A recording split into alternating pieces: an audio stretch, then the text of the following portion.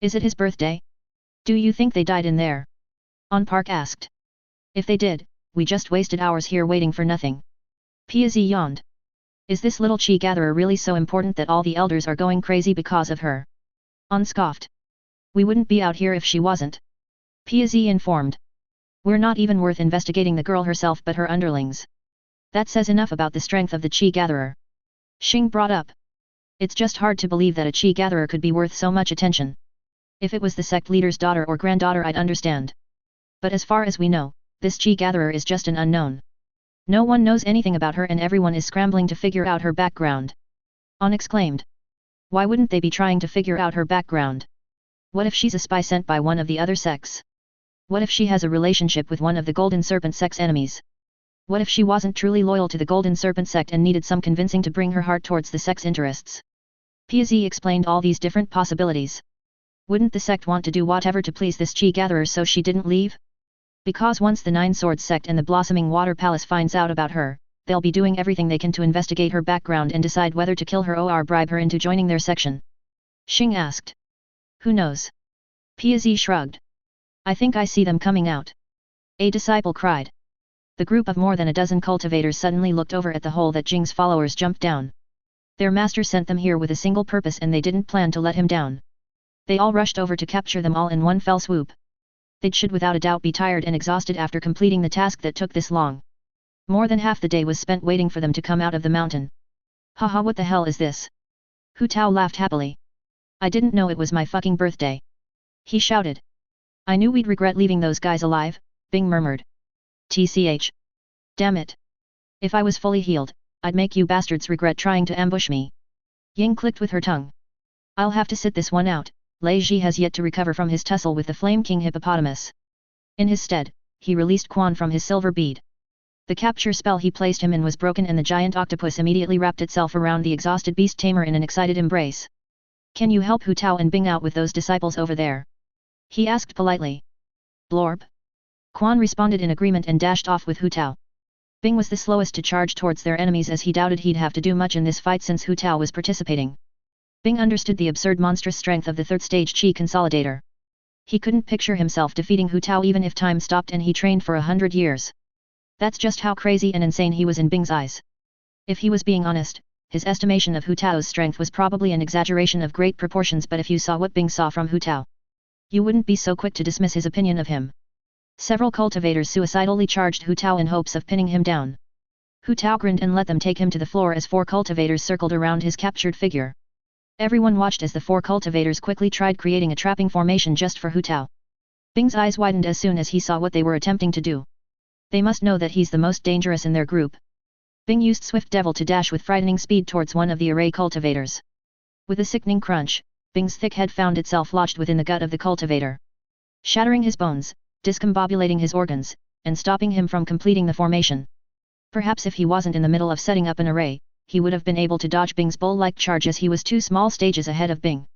The cultivators who took Hu Tao down were stunned after seeing one of the spell masters get taken out. Seeing that the first part of their plan failed, they quickly tried to get away from Hu Tao. But how could Hu Tao let them leave after already being taken to the ground? His chains moved like living snakes and wrapped around each and every disciple holding on to him. They squirmed, struggled, and screamed trying to get free, but as far as Hu Tao knew, his chains were unbreakable. He stood up with his back straight and wearing a smile on his face. Hu Tao channeled his chi within his legs and jumped far into the sky with the disciples attached to him and his chains. His mad laughter as they tried to free themselves using any possible means only heightened their panic. The group of disciples soon started spiraling as they began falling back down to the mountain. Hu Tao had no problem cackling at the peril they were in. He jumped very far up into the sky. Landing on the ground at this speed from the height they came from only had one outcome for these handsy bastards that decided to grab him. I would have just beat the shit out of you fuckers for trying to ambush me. But trying to trap me in a formation. You didn't stand a chance of leaving this place without dying then. Hu Tao let them know it was their own fault they were going to die. He was still a bit traumatized from the treasured plains. They were more focused on their impending deaths than hearing the words of a madman who was about to kill himself with them. Completely regretting ever going after this group. All for a few low-level spirit stones, and now they're going to die. Dying for something so meaningless compared to their own lives. The many bodies went splat and crunch as Hu Tao controlled the angle, speed, and direction of their descent. He made sure to place himself on top of all the bodies of the ambushing disciples as they hit the ground first. Despite how crazy this move was, he didn't want himself to be injured because of it. How would he enjoy the rest of the fight waiting for him if he wasn't at 100%? Such a show-off. Ying scoffed at his move. Like you could do better, princess. He challenged. I hope you didn't think that move was cool or anything. 'Cause it wasn't. Ying made sure he didn't misunderstand. It was cooler than anything you could do. Hu Tao defended his impromptu technique. You want to see cool? Give me a second. Ying tossed another recovery pill in her mouth. It melted on her tongue and she charged towards one of the ambushers with her large evil-looking blade held over her shoulder. The disciple smirked after realizing that the girl was injured and was at the same stage he was. With his golden snake fists, he could easily bite this girl apart while avoiding her stupidly big sword. The confident cultivator's fists seemingly changed into living snakes as they bit straight towards Ying. Ying was momentarily surprised at the speed of his fists. Maybe this guy wasn't as weak as he looked. But regardless of how skilled or quick he was, Ying had a point to prove. Something far more important than taking this guy seriously. The embarrassment she'd feel not being able to pull this off after talking all that talk to Hu Tao would be unbearable. His 5 fingers brought close together struck her directly in the shoulder and stomach. Aggravating her wounds but doing little to stop her determination.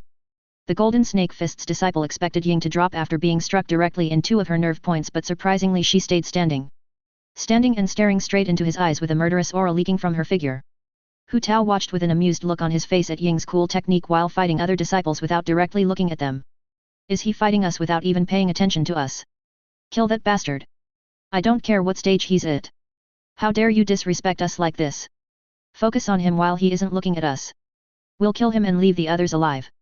Ying pulled her fist back slowly and struck the disciple in the gut, momentarily launching him off the ground. His shock at her not dropping to his strongest technique, prevented him from responding to her obvious and slow punch. As he succumbed to the effects of gravity after being knocked in the air, Ying grabbed his robes before he could drop to the ground and tossed him harshly into the ground. She raised her sword above his lying figure and an orb of flame sparked on the tip of her great sword. The blade wielder's chi fueled into the ball of fire before suddenly combusting into the form of an even greater blade, similar to her own. This colossal blade of blaze slowly lowered itself into the fallen cultivator's chest and pierced through his heart, slowly burning the skin on his flesh and everything else on his body. Ying looked at Hu Tao with a cocky smirk. You fucking bitch. You know that doesn't count. Hu Tao yelled at her. Sounds like you lost. Ying happily gloated. Bullshit. I barely used any chi at all in mine. You used an entire fucking secret technique that drained most of your chi. He shouted. No I didn't. Ying popped a chi recovery pill in her mouth and chewed. Then what the fuck are you eating right now? One of the enemies Hu Tao was fighting managed to land a strike upon his face in his anger. But it didn't seem like it did any damage whatsoever. A dumpling. She lied casually. Inwardly, she was very excited at how angry she was making him. Finally, this bastard could taste a bit of the pain she feels dealing with him. I had enough. On Park shouted. Flirting in the middle of a fight. Not even taking your opponents seriously. I didn't even want to take this damn assignment, but now I want nothing more than to torture and hurt you all in the most painful of ways. He grabbed a sack from his waist and started downing several red-colored pills. Here we go. PZ took out a green-colored pill from a similar-looking sack and swallowed a single one. You all really messed up now. Xing brought a blue-colored pill onto his tongue with a small smile. CaptainBoyHole. Jing's current SCP gained. SCP-222. SCP-914. SCP-353. SCP-4820. SCP-1331. Comment/review on the story readers and give me ideas on possible Xiangxia things you want to see. No guarantees that I will add what you want. But it helps to have ideas out there. Please point out any mistakes you notice or anything you are not clear about. I'll try to answer them and fix them to the best of my abilities. Hu Tao's pocket what? Hu Tao looked at the loud-mouthed bastard who seemed like the strongest out of these nobodies and grinned. Those pills he was gobbling sparked an interest in Hu Tao. He believed that they were pills bought from the underground market made explicitly for the purpose of increasing one's strength at the cost of their own lifespan. There was no way he was letting anyone else take a piece of this cake. Hu Tao let the pissed-off muscled freak charge straight towards him and held out his palm. Unfortunately for him, On Park had no interest in hitting his palm. He wanted to slug Hu Tao right in his stupid smug face. Those berserker pills, he swallowed, directly increased the size and density of all the muscles in his body. There was a chance he'd be horribly crippled by the time the pills wore off, but the only other option was to die without giving his all. This outcome at least would let him feel satisfied by the end of it. Killing these pricks that had the nerve to flirt right in front of them as if they were no threat to them at all. Hu Tao swayed his head out of the way of the mini-giant's fist and wrapped him up in his chains. A smile was still on his face as Park tried breaking free. A black puddle appeared underneath the two cultivators and slowly dragged them down. He wasn't kidding when he said no one else was taking this fight away from him.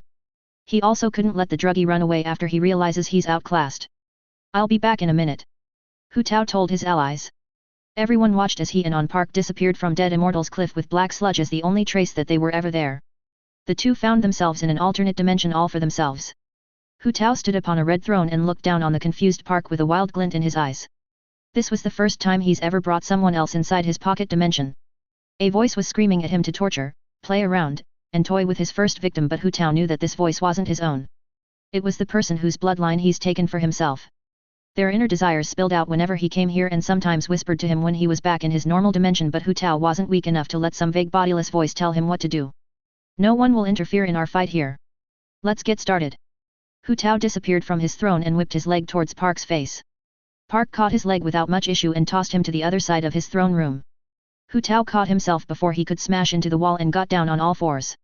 Looks like he wasn't as weak as he thought. He didn't hold anything back in that kick either. Was this bastard stronger than him? I don't know what fucking strange illusion this is, but I'll still kill you just as painfully. Park vanished and appeared over Hu Tao's crouched figure with an overhead punch heading straight down towards him.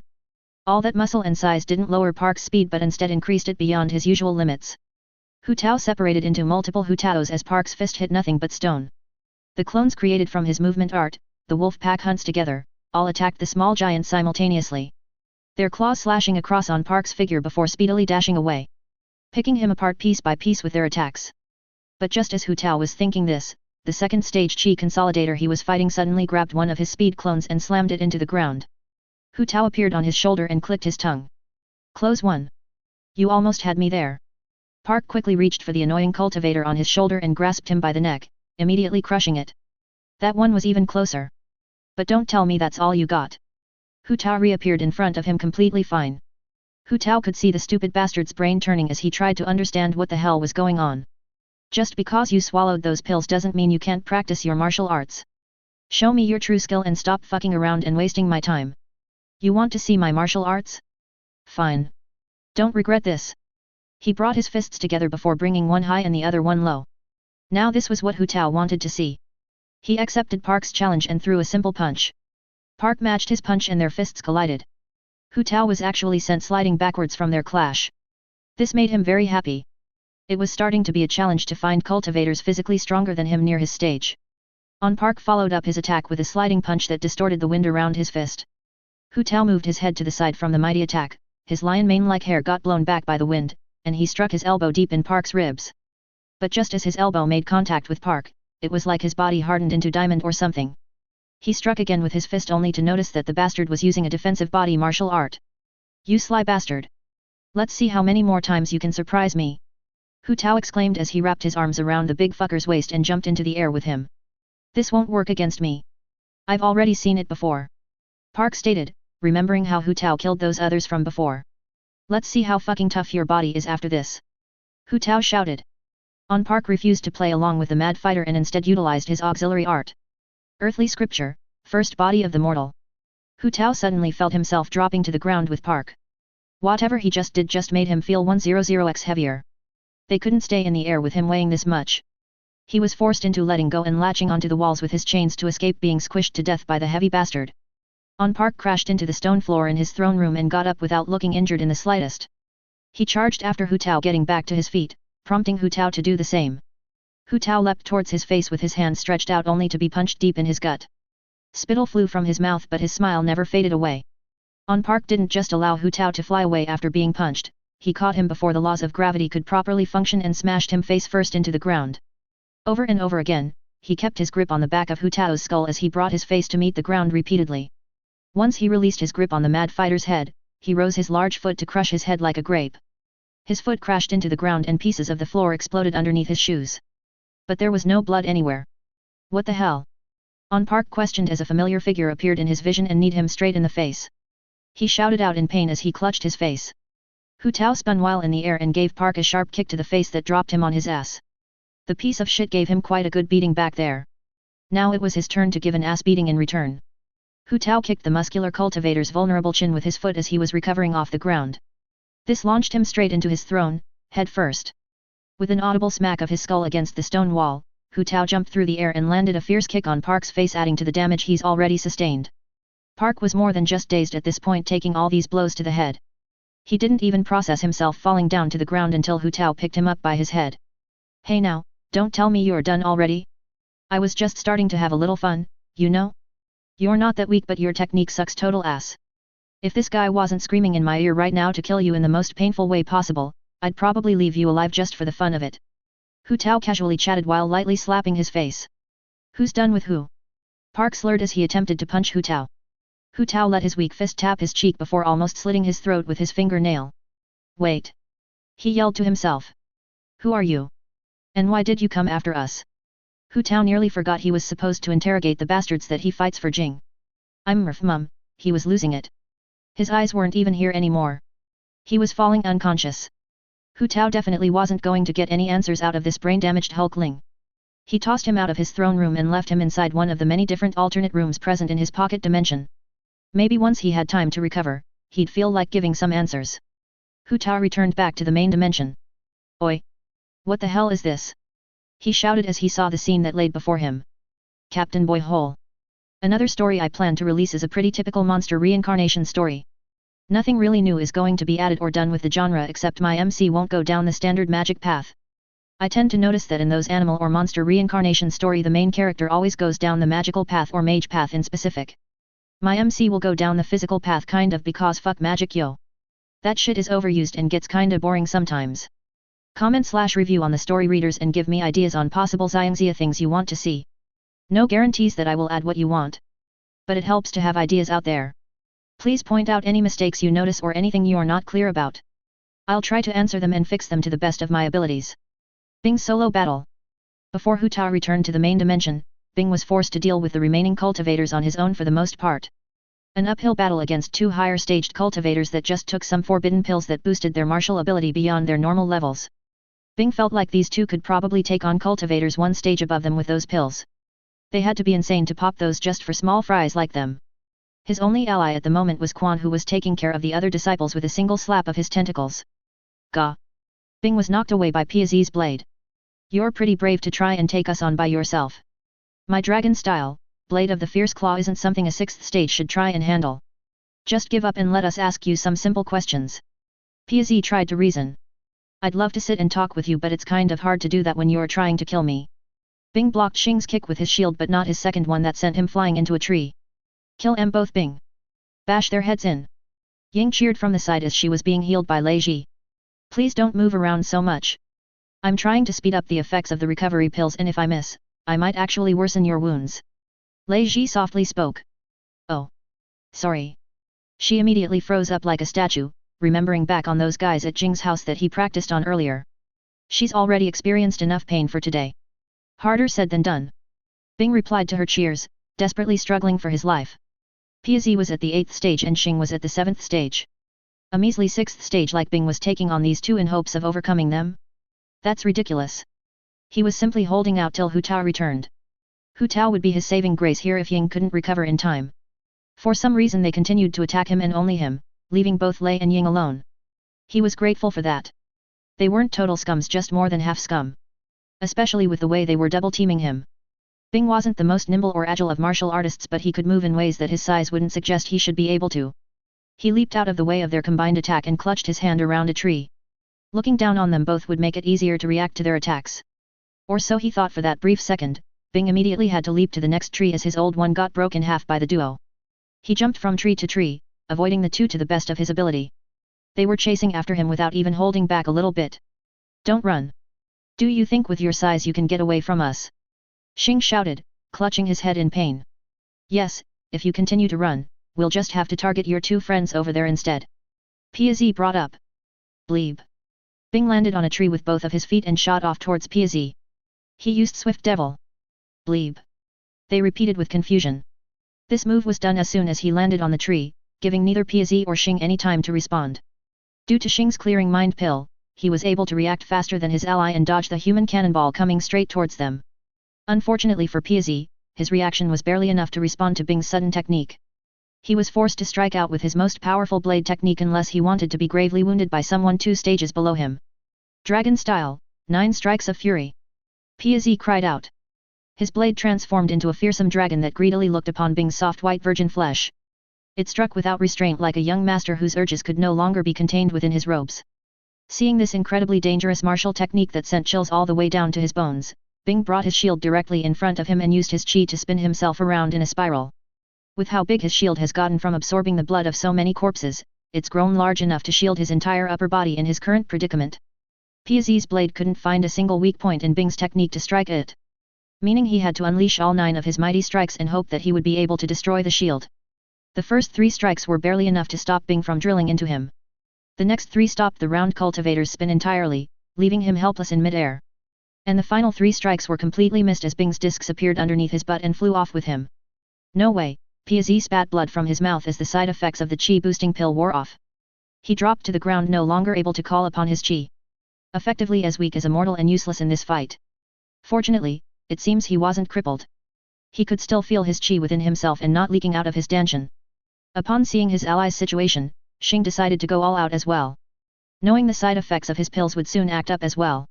He got ready to charge towards Bing and let him taste his ultimate offensive technique, frenzied kicks of the white swan. Where do you think you're going? Ying appeared behind him and lifted him up with one arm. The immense pressure being held on his neck quickly stopped any signs of resistance. This girl could crush his neck without even trying if he moved the slightest inch. She struck him with a single blow to his back and that was all it took to take him out of action. He screamed a horrible cry as Ying's punch landed straight on his kidney and fainted from the sheer pain of her crazy strength. She dropped him and waved to Bing before walking over to him. Unknown to her or Bing, Lei Ji was calmly investigating the after effects of those pills the 2 young men swallowed. For the sword wielder, his danshan was swollen badly. His chi points were fine but if he was to try and treat this boy's wounds, he'd need something to bring down the swelling of his danshan and to aid in the recovery of his 7 main chi points inside his danshan. With the body cultivator, his brain was close to bursting. Lei Ji took a quick glance inside his combat martial art, God's fingers, and tried to see if there was anything he could do to deal with this. You're planning to heal the guys who just tried to kill me? Bing asked with a little anger in his voice. They weren't trying to kill you. And no, I'm not planning to heal them. I wanted to see if there was a way I could stop what was happening to them. He flipped through the pages of the small book filled with thousands of pages with his finger. He slowly stabbed his pink needles in certain delicate spots in Xing's brain, taking notice of the changes in his brain. It didn't stop the process of it shutting down but he did manage to slow it. The brain was a very delicate organ that couldn't be stabbed, prodded, and poked at with leisure. To Bing and Ying it looked like Lei was playing around with a corpse by stabbing so many holes in his skull. If one played around with a look of utmost seriousness and concentration. Just let him die. They did try and mess with us first. Ying calmly suggested. You 2 can return without me. I'd like to practice some more. He told them as Quan patiently floated next to him. What if they wake up and try and capture you? There's no way we can leave you behind. Bing said. In the condition these 2 are in, I doubt they'd be able to put up a fight against a first-stage chi gatherer. That boy over there can barely access his danshan, making him just slightly stronger than the normal mortal. If this one wakes up, he'll be in no position to even move. Much less try and capture me. Lei Ji somewhat explained. We're still not leaving. Ying declared. All right then. I'll be busy over here then. Thus, he spoke no longer and continued to fiddle with Xing's brain. Where do you think Hu Tao went? Bing asked. I don't know but it's better without him here. Ying huffed. I never seen him use that martial technique before. I wonder if he got it from Bleep. He continued to conversate. Or he got it from the treasured plains. Ying added another possibility, already knowing who he was speaking about. True. Ying felt awkward. She felt uncomfortable, nervous, and not like herself at all. Even though Lei was right behind them, it didn't help her emotions at all. It was like she and Bing were alone together and that made her feel weird. But she didn't know why that made her feel weird. It was just Bing. Her friend. Her ally. Someone she could trust. Someone she wouldn't mind. Ying quickly shook her head as a deep blush colored her face. Just what the hell was she thinking? She felt like punching Bing in her embarrassment but stopped herself. What was she, a child? There was a better way to express her emotions than violently lashing out. Talk to me, idiot. Don't just clam up. No wonder you're not popular with girls, Ying muttered. What? I was just trying to be considerate of his words were cut off as a black mucus-like sludge appeared from the ground and Hu Tao slowly rose from it. He took a second to look around before shouting. Oi! What the hell is this? CaptainBoyHole. Another story I have planned for the future is another Xiangxia system story. But this one will be focused around a fruit salesman. The system gives him a selection of wacky fruit from multiple dimensions and it's his job to conquer the world just through the fruit-selling system. One fruit that will be given to him is a fruit called the Laugh fruit that relieves mental exhaustion and forces the eater to laugh upon each bite of the fruit. Comment/review on the story readers and give me ideas on possible Xiangxia things you want to see. No guarantees that I will add what you want. But it helps to have ideas out there. Please point out any mistakes you notice or anything you are not clear about. I'll try to answer them and fix them to the best of my abilities. Wanqing and Jing. What brought on this sudden need for strength? Jing asked Wanqing. I've understood that my cultivation, talent, and previous mindset wasn't enough to advance in this world. After joining you, my eyes have been pried open to the fact that I wasn't as strong as I believed I was. Nor could I get as strong as I hoped if I continued down the same path I was heading. I feel that you can help me become someone that I never believed I could be. Wanqing spoke truthfully. The training won't be easy. Jing faintly smiled. Nothing worth accomplishing is easy. I am prepared to do everything I can to improve myself to new heights. Wanqing balled her fist. All right then. Give me some of your hair. Jing said. My hair. Jing was confused. Yes, your hair. She repeated. All right, Jing plucked out a single strand of her hair and handed it to Jing. Now turn around. She ordered. Wanqing did as she said. Jing grabbed a random martial arts manual lying on her bookshelf and brought both Jing's hair and the book into her chest. She refined them on 1:1 with the intention of creating a decent training manual for Wanqing. Jing didn't know how to properly train anyone. She was only born or created a couple months ago. How could she train someone who has lived longer than herself? The only training she could give someone would be on the same level as Hu Tao attempting to train someone. In other words, that means fighting them and bringing them to their utmost limit while pointing out their weaknesses and flaws. While that would help improve their martial arts, Jing's issue is probably more than that. She feels inferior to the people around her and don't know what she could do to catch up. A new feeling for someone like her who was previously praised and looked up to as a genius. Jing was thinking that Jing needed a hellish training regime but also something that could boost her spirits. And this book she just created would be the perfect solution to solve this problem. Jing might have been far stronger than her followers but that didn't mean she had more experience than them all. Hu Tao was still a better fighter than her even after the several battles they went through. She might have won all their fights but that was only because of her refined body and unbelievable martial arts. If they were both equal in cultivation and strength, Jing knew that she would be toyed around by the mutt like she was nothing more than a chew toy. With a quick flip through the book, Jing gathered all she needed to train Wanqing during this period in her life. It didn't seem as difficult as she was making it out to be earlier. All she needed was just to touch up on a few things, more battle experience, and an observable amount of progress by the end. This could be easily done within her power without relying on her system or SCP-914 anymore. Was training people supposed to be as easy as it looks in this book or was Wanqing a simpler person than she thought? Follow me. And from now on, always keep your butterflies spread around you. Jing walked outside her home. Yes. I know that much now. Wanqing responded as she followed behind.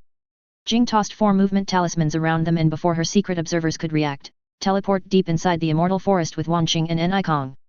Nikong hugged Wanqing's leg as they disappeared and when they reappeared was shivering harder than a leaf in a storm. Not many spirit beasts could teleport or experience being teleported so, it wasn't a shock that he was completely terrified of the experience. Li scoffed at the baby. Even he didn't react so pathetically when he experienced his first teleportation formation. This place seems good enough. Jing commented. Around them were nothing but trees that extended into the skies. An endless sea of greenery with no signs of civilization in sight. Neither could Wanqing sense any wild beasts in their surroundings with her butterflies. Jing suddenly snapped her whip in Wanqing's direction, giving her barely a moment to sense the attack even with her butterflies on high alert. She raised her closed giant fan and was sent sliding back. Decent reaction. However, try not to rely on your butterflies too much. You have to hone your own senses as well. Jing taught. Wanqing nodded and completely opened her fan. Ready to spar with the unbelievably powerful cultivator known as Jing. She knew that even if she threw everything she had at her it wouldn't be enough to defeat her. This'll probably be the hardest training she'll ever experience in her life. Wanqing was ready to fight her way tooth and nail to reach the peak of her generation. All for her dream of becoming strong enough so that people would accept her and accept her choice of being the person she feels like she is. Not being discriminated against and ridiculed because of it. Give me your best and I mean your best. Jing said with a frightening amount of killing intent coming from her. Li flew over and grabbed Nikong by his shoulders before taking him to a high branch on a tree to watch this training battle. He cried out in surprise after being taken to the sky. Gray? He asked. Who? Li responded almost annoyed by such a stupid question. Wanqing used everything in her disposal once she felt that bone-chilling aura. 4 insect wings made of chi grew from her lower back, beautiful eye-catching butterflies flew near her in an agitated state, and her body became lighter as the wind picked up around her. In one moment, Jing was more than 20 meters away, and the second she blinked, she could feel herself being lifted off the ground. Spit forcefully flew out of her mouth as Jing's kick knocked her into the air. I couldn't react, even though I could faintly see the attack coming. Jing thought, shocked. Her body couldn't catch up even though her senses could. Wang quickly used her wings to stop herself and swung her fan with all the force she could muster. Jing vanished the exact moment she swung with her fan. Behind.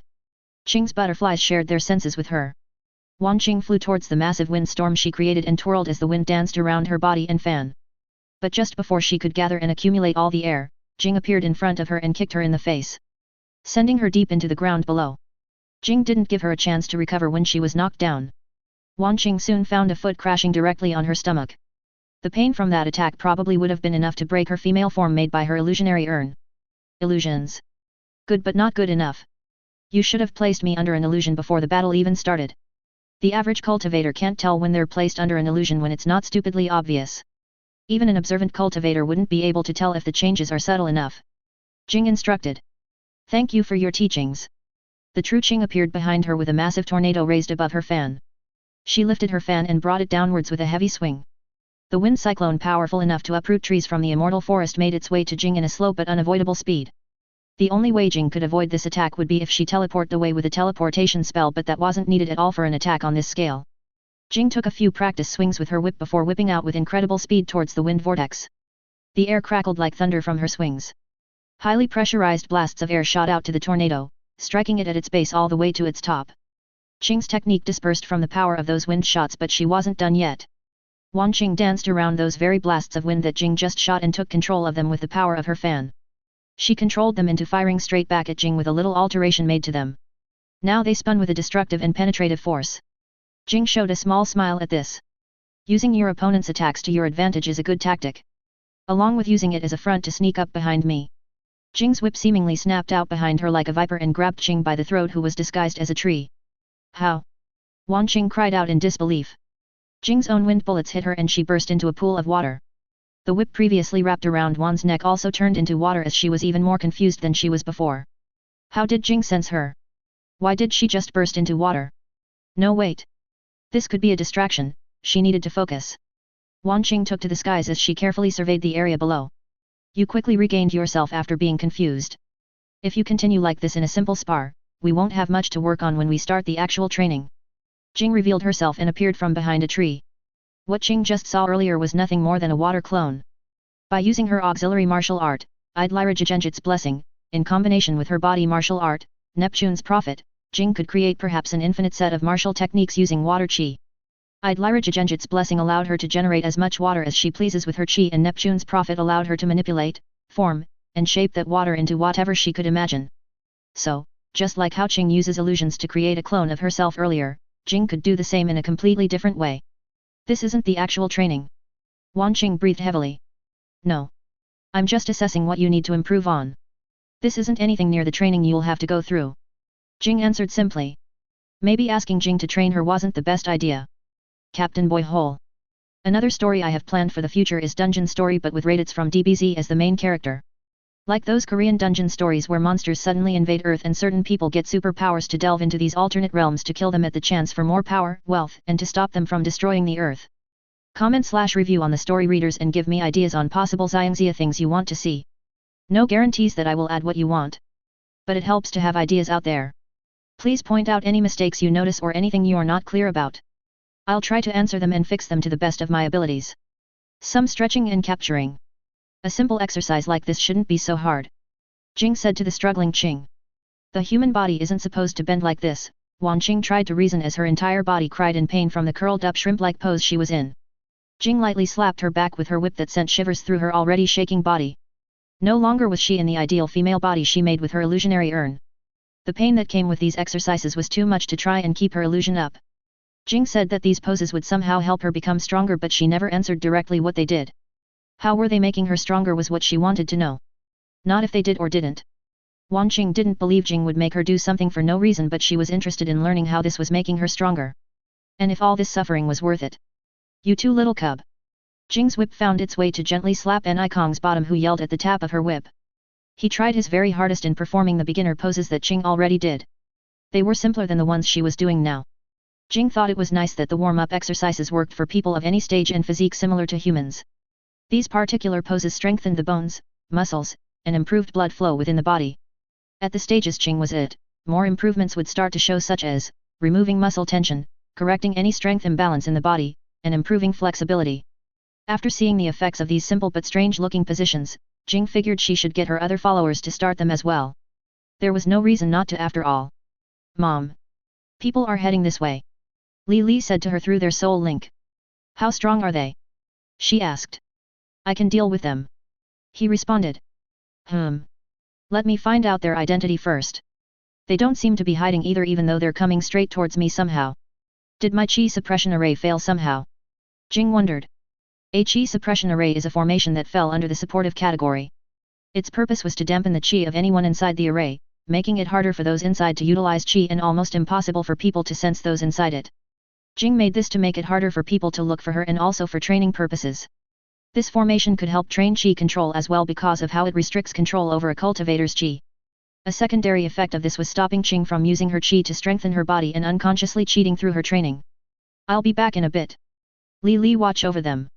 Jing started walking away as Li stood on a branch and looked down on the two with a small grin on his face. Both Jing and Nikong felt that Li wouldn't spare them any mercy while Jing was gone. If they dared tried slacking off even the slightest bit, he'd tell Jing in a heartbeat. They didn't feel that he'd do anything crazy just because Jing was gone, but probably would enjoy watching them suffer just like his master. And they'd be wrong actually. Li doesn't enjoy seeing others suffer like his mother. A trait he did gain from her was feeling enjoyment when in a position of power. There was rarely a time in his life where he ever felt weaker or lower than someone. In fact, there hasn't been a single moment where he didn't think he could win against someone. At least in a fight. This was why he always tried new things he saw so that he could know what it felt like to be on the opposite position.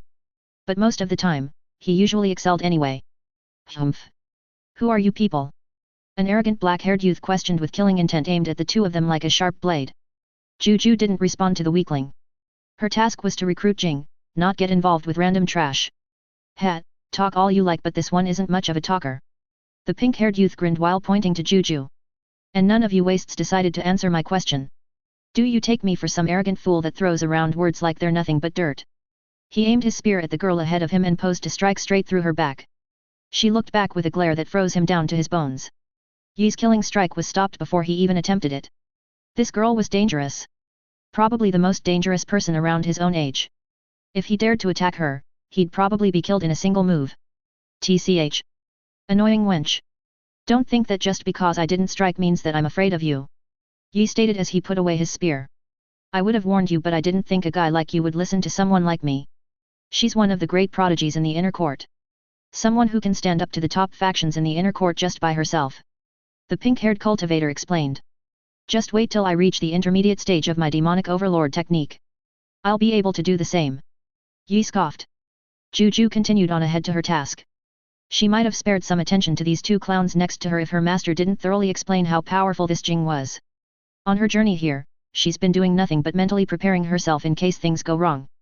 A chi gatherer that can face off against a spirit beast in the core stage spirit. It was something she could never picture herself being able to do, nor produce a feat that comes even close to it. If things go well, Juju would love to exchange pointers with her and learn just how powerful she is compared to her. Juju suddenly stopped straight in her tracks while Yi and Wen almost continued on ahead. Wen stopped after seeing Juju stop and Yi stopped after seeing the both of them stop. What are you two getting cold feet now? Yi sneered. Idiot. Are you telling me you can't feel that? Wen visibly shivered. Juju could feel her senses firing off like crazy right now. Sweat poured out of her skin and her muscle tensed up, preparing to escape at her fastest speed at the smallest sight of danger. Something was watching them. Something that she had no hopes of fighting against. Was this Jing? Did she somehow catch on to the fact that they were coming towards her? Juju's eyes darted around to find any signs of someone around them. But there was nothing. Even when she flared her chi out, she detected nothing in the distance. Juju looked at the two pieces of trash and a comforting thought came to her head. She could probably use them as bait while she escaped. I don't feel anything. Why the hell are you two so scared? Did you fall into some fear illusion array or something? Yi scoffed while secretly deep in his heart he was starting to get scared as well. If that silent girl of all people was shaking in fear, then he better ready himself for the worst. The three cultivators who didn't know a damn thing about each other unconsciously placed their backs to one another, covering their weak spots while standing in their combat stances. Yi with his spear, Juju with her palms, and Wen with his saber. Whatever was watching them best prepare itself if it wants to take all three of them down. Don't drag me down, Yi told the others. You're the weakest one here. Wen nervously chuckled. Silence. Juju softly spoke, shutting both boys up. Then everything went blue for all three of them. A large bubble suddenly engulfed them all along with 4 talismans appearing under the bubble that formed into an array that quickly began draining their chi. Juju's chi sparked with a blue lightning that burst the bubble but didn't affect the array that drained their chi. It didn't help that a second array was formed around the first array when they were stuck that lulled them into a sleepy state. Yi immediately fell face first into a deep sleep. Wen stabbed his hand to keep himself awake. Juju broke her pinky finger, replicating Wen's quick thinking. They both moved at their fastest speed with their movement arts. Something latched around Wen's foot and tripped him. As he was falling, he grabbed onto Juju so that she wouldn't leave him behind. Not knowing that he sealed both of their fates by refusing to go down alone. The object around his leg slowly crawled up his body and wrapped around both him and Juju as sleep began to take them. I will kill you for this, Juju promised before falling asleep. I'm sorry. I just didn't want to die with him. Loud snores began to sound out from him. A familiar figure walked out into the opening. A small smile was on her face as she looked at their current defenseless states. Now let's see which elders was desperate enough to send a prodigy on this level to me. She's so cute I might have to keep her for myself. Jing gently grabbed the girl's face and got a good look at her at all angles. She wasn't Wenling but, she could have fun with a girl like her too. CaptainBoyHole. Instead of talking about another story I plan to release for the future, I'll talk about today's chapter. Or will I? Comment/review on the story readers and give me ideas on possible Xiangxia things you want to see. No guarantees that I will add what you want. But it helps to have ideas out there. Please point out any mistakes you notice or anything you are not clear about. I'll try to answer them and fix them to the best of my abilities. A simple interrogation. It's time to wake up. Jing's soft voice flowed into the ears of the captured disciples. Juju immediately rose from her sleep and attempted to strike out at the voice. Upon trying this, she realized that her arms and legs were bound while her chi was completely drained. Wen and Yi woke up soon after she did and they all realized they've been captured. Jing lightly clapped her hands to bring their attention to herself. I'm Jing. If you haven't realized yet. I don't know why you came for me or how you found me, but I'm sure you'll be very willing to explain everything I want to know in just a moment. Jing spoke. They were inside a building. A building that definitely didn't belong inside the immortal forest. The three captured cultivators wondered where have they been taken and how long were they out? But mostly importantly, what did Jing plan to do to them? Jing initially planned to kill them all in the forest just like she did with the others that were careless enough to get caught by her without any life-saving treasures. But she recognized the green-haired girl. She was very well known in the inner court because of her skill. It would be a waste killing someone like this, plus she would be very useful to her. Jing only had 2 followers of hers in the inner court. Hu Tao and Wan Qing. Gaining a great prodigy to her side would help move things along when she eventually starts trying to take over the inner court just like she was doing with the outer court now. But maybe she was getting ahead of herself. She's yet to take complete control over the outer court but was already looking to control the inner court as well. One step at a time. There's no rush. Jing told herself. You. Why were you looking for me? Jing pointed to the black-haired guy. I've come to make a challenge. Yi answered confidently. Oh. Interesting. With me or one of my angels? Jing asked. You. Yi didn't know what angels she was talking about. Alright. What's this challenge and why should I accept it? Jing humored him. Duel me in an official dueling ring. If I win, you will become a certain elder's student. If I lose, you are compensated with 10 middle-tier spirit stones for accepting the challenge. He explained as if she had no choice but to accept such a great offer. His face slowly turning into a scowl after she burst out in laughter wasn't a surprise. She made sure to laugh good and long just so he could understand just how ridiculous the offer he just made to her was. But it seemed he didn't understand that at all and only thought she was making fun of him. Jing was laughing at him but she was mostly laughing at his master for thinking she could be tempted by a measly 10 middle-tier spirit stones. You're stupider than I thought. Wen commented. Idiot. Juju added. Shut it. What's so damn funny?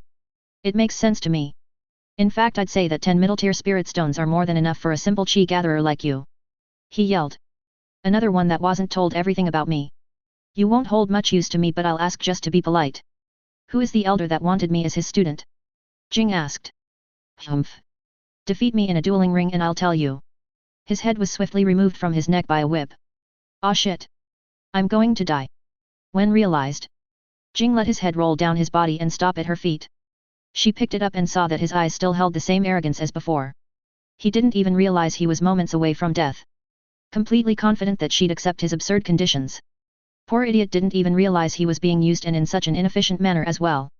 The ignorance of some of these elders truly made her brain crinkle in confusion. With how old they all are, shouldn't they be a bit wiser?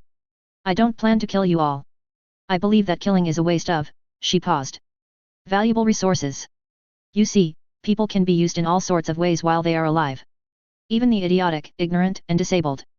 I killed him because he would be more useful to me dead than alive. I don't know much about you. She pointed to Wen. But you are very famous. Jing smiled at Juju. So tell me why you're here. Wen already accepted in his heart that he was going to die to this crazy chi gatherer.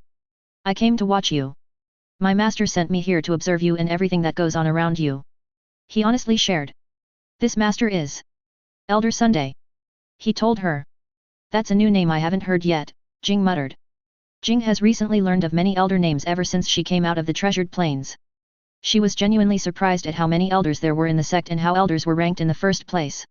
It was probably negligence on her part, but she never really thought much of the elders at all because of how they treated her when she first joined the sect. The only elder she had a positive opinion of was Elder Lang, her previous spell master teacher. It turns out he was a minor elder, someone that didn't hold much influence, connections, or power either. Above a minor elder was a major elder and then above them was a pillar elder. Pillar elders were the sect's key figures. They were the elders that made sure everything within the sect was running smoothly along with increasing its strength. The only ranks above the pillar elders were the three head elders, the supreme commander, and then the sect leader. Most of them seemed kind of worthless to her since there were so many disciples in the sect without someone guiding them. Hell, they let someone like Hu Tao and Wanqing run around for who knows how long without someone guiding them. Hu Tao was one of the strongest disciples in the outer court, only second to a disciple named Manchu. Hu Tao said that Manchu was his only rival in this life, which naturally made Jing interested in this Manchu. She planned to investigate him more deeply in the future, but for now, he wasn't something to worry about. It must be known that he also didn't have an elder as his master or teacher. He's a major elder on the cusps of becoming a pillar elder. Wen said. Now tell me, why should I let you live and run back to your little master to tell him all about me? Jing teasingly smiled, looking like a mischievous devil who just found a new toy. I am willing to betray Elder Sun entirely if you don't kill me. This statement made Jing's eyebrows raise slightly. What use would you bring to me? Jing questioned. He was a strong cultivator, no doubt. He was at the 8th stage of the Qi consolidation realm. A higher cultivation rank than any of her followers, but something like that wasn't enough to make her want him. One of her angels would reach his stage eventually if they didn't somehow die. She probably had enough resources to drown someone to the peak of cultivation. Cultivation stages weren't something she felt that she needed to care about in the long run. I could work for you and give you information on Elder Sunday. Interesting idea, but the thing is, I have no interest in Elder Sunday. All I needed to know of him was his name and ranking. You see, I tend to remember everything someone has done to me and try to process why would they do that. He wanted to watch me for some reason, and when I encounter him in the future, I'll be sure to bring this up. He wanted to make use of your talent, I remember. If you managed to survive and somehow prove yourself useful to him, he wanted us to recruit you. Wen added. There are more of you. Yes. There are 4 others sent by Elder Sun to watch you at all times. I was the only one to track you out here. So, he just wanted to use me. How typical. Jing laughed. Alright. You gave me a lot of useful information. Most disciples don't talk as much as you do unless I make them. That was a nice deviation from the usual. Jing said. While I can't just let you go free just yet, as I have something I wish for you to do, you can rest easy now as I don't plan on killing you anymore. Jing eased his worries. She was planning on killing me too. He cried in his heart. Jing moved her gaze over to Juju. She proudly held out her chest and stared back. I come on behalf of my master, Elder 2. He wishes to bring you over to his side with the items inside the storage rings I brought. Juju explained in a concise manner. Oh, those were gifts for me? Well, I have to say that this Elder 2 is quite kind. I can't say that I'll join under him, but we can form a partnership of some sorts. Tell him to meet me in my home and we can discuss this more intimately. Jing told her. Are you insane? Does she think she's on par with a pillar elder like Elder 2? That he would be willing to sit down and discuss with someone in the Qi gathering stage? He might hold a liking to you right now, but the amount of disrespect you're showing him is too much. Juju thought Jing was out of her mind. Understood. But it wasn't her place to say any of that. Follow me. Jing broke the illusion formation she created, making them realize that the bindings they felt and the lack of access to their chi was all in their heads. They never left the immortal forest, and apparently Jing was a talented spell master as well. CaptainBoyHole. I must say this so that people aren't mistaken. When Jing said in an intimate way, she did not mean sexually. The word intimate can be used in different ways as well. Oh. I plan on making a zombie story in the future too. A zombie system story. But unlike other zombie stories, my MC won't do any of that boring shit like struggling with his inner humanity, deciding whether or not to be on the side of humans or the side of zombies, or not attacking humans. Oh, and it won't be a damn romance. Screw harems and screw romance. But enough of that. Soon I should be releasing another story alongside this one. I haven't decided which I wanted to put out yet, but I can't have it be another fanfiction. Like every single one of my released stories has used someone else's universe or characters. Comment/review on the story readers and give me ideas on possible Xiangxia things you want to see. No guarantees that I will add what you want. But it helps to have ideas out there. Please point out any mistakes you notice or anything you are not clear about. I'll try to answer them and fix them to the best of my abilities. Wanqing's progress and the void world. Wanqing gracefully backflipped through the air with multiple butterflies flying near her body. With her fan being basically a hive for them, it wasn't an exaggeration to say that she had eyes everywhere. This was because she could connect her own senses together with the butterflies. The butterflies could also talk to her in a way. They didn't speak the same language but could basically convey their thoughts with her in a way that she could understand perfectly. Hiya! Wen's spear shot out like a deadly viper. Wanqing blocked his attack with her closed fan and her butterflies began releasing powder on the two of them by flapping their wings. Powder fell down towards them and Wen immediately backed off at the sign of this blue glowing powder. In his place, Juju arrived from below with lightning covering her body. This protected her from the dangerous powder that both she and Wen learned the dangers of earlier in the week. Qing's giant fan exploded into a beautiful shower of butterflies that rejoined together into two smaller-sized fans that Qing grabbed. Juju's palm was redirected with a simple wave of one of her fans. The wind altered Juju's attack path and momentarily opened up a weak spot for Qing to attack. But the past week of fighting against her and Wen taught her better than to try and take advantage of an opening given by Juju. Her status as a great prodigy wasn't exaggerated in the slightest. Even when she restricted her chi to the same cultivation stage, Qing still stood no chance against her. For now, Qing's miraculous recovery pills were the only reason she hasn't been horribly crippled by fighting the two superior fighters. At first, just constantly getting beat the hell up by the two made Qing question Qing's training regime. But it wasn't just filled with her getting knocked around by the two throughout the week. Qing regularly forced her into doing strange activities that somehow were making her stronger. The bone-breaking and human poses she was forced to perform, gaining a deeper understanding of her butterflies by trying to get to know them as a hive and regularly talking to them, and other things such as being fed unbelievably disgusting food that somehow stimulated her body's physical and spiritual growth after being brought to the edge of death. All of it was so strange and unfamiliar that it made Wanqing question if Qing was even human. So, nothing out of the usual really. In all of her years of life, she hasn't seen or heard anything in the world that she learned about from Qing's training. Despite the number of questions that have multiplied since her training started, Wanqing didn't regret asking Qing for help, not in the slightest. The Wanqing of right now could defeat the Wanqing of a month ago in a single move. That was just how effective Qing's training was. It hasn't even been too long and her strength has already improved this much. Wanqing would never doubt Qing's ability again.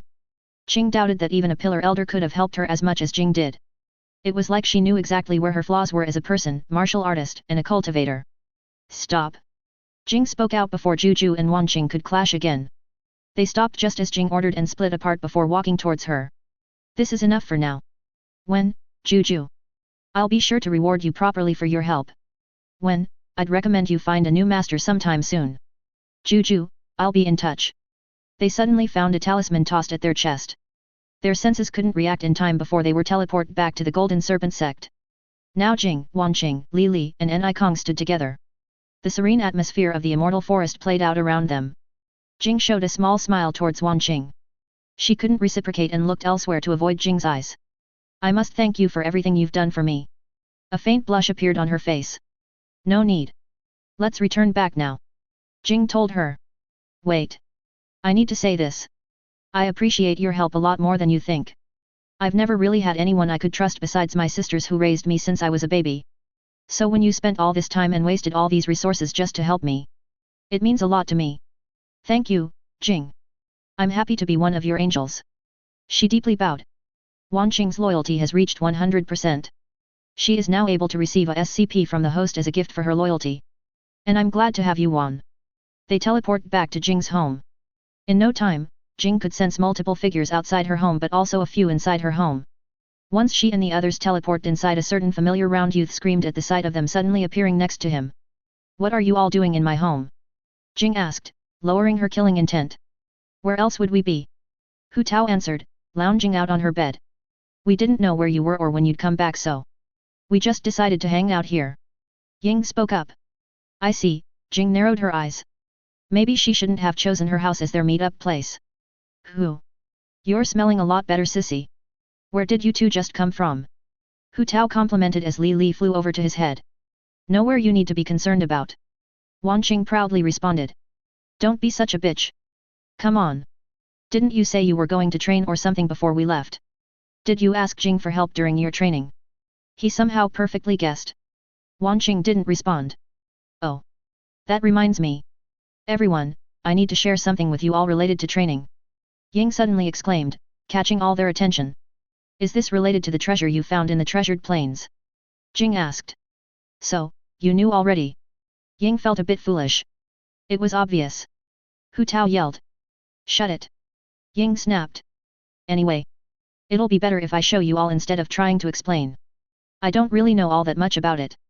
I need you all to come near me," Ying said. Heaven's angels gathered around Ying.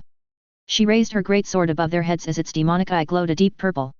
The space around them started to warp before swallowing them all whole and bringing them inside Ying's void world. Mostly everyone awed at the impressive sights before them.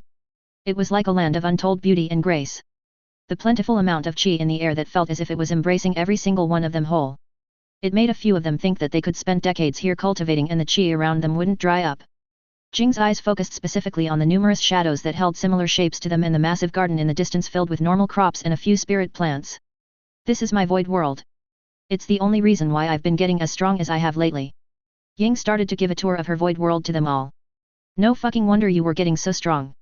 With shit like this, I doubt you'd ever run into problems while cultivating," Hu Tao said. "And to think you're willing to share something like this with us," Lei Ji was in awe. "Truly too kind." Tears fell from Bing's eyes. The amount of progress he could make with his martial arts in a place like this was something he could only dream of. "I usually use this place to master my martial arts, but when I'm sick of that I'll use it to eat, practice alchemy, or get some alone time." Ying shared. "You know alchemy?" Jing asked as she planted spirit grass, a cloud seed, and a refined grass seed that would grow into spiritually rich blades of grass that promoted the growth of other plants. "Not really, but I've been learning." She rubbed the back of her head. "The shadows can teach things other than martial art techniques. I've been learning from it how to do alchemy, but no proper teacher that can talk to me and teach me about it," she answered. "I might be able to find something for you in the future," Jing told her. "I'd appreciate it." Ying smiled. "What about me? Don't I deserve something too?" Hu Tao shouted. "Not really. From what I heard, you were going to let your teammates die and look for replacements for them." Jing's words pierced into Hu Tao's guilty conscience. "Where could you hear something as fucking ridiculous as that?" He nervously laughed. "Like I'd let any of these abso-fucking-lutely adorable allies of mine die anytime soon." He held his arms around the waist of Bing and Lei Ji, making them both uncomfortable. "My heart would shatter into a million itty-bitty pieces if any one of them died before I could see them grow to their full potential." Which wasn't a complete lie. "Good. I'm not looking forward to needing to replace any one of you. If I hear anything like intentionally letting your angels die, I don't know what would happen to that person." She softly smiled as killing intent leaked out from her body. Jing's angels vowed to do everything they could to prevent one of them from dying if they could help it. CaptainBoyHole. Alright. With the introduction of the Void World to the rest of the gang, things are going to start progressing a lot faster cultivation-wise. We're about to be donezo with the Qi Gathering Realm and actually start climbing the steps of cultivation like crazy. And with an increase in strength also comes an increase in trouble. So expect some challenges brought down upon the angels for their misuse of this Void World. Something that initially belonged to Fukong, a person of fate. Besides that, I've been interested in non-human MC novels lately. Already got like 3 or 4 I plan to write eventually. But holy crap, is trying to write chapters for those hard as hell. What kind of plot can you even give an animal to have? Plus your descriptions and knowledge of biology of those creatures need to be good as well. I've been having issues just trying to figure out what the hell to have the animals do during the story besides fight for survival, hunt for food, or train. Comment/review on the story readers and give me ideas on possible Xiangxia things you want to see. No guarantees that I will add what you want. But it helps to have ideas out there. Please point out any mistakes you notice or anything you are not clear about. I'll try to answer them and fix them to the best of my abilities. Some nice rewards. Jing was currently relaxing inside Ying's void world with the rest of her followers. Weeks have gone by and it seems that this was the new spot to hang out instead of her home, which was actually a good thing for her. While she was their leader, she did need her own privacy every now and then. She didn't know how to explain their disappearance if anyone was to find out. So, she took extra caution and teleported them very far away before going inside Ying's void world. While she was relaxing in her chair, she decided it was time to use the 5 epic tickets she gained from completing the missions in the treasured plains after it was over. She saw no reason to immediately use them right after obtaining them. Saving them for an emergency seemed better than using them carelessly, but soon she thought that was rather stupid. It wasn't like the lottery function would give her what she needed at the moment. It would randomly gift her a selection of items based on the rarity of the ticket and the number of tickets she used. That's all. There was no hidden function that secretly gave her what she needed most in the near or far future. It was all complete luck. So, Jing used them all. Host has received training wristbands. This wasn't a bad item. It didn't give off any chi, but it did hold mystical qualities. These wristbands would cut their wielder's strength in half, but at the same time double the efficiency of their training by doubling the gains they make while training. There wasn't anything that stopped the user from taking them off when placed around their wrists either. So, overall this was a great first pull. Maybe if she used these tickets earlier, Wan's training would have taken half the time it needed. Host has received SCP-355. Jing immediately planted this SCP in Ying's garden. An SCP like this was definitely interesting, but there would be little use for it in the long run. That would be the case if Jing didn't also hold SCP-914. There were already a few ideas surfacing in her mind about the possible uses of something like this refined. And since it was an SCP without sapience, she could refine it instead of just taking on its anomalous properties for herself. SCP-355 was a simple plant. It looked like ordinary grass, but it was anything but simple grass. This leaf was extraordinarily inflexible and sharp, unlike common grass. It was sharp enough to pierce wood and plastic. But just being sharp blades of grass wasn't enough for this plant. Along with its sharpness, explosive growth rate, and lack of flexibility, it also drains the bodily fluids of any organic creature pricked by it. A simple answer to being pricked would be just pulling the grass out of your skin, but SCP-355 also accounted for that possibility. In response to prey attempting to get away, it will release sharp splinters from its edges to keep itself inside and continue to drain their captured food. With enough time, a creature could be reduced to meat chunks from this lethal simple-looking plant. Jing couldn't use this SCP like SCP-353. It wasn't the type of SCP that allowed her to manipulate with her body alone. The system gave her a single blade of grass that would have no doubt pricked her finger and started to drain her of her fluids if she didn't have a body refined by SCP-914. In its current state, it would only be useful against common beasts and mortals. But with a little improvement from SCP-914 or the spirit chi in the air, it could possibly become something useful against cultivators. For now, Jing would let it grow in Ying's spiritually rich garden and see how it turns out. If she's not satisfied with its progress, she'll refine it into something useful just like everything else she gained from the system that was initially useless. Host has received Heavenly Milk Bath. Now Jing was pretty excited to see something like this. Her skin might have already been refined into a near-flawless state, but every woman enjoys a good bath. Something like this would be very relaxing to take a dip in after a long day. This sky-ranked spirit tool could bring several benefits to those that bathe inside it. It promotes recovery of physical, mental, and spiritual fatigue. It could give those who got inside healthier, glossier, and more radiant bodies, and it could strengthen those who jumped inside it while injured. Her followers would definitely benefit from a magical treasure like this. She remembered the first day when Ying brought them inside here. Only Hu Tao and Wanqing managed to remain standing after facing their shadows. Hu Tao was mortally wounded by his shadow and required direct healing from Jing's refined pill, or he would have died from his injuries. It turns out the shadow version of Hu Tao was no less ruthless than the normal one. If he took a bath in this spirit tool, then perhaps he would have gotten 2x stronger once he recovered. Host has received SCP-113. Jing's eyebrows furrowed once she learned of this SCP. This SCP was absolutely perfect for someone like Wanqing. Too perfect. Was this gacha system really random? It had to be. The missions it gave her weren't random, as they were obviously made to fulfill some sort of agenda by the being that gifted it to her, but this, Jing didn't know. SCP-113 was an interesting ore. An ore so interesting Jing didn't dare to retrieve it from her inventory and grab it with her bare hands. It was a combination of several materials that so happened to look like jasper, red all over and smoothly polished. There was a reason why Jing said it was the perfect SCP for Wanqing. That was because SCP-113 reversed the biological sex of the one who made physical contact with it for around a minute, and once the transition has begun, SCP-113 cannot be removed from the being's flesh. If Jing gifted this to Wanqing, which she could, Wanqing would turn into the woman she always felt like she was. But there was no reason to do that as of now. There was that one mission she still had to complete with Wan Qing. But Wan needed to be gifted an SCP before she could attempt it.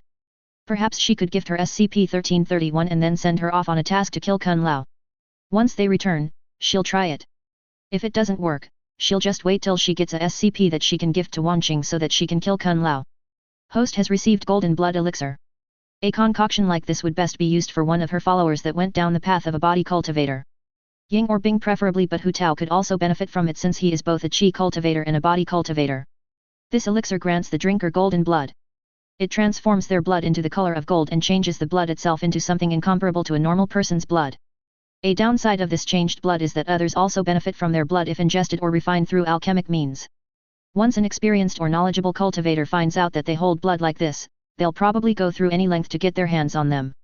Ying, Bing, and Lei Ji were flying through the air on their personal cloud rides. They came from the cloud seed Jing planted in Ying's garden and took a liking to it ever since they rode Hu Tao's cloud. Hu Tao was still fighting against his shadow and rapidly improving his martial arts to heights that wouldn't be possible outside this realm. He's been fighting it every day and Jing was jealous at how he could go all out against the shadow like that. When she tried using her full power against the shadow, it exploded for some reason. Ying's sword said that it couldn't make a shadow on her level. Jing's body and chi were too strong to replicate as a shadow. The shadow already knew the martial arts of the person they're fighting to the completion realm. This sadly, still wasn't enough to handle someone on Jing's level. Besides that annoying little fact, Jing decided she need to increase her followers who were in the outer court's strength a bit more. Ying was on the verge of reaching the 9th stage in the Qi gathering realm. Bing and Lei Ji have definitely benefited from being inside this place for so long and were catching up right behind Ying. Lei just reaching the 8th stage and Bing close to reaching the 8th stage. When they all made it to the 9th stage, that was when her plan to take over the outer court in full force begins. But, until then, she would continue to gather more and more information about the other factions and the latest news within the sect. Wen, the former student of Elder Sun, was now her personal informant on everything inside the sect. His focus was on inner court information, but lately Jing had him stick around the outer court. As her goal was the takeover of the outer court before moving her way up to the inner court. Jing needed him to tell her of any sudden knowledge she should be known of at all times, as she couldn't be bothered to do it herself anymore. Plus, her followers weren't all that good at gathering useful information. Wan Qing. Jing called out. Yes. The feminine figure responded high above, flying on her giant fan. I might have a task for you with a particularly interesting reward. This caught her attention. Hey! I want a task too, Jing. No playing favorites. Hu Tao yelled out. Are you confident in killing a 9th stage Qi consolidator, Hu Tao? Jing asked. Forget I said anything. He knew his limits. CaptainBoyHole. For anyone wondering, I did not forget about Jing's rewards from the treasured plains. That's what this chapter was for. Hat. I feel like the story is going to be moving a bit faster now. We're going to be leaving the early stages of cultivation because of how broken Jing's group is becoming. I can't keep them at the level I have for so long, so, with Ying's Void World and Jing's rewards to the gang for completing tasks, we're climbing up in the world real soon. I also just remembered I need to give Jing more missions. The problem I'm having is thinking of rewards that aren't worthless to Jing or aren't things she couldn't just get with SCP-914, which is kind of borderline impossible when she can give herself mostly anything. Now that I think about it.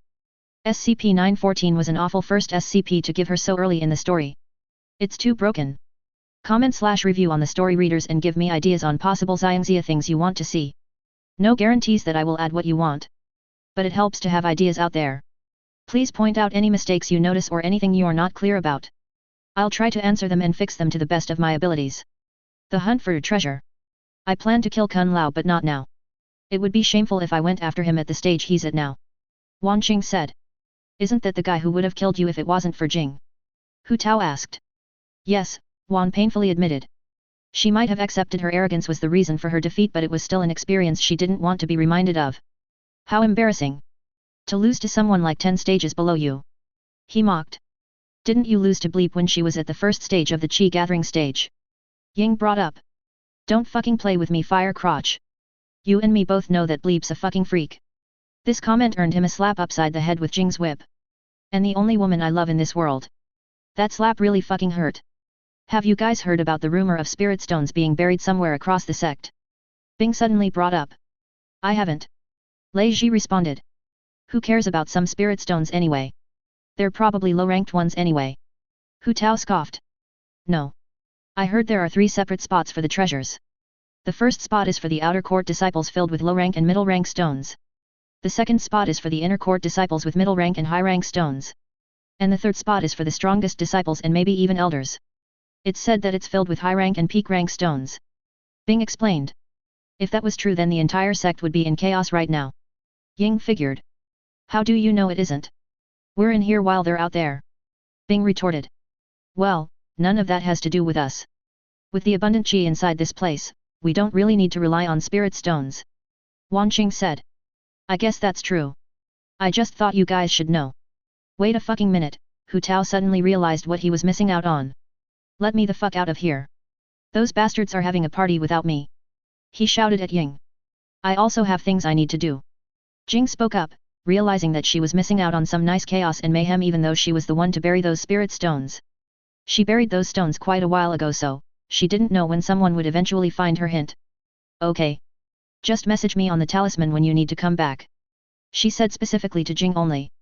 The space around Jing and Hu Tao became warped before swallowing them whole and spitting them out into the real world. Don't die mutt. Jing said before disappearing. I'm too young to die, baby. Let's fucking party. He leapt far into the sky to get a better look at the current situation inside the sect.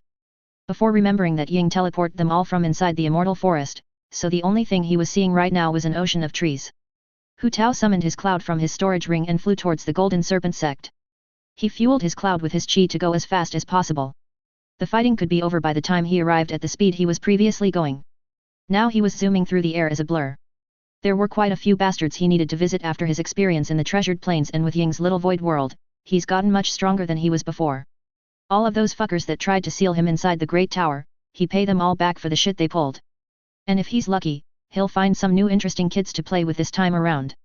Weren't there some disciples in the inner court called the Great Geniuses or some shit like that? With his new power, he should be able to play with them a little even if they are a couple stages above him. Hell, even if he was sealed again somehow, with the freaky old bastard he'll be able to escape any trapping formation. If he planned ahead anyway.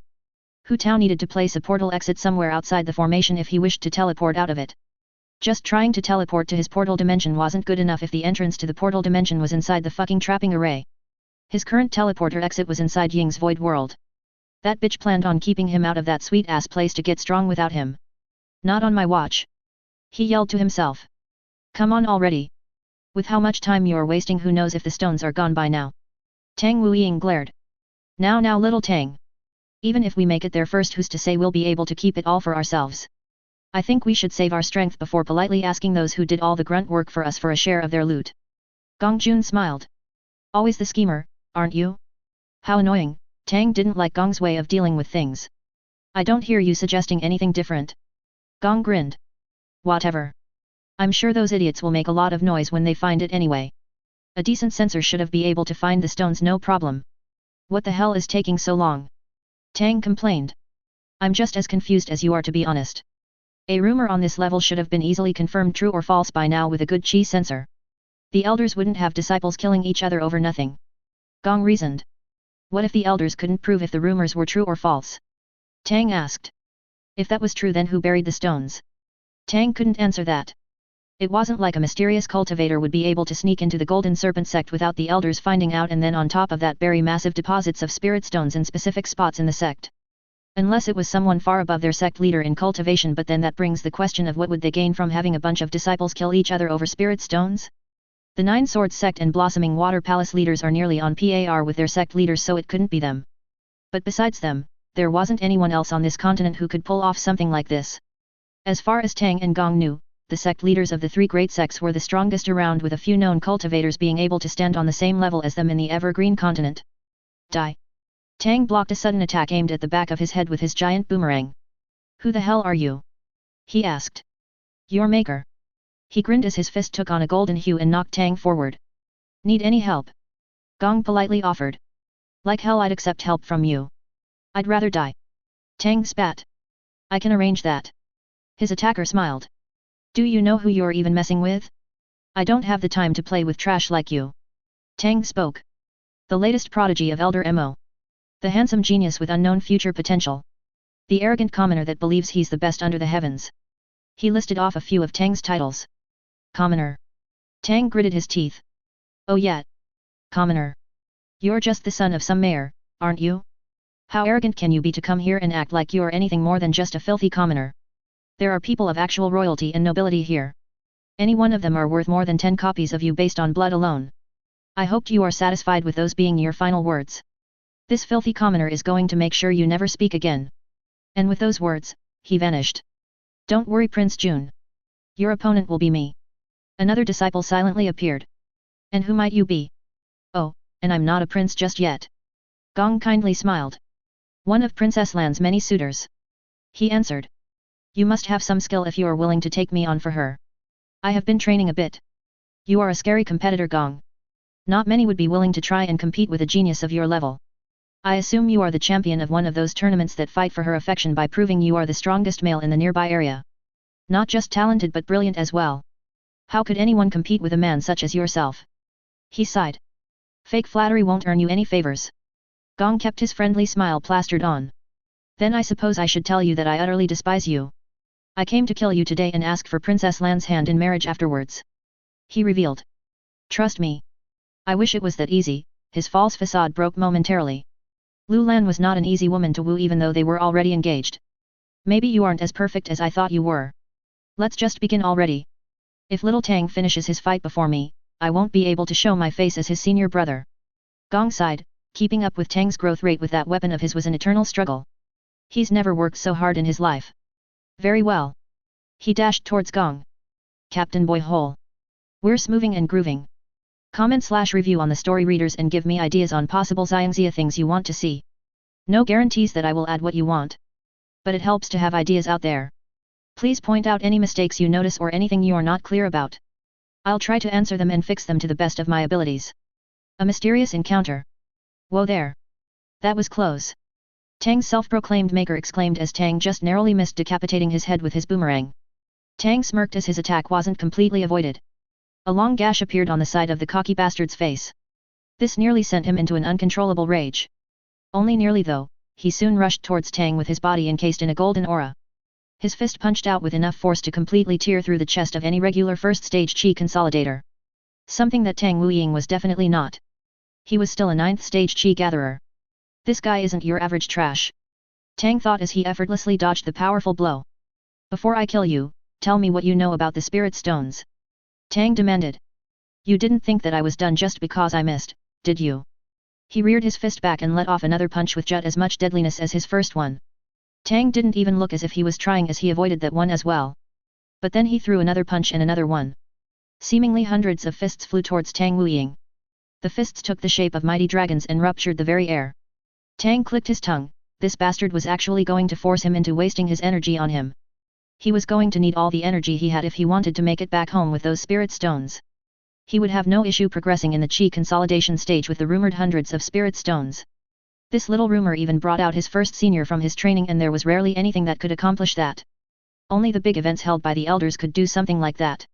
What's wrong, Tang? Can't keep up? His opponent shouted. Just the opposite, in fact. It's all so slow that it's just annoying to dodge. A golden flame ignited from Tang's figure. With an incredibly quick spin that looked like just a single spin but was actually 3 full spins, Tang slashed out with his boomerang. The many dragons were ripped apart by the single attack of Tang, and the creator of those dragons was nearly split in half. An outcome that would have come to fruition if it wasn't for the life-saving treasure hanging around his neck. Once he saw that he nearly died in one hit from someone one stage below himself, he immediately began to flee. Realizing that he was far outclassed by Tang Wuying. A filthy commoner that somehow was better than a noble cultivator like himself. Where are you heading off to so slowly, trash?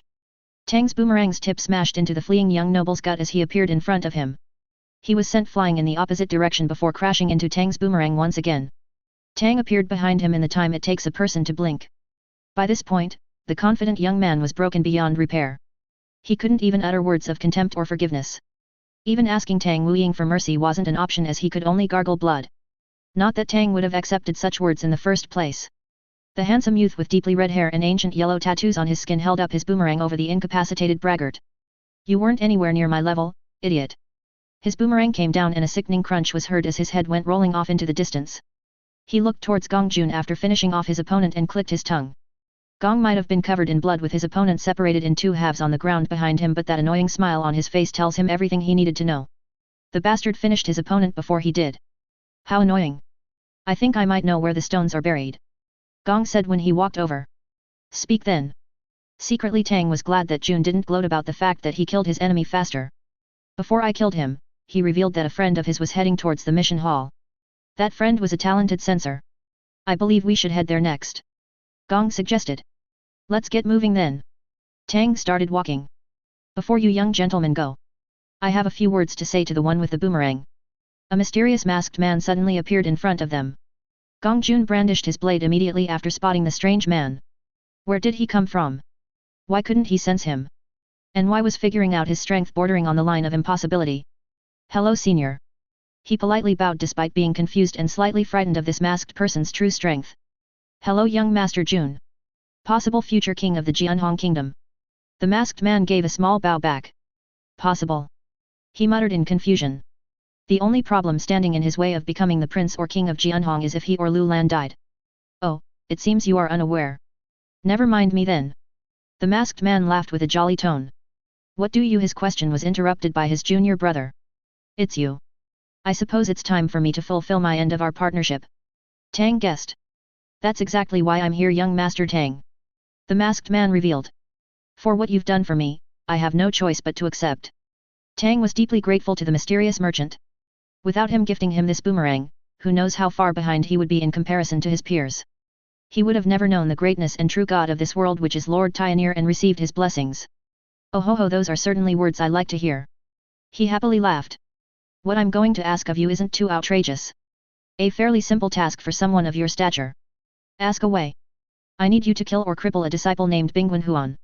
He requested. Consider it done. But I will have to get started on it after I'm done with my current circumstances. He replied. No problem. Just make sure it gets done before the start of the grand tournament for me. He turned away. Oh, before I leave, a little birdie told me that some cute little blue gems might be hiding near the home of a certain head elder. I figured you two would be acquainted with this elder more intimately than others. Wait. Before you leave, what did you mean possible? Is someone going to try to assassinate me or Lan? Gong Jun asked. Far from it, unless you mean in matters of love and affection.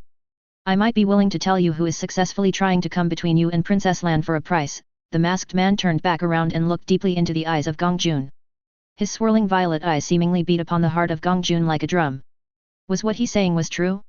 It couldn't just be nonsense if his junior brother was treating him with such respect. It must be said that the amount of people that Tang Wuying showed respect to could be counted with a single hand. This masked senior had to be someone of great importance to have his junior brother act so cordially with him. He didn't even treat his own father with the respect a son should show to their father. I'm willing to accept your task. Gong decided. Before the start of the grand tournament, cripple Chan Huan. It doesn't matter if you cut off his arm, take away a leg, or somehow force his cultivation to drop. Weaken him in some way and I'll tell you what you wish to know. Understood, senior. But how should I get in contact with you when I complete the deed? Gong asked. Don't worry about that, boy. I'll find you. He laughed in that whimsical voice of his that acted as if the world was his toy to play with as he pleases. The masked man soon disappeared and the two students of Elder Mo were left alone. They looked toward each other and thought of the same question. Just who the hell is that guy? Tang Wuying had more time to think about the identity of the masked man as he knew him longer. He's always thought of the day when he was to meet the man again. Many thoughts and possibilities flew through his head about what their partnership would consist of. And so far, really nothing. Killing some person wasn't that big of a deal. The masked man also didn't regularly contact him and ask him to do things. So, all in all, this was a beneficial partnership for Tang. He didn't understand what the masked man got out of it, but did it really matter? Is he the man who you made the deal with? June cleverly asked. Wouldn't you like to know? Tang didn't answer him. It was possible the masked man could make a deal with Gong and give him a similar weapon. That was something he couldn't accept. He was already a little bit ahead of his senior because of his lacking spirit weapon. If he gained a weapon similar to the one he has, then they would become equals or he would be left in the dust by his senior. One of those outcomes was something he couldn't accept. Not until he found better ranked martial arts. Tang doubted he'd ever find a martial art meant for his boomerang, which meant his other martial arts needed to be superior enough to carry him along. Even his master, a head elder, doubted he'd even find a mortal ranked martial art for his weapon. It was a weapon he's never seen used before by any cultivator. I guess we should return home then and start digging. Gong smiled. What else would we do? Fool. Tang scoffed and started walking off. We're splitting the stones. Don't forget little Tang. Don't be asking for a fight for my stones. CaptainBoyHole. Hey guys. I wonder who that masked man is. Am I right or am I right? Comment/review on the story readers and give me ideas on possible Xiangxia things you want to see. No guarantees that I will add what you want. But it helps to have ideas out there. Please point out any mistakes you notice or anything you are not clear about. I'll try to answer them and fix them to the best of my abilities. Is it really a party without me? Hu Tao finally made it to the sect and couldn't help himself from grinning wildly. It really was a party of a lifetime. Disciples were fighting in life or death brawls, running and jumping all over the place, and digging up any parts of the ground that held even the smallest amounts of qi. The only thing stopping this from becoming the best thing ever was that the elders made sure to stop the disciples from literally uprooting the sect's buildings and areas. Any disciples seen trying were punished without mercy from the elders. Just looking at the outer court's current state was enough to cause Hu Tao's blood to boil in excitement. If the outer court was this awesome, then the inner court had to be fucking unbelievable. Hu Tao hopped off his cloud and landed at the entrance of the Golden Serpent Sect's gates. He flashed the sect's emblem he kept in his storage ring and ran his way towards the inner court. Upon making it inside the inner court, he was immediately greeted with a nice kick to the face. He caught the leg of his attacker and frowned. This was a leg he recognized and it wasn't someone that could give him the excitement he was looking for. At least, not in their current state. They needed time to grow before being able to give him a challenge. Hu Tao released their leg and was about to run off for a real fight but he was stopped by the masked cultivator. Hu Tao. I need your help. They asked. Now isn't really a good time for me, hairless. He waved them off. There was something a lot more fun waiting right in front of him. Tao. If you don't help me, I could die. And how is that my problem? Just don't be weak and you'll be fine. Hu Tao chuckled before walking off. Not interested in her problems in the slightest. Ji clicked her tongue as he started walking away. A selfish perverted bastard like Hu Tao wouldn't help her unless there was some benefit for himself involved. But she couldn't just let him walk away like this or she really would die. Ji rushed towards him again. Since he didn't plan on helping her voluntarily, she'll force him into helping her. Hu Tao. My love. Save me. She threw herself towards him just as her pursuers caught up to her. What the fuck are you talking about? Hu Tao readied his hand to slap the shit out of this dumb bitch only to find himself being charged at with multiple swords. The girl has an ally. Kill him before capturing her. Hey? I'm not involved with this cross-dressing bitch. But if it's a fight you want, it's a fight you'll get. Hu Tao grinned.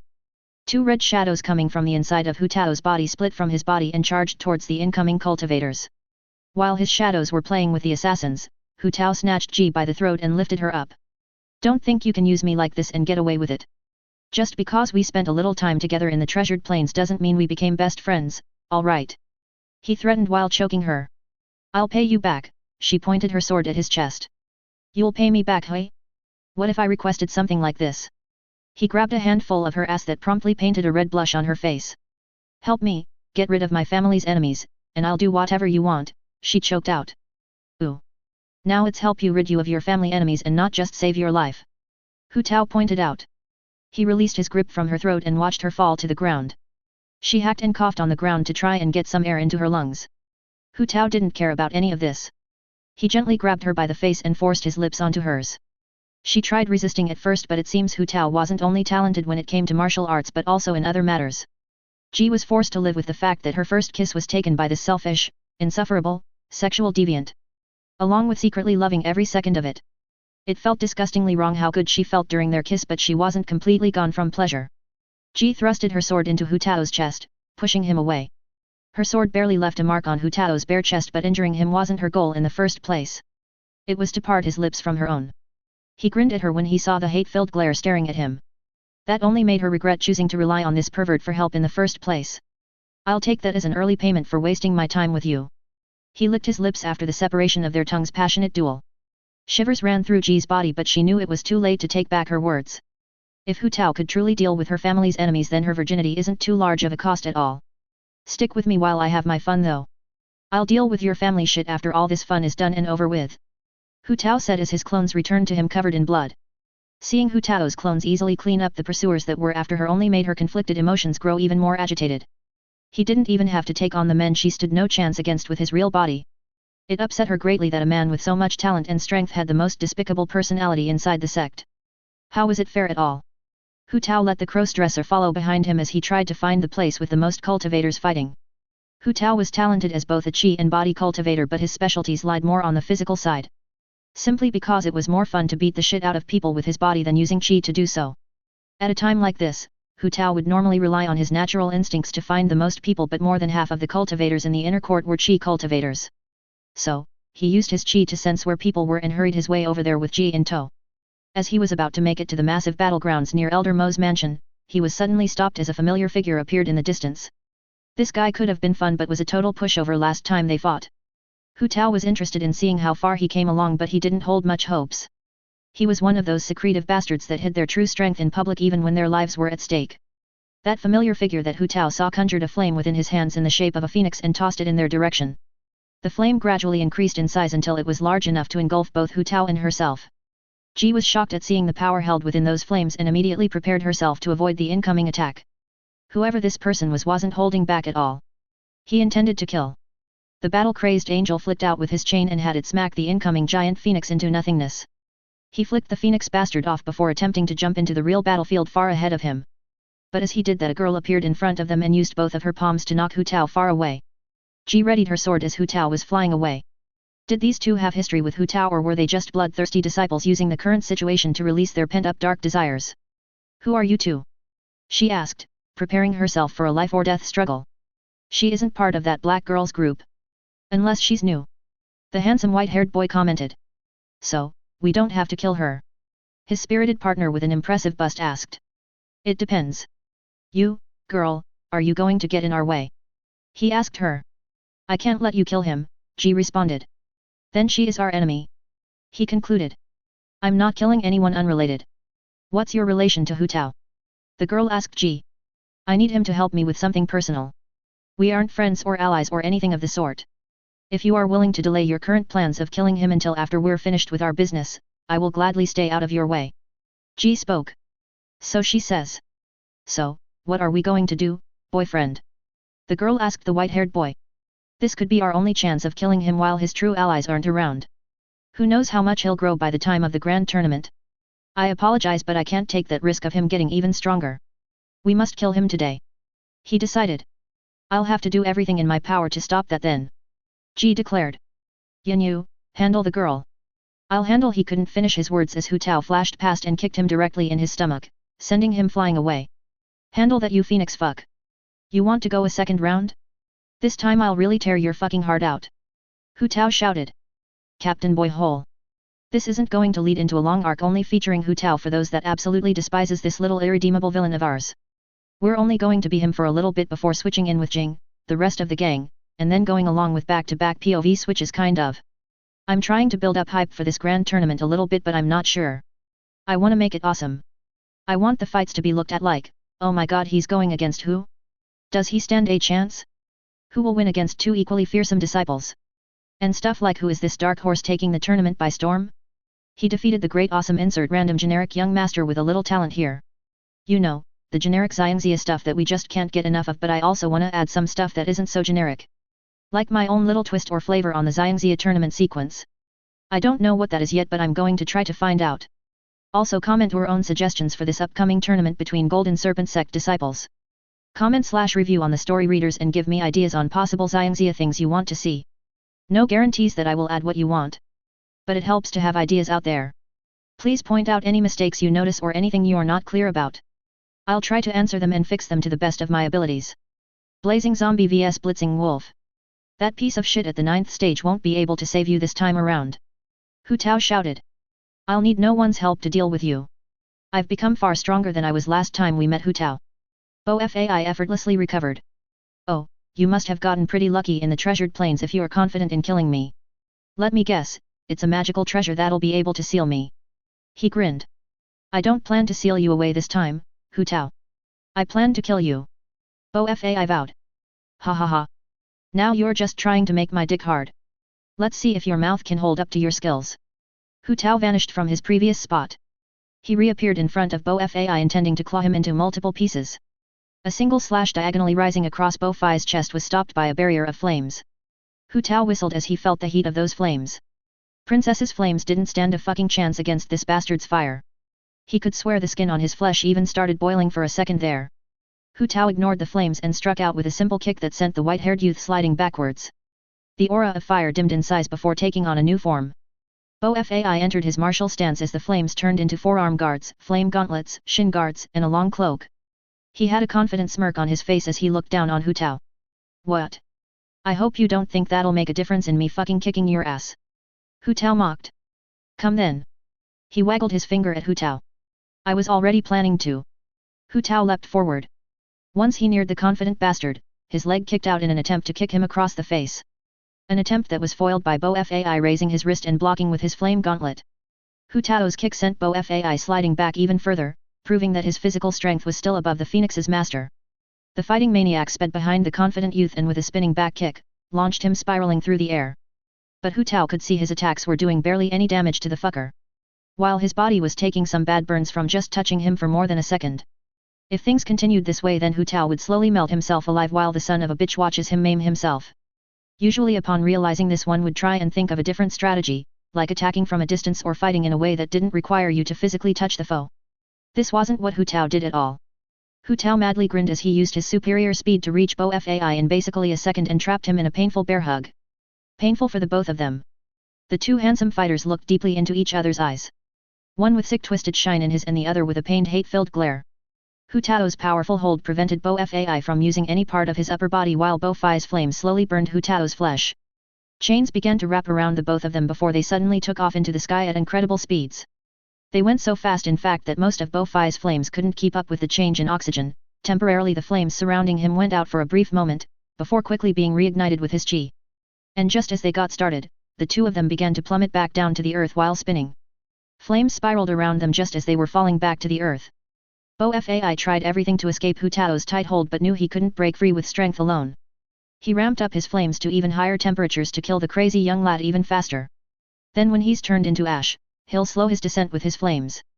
If worst comes to worst, he'll even summon that thing from his storage ring.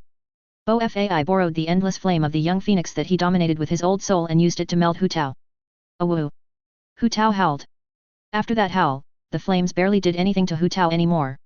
And then everything went dark for BY after they crashed back to the sex ground. Hu Tao unwrapped his chains and revealed himself in a not-so-perfect condition. Most of his skin was horrendously burned.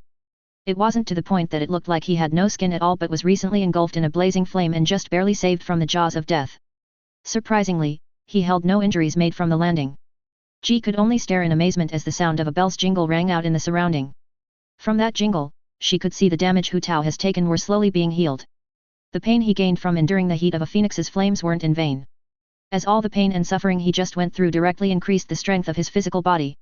His skin that easily burned just through a slight touch at the flames now would take far higher temperatures to burn. Hu Tao's entire body was refined thanks to the combination of his auxiliary art, howling art, demon god's reforging and his spirit tool, bell of demonic tempering. Hey, you aren't dead, are you? Hu Tao crouched over the deep hole made by his self-created technique that was in the process of being improved. Peering down at the possible corpse of BY, he saw a sight that was pretty damn interesting. The phoenix bastard's pulverized head and mangled body were swallowed by a golden flame. Inside the golden flames were his insides being remade and created anew. This fucker was really immortal because he bonded with a phoenix? Ain't that a fucking riot? I guess I don't need to be so careful with a zombie in the future. I don't know if you can hear me down there without a head, but train a bit harder. Having an unkillable cultivator after me is pretty exciting, but it won't be as fun if you're so damn weak. I'll probably die of old age before you can kill me. Hu Tao stood up and stared at the two girls fighting. Humph. Satisfied over dealing with a simple clone. A second BY appeared behind Hu Tao. He struck out with his fist and knocked Hu Tao into the hole he made. The battle maniac rolled down and crashed into the recovering body double. Upon falling on top of the headless copy, he shoved it inside his pocket dimension for later and looked up to see BY was preparing to roast him alive.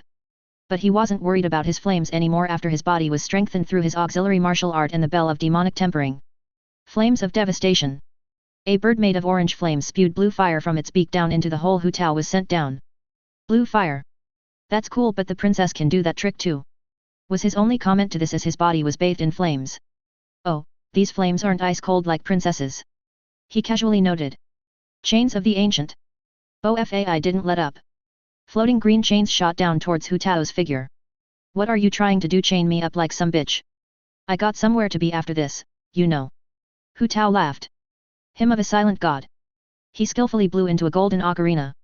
The sound waves went directly into the mass of blue flames cooking Hu Tao alive. Now this is what I call hot. Took you long enough to make me feel some real heat now. He scoffed. Heavenly blade of disruption. With a stomp of his foot, a small blade rose into the air and flew towards Hu Tao. Net of the Wild Hunting Immortal. Another magical treasure exited from his storage ring. A net made from extremely dense and pure chi that nearly no creature could escape from when captured. It floated over the pit and floated down to capture Hu Tao. A combination of all these spirit tools caused the already large pit Hu Tao created to expand into a mighty crater.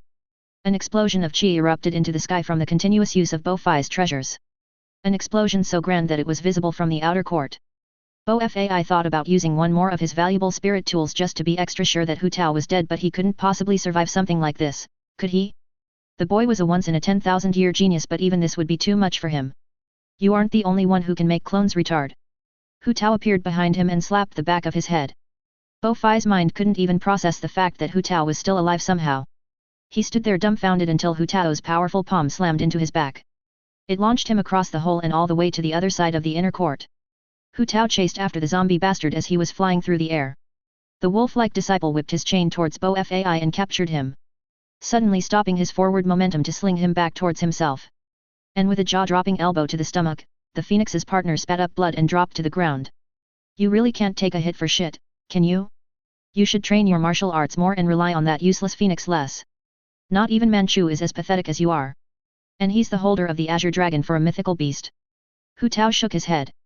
In Hu Tao's opinion, for a guy who was so cocky earlier, he really didn't have anything to back it up with. If Bo Fai knew what Hu Tao was thinking, he'd definitely spew up some organs along with his blood. He of all people was being looked down on by a brat in the chi consolidation stage. In his last life he was an earthly immortal. Someone who would receive warm welcomes from the Emperor in Jin Kingdom.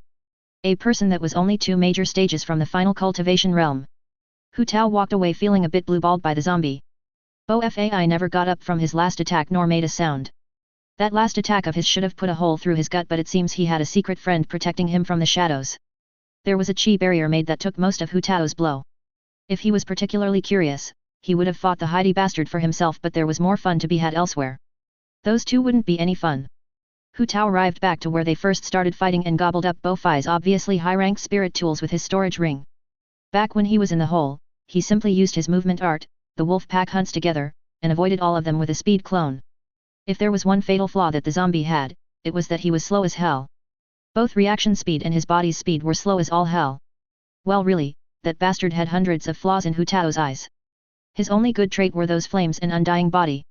You still aren't done, Hu Tao said to Ji. She was pretty weak too. He shot a single glare at Pigtails and she immediately froze from his killing intent. Unknown to Hu Tao or Ji, Pigtails, or more commonly known as Yunyu, held a deep trauma in her heart. A trauma that she hasn't shared with anyone after it occurred. It wasn't the first time she's been in a life-or-death situation when it happened. As a cultivator, it would be rare for one to go a single week without experiencing a near-fatal encounter. This path was fraught with danger.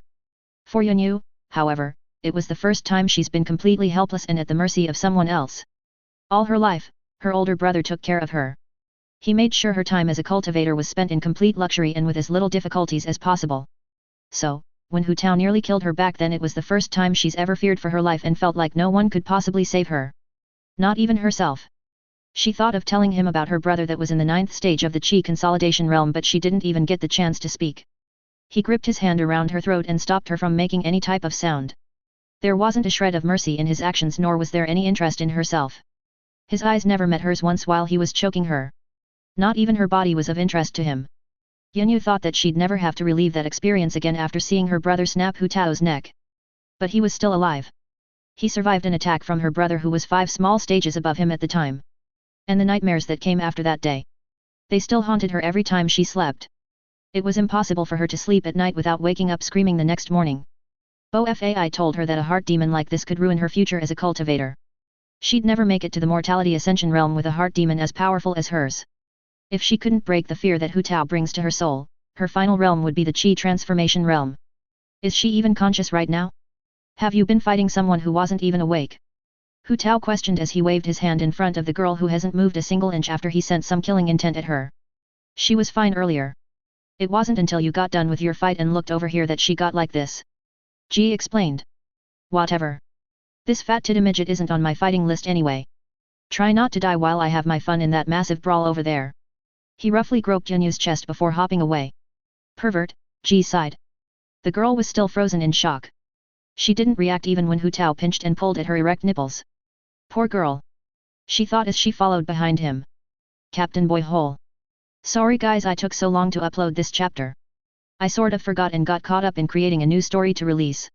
Not like actively working on chapters to release it, but like set the framework for when I do get started on it. I have a lot of story ideas I want to develop, but I'm only one man who can only work on so many things. Not to add that I'm a lazy son of a bitch who gets easily distracted by the latest ideas that flow into my head that I can't help but work on. Next chapter will still be with Hu Tao and Ji, I think. Comment/review on the story readers and give me ideas on possible Xiangxia things you want to see. No guarantees that I will add what you want. But it helps to have ideas out there. Please point out any mistakes you notice or anything you are not clear about. I'll try to answer them and fix them to the best of my abilities. Some annoying bastards. What's up bitches? Hu Tao kicked a disciple holding a bunch of high-rank spirit stones in his hands. The spirit stones went falling to the ground and the inner court disciples went diving like hungry wolves to a vulnerable sheep. Hu Tao grinned when he saw the greed in their eyes that blinded them. His chain scooped out and swept them all away as he stood in front of the fallen gems. Ugh. It's him, a disciple sighed deeply. Go away Hu Tao. We already know you are not here for the stones. Someone yelled at him. Why don't you do us all a favor and jump off a cliff? Some of us are actually trying to progress in this whole cultivating thing. Not just fight everyone we see like lunatics. Why does it seem like no one likes me? Hu Tao questioned. Here I am, trying to get in on the fun with everyone else. But you all want to exclude me from it. How is that fair? Hu Tao, the victim, asked in a voice filled with sadness. The elders made this event for all of us to enjoy. I agree that a disciple like Hu Tao is a nice change to the activity. You know he's not going to steal the stones for himself. All you guys got to do is work together and take them from him. A 7th stage Chi consolidator spoke up. Who the hell are you? Hu Tao questioned. Someone trying to help him meant that they were shifty bastards that stood to gain something from him being himself. Nobody in particular. They responded. Just keep being yourself Hu Tao. He smiled. Hu Tao wrapped the high-rank spirit stones in his chains and tossed them at the disciples. Doing the exact opposite of what that prick wanted him to do just because he had the nerve to act so damn cocky. The slight surprise on his face after seeing Hu Tao throw the stones wasn't enough for the battle-crazed disciple. When lightning sparked all over his body and the wide-eyed look he gave him as his palm thrust forward into his jaw was enough for him though. Guess you really are a crazy dog. Just at the last second, he dodged Hu Tao's blow. What a shame. You'd be much more useful under my command, you know? I'd let you have all the fun you ever wanted. Hat. A sissy like you can't hold a candle to that crazy bleep bleep. His words at the end were cut off by a strange noise. Hey. He leapt a few meters away from Hu Tao, trying to process what he just said. I said. You are nothing compared to bleep. He repeated with a grin. How are you making that noise? What are you trying to say? He questioned. This. Hu Tao aimed his lightning-covered palm towards the confused disciple's stomach. A green barrier formed around his figure before it could connect. Only to shatter from Hu Tao's blow. Thrice, he's been surprised by someone more than 4 stages below him. This uncontrollable fighting maniac really was as dangerous as they said. He should suppress him while he has the chance. Since you want to ruin my plans, I'll have to ruin your fun as well. His hand shot out and caught Hu Tao's wrist. Hu Tao grabbed his wrist back and started to crush it. The fake smile the arrogant bastard had plastered on his face was immediately broken when his bones started breaking. A brief flare of anger arose as Hu Tao started to feel faint. Did this bastard just poison him? Did you just fucking poison me? He asked. Take a long sweet rest Hu Tao. This is for the stability of the inner court. Don't hate me for this. He answered. Like hell I'm letting a pussy-ass coward like this take me out. Hu Tao called upon the power inside his chain and ball. The lightning flowing outside and inside his body immediately got to work on cleansing his body and electrocuting the life out of the bastard who still had his hand on his wrist. The poison running through his blood was swiftly eliminated by the lightning and Hu Tao grabbed the coward by his neck. Multiple barriers from life-saving treasures broke in their attempt to protect him from Hu Tao's lightning. If it wasn't for the sudden arrow coated in chi being shot towards his head, Hu Tao would have managed to kill the piece of shit. Hu Tao caught the arrow before it could hit him and looked in the direction of who threw it. They were crouched over 100 meters away, but that arrow would have easily pierced through his neck. Hu Tao whistled at the impressive archer, a blonde bitch, she's just my type too. Nice round shapely ass. He even ignored the poison guy who was leaping away just to get a few extra glances at her ass. Are you done yet? Ji asked. Hu Tao focused his attention on her for a second and sighed in disappointment. What? She felt insulted. Why couldn't your ass be as nice as hers? I'd be looking forward to tearing it up so much more if it was. He lamented. Ji ignored this comment. She let it go through one ear and then out the other for the sake of her sanity. Hu Tao suddenly jumped off into the distance and she followed behind him. The look on his face was very different from what it was a couple seconds ago. It honestly terrified her at how excited he looked when he spotted them. Like a fearsome beast finding its favorite prey. But this prey wanted nothing to do with Hu Tao. He ran away as fast as he could, forcing Hu Tao to increase his speed with Qi as well. Qi, by this point, couldn't hope to keep up with those two even if she suddenly broke through 2 small stages. You better not die, damn it, she muttered. Hu Tao chased after his only rival in this lifetime. The only man who could ever keep up with him even after becoming Jing's slave. His progress didn't slow down but increased alongside Hu Tao's. After training inside Princess's Void World, he wanted to see just how much they matched up now. Would he show him another surprise and somehow be able to match against his full strength just like he always has in the past? Or will Hu Tao finally be able to say he's surpassed this annoying fucker? Manchu! You can't escape me! Give me a fight, you dragon bastard! Hu Tao yelled to the top of his lungs. Damn it, Manchu cursed. He just had to run into Hu Tao today. He. Are you playing around with these kids too? Do you need spirit stones, Manchu? If you fight me, I'll be willing to gift you some high-rank spirit stones. Hu Tao cackled. I'm not fighting you, Hu Tao. I have other things to do today. He responded. What could be more important than fighting me, you bastard? Hu Tao appeared in front of Manchu and nearly stopped him from going forward. Everything. He easily slipped past Hu Tao and didn't seem surprised at his speed at all. A wide grin grew on Hu Tao's face. TCH. You're lucky there are some fun bastards playing around in this little party or I wouldn't let you go so easily. He clicked his tongue. If you know what's good for you, don't mess with the great prodigies yet. You will die. He warned. That only makes me want to fight them more. Don't say I didn't warn you, lunatic. The way you're talking makes it sound like you fought one of them already. And seeing how you're in one piece and not dead yet means you couldn't have. Unless you're underestimating me, you shitty dragon. Think what you want. But if you want to die, fight one of the great prodigies. He leapt off into the distance, greatly relieved he wasn't forced into fighting Hu Tao right now. If a pussy bastard like you can survive against one, then there's no way in hell I can't. Hu Tao let him go freely. He could always fight with Manchu if he really needed to. Manchu might have avoided him like dog shit but that didn't mean he was impossible to sniff out. Being his rival meant that he garnered as much attention as Hu Tao did. Just in an opposite way. Especially since Hu Tao let everyone know that Manchu was his rival and he was the only one allowed to kill him. This threat might not have meant much when he first declared it in the outer court but those who know of his strength now knows that he's not to be looked down upon. I guess I can go pay a visit to those spirit stone hungry bastards again. That poison fucker distracted me by pissing me off. Next time I see him, I should kill him.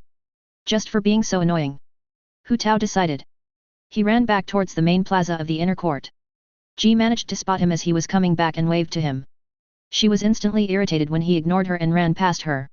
Not even passing a single glance in her direction. I seriously hope you die. She screamed inside her head. CaptainBoyHole.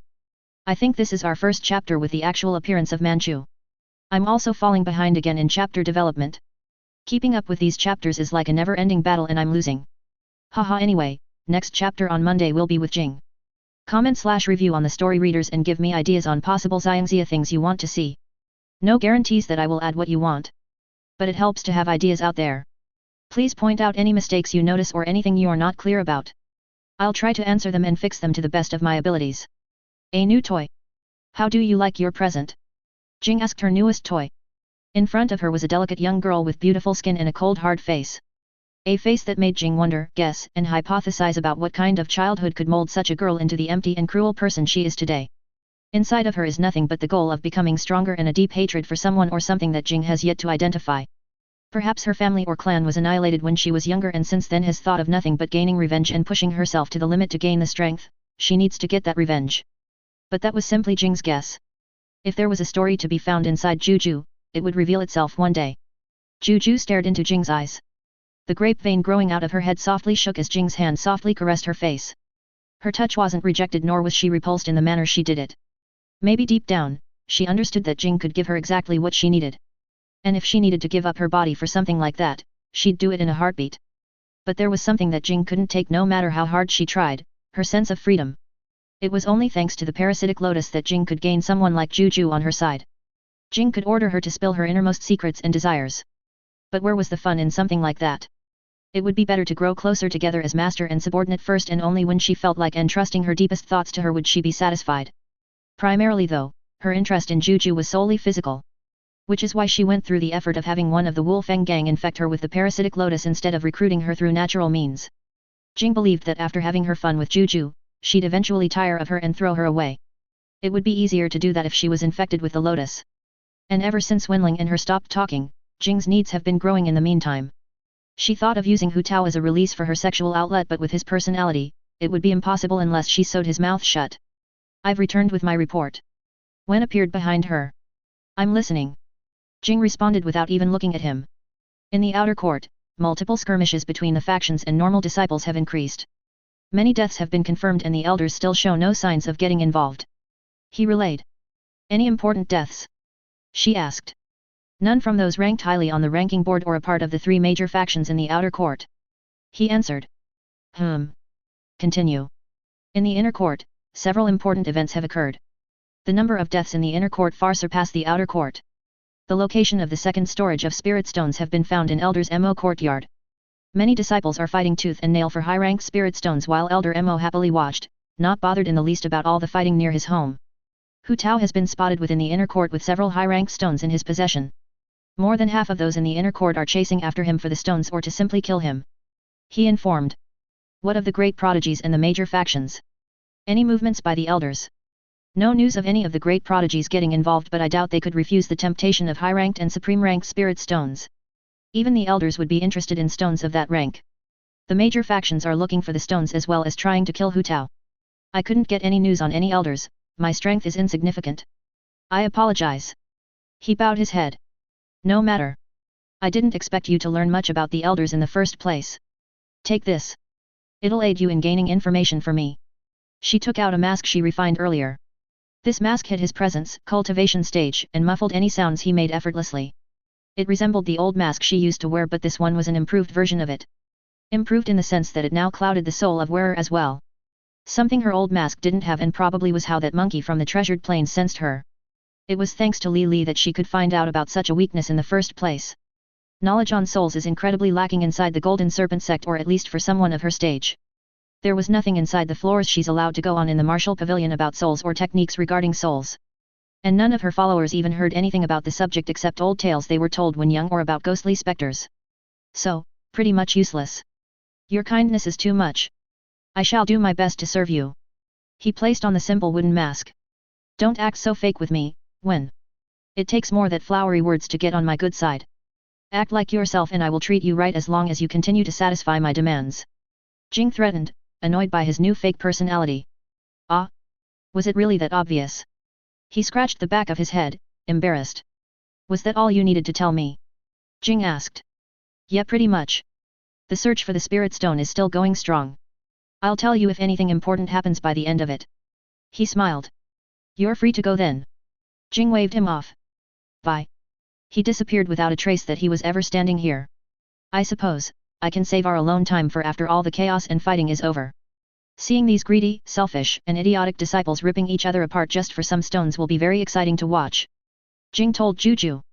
She nodded with a blank look on her adorable face. I'm excited to see the expressions and sounds you'll make tonight when we're in my room. Jing placed two similar-looking masks on herself and Juju. You all still have yet to find the culprit? Jinhai asked with a glare. No sir. Not even the smallest trace could be found of anyone burying them in the first place. It's almost as if the spirit stones have always been buried underneath our sect and were just waiting to be found this very moment. The elder frantically explained. That's ridiculous. But we both know that is impossible. Not even our sect leader managed to sense those spirit stones until the morning of this day. And the only way the disciples would have learned of such knowledge would be if someone told them. Which has to mean that whoever buried them intended for them to be found by the disciples. Jinhai figured. Why the disciples? I can't say for certain. His eyebrows furrowed. Maybe he wanted to help the sect without gaining attention. The elder guessed. Do you really think a mysterious expert skilled enough to evade detection from the sect leader would just gift us hundreds of spirit stones of each rank without some sort of exchange or deal? Jinhai asked if he was the stupidest man on the planet. I don't see any other reason, Supreme Commander. We could spend centuries thinking about this mysterious expert's motives, but at the end of the day he's helping us grow stronger through this unexplainable act of his. The elder explained his reasoning. I suppose, you're right. I apologize. Jinhai sighed. No need to apologize to a lowly elder such as myself. He hurriedly bowed. No, you were right. I would have gone mad thinking about this mysterious expert. But what I should be focusing on isn't his motives but how does his actions benefit the sect. This impromptu event will promote competition and a healthy motivation for strength for our disciples. Those who survive will be better off and those who gain some stones will cultivate to increase their strength in time for the grand tournament. That's true. Since the grand tournament is coming up soon, all the disciples will do everything they can to build their strength for a good showing at the tournament. Especially with all the lucrative rewards that will be given out this year. It is the year where we compete with the Nine Swords sect and the Blossoming Water Palace. We cannot have any of our chosen disciples perform poorly and cause us to lose face. And we've gained many impressive talents this year, not even I can tell who will manage to win in the tournament this year. The same goes for the Nine Swords sect and the Blossoming Water Palace. Do you think that we were the only ones growing in strength in preparation for the meeting of great talents? No, they have gained little prodigies of their own as well. Have you heard of the boy that managed to comprehend sword intent in the chi gathering stage? But, that's impossible. Anyone who's comprehended sword intent has been in the chi transformation stage at the very least. He has to be the reincarnation of some sword saint. You aren't the first to think that. But that monster of theirs doesn't stand a chance against a certain monster we hold. Jinhai faintly smiled. Do you mean Zihan? Elder Mo's strongest student? No. Not him. Jing. The little girl who managed to hide herself so deeply that not even my sources can find any information on her background. Like a child that fell from the heavens only a few months ago. No parents, relatives, friends, a place of residence, where she was born, or anything. There's so much information missing about her that I can't logically think of any other explanation other than she must have dropped from the sky. He shared. Even now, she continues to baffle me and those I place to watch her. I must get in touch with her soon. That strange bloodline of hers and unexplainable strength. The sect leader wasn't exaggerating when we spoke about her. She really will usher in a new age for the Golden Serpent sect if she manages to live long enough. Shouldn't you take her as your student? Or the sect leader to protect her if she's so talented? Sir. The elder spoke hesitantly. You are right. Completely correct. We should be doing everything to protect and raise her into the golden child for the sect. But the sect leader isn't convinced yet. More information is needed on Jing, her potential, and if she's loyal to the section. I understand. You may go now. Continue to inform me of any news within the section. Yes, Supreme Commander. For the Golden Serpent sect. He made his way out of Jihan's office. Let's see if you manage to pass the sect leader's test. Girl of unknown origins and far too many secrets for my own liking. Jihan muttered. Comment/review on the story readers and give me ideas on possible Xiangxia things you want to see. No guarantees that I will add what you want. But it helps to have ideas out there. Please point out any mistakes you notice or anything you are not clear about. I'll try to answer them and fix them to the best of my abilities. Inside Ying's Void World. CaptainBoyHole. Comment/review on the story readers and give me ideas on possible Xiangxia things you want to see. No guarantees that I will add what you want. But it helps to have ideas out there. Please point out any mistakes you notice or anything you are not clear about. I'll try to answer them and fix them to the best of my abilities. My knowledge of the world only seems to increase ever more since I joined Bleep, Wanqing muttered as she looked at her allies. They've only been training in here for a month but their progress is honestly mind-blowing. They didn't resemble the angels she saw a month ago in the slightest when talking of their skills. It was like they took the same training she did but gained 100x more than she did. This spatial world or whatever it was called. It just wasn't fair at all. That month she spent with Jing was nothing compared to a few days in here. The more I think about it, the more depressed I get. She sighed. What's up, Qing? Ying asked as she walked over. Ying was now a 9th stage chi gatherer ready to cross over into the next realm at any second. Her body was bursting with vitality and strength with a deep aura of fire chi being concentrated around her body. A small child was hanging around her waist with his arms wrapped around her stomach. A pleased expression was on his face while Ying didn't seem bothered by him at all. It's nothing. Wan answered. Oh, getting nervous about your task in the inner court? Hee. Didn't think you were the type of person to get cold feet about things like that. Ying teased. That's not it at all. She corrected. I'm just lucky I got an easy task this time around. All I gotta do is ask the leader of Fearsome Garden to surrender to us as Heaven's Angels or I have to burn their entire group into ashes. Is that why you purposely stayed in the Chi gathering realm? Yeah. It wouldn't be fair if I fought their leader when I was a stage above her. I also think something really special is going to happen with my cultivation art when I break through. But that's just a feeling I got in my gut. I don't know for sure. I also don't like fighting those weaker than me. I believe that cultivators should show some sense of respect and honor. Qing agreed. My grandfather always said that a Yu never bullies the weak. We only target the strong. I never heard of the Yu family before, but that is a saying I can respect. Don't worry about that. Once I return back home and deal with the pests trying to eliminate my family, we'll grow back to the heights we once had. Ying confidently rose her fist. When will you return? Qing had no idea of this side of Ying. I plan to temporarily leave the sect once I make it to the Qi consolidation realm and after the grand tournament. Are you sure that's strong enough to deal with your family's enemies? A cultivator at the Qi consolidation realm wasn't all that strong in the grand scheme of things. Maybe Ying's family was a really weak noble family. I'm not going up against them by myself. I plan to return just in time for the local tournament of all the noble families inside the city and cripple their strongest youths. I can't outright kill them, or their family heads would definitely try and kill me at any costs. But a missing arm, leg, covering most of their bodies in horrific burns, or anything that'll cost them a fortune to get fixed won't. Ying explained. What if they decide to kill you anyway for crippling their geniuses? Wan Qing brought up. That sounds like something Bleep would ask. She rolled her eyes. It is something you need to be prepared for. Can the experts in your clan defend you from dying at the hands of your family's enemies? Yet. Unless they group up and attack us together. Then, it'd be hard to say. Ying had to think on it for a moment. Then you need to prepare yourself for that outcome. Even if it doesn't happen. Better to be prepared for something that never happens than unprepared when it does. Qing lectured. That month you spent with Bleep really was a learning experience, hey? Ying grinned. It was horrible, but very enlightening. She shivered at the memories of it. Just with those impossibly painful poses she's been making us do every morning, I can already tell what you went through had to be awful. Ying empathized with her. You don't know the half of it. Those poses were just the beginning. Let's talk about something more positive instead. Like the grand tournament in a few months. How high do you think you'll rank in the Qi consolidation matchups? Ying changed the subject. Top 5. She confidently answered. If I wanted to stay at the Qi gathering stage, I would probably be first or second. But when I break through after dealing with the fearsome garden, my goal is to at least make it to 10th place. Ying shared. That's a pretty high spot to aim for. Especially when you'll be a first stage of the Qi consolidation realm. Right now the 10th spot on the ranking list in the inner court is a 6th stage disciple. Fighting someone over 5 stages higher than me? Sounds like fun. I'll probably get to go all out for once. She smiled. You don't think the leader of the fearsome garden is going to give you a challenge? Wan Qing noticed. Not as much as a 6th stage Qi consolidator would. Ying responded. Let me give you a small warning that I've only recently started to truly understand. Never underestimate anyone. I've almost lost my life, my sense of self, and my spirit by underestimating people. Wan Qing warned seriously. Without Jing and the rest constantly saving her, she would already be dead by now. I understand. Ying understood just how serious she was. You won't truly understand until you're on the edge of life and death. But that's okay. I believe we'll experience plenty of situations like that as heaven's angels. Wan Qing smiled before walking away. Ying thought that Qing was right in a way, but she still didn't like the way she said it. She'd had her fair share of life or death experiences to know what it was like to not know if you were going to live or die. But none of it was ever due to underestimating people. Unlike Qing, Ying was never considered talented. She had as much talent as Bing, and his talent was as common as they come.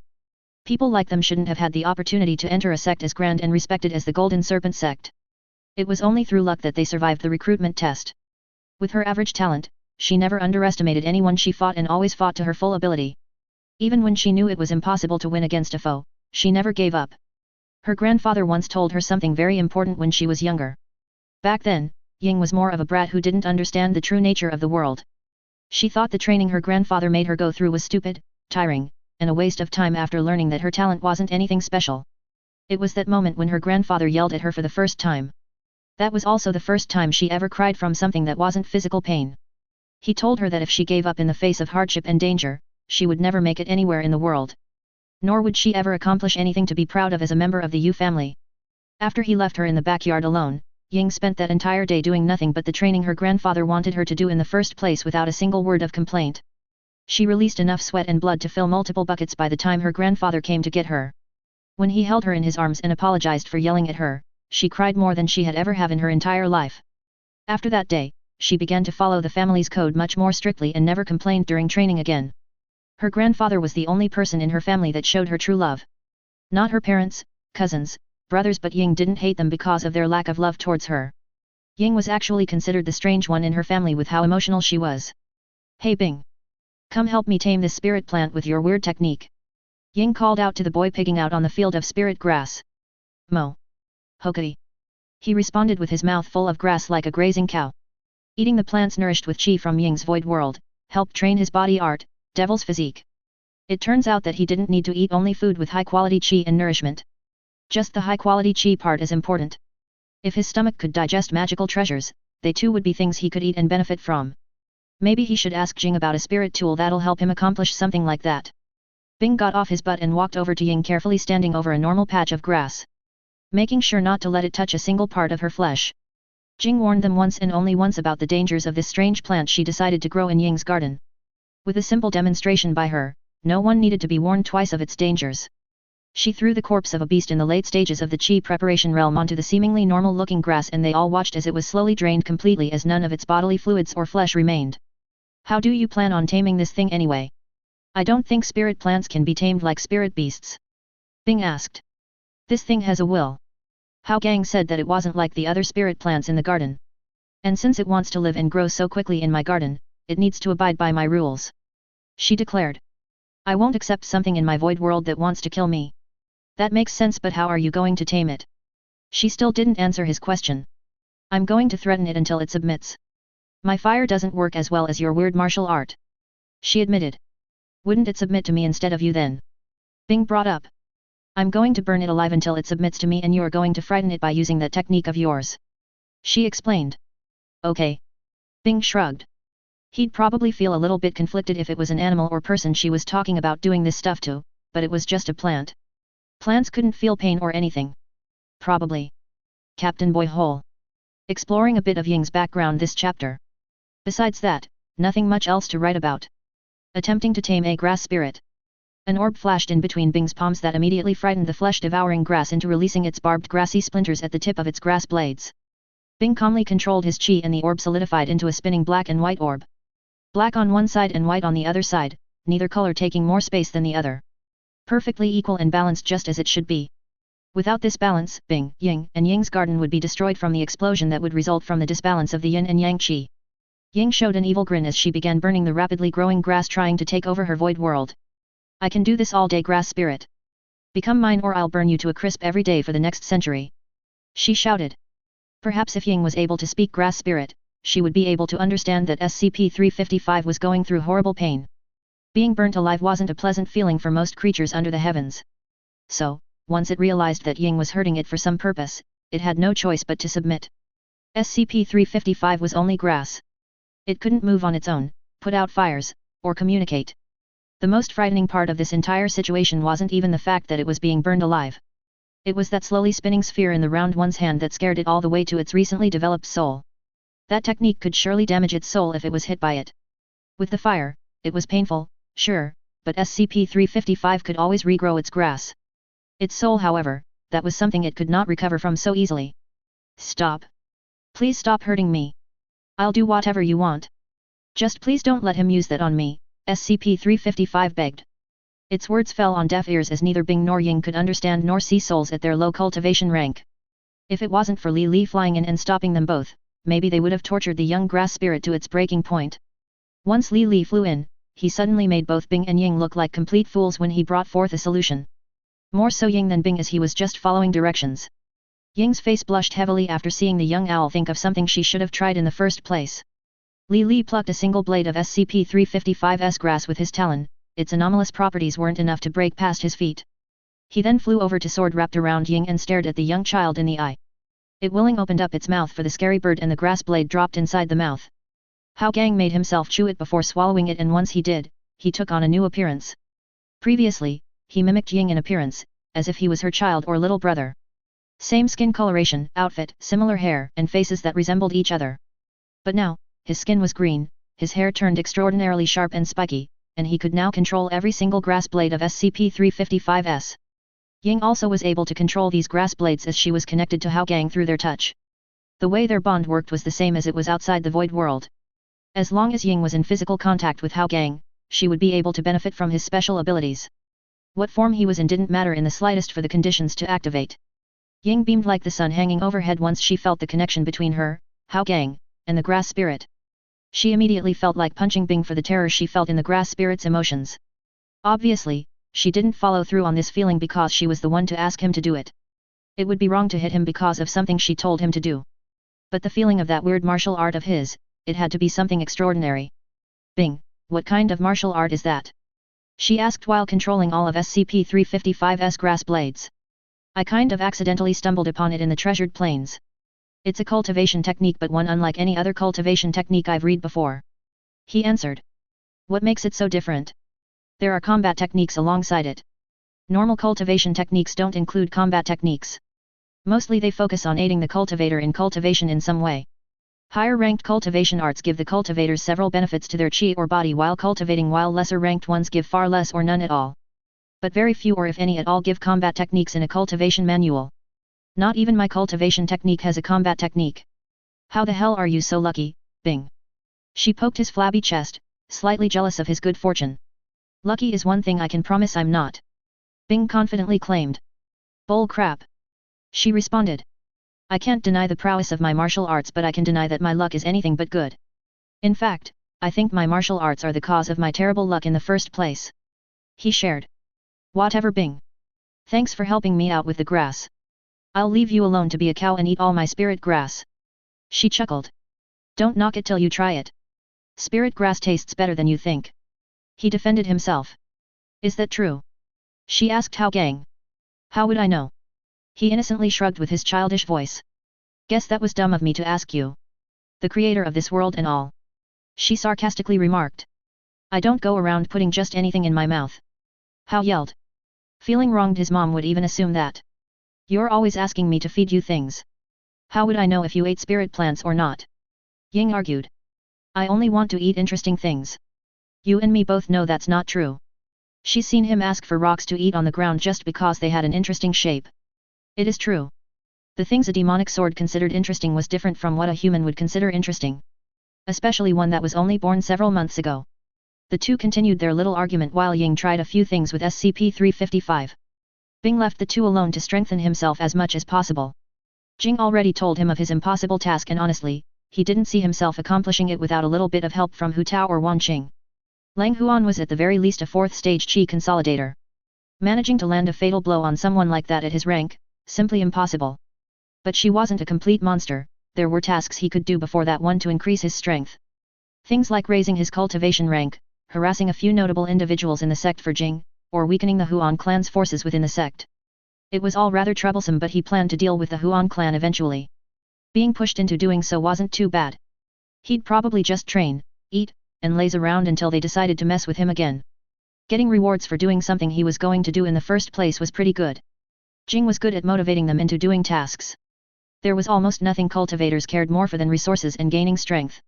Do you think the world would be better off without cultivators? Bing suddenly asked the cultivating Lei Ji. He.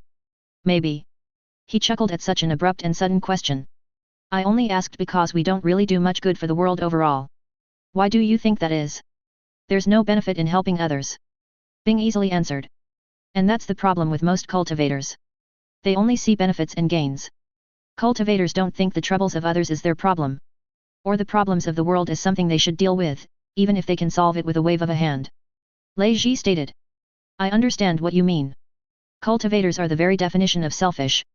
The only way you could get the disciples of the Golden Serpent sect into doing acts of charity is if you threatened their lives. Bing didn't see any other method of changing these screwed-up disciples. He honestly respected Lei and his goal of reforming youth and the sect as a whole once they helped Jing get in control. Something he was starting to believe was possible more and more as the days went by. All of Jing's followers heard how the sect leader was thinking of taking on Jing as their personal disciple. Wasn't this enough to say that the future of the sect would belong in Jing's hands if she doesn't meet a premature end? Bing thought so. What is your task, Lei? Bing asked. To not break through into the Qi consolidation stage until after the grand tournament. Hey, why? I'll be able to easily take top 5 in the outer court compared to not even being able to match up against the 10th spot in the inner court. Is what I guessed. Lei told him. Hey. That's actually pretty smart.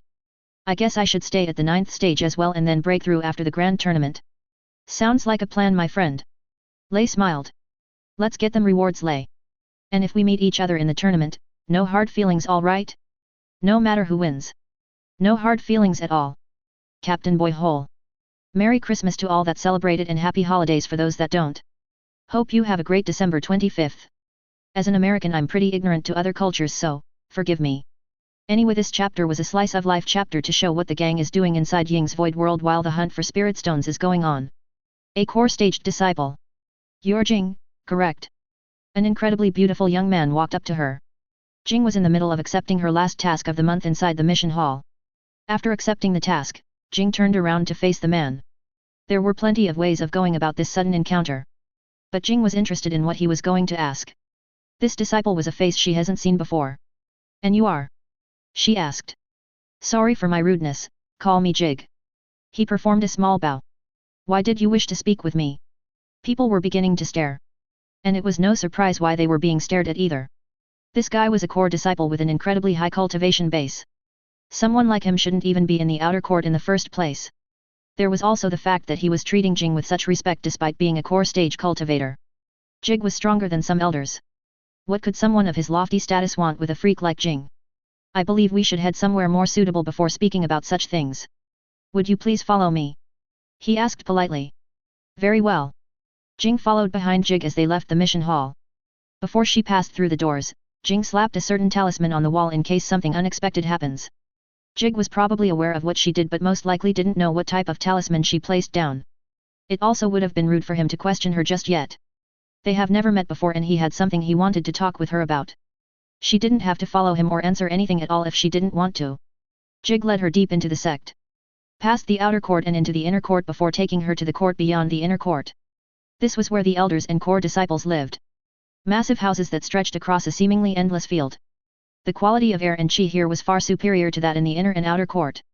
It still didn't hold a candle to Ying's void world and that made Jing a bit proud. But mostly she felt disappointed about the difference in treatment. Unless the cost of making the air and chi here was expensive, which it probably was, Jing didn't see why they didn't just make all three of the courts have the same fantastic quality for cultivating. Another thing she plans to do after taking over the sect. Just seeing the way the Golden Serpent sect runs itself makes her brain want to squish itself into goop. How did they ever hope to improve, and how in the world are they one of the top sects in the world? Something about the trash way they run this sect works well, and Jing wasn't sure if it was the cutthroat survival of the fittest method they have the disciples work under or something else she didn't know about. I hope this is worth the walk. You brought me quite far from home. Jing chatted. I wouldn't waste the time of a prodigy such as yourself for no good reason. I heard of what you've done to the others that treated you rudely. A fate I wouldn't wish to suffer myself. He smiled. You're not so bad yourself. Reaching the core stage in your 20s. Not just anyone could accomplish a feat like that. Jing complimented. This compliment by Jing caused him to slightly pause.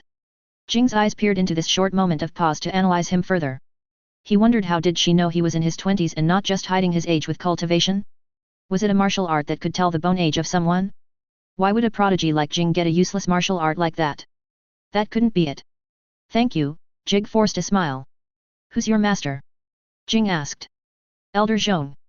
You may not know him though, as he keeps a low profile. He answered without a problem. You mean the elder in charge of the library? Jing thought. That's him. I didn't know he took disciples. That is somewhat related to what I wish to talk to you about, Jing. Please come inside my home. He politely asked. Jing didn't sense any talismans or other traps surrounding his home. She walked inside to the small home. Unlike all the other massive mansions filled with servants, Jig's home was far quainter and more peaceful. It resembled the small shacks in the outer court but 1,000 times better.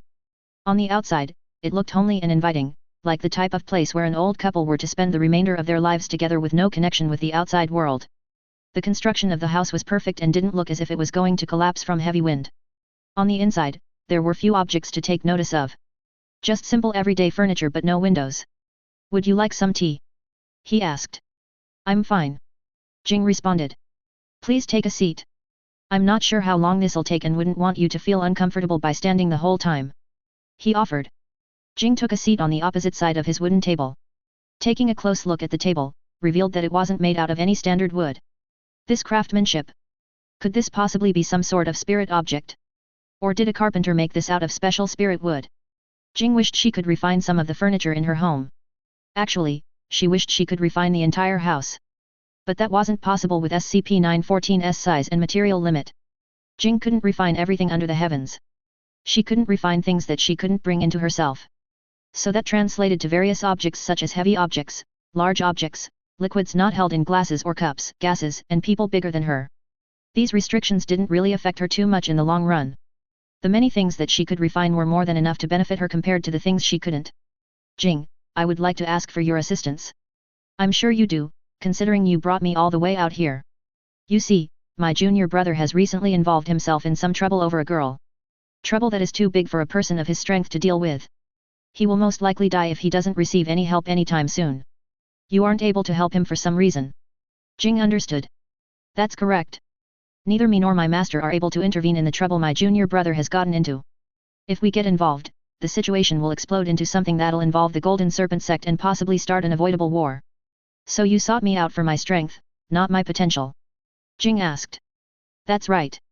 You, a disciple in the chi gathering stage that can survive a battle with a beast in the core realm, is perfect for something like this. But I understand that you aren't willing to do something like this without proper payment. We have never met or spoke before and you have no obligation to help me in any way. However, I am willing to pay any price for you to save my junior brother from dying. Mission available for host.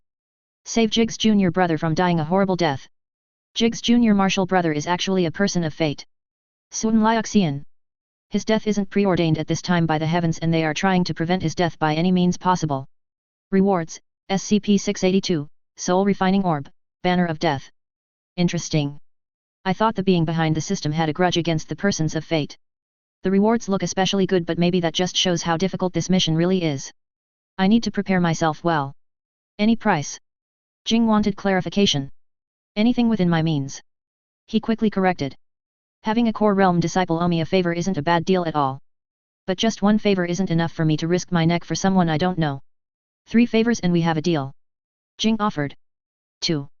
He spoke up. 3 and that's my final offer. 2 and I'll allow you and your followers into the training array for an entire day. He counter-offered. I believe we discussed enough. Jing got up.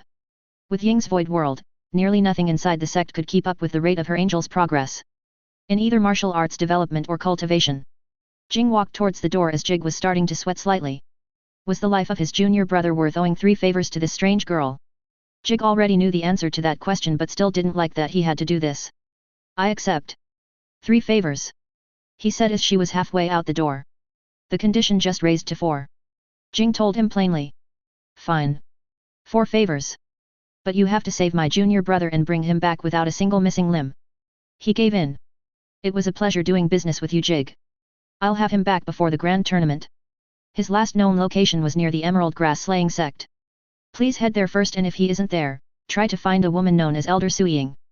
Also do not reveal the fact that you are from the Golden Serpent sect. The sect can't be implicated in this in any shape. You are still a big secret within the sect. No one from outside the sect should know of you and if they do, it is only your name, not your appearance. Don't reveal your name either. Jig warned. I understand. You wouldn't mind going to save an angel of mine, would you? His name is Hu Tao and he's probably going to die soon somewhere in the inner court.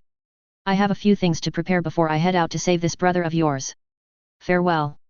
Jing slapped a talisman on herself and disappeared. An angel? Oh wait, that's what she calls her followers. I guess I better head out to the inner court then. This sounds simple enough. CaptainBoyHole. Now this mission will turn out to be pretty interesting, won't it? I'm sure one of those mission rewards got a good majority of you all excited. But how simple could a mission be that is willing to give SCP-682 as a reward? Along with other good-sounding stuff? Hehe. Let's find out together. Hu Tao's antics. Hu Tao. You've gone too far taking my sister as hostage against me. Hong Long shouted with his mighty golden sword pointed at Hu Tao. Ha ha ha. How is it my fault? This hot piece of ass was just hanging around while we were fighting. Hu Tao laughed as he viciously groped a beautiful young girl while holding his arm around her neck, slightly choking her. Hu Tao was not looking as well as he usually does. His body was covered hundreds of cuts with his own blood flowing out of him. This great prodigy really wasn't a pushover. That fucker Manchu wasn't kidding when he said he would die if he tried to fight one of these bastards head on. If this dumb bitch wasn't hanging around, he would probably be buried 30 feet under by now. I will rend your flesh from your bones and feed it to wild dogs. He promised with tears running down his eyes. One look at this adorable little bitch was enough to make my dick hard, but that promise of yours just made me even harder. Now she's got a nice thick rod poking at her back door because of you, big brother. Hu Tao cackled with his tongue sticking out. Said sister was nervously trying to move her behind away from the crazed Mutt's rod, but with her current position, it was impossible. Ack! Hong screamed as the boiling rage overtook him. Ah, ah, ah! Calm down, Mr. Great Genius. Hu Tao waved his finger as if Hong Long was a naughty misbehaved child. I might have accidentally just stabbed my hand into your little sister's chest, and if my fingernails go even 1 centimeter deeper inside her, I might just pierce her little heart. He teased with a high-pitched voice. Now we wouldn't want something like that, would we? He smiled with great big pearly whites while his hand was dripping with blood. Hong Long stopped directly in front of Hu Tao, just centimeters away from decapitating him with his blade. The fury he felt at the fact that he couldn't stop a situation like this from happening despite having so much strength was nearly overwhelming. His only family member in this world was being assaulted right in front of him and he couldn't do a damn thing about it. Unless, he wanted to lose her forever and truly have no one in this world but himself. What is the point of being this strong if I couldn't protect the things that mattered most to me?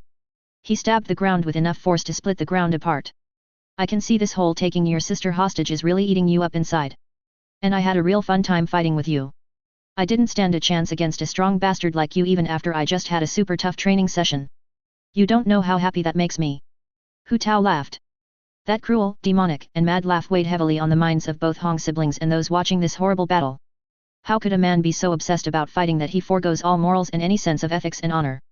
Everyone always wondered how a cultivator such as Hu Tao was even raised to become the person he was today. Even for despicable scums across the world, he took the cake for one of the most awful. Hu Tao wasn't always like this, believe it or not. He was once a mild-mannered child with such pure curiosity and innocence that no one would believe he is the person he is now. As a baby abandoned by his parents in a dangerous forest, it was a miracle he even survived at all. A baby crying its heart out in the middle of the woods would attract any hungry predators with decent hearing. And it did attract one such predator, one of the most fearsome and deadly spirit beasts in the entire forest in fact. It was a mad rainbow dragon that stumbled upon the crying Hu Tao. This dragon has long proven its strength in this forest as the king of all beasts. There was nothing to challenge it or hope to escape from it. The mad dragon long unlocked its intelligence through decades of cultivation. It understood exactly what race Hu Tao was and what happened to him. For this reason, it took pity on the infant human child. Something of its size and power wouldn't be able to sate its hunger even if there was 100 Hu Taos in front of him. So, it stared into the child's eyes and he stared back.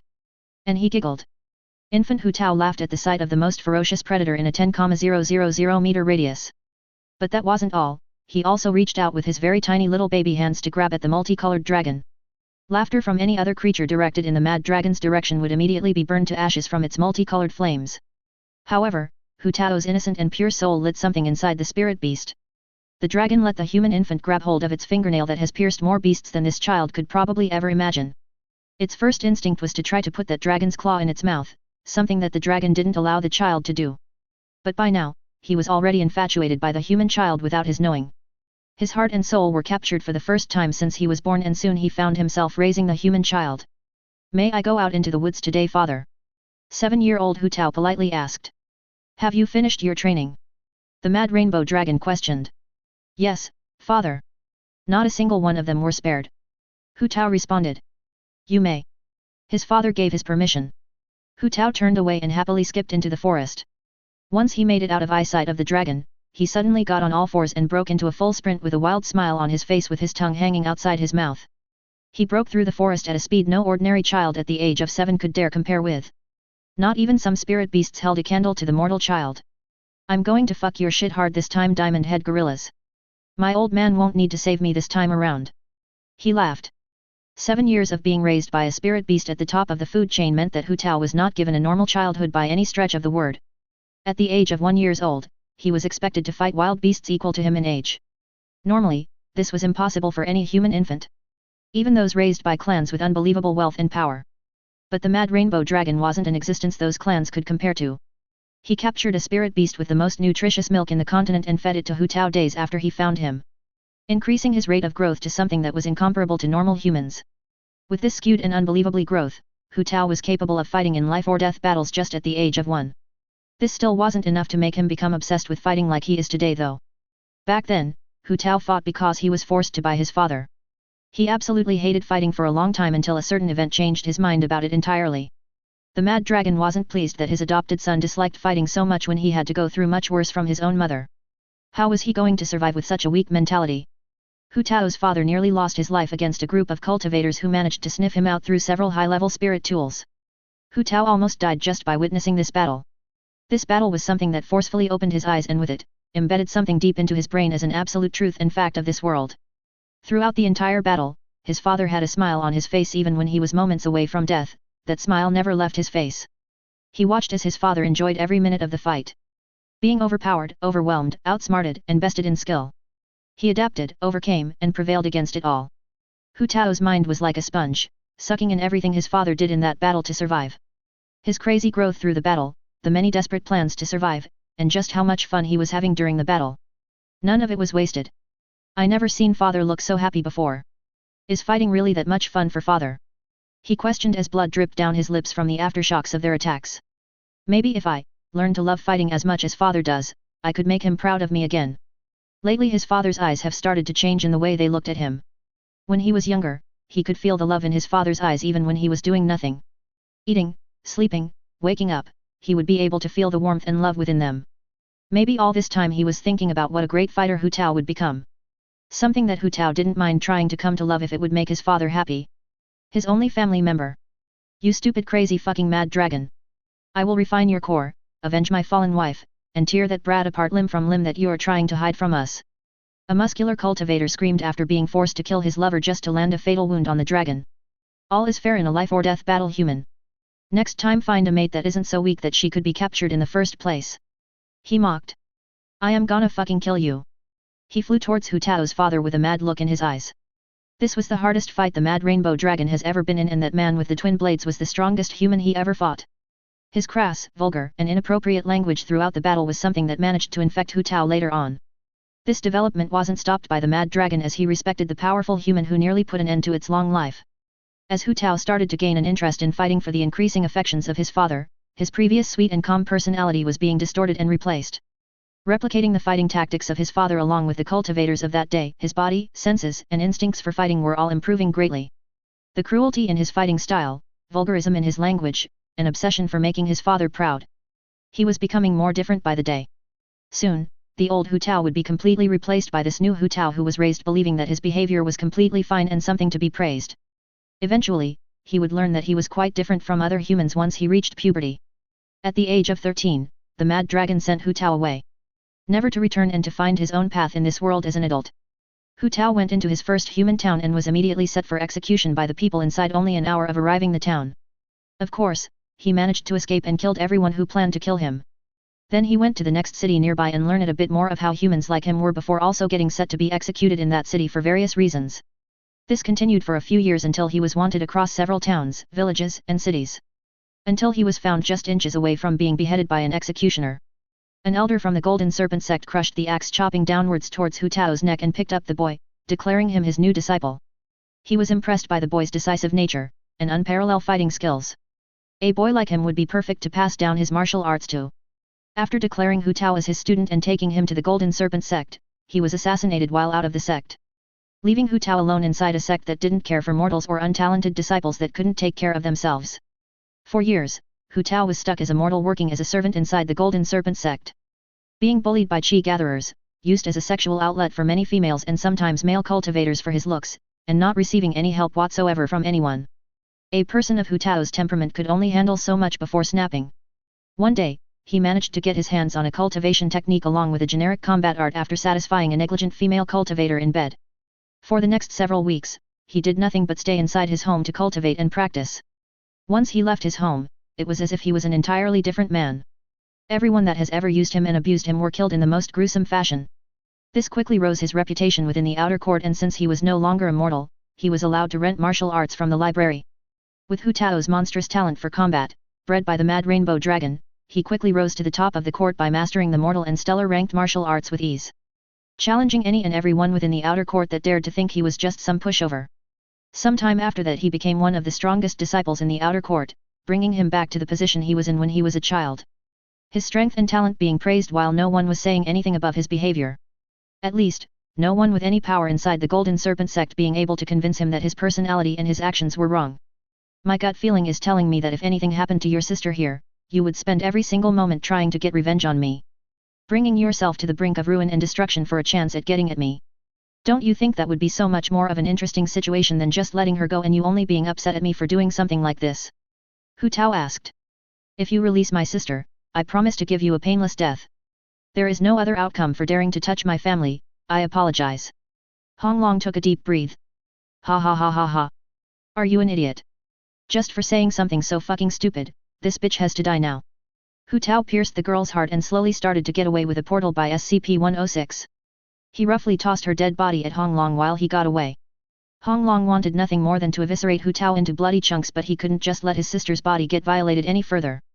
The great prodigy caught his sister's body as tears of blood flowed down his eyes, vowing in his heart to kill Hu Tao at any cost. Even a great prodigy was helpless against Hu Tao. He's a menace. Someone needs to put an end to him.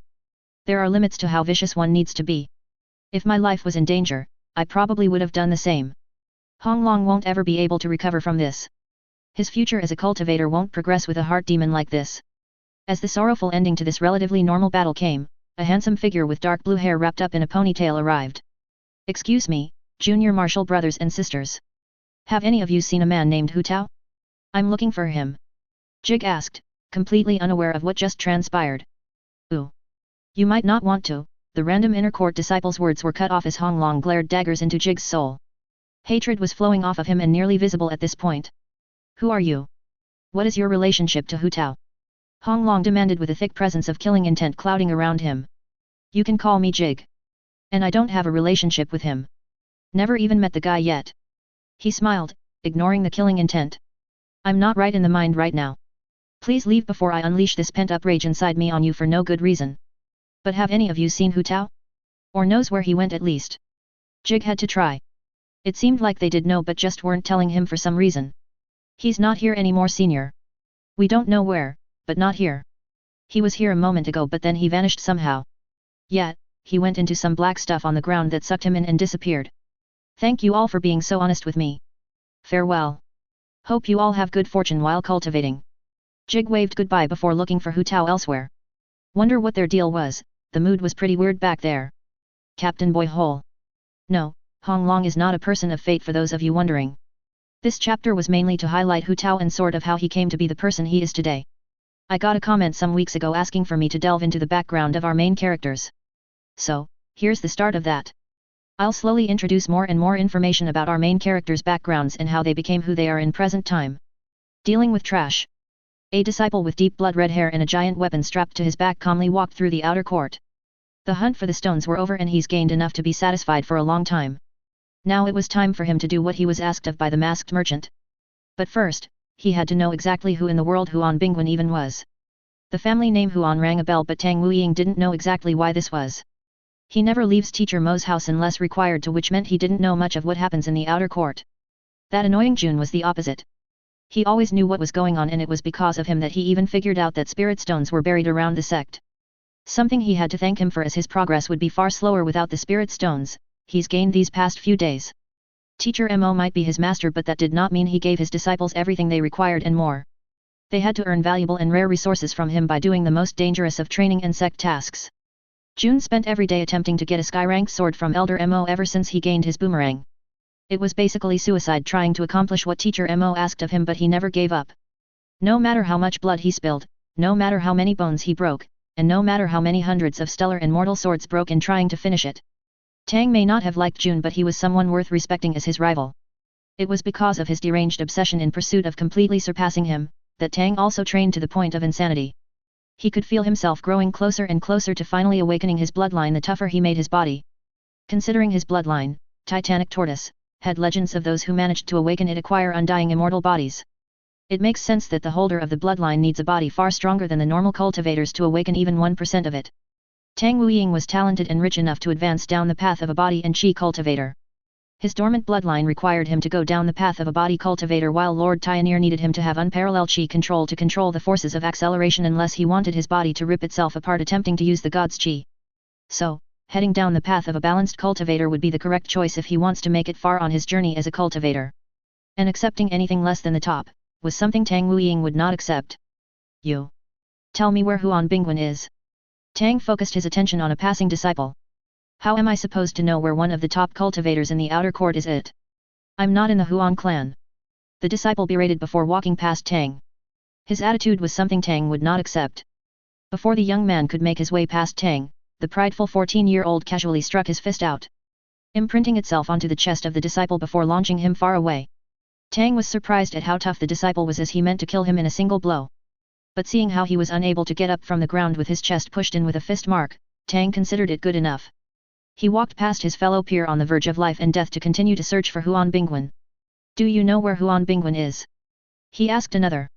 No, this continued for a while. "Hey, did you hear Wu Yingtang was looking for Huan Bingwen?" "No. Why is a genius like that looking for someone like Bingwen? They are in two totally different worlds. I heard he plans to cripple him. I heard he wants to kill him." Soon, a crowd began following behind one of the newest rising prodigies within the Golden Serpent sect. Giddy at the possibility of a fight between someone as rarely seen like Tang and a well-known top contender within the outer court.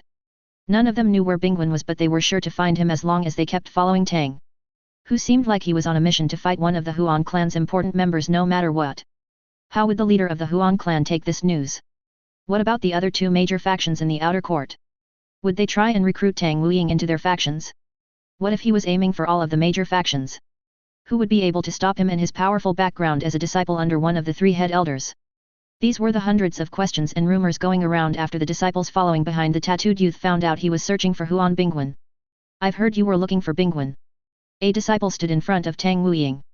His crossed arms, confident smile, and purple sword made him look quite imposing. This sudden appearance along with his natural beauty and charisma made many wonder just who he was. Tang just hoped it was this Bingwen guy. He was pretty tired of looking around for this mysterious disciple and annoyed of the trash following behind him like a pack of barking dogs without making themselves useful in any way. "Isn't that the newest replacement for Chun who died in the Treasured Plains? I heard he was quite talented, but I don't think he stands a chance against someone like Tang. He's one of the head elder's student, you know. He might be able to put up a good fight against him. Isn't he ranked highly on the rankings?" "You might be right. I don't think Tang ever fought in a ranking match. There was that duel he had against Prince Jun some months ago. It was a very high-level battle.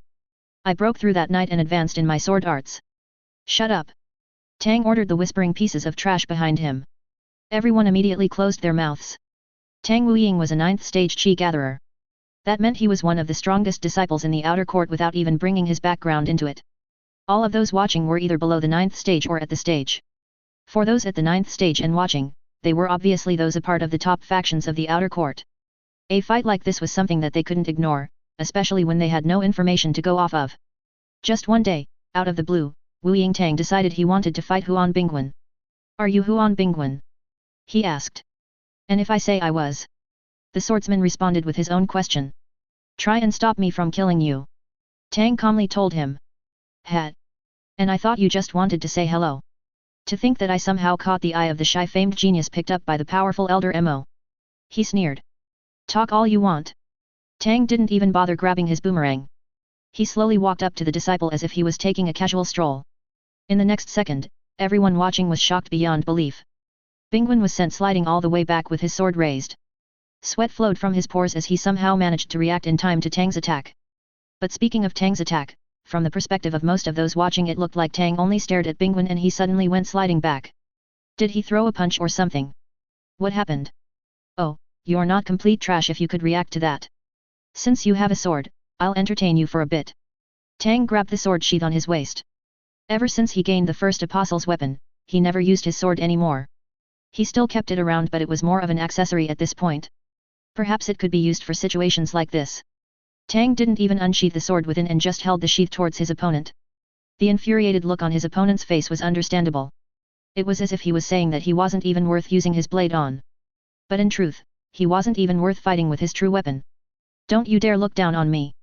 Bingwen dashed towards him, ready to go all out. "Just try and make me take you seriously." Tang sneered. Their weapons clashed and Bingwen's sword almost flew out of his hand from Tang's simple slash. He clutched his sword's handle with all of his strength as he brought it down on Tang's head. Tang didn't bother avoiding the attack as he rose his sword sheath and easily blocked the chop. A normal sword sheath would have been sliced in half from Bingwen's sword, but for some reason Tang's wasn't. He unleashed slash after slash after slash, but none of them managed to put a chip on the damn thing. "This can't be your all, can it? There's no way that man would have me take you out if you're this weak." Things weren't adding up. Tang infused his sheath with his chi every time Bingwen attacked. With this infusion, its durability soared to something that Bingwen's sword couldn't easily deal with. This amount of control over his chi was impressive, but it was nowhere near enough for him to be satisfied. That trash from inside the treasured plains was talented enough to shape his chi into any form he wanted despite being weaker than him. Tang promised himself that he would be able to do the same before leaving the chi-gathering realm. Die! Bingwen's purple blade started to shine brightly. Bingwen's single attack split off into 5 different slashes coming directly towards Tang. Each one capable of easily slicing through flesh. A normal cultivator when faced up against such an attack could only be split into 5 or less different pieces, regardless of which slash they wanted to block. Once Tang saw the attack coming, he only sneered in response. The masked man's trickery. A fear suppressing aura released from Tang's figure that momentarily halted Bingwen's momentum. From Tang's body, a golden flame could be seen around him. This was his only sky-ranked martial art in his entire arsenal. It was one of the rarest cultivation arts as it also gave combat techniques that he could practice. Not that he needed to use any of those techniques on someone like this, but he would be using its power in combination with his primary chi, acceleration chi. Bingwen slashed out with 5 slashes and everyone stood witness as Tang unleashed 25 slashes with the sword sheath. Bingwen's attacks were overpowered by Tang's and entirely nullified. This feat completely blew Bingwen's technique away. The manner he performed the superior technique looked as if he was just trying it out to see if he could. He didn't look at Bingwen's movement to try and copy him or anything. He just struck out with normal sword slashes so fast that they looked like a martial art. Impossible! Bingwen cried as he was sent flying backwards with injuries to his chest. How did he get cut? Does Tang have unique chi that cuts anyone who gets touched by it? Are you all stupid? Haven't you heard that a master swordsman can pick up a blade of glass and use it just like a sword? Wow! Has Tang already reached that level of swordsmanship? A sword sheath isn't a blade of grass, but it's just as impressive. I know if I tried that, I'd only make myself look like a fool. Tang slowly walked over to Bingwen's downed body with a smirk on his face. You couldn't even handle something that weak?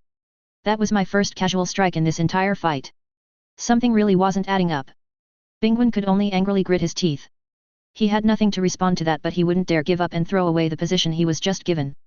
Getting this position took everything he had. There was no way he could just lie down and accept defeat. That would be the same as throwing away any face his clan had by refusing to give it his all. Tell me who you really are. Tang threatened. His killing intent was like an executioner's blade hanging over Bingwen's neck. Feeling this crushing presence made Bingwen realize that Tang really wasn't using his full strength in their battle. He wasn't taking him seriously in the slightest and didn't have a reason to either. With what he could feel right now, he was starting to regret picking a fight with this rarely seen genius. I'm Huan Da. The real Huan Bingwen is out of the sect on a task right now. His body was shivering uncontrollably. So, I wasted all this time I could have been using for something meaningful. All because you decided to lie to me? Tang asked. Yes, Da could feel his life would come to an end soon. No one would save him or interfere in Tang's actions. He didn't have the influence, power, or looks to match up with someone like him. Tang pointed his sword sheath at Da's throat. In your next life, consider living life with more humility. Trash. Tang Wuiying's scabbard sliced open a gash on Da's neck with a simple stroke. And that was the end of that. He flicked the blood off his unimpressive sheath and began to walk away. Tell one of my servants when Huan Bingwen returns to the section. Tang told the crowd, who were completely stunned. They were all dumbfounded that Tang just murdered one of the Huan clan's top members and walked away scot-free. There were multiple Huan clan members in the crowd right now, but none of them had the courage to go up against a genius of that level. All they could do was run back to the head and tell him what happened here. Fearsome Garden and the Wolfeng gang were delighted to see this type of thing to happen. One of their rivals had invited a dangerous threat that could weaken them severely. Perhaps their reign would come to an end soon, and they would make sure to do everything they can to take whatever remaining pieces they could grab. The top members of Fearsome Garden and Wolfeng gang were on Tang's side. They would be the first ones to let him know when Bingwen returns. You say he's at the second stage of the Qi consolidation realm? June asked for clarification. That's correct, Prince June.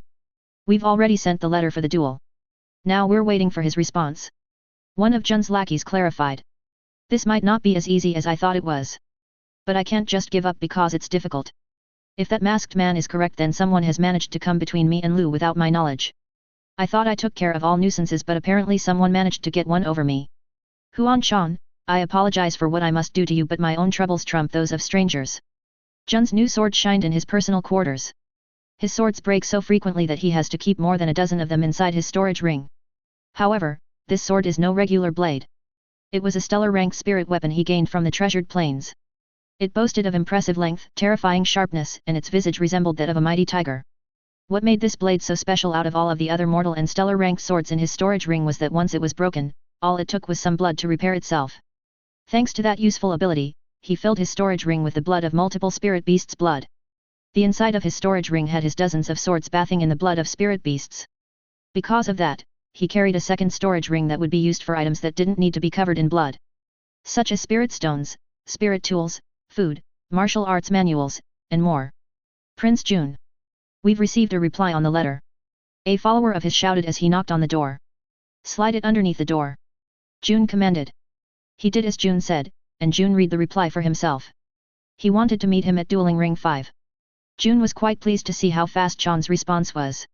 For some reason, he expected the reply to take a week at most.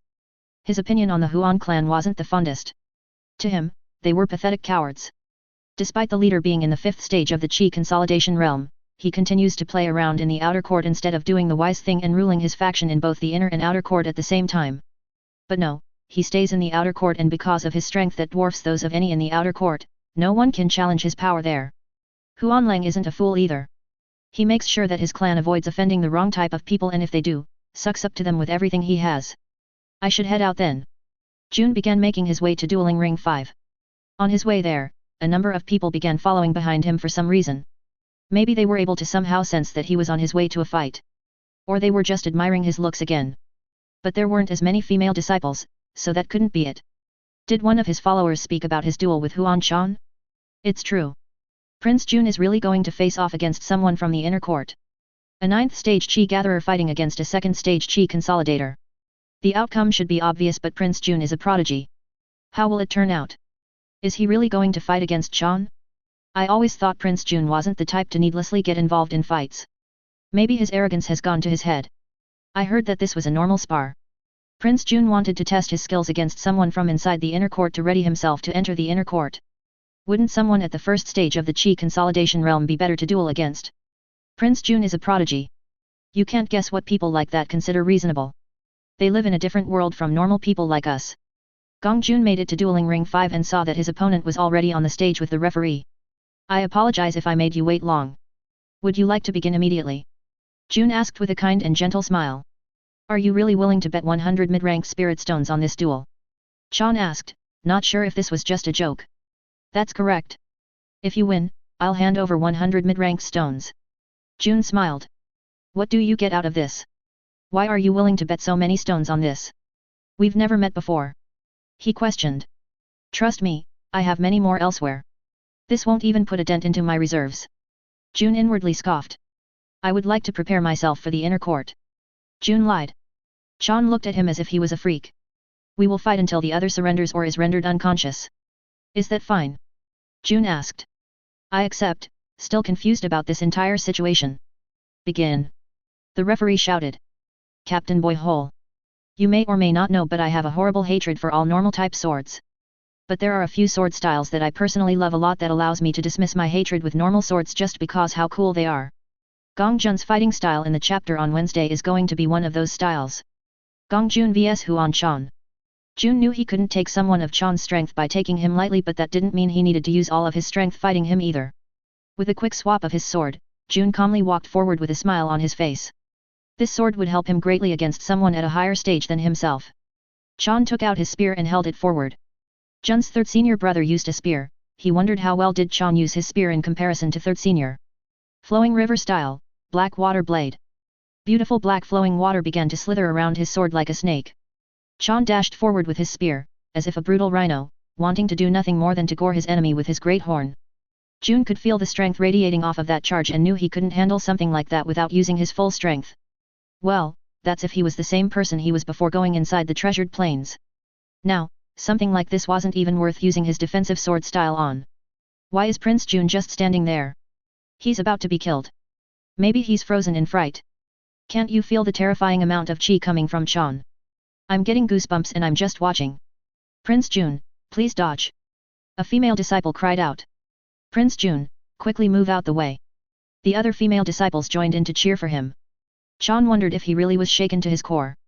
He wouldn't stop his charge though, even if that was the case. An outer court disciple doesn't challenge an inner court disciple without being prepared for the worst. The inner court disciple's reputation is the one on the line in a battle between disciples from the two different courts. It doesn't matter if Chan wins or loses, he will be the one heavily judged in the end. If he doesn't win this duel flawlessly, he will lose face. Someone at a lower stage than him being able to give him trouble just means he's weak. Chan's spear finally reached the point of no return. He could no longer hold back his strength on the off chance that June surrenders right now. And that was when June finally moved. His blade rose with a graceful arc that sent Chan's weapon flying upward. You've came within range of my swordsman's graveyard. It might not be a true chi domain, but Master Mo says it's a decent imitation. June smiled as his sword came slashing towards Chan's throat as soon as he deflected his attack. Chan was essentially helpless in his current state. All of his power was used in that charge that was sent soaring into the sky because of Jun's sword deflection. Now his spear was raised towards the sky and his body was almost defenseless. Rearing back, the strength used in that charge took a significant amount of energy from him. But it was enough to have the body of his spear block Jun's almost fatal cut. You see. My domain only extends as far as my sword can reach. In this graveyard of mine, everything within it can be and will be cut. June calmly chatted. His sword constantly struck against Chan in an attempt to get past his defense. The sword strikes were deadly accurate, deceptively quick, and dangerously lethal. Chan might have blocked the slashes, but that did not mean he was unscathed. Jun's cuts left small nicks on Chan's skin that made him instantly understand that his sword was no normal blade. No, this blade absorbed the chi of the opponent it cut, giving June more chi than he usually had. Chan was confused at how this match is turning out. Wasn't this supposed to be just an exchange of techniques? A normal spar? Why did it seem like June was trying to kill him instead? The first time he tried to kill him could have been considered an accident. But the second, third, fourth, and fifth time couldn't be considered anything such. This outer court brat seriously wanted to take him out. Don't joke around with me. I'm not going to become your stepping stone. Chan declared. His body radiated with flames that June promptly ignored by slashing at Chan's eyes. Chan deflected with the body of his spear and attempted to blow him away by increasing the range of his inflamed body. You're still within my range, senior. Flowing river style, blue water blade. The water levitating around his sword turned sharp and pressuring, oozing with deathly intent. Its previous black color turned clear blue, allowing anyone to see straight through it. Jun's sword cut through the very air itself. Chan immediately listened to his gut feeling to fall back to a safer range. This choice turned out to be the correct one, as despite listening to his instincts to avoid Jun's blade, it still stabbed into his stomach. Sweat dripped from Chan's forehead, which quickly evaporated from the heat of his flames. TCH. Just what the hell is this? Chan no longer decided to play around in this duel. He used his flames as projectiles and his spear as the tool to fire them with. With several fast thrusts, fire-shaped as spearheads flew right for June. The heat emitting from those fire blasts was enough to seriously harm the average first and second stage chi consolidator. Everyone watching was excited to see how the prodigy Prince June would handle such a formidable attack. Flowing river style, red water blade. Blood-colored water covered the blade of Jun's sword. June almost smirked because of how perfect of a situation this turned out to be. He slashed, sliced, and chopped at the incoming projectiles with his sword. Each fire blast was sliced in half and absorbed into his sword. A sword that was already known to be able to absorb chi. Was Chan more of a fool than he thought, or was this some sort of trick to let his guard down? Chan began to dash forward with tricky movements, most likely some form of leg arts. Come. June smiled. Enter my range once again so I can tear you to shreds. Chan's assault this time was much more refined. His martial arts being shown in full force. The true strength of a cultivator at the second stage of the chi consolidator realm. June, momentarily, was caught off guard by the increase in strength and skill of Chan. So much in fact that, Chan managed to bring him to the edge of the dueling ring. Pressuring him with his superior chi reserves and surprisingly high levels of martial arts. You are definitely worthy of your cultivation realm, Huan Chan. You were holding back for my sake earlier, weren't you? June complimented. Like hell I was holding back. I wanted to finish you off in one hit. Chan stayed silent and kept up the offense. June continued to loudly praise Chan while inwardly observing his spear technique.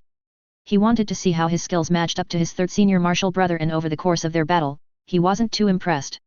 Chan wasn't the type of fighter who used skill with the spear to defeat his opponents from what it seemed. Instead, he relied on using brute force to force his opponents under submission. If his third senior was to face off against him, he wouldn't stand a chance even if he restricted himself to the first stage of the chi gathering realm. His skill with the spear was truly frightening. It was something that June himself could only admire from afar. For now at least. I believe it's time to take this a little seriously now. June was just sent flying to the other side of the stage by Chan's swipe. Show me what you got, Chi Gatherer. Chan confidently spun his spear and aimed it forward. From within Jun's storage ring, multiple swords began firing into the air. The crowd watching could barely hold their breaths when trying to calculate the value held by those dozens of swords. Just this portion of Jun's wealth was enough to allow any of those watching to live a life without worries. If they chose to not advance past the chi-gathering realm, then they could surely live a blessed life with that much money. Each sword varying in size, length, color, sharpness, and ability were littered across the dueling ring. Jun's handsome smile rose another level. My domain has just increased to the entire stage. He kindly informed Chan. Hey! At that response, a sword just went flying past his face at breakneck speeds. A long gash appeared across his face. Chan's expression turned serious as he felt the blood dripping down his cheek. He knows for a fact that he dodged that sword throw. The spearman readied himself for any other unexpected attacks while June ran towards him. Both cultivators clashed with all their strength. One was sent sliding backwards with numb hands. The other's sword shattered into pieces as he grabbed another sword stabbed into the stage for usage. They make these blades so flimsy nowadays. We need better blacksmiths at the sect, but no one wants to take the time to follow such a hard-working path. June shared before slashing at Chan's spear. And just like before, it shattered from the amount of force he put into his swing. But June wasn't finished yet. If 2 swords wasn't enough, he'd use 3. If 3 wasn't enough, he'd use 4. The blades continuously broke upon hitting Chan's weapon, eventually creating a noticeable cut into the body of his weapon. With Jun's skill with the sword, it was all too easy to target the same spot with his infinite supply of blades. Chan knew if he let this continue, he would be without a weapon soon. That was a situation he must avoid at all costs. He avoided one of Jun's sword strikes by jumping to the side and thrusting outward with his spear while his arm was stretched out, increasing its attack range to its maximum. His spear shattered the blade of the upstart chi-gatherer and continued forward to impale him. Unfortunately, he wasn't aware of the blade June grabbed with his foot as his blade was being broken. The toe-grabbed blade was then sent slashing across Chan's midsection before another one was thrown into his gut by the young prince. Now, taken off the ground from the power of Jun's attacks, June had total freedom to do whatever he wanted to the helpless chi consolidator. Senior, it looks like you left yourself open. June smiled. CaptainBoyHole. The inspiration for Jun's sword style was Infinite One sword style from Soul Eater. Rescue mission? June reined in his instincts, shouting within him to completely decimate Chan in his current state with his full power. He could tell, he was already finished. That slash across his abdomen was enough to cause his intestines to slowly spill out. While the sword through the stomach has pierced all the way through his back was enough to put an end to any kind of future Huan Chan hoped to have as a cultivator. The reason he said this was because the 2 swords he used to attack with weren't any normal kind of swords. They both held special qualities that were both particularly devastating. The first one held death chi inside it, meaning that every cell in the area where the foe was cut would begin to die. Not even recovery pills of excellent quality were enough to bring life back into those cells. It would take a moderately skilled doctor along with a hefty paying fee to recover from a wound like that. June only saved that blade for special occasions. One of the drawbacks of that sword was that it was quite brittle. It wouldn't last long in a proper fight before shattering. That was why he rarely used it, and when he did it was only when its strike would land without fail. June called it his necrotic sword. He found it while searching through a graveyard infested with dead swordsmen in the treasured plains. The second sword used to impale Chan wasn't anything as deadly as the necrotic sword. Just a simple blade with the chi-draining talisman slapped onto it. This would leave his body helpless against the death of his cells from the first sword, allowing it to ruin his body even further. June collected his many swords as Chan's body fell to the ground. With a turn of his back, he waited for the referee to call the match. It was over in an instant. Prince June is too powerful. A female disciple screamed. When he just started to use his full power, Chan couldn't keep up at all. He barely even started to go all out. Prince June, you're the best. Gong Jun, these wounds, the referee looked at him. You're right. I must apologize. I didn't believe a second chi consolidator would be so fragile. I must have used too much strength in our duel. When he awakens, let him know he can still have the 100 mid-ranked stones. Just inform one of my servants. June then left the dueling ring while Chan went into shock on top of the stage. Chan really wasn't anything if he couldn't beat a 9th stage chi gatherer. How embarrassing. Someone at a lower realm than him had to go easy on him and he still barely lived. The Huan clan won't be able to live this one down. Haven't you heard that Tang Wuying also fought a member of the Huan clan today? I wonder what did the Huan clan do to invoke the wrath of Elder Mo's students? Hey! So that's where little Tang went today, June managed to hear before leaving. To think you really were an old fossil, Hu Tao mumbled to himself inside his pocket dimension. In front of him was the brutalized and butchered double of Bo Fai. This clone was weaker than the original, but both of them were still weaker than Hu Tao overall. Hu Tao was watching the memories of Bo Fai inside his pocket dimension.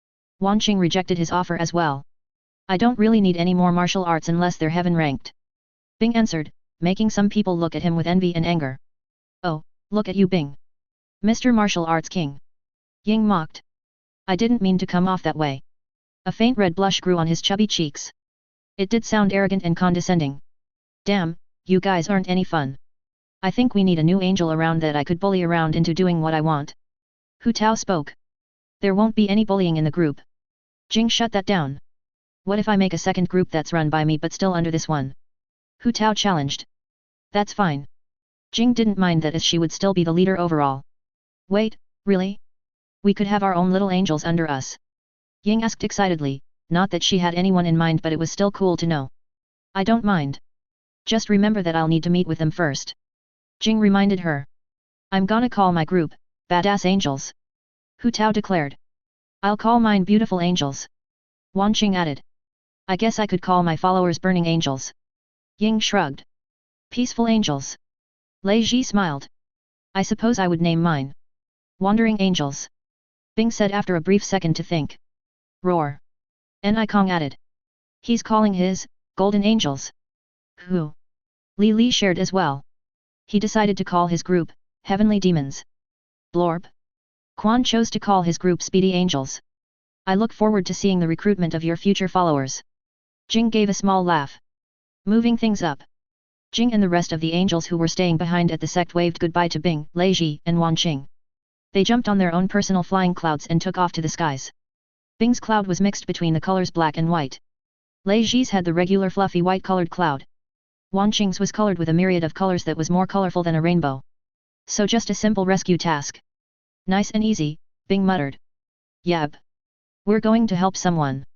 No need for any killing or fighting hopefully. Lei Ji was excited to go on a task that was actually good for once. If he needs saving that obviously means he's involved in some dangerous situation. Wanqing scoffed at the two naive chi gatherers. All we need to do is pluck him up and run back home though. Bing brought up. That's right. We don't have to fight anyone. Just grab the boy and leave. And if something does go wrong, we can just rip the talisman Bleep gave us, that'll save us from any trouble. Lei Ji agreed. Why do I feel like you two are perfectly fine with taking the guy and then flying all the way back home? She pinched her glabella, feeling a headache coming on. What else would we do? Bing was clueless on what she was getting at. I'm saying, what if the guy we're supposed to bring back doesn't want to come back or be rescued? What then? Wanqing questioned. I guess we could help him until he feels like returning.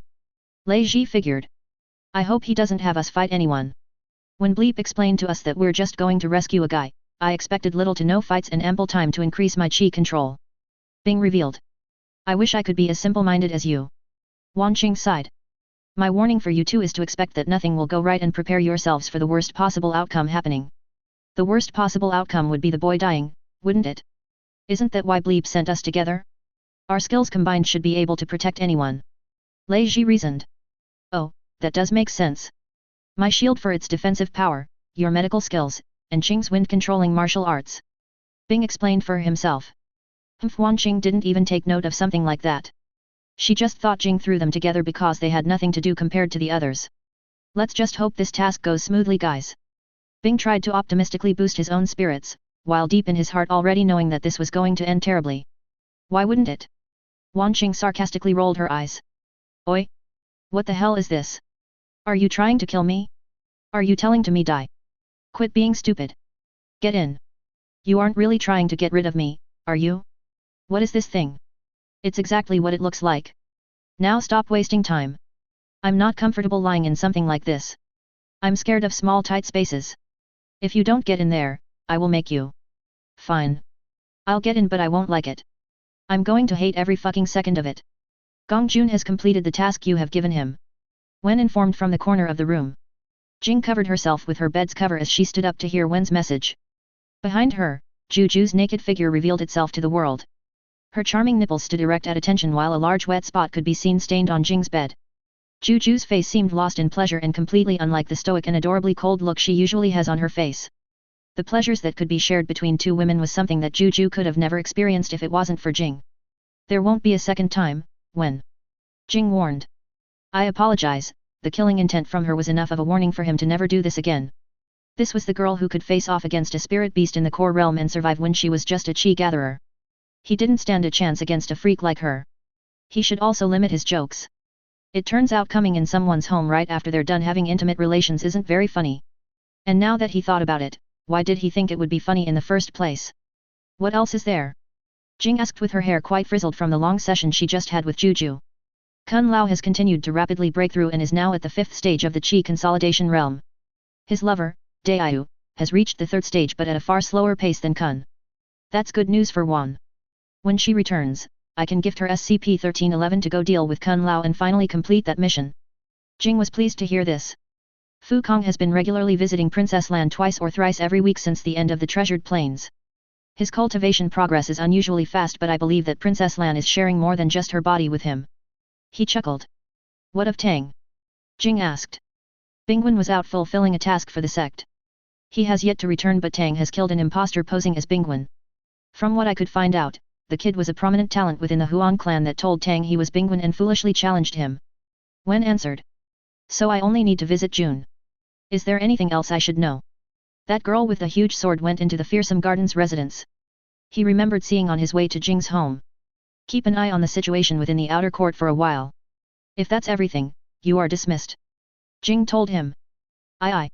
He vanished. Ying's destruction of the fearsome garden should be enough to throw the outer court into a small period of chaos. Maybe there will be some benefits that could be gained during that time.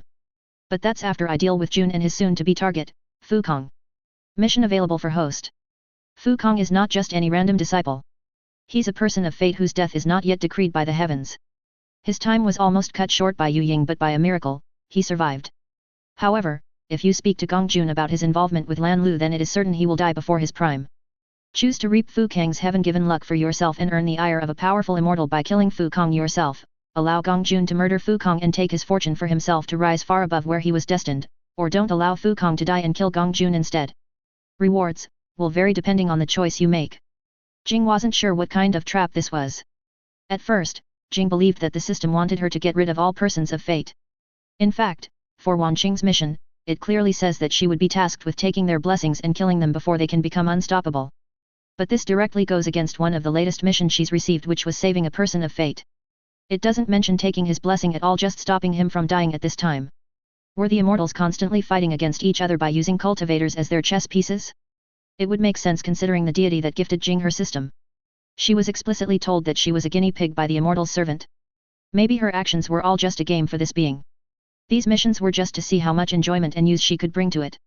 This could explain why the mission objectives were all over the place. Perhaps the immortal that gave her the system lost a bet to another, and that was why it tasked her with saving Jig's junior brother. Normally Jing's plans revolved around starting some chaos, fulfilling the system's missions for the rewards, or strengthening her position within the Golden Serpent sect for the eventual takeover and reformation as sect leader. The missions from the system seemed to correlate with those goals in some form. With letting her understand that certain people were born with golden halos and unfair advantages over others from the immortals above, Jing immediately understood she had to gain these people under her control or to eliminate them before they could reach their full potential. Her system didn't even need to tell her to target these people. Jing's nature was one that couldn't allow such potentially dangerous figures walk around so freely. Figures that had a set time frame and when they would die, and blessed with luck greater than a normal person's. Figures that were actively given support from the immortals above to prevent their deaths before reaching their peak. Jing figured that the immortal watching over her must have found some use in her, since she no longer had any failure punishments for screwing up a mission. I wonder if I refused to follow the missions at all, would the system be taken away from me? Or would the system start to actively go against me? Only with the death of the host, would the system be ripped away from the host. The missions going forward can be altered, but nothing impossible would be given for the host's current level of strength. So, you can speak now. I do not have the ability to freely conversate with the host, nor is there any need to. All my functions are working properly and the host understands most of them. I won't respond again. In what way can the missions be altered? She asked, ignoring its last comment. Mission available for host. Show your loyalty to the Golden Serpent sect by giving the Supreme Commander a refined object that couldn't possibly exist in this realm within a month. Rewards, SCP-173. Failure, forced interrogation of the soul by the Supreme Commander and the sect leader, and access to the Gacha will be locked. This is going to push a few plans up. Jing's eyebrows furrowed at the mission. CaptainBoyHole. We had quite a few events that happened this chapter. After Bing, Lei, and Wan Qing's journey, the grand tournament will be right around the corner, or literally starting. Ying vs Fearsome Garden. Ying stood in front of the fearsome garden's most powerful girls, but their leader was nowhere in sight. All of them glared at her with unfriendly looks. Each of them ready to tear her apart piece by piece just because she wanted to talk to their leader. She didn't understand why they were all freaking out so soon. They didn't even give her the chance to explain why she was here. Where is Maihu? I got something I want to talk to her about. Ying told them. Whatever you have to discuss with our mistress, you can tell us. We can go relay it to her for you. The glasses-wearing girl gave a fake smile. Ying has seen a lot of fake smiles in her time at the Golden Serpent sect. Was it a good thing or a bad thing that she could tell which was which just at a first glance by now? No, there's no need to go tell her anything. I'll tell her myself. Now, where is she?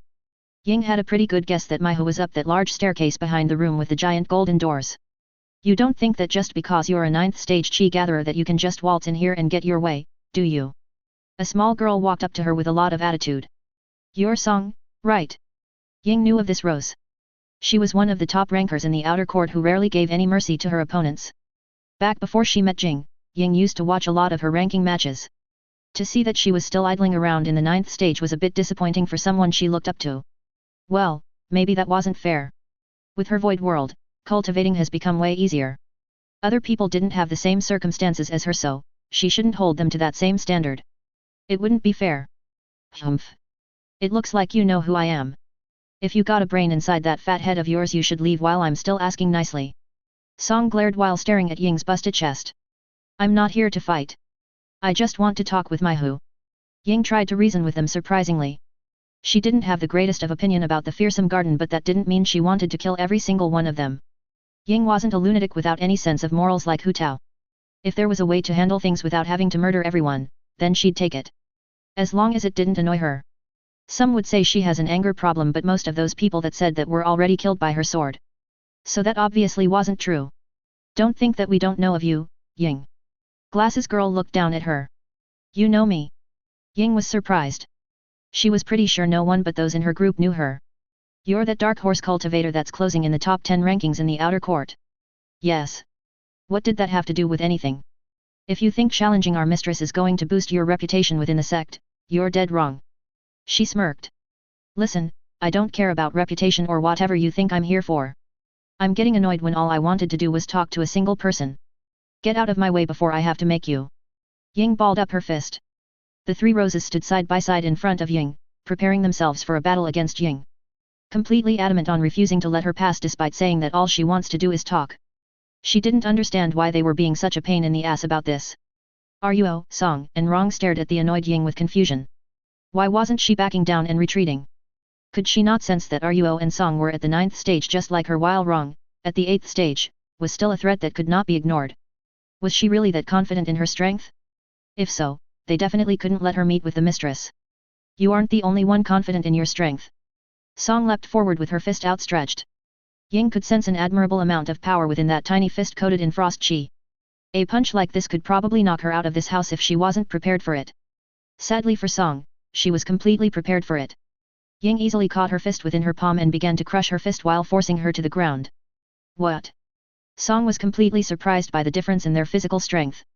Narwhal's ice horn. An icicle more deadly than any sword formed out of her forehead that thrust towards Ying's throat at fast speeds. Scary. Ying responded as she released a wave of flames from her mouth that incinerated the ice dagger into water droplet that then turned into water vapor. Ying made sure to position her mouth away from Song so she didn't accidentally burn her face off. But she didn't spare her arm as she raised her leg and dropped it down, cleanly breaking it in half. Song screamed so loudly, the entire house could hear it as she dropped to her knees. The other 2 roses immediately dashed forward to aid their fellow commander. Tears pooled in Song's eyes from the pain. Breaking her arm would lessen the work she needs to do to get to Maihu. Ying immediately targeted the weakest rose next. She leapt towards the 8th stage chi gatherer and avoided Ruo's glowing purple arrow, while Rong immediately got frightened after seeing Song mercilessly having her arm broken. Instead of avenging her, she used all her power to avoid getting caught by Ying's delicate, white, and tiny hand. The dagger she had in her hand wasn't used at all to attempt to strike Ying. The sight of her respected senior dropping to the ground and wailing like that was something she couldn't burn out of her mind. Her heart was thumping like a drum inside her chest as she did everything she could to survive. Rong could hear Ruo yelling something at her, but the figure of the orange-haired girl was constantly around her. She couldn't spare any attention to anything she was saying if she wanted to survive. Damn it, Rong. It was a mistake letting a coward like you take Lam's place. She would have never acted like this if she was still alive. Ruo cursed as she desperately attempted to hit Ying with her arrows. Ying wasn't seriously chasing after the scared little 8th stage. She might have looked like she was doing everything to chase after her. Like blowing flames from her mouth, smashing the ground apart with her fist, and shouting. But it was all to get at the quick little archer, making sure she stayed a certain distance away from Ying, even when she wasn't looking. When you've been in as many fights as Ying, you start to understand who's most dangerous in a fight. Move to the left, wrong. Now. Ruo shouted. It was the perfect shot she was waiting for. Ruo unleashed most of her chi into this arrow that spiraled toward Ying's helpless form. A shot that aimed in right on Ying's heart. An opportunity only given thanks to Rong giving her all in avoiding Ying's sloppy but dangerous attacks. Most of the entry room was broken apart, burning, or smashed because of Ying. In no time, the small mansion was filled with fearsome garden disciples who burst in at the sight of the damage and loud noises. All of them watched as Ruo's spiraling arrow was about to snatch Ying's heart from her chest. Until suddenly, Ying's figure erupted in golden-orange flames. She disappeared almost instantly from the spot she was previously at and appeared over Ruo's exhausted figure with her fist reared back and cloaked in flames. This will really hurt, Ying informed as her fist slammed straight down onto Ruo's back, smashing her into floor that cracked into several chunks.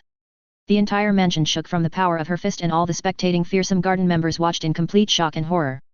Still no sounds or movements came from beyond the golden door.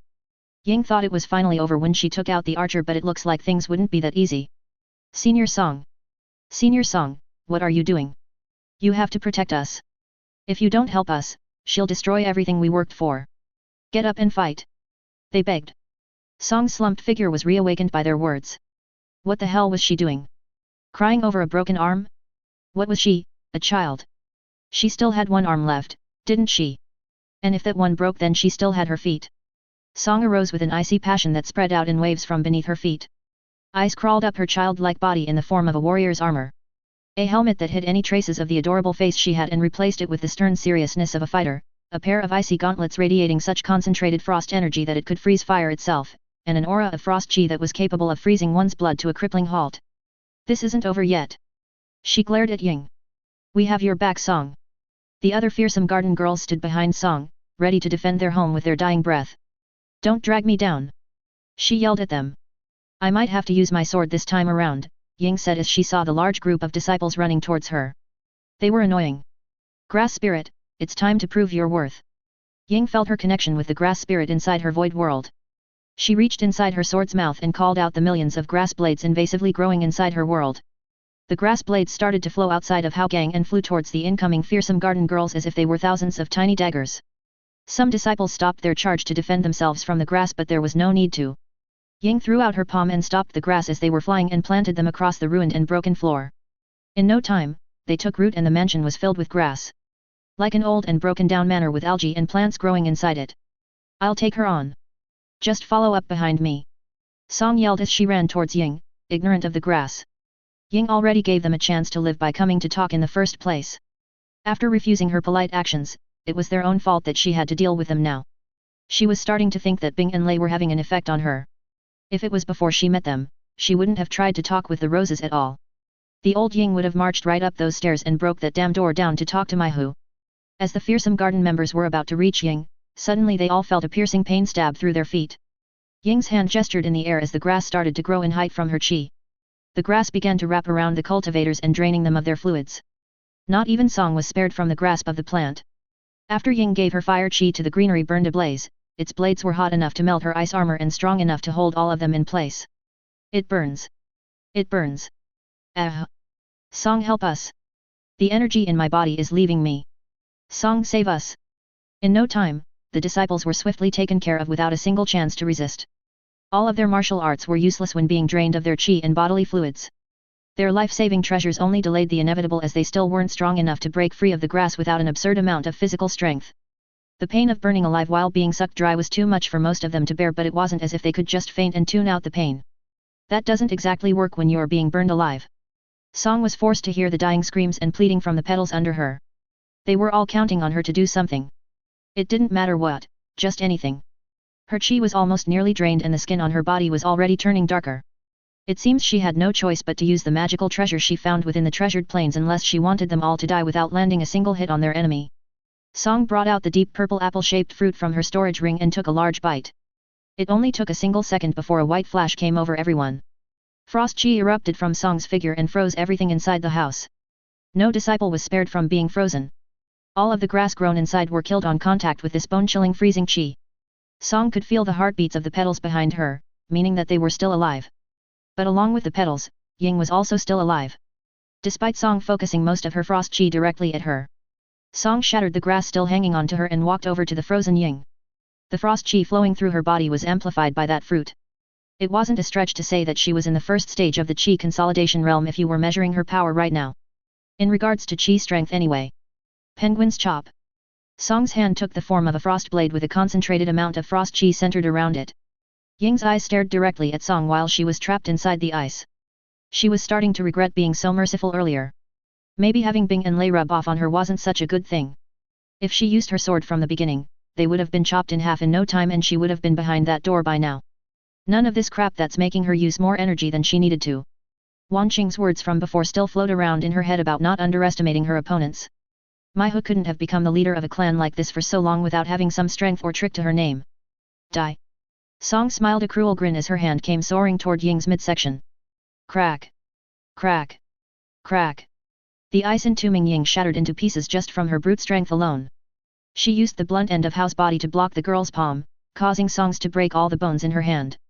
The muffled scream of hers was soon silenced by Ying's follow-up attack. A simple punch with all her strength behind it to the chest. Song was sent flying through the doors of the mansion all the way outside with her ribcage completely shattered. Turning her back on the barely alive but still suffering shorty, Ying made her way up the stairs to deal with Mai Hu. She already knew there was no negotiating about having her faction come under theirs after what she just did to her people.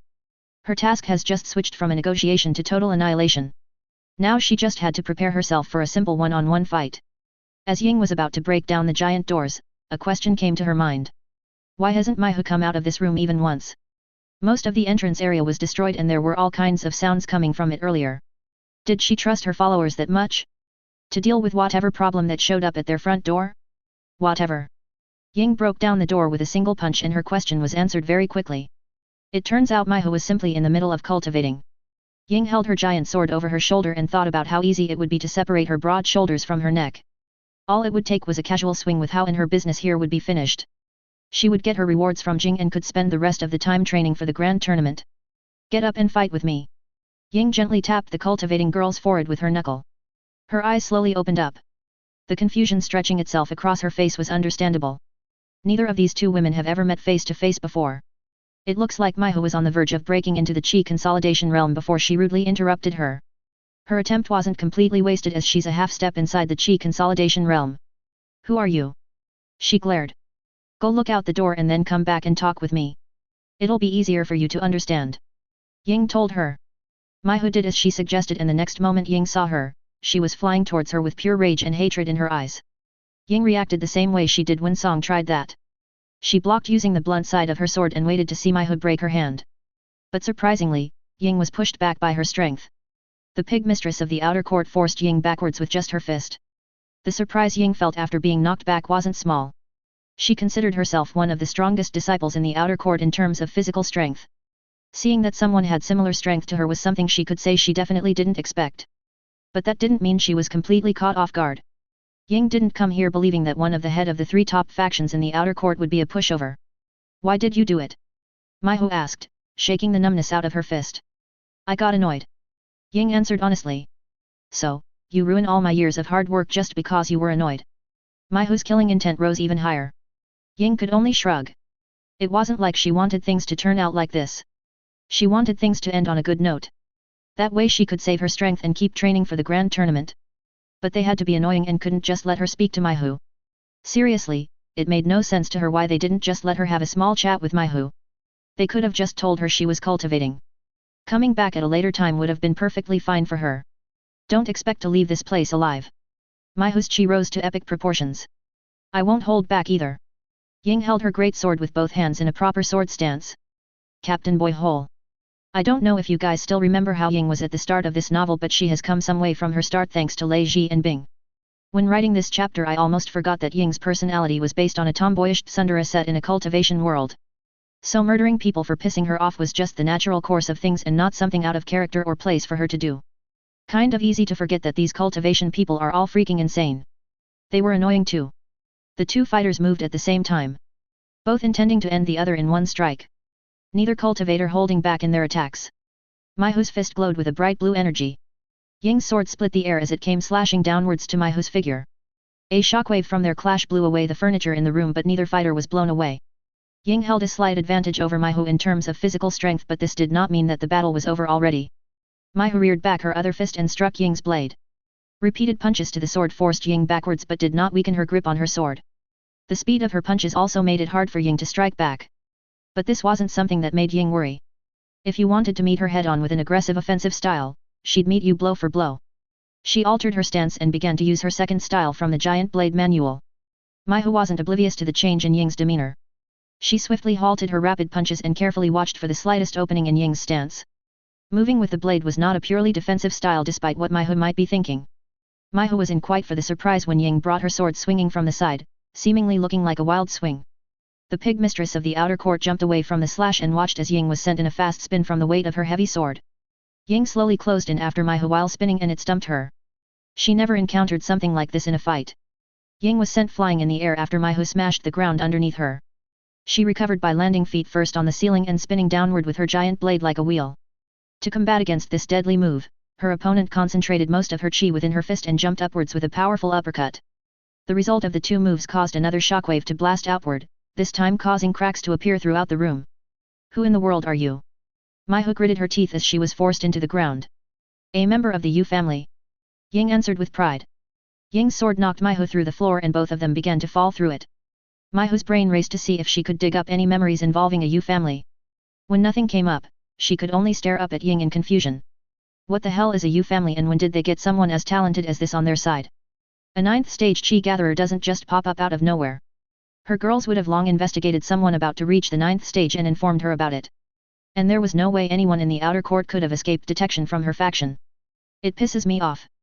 I don't understand where you came from and why you're even here. As they were falling, Maihu chi condensed itself into a dark blue aura around her body that enhanced her strength even further. She kicked at the air and jumped into Ying's space, bringing her fist back to slug her right in her face. Ying smiled as fire engulfed her body and swallowed her and her sword. The massive blade turned into a collective mass of flames and Ying turned into the embodiment of fire. Her hair turned ablaze, the robes she was wearing became a flame dress that clung tightly to her figure, and her eyes burned with a mix between orange and blue flames. With just a wave of her palm, Maihu was sent blasting off into the kitchen below. She let out an ear-piercing scream before shooting back towards Ying. Ying was already ready for the incoming attack after seeing how her last attack didn't leave any marks on Maihu. Her great sword was thrust forward and collided with the pig mistress's fist. The tip of how stabbed into her fist slightly, but getting past that highly concentrated chi was not easy. The two sent each other blasting off with their nearly equal strength. Ying flying back into Maihu's room and Maihu crashing back down into the kitchen. Let's see how you handle this. Ying rose how high above her shoulders and slashed down with a great swing. A flaming sword slash came flying towards Maihu. If I don't kill you, everything I've worked for would have been pointless. All the bonds I made with my girls were erased just like that. I have nothing now. And you are the reason. I will stop at nothing to make sure you are dead. Maihu's chi cloak started draining into her fist. She struck out with an uppercut that sent a flying fist made of chi and wind towards Ying. It's not my fault things turned out like this. I wanted to talk things out. Ying shrugged. Shut it. Maihu couldn't believe something like that. An explosion that destroyed even more of the mansion formed when their chi attacks met. Smoke, debris, and flames filled the area. Ying and Maihu stared each other down despite the conditions. They both readied themselves for real start of this fight. And then within the blink of an eye, they both disappeared when the smoke cleared. Just die. Maihu's fist came barreling towards Ying. I'm not going to die just because you want me to. Stupid. Ying's sword slashed with a destructive and fiery passion. An arm went flying after their clash. At the sound of it falling to the ground, an enraged screech rang out. Soon followed by the sounds of someone eating. Ying turned her head to see Maihu picking out on several spirit items from her storage ring. She could sense that her already admirable chi was exploding into something far greater. Before she could even react, she felt something impact her face and the sight of the fearsome gardens mansion flying away from her in the distance. Ying soon realized that she was sent flying all the way into the immortal forest and that punch really freaking hurt. Maihu soon arrived right in front of her face and gut punched her far into the sky. The grieving leader kicked off the air multiple times to catch up to Ying's flying body. Your body won't be able to handle this. Ying's two front teeth were knocked out as she told this to Maihu. Maihu was above her ready to slam her fist in Ying's unprotected belly once more. Right now, nothing matters more to me than ending your life. She knocked Ying downward. Ying flew like a shooting star from space down onto the earth below. Heaven's Angel's only swordsman crashed with such an impact that it uprooted some of the giant trees around her. As she was getting back up on her feet, she looked up to see her opponent coming down at her like a lightning bolt from the heavens. Hao Gang was held on the right side of her waist as she readied herself to strike at the perfect moment. Mountain cleaving slash! She cried out. A sword strike with enough power to crack Bing's shield met with Maihu's remaining fist. Her knuckle split halfway from the blade cutting through it, but Ying wasn't left unharmed. The force from Maihu's attack combined with gravity and the wind pressure snuffed her flames out momentarily and injured her internal organs. Maihu forced herself to block out the pain as she grabbed Ying's blade with her hand nearly split in half. Her feet came swinging towards Ying, who released her grip from her sword to avoid the lethal blow that would have took her head clean off before responding back with an earth-shattering punch in Maihu's gut. Maihu was sent flying away as Ying quickly grabbed her sword once again and instantly took after the flying pig. Ying followed after the broken trees and came slashing down when she saw Maihu's lying figure. A position she didn't decide to stay in for long as she got back into the fight in no time with little to no damages shown from any of Ying's attacks. Maihu leapt towards Ying and kicked out with her leg with enough force to slow down Ying's momentum from above. Ying's flames suddenly took on an icy blue coloring as she fired a beam of flames from her eyes. These blue flames landed straight on Maihu's chest and almost instantly its power was seen. Ice began forming on her chest underneath the flames. Ying used Maihu's slight moment of confusion to maneuver past her kick and brought her sword down on the next available limb in sight. Maihu's furrowed brows made her missing leg only seem like an inconvenience at most. She ignored the ice and flames coating her body as she did everything in her power to kill Ying. Punch after punch, kick after kick, everything was spent injuring and wounding Ying. Even though she was missing an arm and a leg, it was as if they were only holding her back this entire time. Somehow her skill was rising as the battle continued, leaving Ying with further and further injuries. This made her realize that the shadow in her void world wasn't enough to practice on. Only real life or death battles like this could truly raise her martial arts to their true potential. Ying's mind slowly calmed and focused itself as her battle with Maihu continued. The true strength hidden within her sword style could finally reveal itself. Maihu was burning all of her remaining life force just to kill Ying. Ying didn't look down on her determination to place everything on this battle. She gave her everything she had. And with a single thrust through the chest, the battle was finally over. The fearsome garden was completely destroyed in a single day without any survivors remaining in the sect. An orange-haired girl with a large demonic sword in her hands could be seen lying on her back in the middle of the immortal forest with several life-threatening wounds on her body. A dark-skinned young girl with a plain face stood over the girl's body and crouched down. "It looks like I won," she tried to laugh but only coughed blood. "Well done. I didn't think Maihu would be such a challenge for you. She was strong. Very strong. Here are your rewards for successfully completing your task." She was handed a golden ring, a familiar pill, and an orange orb. "Do you think you could feed that pill to me? I can't move a single part of my body." "Sure." She dropped the pill in Ying's mouth and as she chewed it, her wounds began rapidly recovering. "Thank you.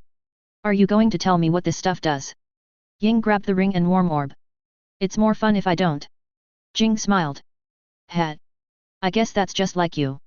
Ying chuckled. "Now all we have to deal with now is Huan clan." Jing stood up. "What about the Wolfeng gang?" Ying asked. "They're already dealt with. For now, you can do whatever you like. This is a great achievement you've done for me. You can rest." "What about the fearsome garden disciples that were out of the sect?" Ying brought up. "You've taken care of their most prominent members. It matters not. I guess I'll go find out what my rewards are." "You coming?" Ying asked.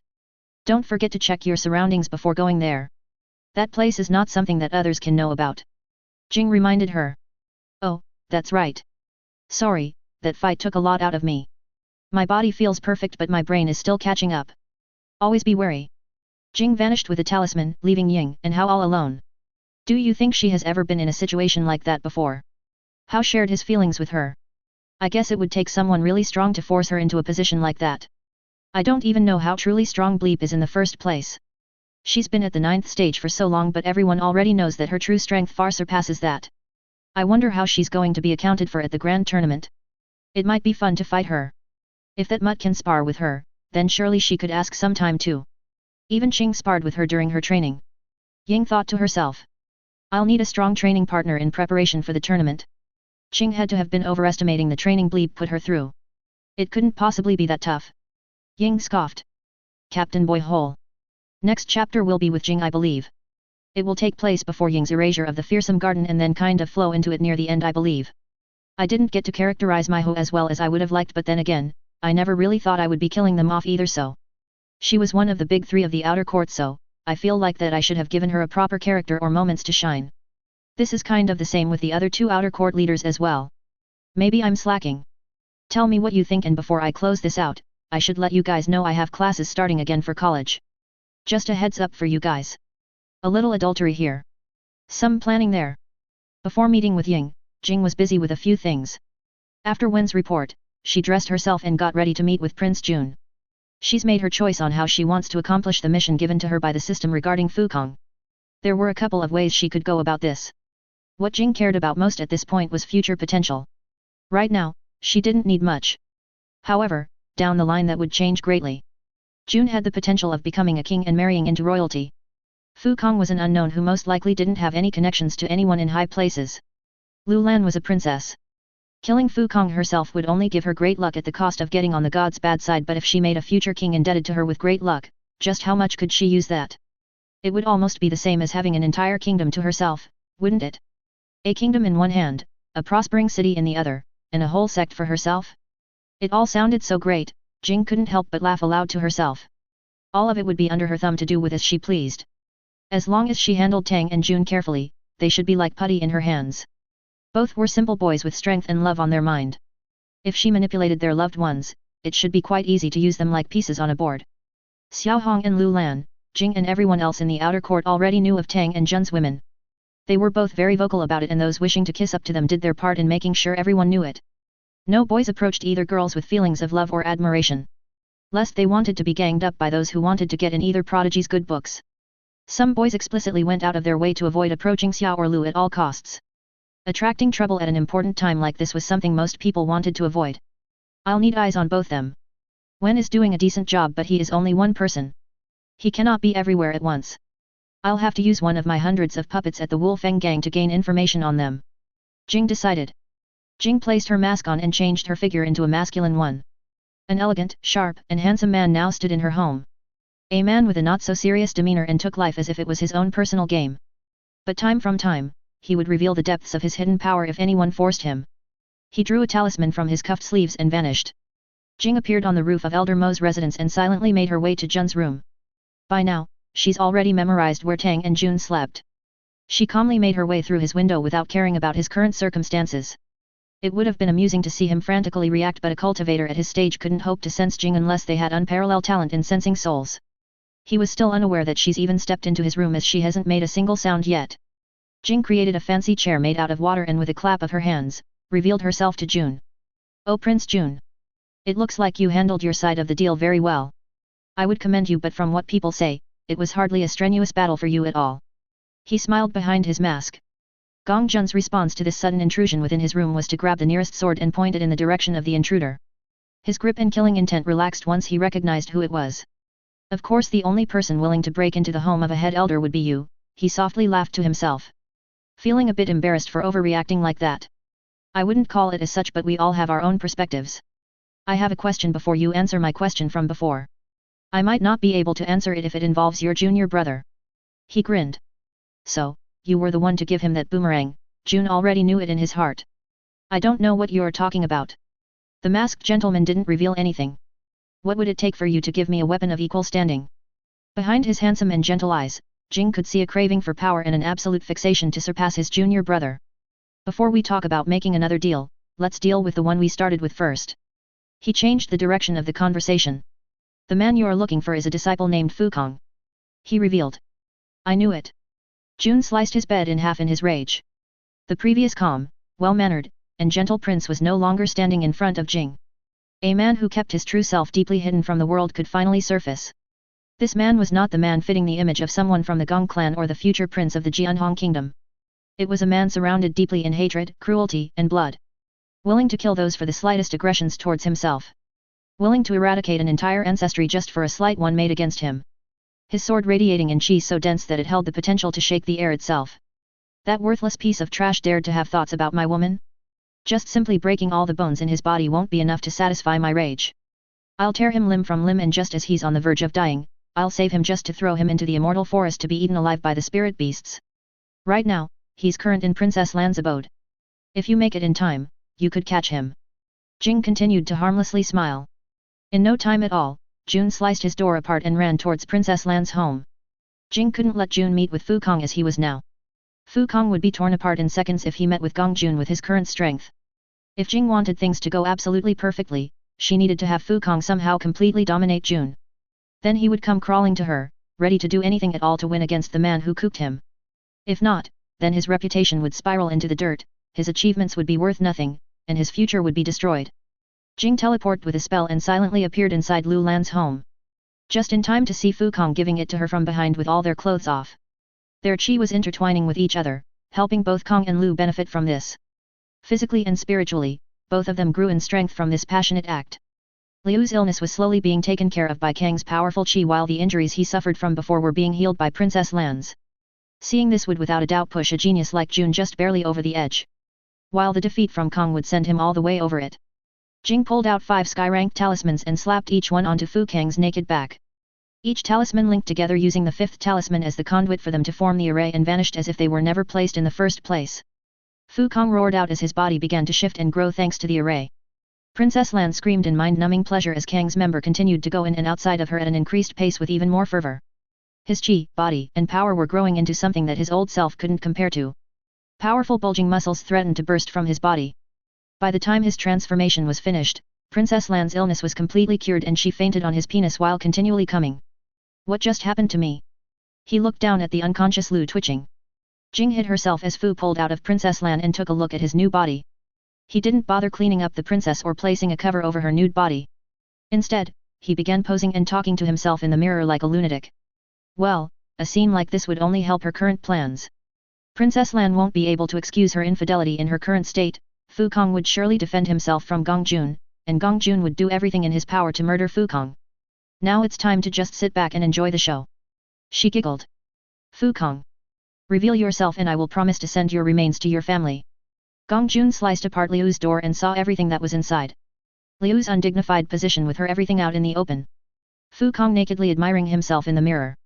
But the worst of all was the various fluids dripping from Liu's vagina and Kang's wet penis. A silent snap went off inside his head and then everything went black for Gong Jun.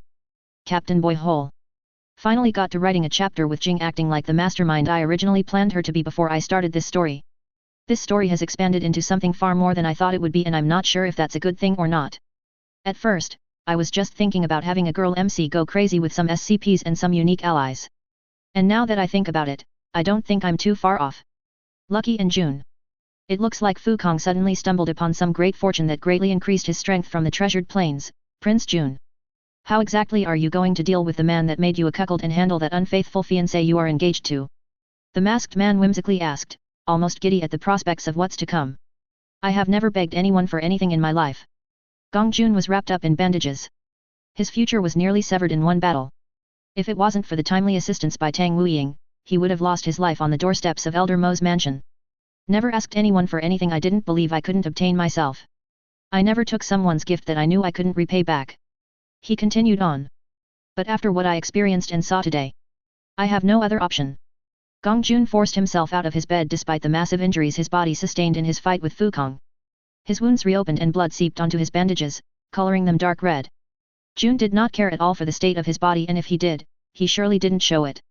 The masked man kept a constant grin on his face as he saw what Gong Jun was doing.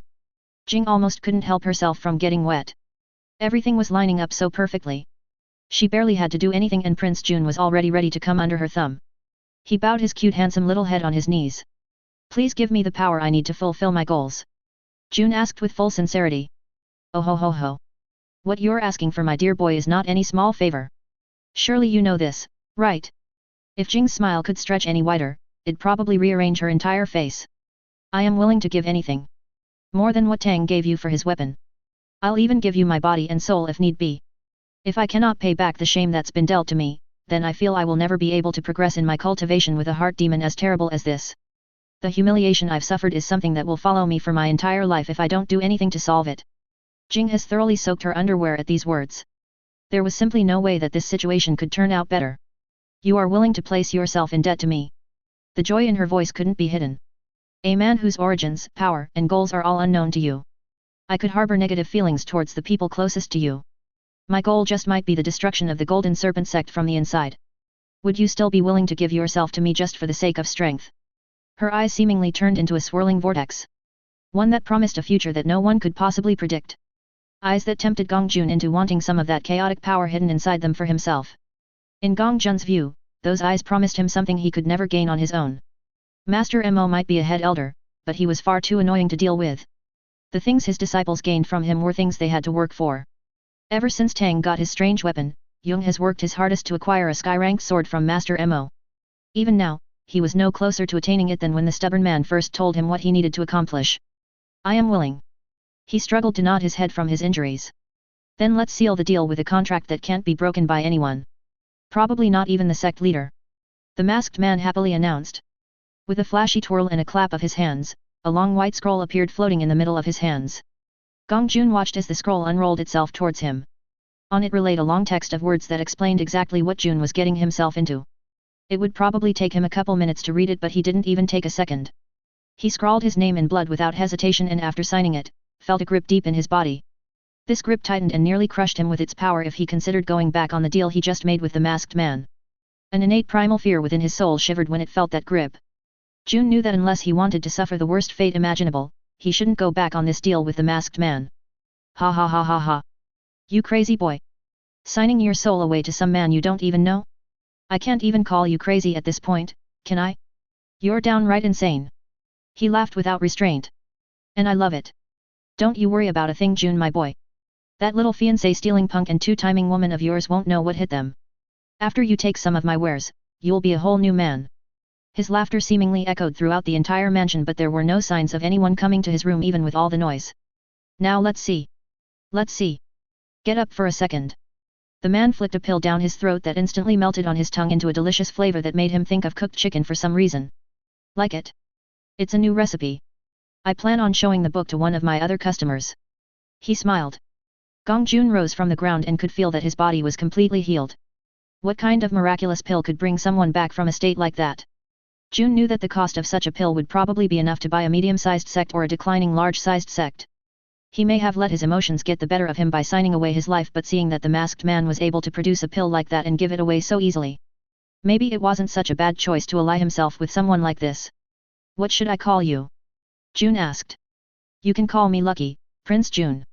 Now I heard you were a swordsman, but how would you feel if I gave you something that wasn't a sword? Lucky asked. My talent lies solely in the way of the sword. Is it impossible to have it be a sword? Now, don't start doubting me already. My wares run deep. I have treasures that you couldn't even imagine in 1,000 years. Lucky confidently boasted. What do you think about this?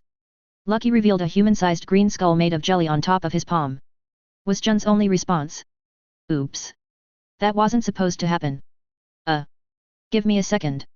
Lucky turned around and looked to be doing something to the skull that Jun wasn't allowed to see. Ta-da! How about this? In his hands now gripped an oddly shaped jelly sword. His confusion intensified. Now, I know what you're thinking, but have you forgotten who I am? Lucky asked with a grin. I do not doubt the prowess of your wares. He told hold of the jelly sword and instantly felt a connection with the sword. Its power went straight to his dantian and made itself home inside, bringing with it a new type of chi that took over his old chi. Jun understood that he now held a unique chi just like little Tang. His capabilities with this new sword of his was probably just as great. He just had to find out exactly what it could do. Don't get too excited, boy. I'm not done just yet. Even with that very fine sword of yours, you still wouldn't be able to win against that boy. But with this little book right here that fits perfectly with your sword, you'll stand more than a chance. A book floated above his palm. Infinite Jelly Style. Jun read the title of the book. It fits perfectly with your current sword style, don't you think? Lucky tossed the book on Jun's bed. And with this, I'll be able to rid the humiliation I feel in my heart. If it isn't, I'll erase our deal and you can keep the sword and its sword art. Sounds fair enough, right? Let me go prepare myself to get my revenge. I must learn this sword and how to properly use it. Have fun, Prince Jun. We'll be in touch. Lucky's voice got deeper at the end of his sentence as he disappeared from Jun's room as if he was never there in the first place. Jing reappeared in her home and took off her mask. If it wasn't for the message she just received from Ying, she would have immediately called Juju to her home. The joy she felt seeing everything turn out exactly how she wanted? It was too incredible to describe. But Jing wasn't too far gone just yet. She knew that everything wouldn't be done until Fu Kong was killed by Gong Jun. His life may be in her hands now, but that didn't mean his heart was. The boost Jing gave Fu Kong was incredibly powerful. His chi, physique, bloodline, and everything was enhanced by at least 3 times with the support type array she placed on him. However, its effects weren't permanent. The chi required to activate the transformation was massive. So, Jing was quite surprised that he managed to hold it so long in his fight with June. He must practice a good cultivation or auxiliary martial art that gives him a lot more chi than others. But regardless, Jing was confident that June could deal with him. A sword and a sword art refined on very fine? As long as June took the time to learn how to use his new sword, he wouldn't have a single issue in their fight. Let's see how well you've done, Ying. Jing walked out her home towards the immortal forest. CaptainBoyHole. And the masked man persona has finally been named. It only took 141 chapters, but hey. I finally got around to naming him. And for those perverts wondering if Jing wears panties while disguised as Lucky, you are completely correct. So, if anyone had a martial art that could see through clothes, they'd be able to see Lucky's package being tightly caressed by some tight purple panties. Looks like these stubborn young masters can be quite scary when they aren't dumber than a bag of rocks and have quite the powerful connection. I guess we'll see if it's truly Fu Kang's time or will something happen quite again to save him from certain death. Taking a trip to Dragon City. Alright, let's get this shit over with. Hu Tao sighed. He scratched his chest as he stood in front of Ji, staring at him with a look of disappointment and regret. Hu Tao couldn't help but smirking after seeing the look on her face. It only reminded him of the fact that when you're truly desperate, you'll do anything for help. Her only hope for her family or herself was him, a person she hated with all her guts. That was hilarious as hell to him. Follow me. She turned around and got ready to move, but Hu Tao's words stopped her. Nah. Hop on and just point me in the direction. Hu Tao took out his cloud from his storage ring and had it swipe him from under his feet. I didn't know you had something as valuable as this, Ji muttered, impressed at the sight of his flying treasure. There's a lot of things you don't know about me. Now hop on and let's get going before I change my mind. He yawned. Ji carefully climbed onto the cloud and sat next to Hu Tao. Scared to put her full weight on it out of fear of falling straight through. Hu Tao would have felt like teasing her, but he was tired as hell. He just woke up a little while ago after his morning training with the shadow. You'd think that would have woke him up, but Jing's milk bath thing knocked him out cold. By soaking himself in it after training or a fight, Jing said it would promote the recovery of physical, mental, and spiritual fatigue while at the same time, giving healthier, smoother, and more radiant skin. That wasn't all it did either. Lastly, it also strengthened those who got inside of it injured. Multiple fights broke out over who got to use it at certain times. Wanqing, Ying, and Jing were the most vicious when deciding. Jing, of course, would have went first if they decided on strength alone, but that would have been too unfair. They regularly thought of different methods of combat to decide who would get to go inside the bath. Rock, paper, scissors, coin flipping, races, all types of stuff just to choose who could get in. Once Jing described what the heavenly milk bath could do, no one wanted to give up their chance to use it immediately. And once you stripped and got inside that milky white liquid, you'd never want to leave for the next several hours. Do you know where Dragon City is? Ji asked. Yeah. I almost got my head chopped off there. Is that where the guys I gotta fight are? Yes. My family was forced into marrying me off to one of our rivals' heir as an act of submission to them. I ran away and joined the Golden Serpent sect in hopes of hiding, but they somehow found me and threatened to eliminate my family if I don't return. Next time I ask a simple question, just answer with a simple answer. All I needed was the yes. Hu Tao yawned again while scratching his perfectly ripped abs. Ji inhaled with her nose and exhaled in an irritated manner. She knew he didn't care about her or what she was going through, but did he have to make it so obvious how much he didn't care? Honestly, she would have preferred it if he lied to her and said he does care about the situation she was in and her family. Then she wouldn't feel so terrible about asking him for help. So, you want me to kill your fiancé, hey? I don't think I can kill the daddy though. Hu Tao grinned. No. Killing him would be nice, but that's not what I need you to do. I need you to weaken their forces so that my family aren't suppressed by their numbers anymore. Fight as many as I can? Now this is starting to sound fun. If their head does come out though, just know that if your daddy or mommy ain't there to deal with him for me, I'm out. Hu Tao stated up front. I will speak to them when we arrive. They probably won't believe me at first, so you might have to spar with my father. How strong is he? Strong. If I accidentally kill your dad, you can't get mad at me. He told her beforehand. I don't think you need to worry about that. She smiled. My father is pretty strong. Soon, they arrived above Dragon City. Hu Tao lowered his cloud to one of the city entrances and both of them paid their way in. Ji led the way forward while Hu Tao rested his arms behind his head while they walked. He thought about flying through the city from overhead, but already knew that the forces lying in the city would be on him faster than he could react. As a chi consolidator, he still wasn't anything special in the world of cultivators. For them they were still little chicks until they reached the core preparation stage. The city lord's forces would be able to kill him with a fart if they wanted to as of now. Well, a fart infused with chi. This city really changed since the last time I was almost killed here. It doesn't look like shit anymore. Hu Tao conversated. It has also been a long time since I've seen this place too, but it still feels just like home. Warmth filled Ji's chest. Home hui. A strange look appeared in Hu Tao's eyes. Ji wondered what was his home like. Who were his parents? And how the hell did they raise such a child so terribly? Their parenting was so bad, Ji wanted to slap them more than once for what they brought into this world. My family's building is over here. I'll go in first. It'll probably take a while to calm them all down and to explain the situation to them. I haven't returned home since I left. Ji explained. Whatever. Hu Tao posted up on the side of the building and crossed his arms. I'll be back as soon as I can. Please don't go anywhere. She begged. Just fucking go already. He yelled. She started walking in, but before she completely passed through the doors, took one last pleading look at Hu Tao. Then disappeared inside the building. What an annoying bitch. Hu Tao muttered. To think I'm doing all this crap for some ass. Hey there, uncle. I never seen you around here before. Some street rat walked up to him. I don't got any money, kid. Beat it. Hu Tao responded. I don't want any money, uncle. I pass by the Sui family's building every day and I've never seen someone like you before. Good. Then get out of my face and leave already. Do you have any food, uncle? A piece of spirit beast meat slapped the kid right in the face. Now get. The kid bowed his head in thanks as he ripped into the meat like a starving pup. That cooked beast meat didn't stand a chance against that kid's ravenous appetite. He could barely tear into it with his mortal baby teeth, but that didn't stop him from sucking the juices and licking the meat. It kind of reminded Hu Tao of how he used to be when he was younger. The kid was a little bit uglier than he used to be, but that didn't matter all that much.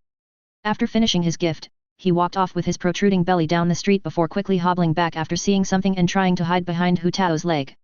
What the hell? Get off me, you little rat. Sorry, uncle. You don't mind being generous and helping me again, do you? He fiercely hung onto Hu Tao's pants. Two burly men looked at Hu Tao with the scared child behind him. We don't want to trouble you, sir. We just want the kid. They politely explained. Take the little rat, I don't give a shit. Hu Tao plucked the kid off his leg and tried to hand him over to the men, but the little beggar hung onto his arm for dear life and wrapped himself around him. The desperation and fear in his eyes spoke to Hu Tao on an emotional level, but not enough to save the brat. No, if the kid wanted him to step in, he had to prove himself. Why should Hu Tao trouble himself with a bunch of chi gatherers at the first stage for some mortal brat? He was already involved in something he had no interest in doing. Uncle. The kid fiercely looked into Hu Tao's eyes. Somehow, an entire story was held within them that Hu Tao could read. That story read to his heart and tried to convince him why he should save this kid. It tried and tried and tried to get to him by using his emotions before everything suddenly clicked for Hu Tao. This fucking brat had an awakened bloodline and was trying to use it on him. Was that why he felt sorry for him and didn't just fucking boot him after he latched onto him? You little, Hu Tao grabbed the kid by the back of the neck and held him off the ground. Oi! You two can fuck off. I'll deal with this kid. Hu Tao told them. I'm sorry sir, but that kid owes us a lot of money. He needs to pay it off by working for us for the next 10 years. Do I have to repeat myself? I said fuck off. Hu Tao flicked a chi-infused earwax in the direction of the persistent thug and sent him flying off into the distance. His partner quickly fled without taking a single look behind. You're amazing, uncle. The kid had stars in his eyes after seeing Hu Tao's strength. Looks like it's your lucky day, kid. If you don't die by the end of today, consider yourself the first member of the Badass Angels. Hu Tao grinned. CaptainBoyHole. Looks like Hu Tao picked up an interesting little kid. I wonder what the heck can he do with his bloodline and how will it help him survive in a cruel, unforgiving world like this one? Meeting the parents. Badass Angels? He questioned. Yep. It's my own little group that'll be filled with badasses. Hu Tao explained. I'm going to be a badass. He asked. If you live long enough, sure. He grinned. I'll do anything to be a badass angel. He brought his hands together while pleading. Explain that annoying bloodline of yours. You mean my special power? Yeah, whatever. If I look cute enough and beg really hard, people usually do what I want them to. Unless they don't like me. Then it's a lot harder to make people do what I want. He explained. What an annoying bloodline. Especially for a brat. This brat could take over the entire city if he properly learned how to use his bloodline. Is it not good? He wasn't sure if Hu Tao was saying it was bad or not. He's always felt that his special ability or bloodline was really useful. Unlike the other homeless kids, he's never went a day without filling his belly. Getting spare change was also easy for him too. All he had to do was act really miserable while holding a cup out and talk to any adults that passed by him. Even when talking to the mean adults that didn't like him, they would beat him with more mercy than they would with the other beggars. It's good, but it won't help you when you get into a fight. Since it's really annoying and you're going to be working under me, I'll have to make you one of the most annoying bastards around. Hu Tao still wasn't sure how he wanted to teach this kid, but he planned on doing it. He wished the kid was a really good fighter or had a bloodline that would help him out in a fight, but with what he has, getting into a fight was something he could avoid completely if his enemy wasn't dead set on killing him. Maybe he could figure out a way to mix the kid's bloodline with a way of fighting.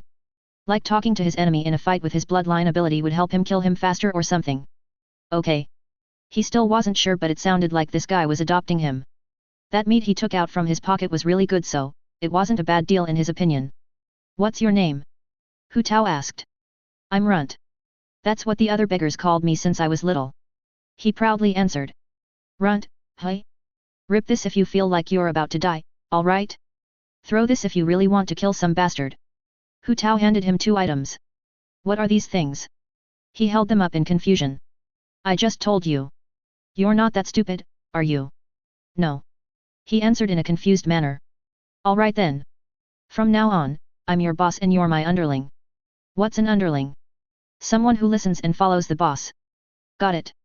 Now don't be a pain in the ass either. I can still throw your ass back out on the street. Yes sir. Runt saluted, mimicking the soldiers from the city lord's forces. A little after taking Runt under his wing, Ji finally returned with 2 imposing figures behind her. One was a man dressed in a magnificent purple robe. He boasted an impressive height and physique that made him tower over most people. His sharp and masculine face that held a dangerous glare focusing straight on Hu Tao was something that no one could miss. To the side of him was an incredibly beautiful fairy. Her face looked as if it was sculpted by a race of beings that were entirely ignorant of their own glorious beauty but were so self-absorbed in themselves that they couldn't help but constantly shape their surroundings into their own image. Hu Tao's eyes momentarily focused themselves on her well-endowed chest before trying to pierce through her clothing to see her buttocks. He was an ass man, you see? Popping, shapely, and tight. Just what he liked. Sadly, Ji seemed to have got her body from her mom. All tits and no ass, just like a certain princess, he knew. Did no noble women know how to properly feed their daughters? What's with the focus on breasts? Come inside. I don't wish for anyone to listen into what I have to say to you. Daddy Sud talked down to him. Let's go inside, Papa. Hu Tao grinned. Don't call me that. He balled his fist and briefly flared out his chi, allowing Hu Tao to realize that this old daddy was in the core stage. He wondered if the mama was in the same realm. If so, this might actually be a little fun. If these guys were getting dominated, then that meant their enemies were even more exciting. Hu Tao followed behind the 3 with Runt following behind him. What is that thing doing behind you? It can't come into my residence. Daddy Sud put his foot down. This is my little badass angel, you see? I just picked him up a little while ago, so he's coming too. Runt was shivering with all his might. The chi that Daddy Sud was using was almost squeezing him to death. If it wasn't for Hu Tao using his chi to shield him, it was possible that he could have exploded just from the pressure of the core stage cultivator's chi. He was deathly afraid of Daddy Sud, who just tried to kill him without a single word. His little life could have came to an end instantly if his boss didn't protect him. He can wait outside, can't he, Hu Tao? Ji pleaded. Nope. He's coming in too. Sorry, Hairless, this isn't up for discussion. Hu Tao shrugged. It's already bad enough I'm letting someone like you inside my building, but you wish to bring a disgusting smelly beggar along with you? Give me one good reason to not kill you instantly, boy. Hairless. Mama So wondered what kind of nickname was that for their daughter. She had charming long flowing hair. What was he talking about? I'm the only chance you have against that other noble family or whatever. Unless you want to continue licking their boots and living under their thumbs like scared little rats. Hu Tao didn't hold back in his verbal assault. Daddy So was brought to the limit of his patience. If it wasn't for Mama So and Ji latching onto his arms, he really would have rushed down Hu Tao to try and tear his head off. Something that Hu Tao was prepared for. He already had a portal ready to take him and run into his pocket dimension. Seeing that Ji managed to convince her father with tears in her eyes, Hu Tao was spared for now. Mama So seemed fine with him dying but didn't wish for their enemies or the public to see him acting like this outside their home. So, the So family brought him and run all the way up to the tallest floor. Specifically, they brought him into a dojo. It looks like the cross-dresser wasn't kidding when she said he'd have to fight against her dad. Going all out against the old man seemed fun, but if he used up all his energy fighting him, he would barely have any left when it was time to kill the guys from the rival noble family. He doubted they'd share some resources with him to recover his energy for the fight. Call Tang here. Daddy Su told to Mommy Su. She nodded and left the room momentarily, leaving Hu Tao and Runt inside with Daddy Su and Ji. Hu Tao was pretty impressed from what he saw. Their family was a lot more loaded than he thought. This place was nice as hell. Runt was shocked out of his mind when trying to visualize how much money all of the nice things were inside the Su family's building. His brain started smoking when imagining all the zeros. Nice place you got here, Daddy. I like a room with a view, so when me and her get married, make sure that's prepared for me. Hu Tao continued to joke with the old tiger that had no patience. Over my dead body. He stared at him menacingly. If glares could kill, Hu Tao would have been stabbed over 100,000 times by now from Daddy Su. After seeing he could get away with it once, why would he stop messing with the old fool? Seeing him get so riled up was hilarious. Hu Tao could see Hairless begging and pleading with her eyes for him to shut his mouth. That was funny too. So, who is this Ting guy or whatever? Are we not going to have a father and son-in-law bonding moment in a spa? I really hope this Ting isn't going to be your replacement. Hu Tao chatted. If he's too weak, he might just die, you know. Hu Tao kissed his biceps. I'm pretty strong. And finished with a grin. Daddy Su was close to exploding once again, but thankfully for Ji and Runt, Mommy Su returned with Teng. He was a well-dressed handsome youth at the Chi consolidation stage. A fifth stage one small stage above Hu Tao. On his waist carried a sword sheath for a long sword while his hair was wrapped in a ponytail. So this is the person who will aid us in taking down the Ren family. He looked down on Hu Tao's bandit-like appearance. Shirtless, barefoot, loose-fitting pants, wild unkempt hair that was bigger than his head, chains wrapped his wrists and legs with an iron ball attached to it dragging behind him, and a slacker's posture. Supposedly. Daddy Su grumbled. Who? If you manage to survive against Tang for 5 minutes, I won't kill you. You know, father-in-law, I'm starting to think you don't like me for some reason. Hu Tao smiled an annoying smile with his perfect teeth. Cripple him. He whispered to Tang. Already planned on it. Tang drew his sword and pointed it towards Hu Tao. If I win, you have to give me some clothes and money. This brat needs a bath, an outfit that doesn't make him look so pathetic, and I need some cash for the future. Hu Tao added his own side to the deal. The veins on Daddy Su's forehead threatened to burst. Begin. Mommy Su shouted to keep things from devolving into something else. Starting a family war. In the time it took one to blink, the battle was over just like that. Teng shot forward with his sword and aimed his sword directly at Hu Tao's throat. In Daddy Su and Mommy Su's eyes, Hu Tao was already dead. They didn't even need to see the finishing blow to know that Hu Tao was killed in the first blow. Ji had thoughts contrary to her mother and father. In fact, she too already knew who would win this duel her father arbitrarily thought of.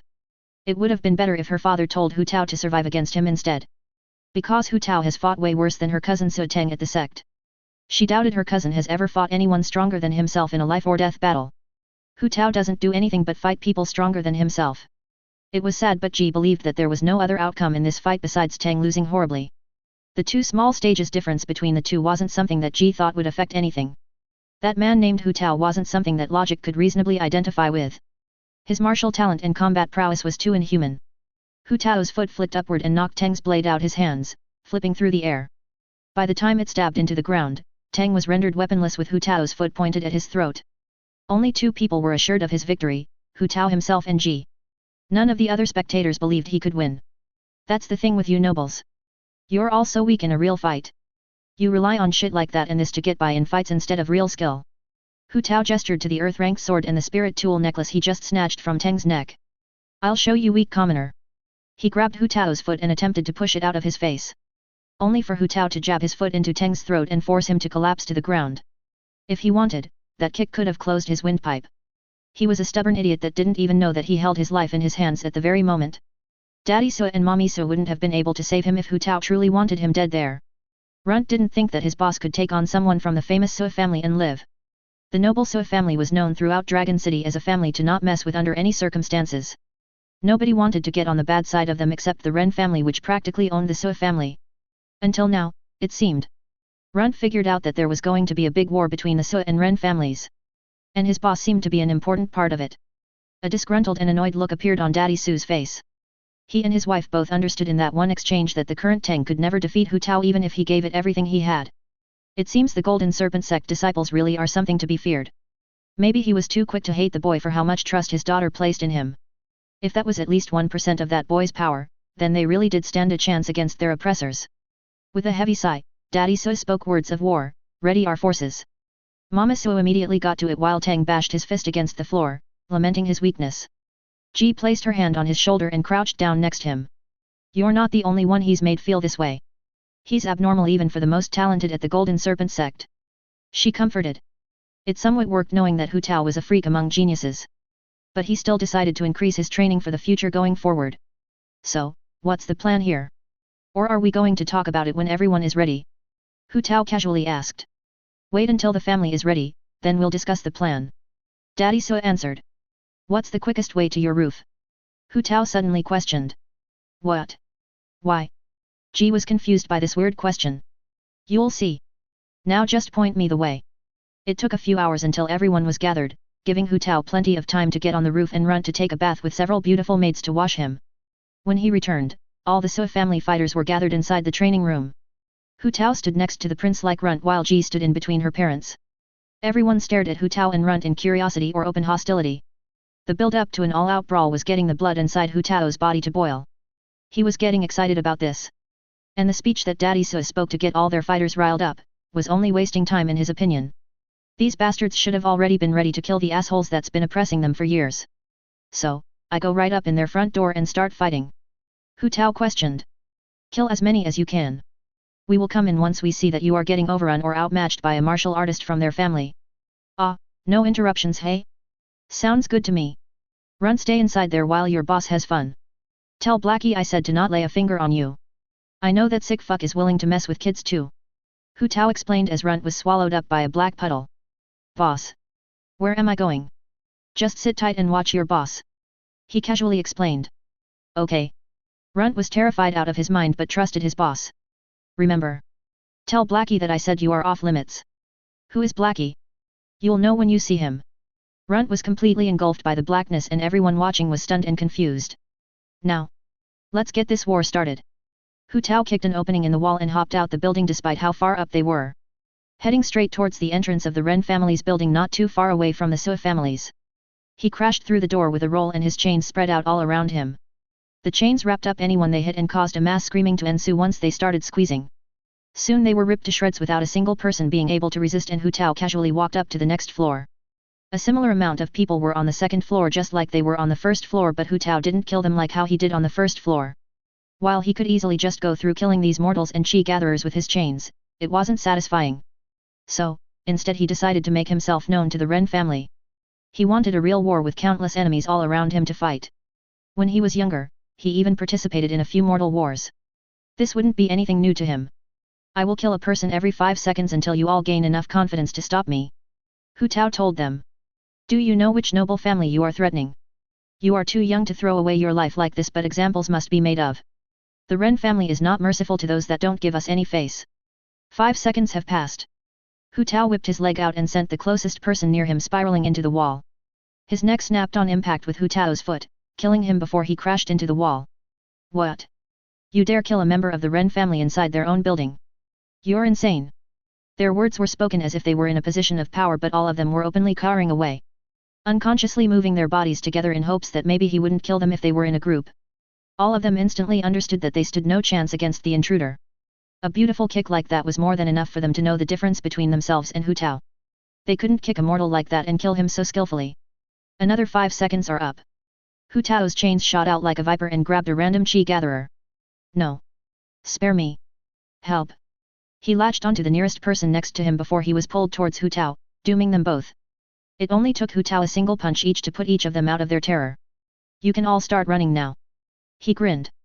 They dashed up the stairs screaming about an incredibly powerful enemy on the second floor. The Ren family members who witnessed Hu Tao's horrible brutality ran all the way up to the 7th floor. At that point they were stopped by one of the stronger members in the Ren family, demanding that they explained why lower-ranking family members like them were doing so high up in the building. Which they did so with gusto. This sent the Ren family into panic mode. Numerous cultivators were sent to the 2nd floor where Hu Tao was leisurely eating an purple fruit. Took you guys long enough. I'm not waiting any longer, alright. Hu Tao stretched his bones that have been lying around for a good 10 minutes or so. Hu Tao's brutality. 2 red shadows formed out of Hu Tao's image split from his body. His appearance mimicked theirs and it was nearly impossible to tell which figure was the original. They all had a blood-red aura coating their bodies with a long wolf tail made purely of chi. Their pupils were no longer present either, making it look as if they all lost their minds. The Ren family prepared themselves for battle against the intruder. The wild clones ran forward on all fours while their chains jingled and iron balls dragged behind them. Hu Taoe fought exactly like a savage animal would fight. His claws tore through cultivators like tofu. None of them were able to predict his agile and animal-like movements, giving him free rein to completely obliterate them while madly laughing. I can't keep track of his movements. Stay still, you damn dirty dog. Look out, Chen. He can still use his chains. Hu Taobi fought like someone who hasn't trained a day in his life in martial arts. Each attack thrown by him was as simple as they came. He even held one hand in his pocket as he fought. This caused those who were trying to kill him to become outraged that he was underestimating them. Did he truly believe that they weren't capable of forcing him to use both hands to fight them? Now that was looking down on them far too much. The fighters facing this clone fought with increased fury. I'm not holding back because I'm making fun of you all. It's just that you're all so damn weak I can't even be bothered to use my other hand. Hu Tao mockingly laughed. With a simple punch that held both destructive power and speed, he knocked one cultivator into several others. He then sensed someone sneaking up behind him with a sword. A twisted smile soon formed on his face as he willingly let himself get stabbed to take out the cultivator. The sword pierced straight through his back and exposed itself from his chest. I did it. I killed one. The cultivator cheered in his great merit of killing the intruder. Did you really though? Hu Tao's chains snaked up his legs and soon immobilized his entire body. I can't move. Help. Someone finish the job before he takes me with him to the grave. He screamed. Yet. Come and help. I'm on the verge of death here. Haha. Can't you tell? Hu Tao laughed loudly as he reared his head forward and slammed the back of his skull into the cultivator's face, instantly dazing the man. His grasp on reality was blurred and indistinct from that one hit, but it wasn't over just yet.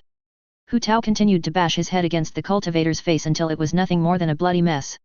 To those watching the sight, they could do nothing for their fellow family member as they were terrified out of their minds. This was a type of brutal and cruel martial arts they've never seen before. They were raised knowing what death and fighting was, but this was unlike anything they've ever seen. Hu Tao's chains wrapped up the corpse and threw him towards those just watching like a bunch of scared girls. When they screamed at the corpse, he couldn't help but burst out loud in laughter. But this didn't mean he would stop fighting. It just meant that he would laugh and continue to fight. He ran over to them, and when they crawled and started to flee from him, his mood soured. Come on, nobles. Where is your pride? The great and powerful Ren family has pathetic members like you. You're all throwing dirt on the Ren family's name. What kind of face will the Ren family have once it's known that they have you all as a bunch of cowards? Hu Tao taunted. This momentarily stopped their terror from controlling their bodies as they thought about his words. When have those from the Ren family ever had someone to back down from besides their own members? Never. That's when. The Ren family has been in power for years. Second only to the city lord himself in strength. But those of the Ren family knew that their time to rule Dragon City would come eventually. They just had to wait patiently and continue to slowly build and grow their power. You dare mock us, bastard? A youngling like you. Are you even done weaning from your mother's milk yet? Let's show this little bastard the strength of the Ren family. They gathered their courage and pride as members of the Ren family and charged down Hu Taobi together instead of letting him pick them off one by one. Hu Taobi excitedly grinned as he somehow invigorated the morale of his opponent by mocking them. He didn't expect it to work, but it turns out nobles really do care about that pride shit a lot more than he thought. There were some stupid bastards like that at the sect too. Maybe they were just nobles all along and not just retards. Hu Taobi swayed his head from the sword that was threatening to add itself to his cranium and grabbed the face of the bastard. Another sword stabbed into his side as he was smashing the head in of the guy he grabbed. His head split wide open from the impact. After killing that guy, the clone turned with a sharp half-spin and landed a vicious elbow strike on the guy who stabbed a sword through him, killing him as well. Kill him. I can't believe that he is immune to our swords. Someone shouted. Multiple swords came flying towards Hu Taobi, and if he continued to play around by using one arm, then more than a few of these swords would impale him. What the hell? He shrugged then grinned. All the swords stabbed through his body. There was almost no spot that wasn't skewered with blades. His chest, stomach, back, sides, buttock, legs, arms, throat, and head. Hu Taobi's chains flew across the floor and littered themselves around the cultivators as he fell. The joy and relief running through the body of the Ren family cultivators that were fighting this clone was too much to contain. They excitedly cheered at the death of their foe. Haha. Cocky brat. That'll teach you to underestimate the Ren family. The Ren family never loses. Now let's go deal with the others. Hu Taobi's retaliation happened in an instant. The chains lying on the floor moved with the swiftness of a starving great serpent. All of those that stuck their blades into Hu Taobi's body was wrapped up in chains and tossed around like dolls. Their screams and the pain from being slammed into the nearby structures blinded them to the fact that Hu Taobi was rising from the floor like an unkillable demon. It was a chilling sight, seeing the blades plop out of his body with black sludge flowing out of it. When the sludge dripped to the floor, it seemingly hissed in horrible pain as part of it was melted right through to the lower floor. Ha ha ha ha ha. You dumb bastards. Get those strong bastards upstairs hiding to come down here. I want a real fight, not whatever this shit is. And I know you pussies can hear me. Hu Taobi shouted as he used the captured bodies of the Ren family caught in his chains to destroy the building around him.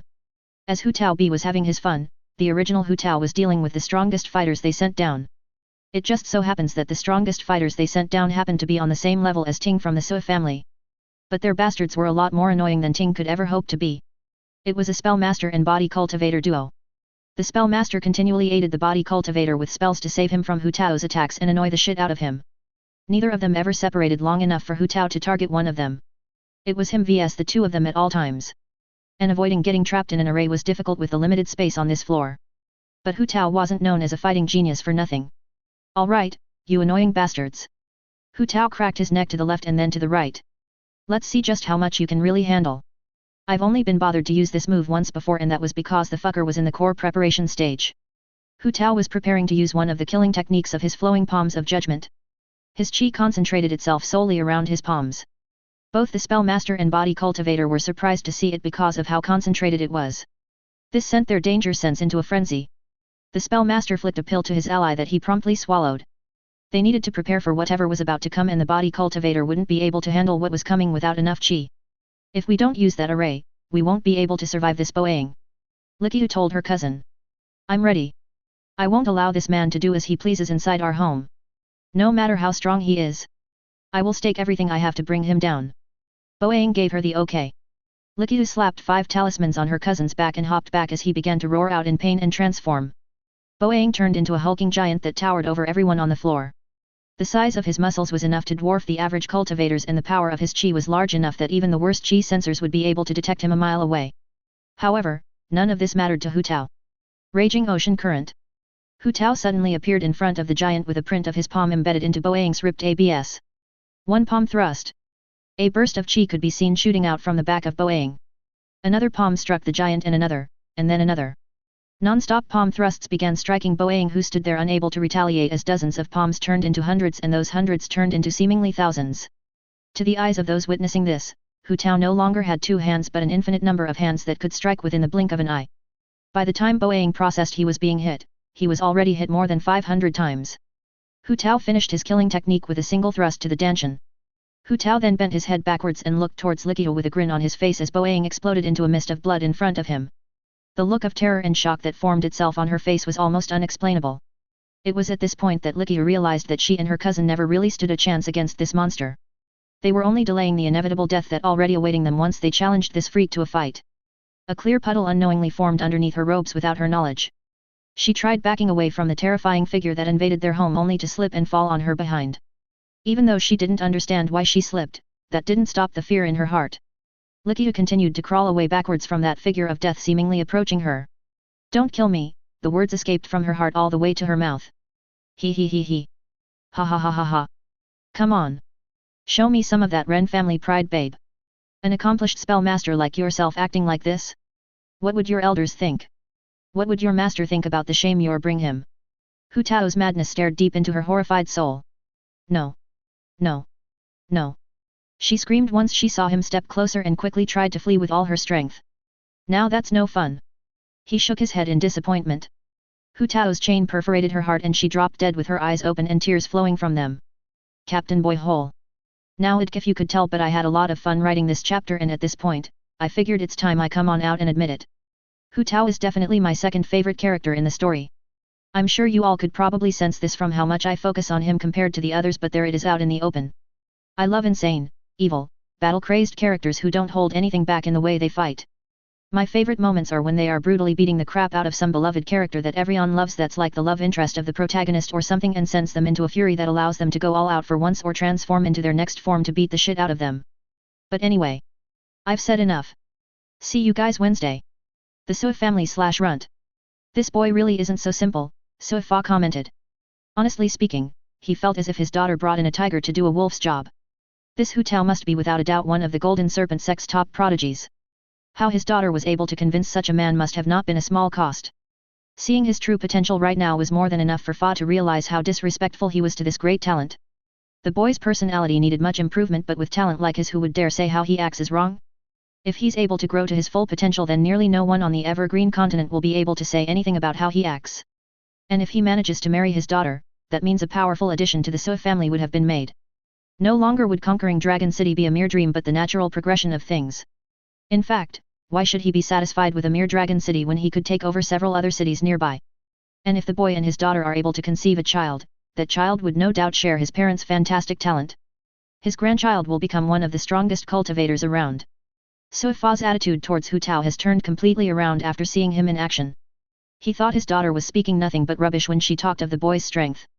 Fa thought that she simply fell in love and couldn't accept that her lover was anything but the greatest cultivator around. This was why he was so hard on the boy at first. His commoner background and disrespectful behavior didn't help his daughter's case either. But now, he knows that his daughter wasn't as foolish as he thought. It was embarrassing to admit, but he should have trusted his daughter. He was the one to raise her after all. The rumors surrounding the Golden Serpent Sect disciples aren't to be underestimated. If anything, the rumors don't do them justice. So Baihu exclaimed. Just like her husband, Baihu didn't hold great feelings for the boy that managed to snag her daughter's heart. She wanted nothing but the best for her daughter, and when she finally came home after several years with a boy that looked and acted like that, it was hard for her to accept it. Both she and her husband demanded she explained herself and everything that happened since she left. But most importantly, what they wanted to know who Hu Tao was and why did she associate herself with such a vulgar-looking uncultured man. Even after her explanation, they still couldn't place their trusts in a total stranger like Hu Tao. His behavior was completely awful, and the lack of respect he showed them only increased their negative feelings towards him. It was only when he completely outclassed Tang that she and her husband started to think that maybe their daughter wasn't just blindly in love. She may have denied several times that she didn't feel that way towards Hu Tao, but Baihu and her husband couldn't believe such a statement. Otherwise, how could she possibly have convinced such a talented cultivator to do something like this out of the goodness of his heart? None of it made any sense, so they knew she was hiding something from them. However, unlike her husband, Baihu wasn't completely against Hu Tao. She was willing to give him a chance to prove himself. Defeating Tang was the first half, the second half was actually doing what he was brought here to do. And it seemed that he was successfully doing that. His manners still needed some work, but with talent like his, Baihu was completely fine giving her daughter to Hu Tao. He was very handsome, attractive, and strong if you excluded his personality. Women all over the city would be clamoring over a young man like him if they only knew of his face. See? I told you he could do it. Ji's heart warmed seeing that Hu Tao was actually doing what he was asked. Back when she met Hu Tao in the Treasured Plains, their relationship wasn't anything like how it was now. In fact, Hu Tao was a lot more tolerable when they traveled up the floors together. They never done anything back then as far as he knows, but Ji couldn't say she never thought about it. He was a lot nicer when they were alone together. Unlike now, where he's willing to dismiss her, insult her, threaten to kill her. He's never done those things before in the Treasured Plains. It sort of feels like the time she spent with him in those plains was nothing more than just a distant dream. While they traveled together, he never outwardly showed much care, but Ji could tell from the small acts he did that he was watching out for her. There was one time where he saved her from getting bit by an emerald smoke snake whose deadly poison could have ended her life in seconds, allowing her to take most of the spirit beasts they killed while traveling together in her storage ring. Sharing his food with her when he had no reason to. Watching out for her whenever they got in fights with other cultivators. He saved her life more times than she could count back then. She thought with her strength there would rarely be anything in the Treasured Plains that could threaten her, but she was naive. Incredibly naive. Every day it seemed like she had moments where she could have died if it wasn't for Hu Tao or the knowledge she gained from her tutors growing up and master. There was only one time that Ji could say Hu Tao faced a moment where his life was in danger when they traveled together. That was the first time she's ever kissed a boy on the lips. Hu Tao was poisoned by a beast 4 small stages higher than himself. He managed to kill the beast by using all of his strength, but would have soon followed the beast to the grave if she wasn't there to drain the poison out of him. The whole experience was embarrassing for a girl like herself who was raised to cherish her body, but after what he's done for her all that time, a simple deep long kiss wasn't much. Now here he was risking his life once more just to take her first time. It made Ji doubt if Hu Tao really didn't care about her. With how much trouble he places himself in for her sake, she can't really get behind the idea that he doesn't hold some feelings for her.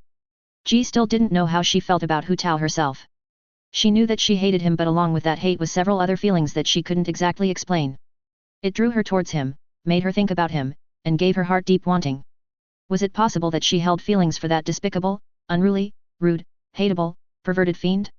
He might have been really handsome, strong, talented, had a nice body with great hair, and smooth skin, but was she the type of girl who only cared about appearances?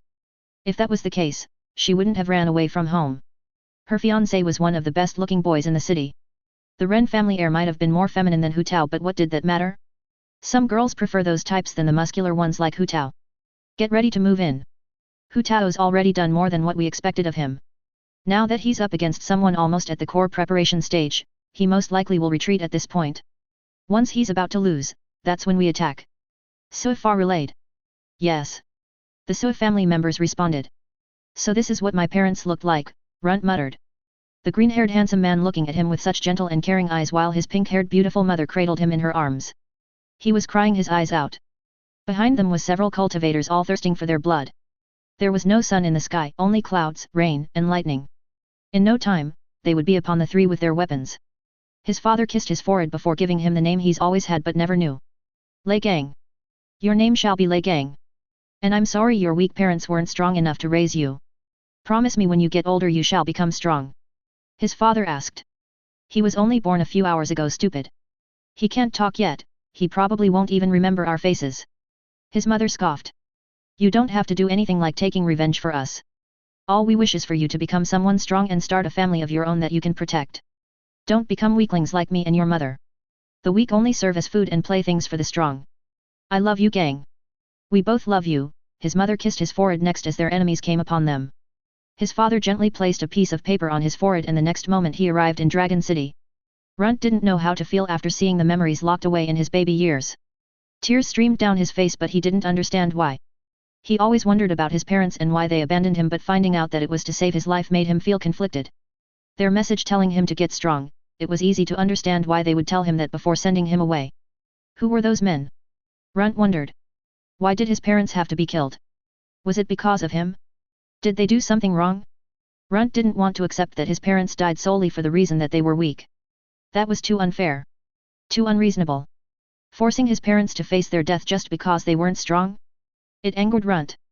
I promise to find out about the people that did this to you and make them pay, Lei Gang vowed as a tall black figure slowly appeared behind him with a grin. CaptainBoyHole. I am so sorry about the late upload, guys.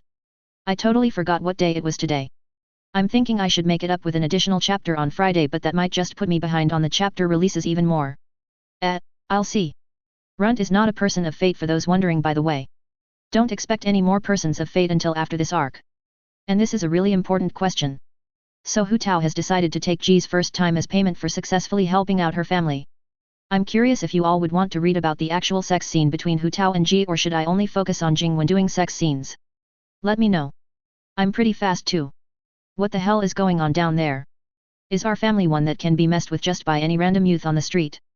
The Ren family's patriarch, Ren Hung, banged his fist onto the table and split it in half. This youth isn't any ordinary youth. He's a prodigy that can fight those above his own stage. The Ren family's pill head, Ren Dalun stated. And we don't have any geniuses of our own that can't do the same. Hung was about to blow his top. We sent how to deal with him. He should be able to deal with this intruder easily. The Ren family's youth head, Ren Fenfang, calmly reassured the agitated patriarch. How? How? That little brat that couldn't defeat the city lord's kid. Hung tried to place his finger on who Hao was. That's correct. Hao is still very strong compared to those in his age group. If anyone is capable of killing the intruder, it should be him. Fenfang was confident in her nephew's strength. And if he isn't? Hung glared at her. Then I'll go down there myself and personally put an end to this sham. She told him. Does anyone know if news got out about our family being attacked by a single youth? Hung demanded. I've been keeping a close watch, patriarch, and as far as I could tell, no one in the city has been alerted. I had my men patch up any outside damages and stop any family members from leaving the building, so that no one would think anything was going on inside. The Ren family's public head, Ren Maiziu, relayed. Good. Good, the boiling anger filling up within Hung was somewhat soothed by these words. Make sure that no one finds out about this great disgrace. Fenfang. What's the point of me giving you so many resources if none of the youth in our family can't even properly utilize them? He directed his anger towards her. Have you seen the boy patriarch? She calmly asked, despite feeling the killing intent focused solely on her. What? Of course I have. It's shameful that someone like that is capable of forcing us to even think of solutions to deal with crap like this. The issues of the youth should stay with the youth. They deal with their own problems, and if anyone in our age group tries to interfere, that's when we move in. To protect them. He grumbled. Patriarch. Have you seen him?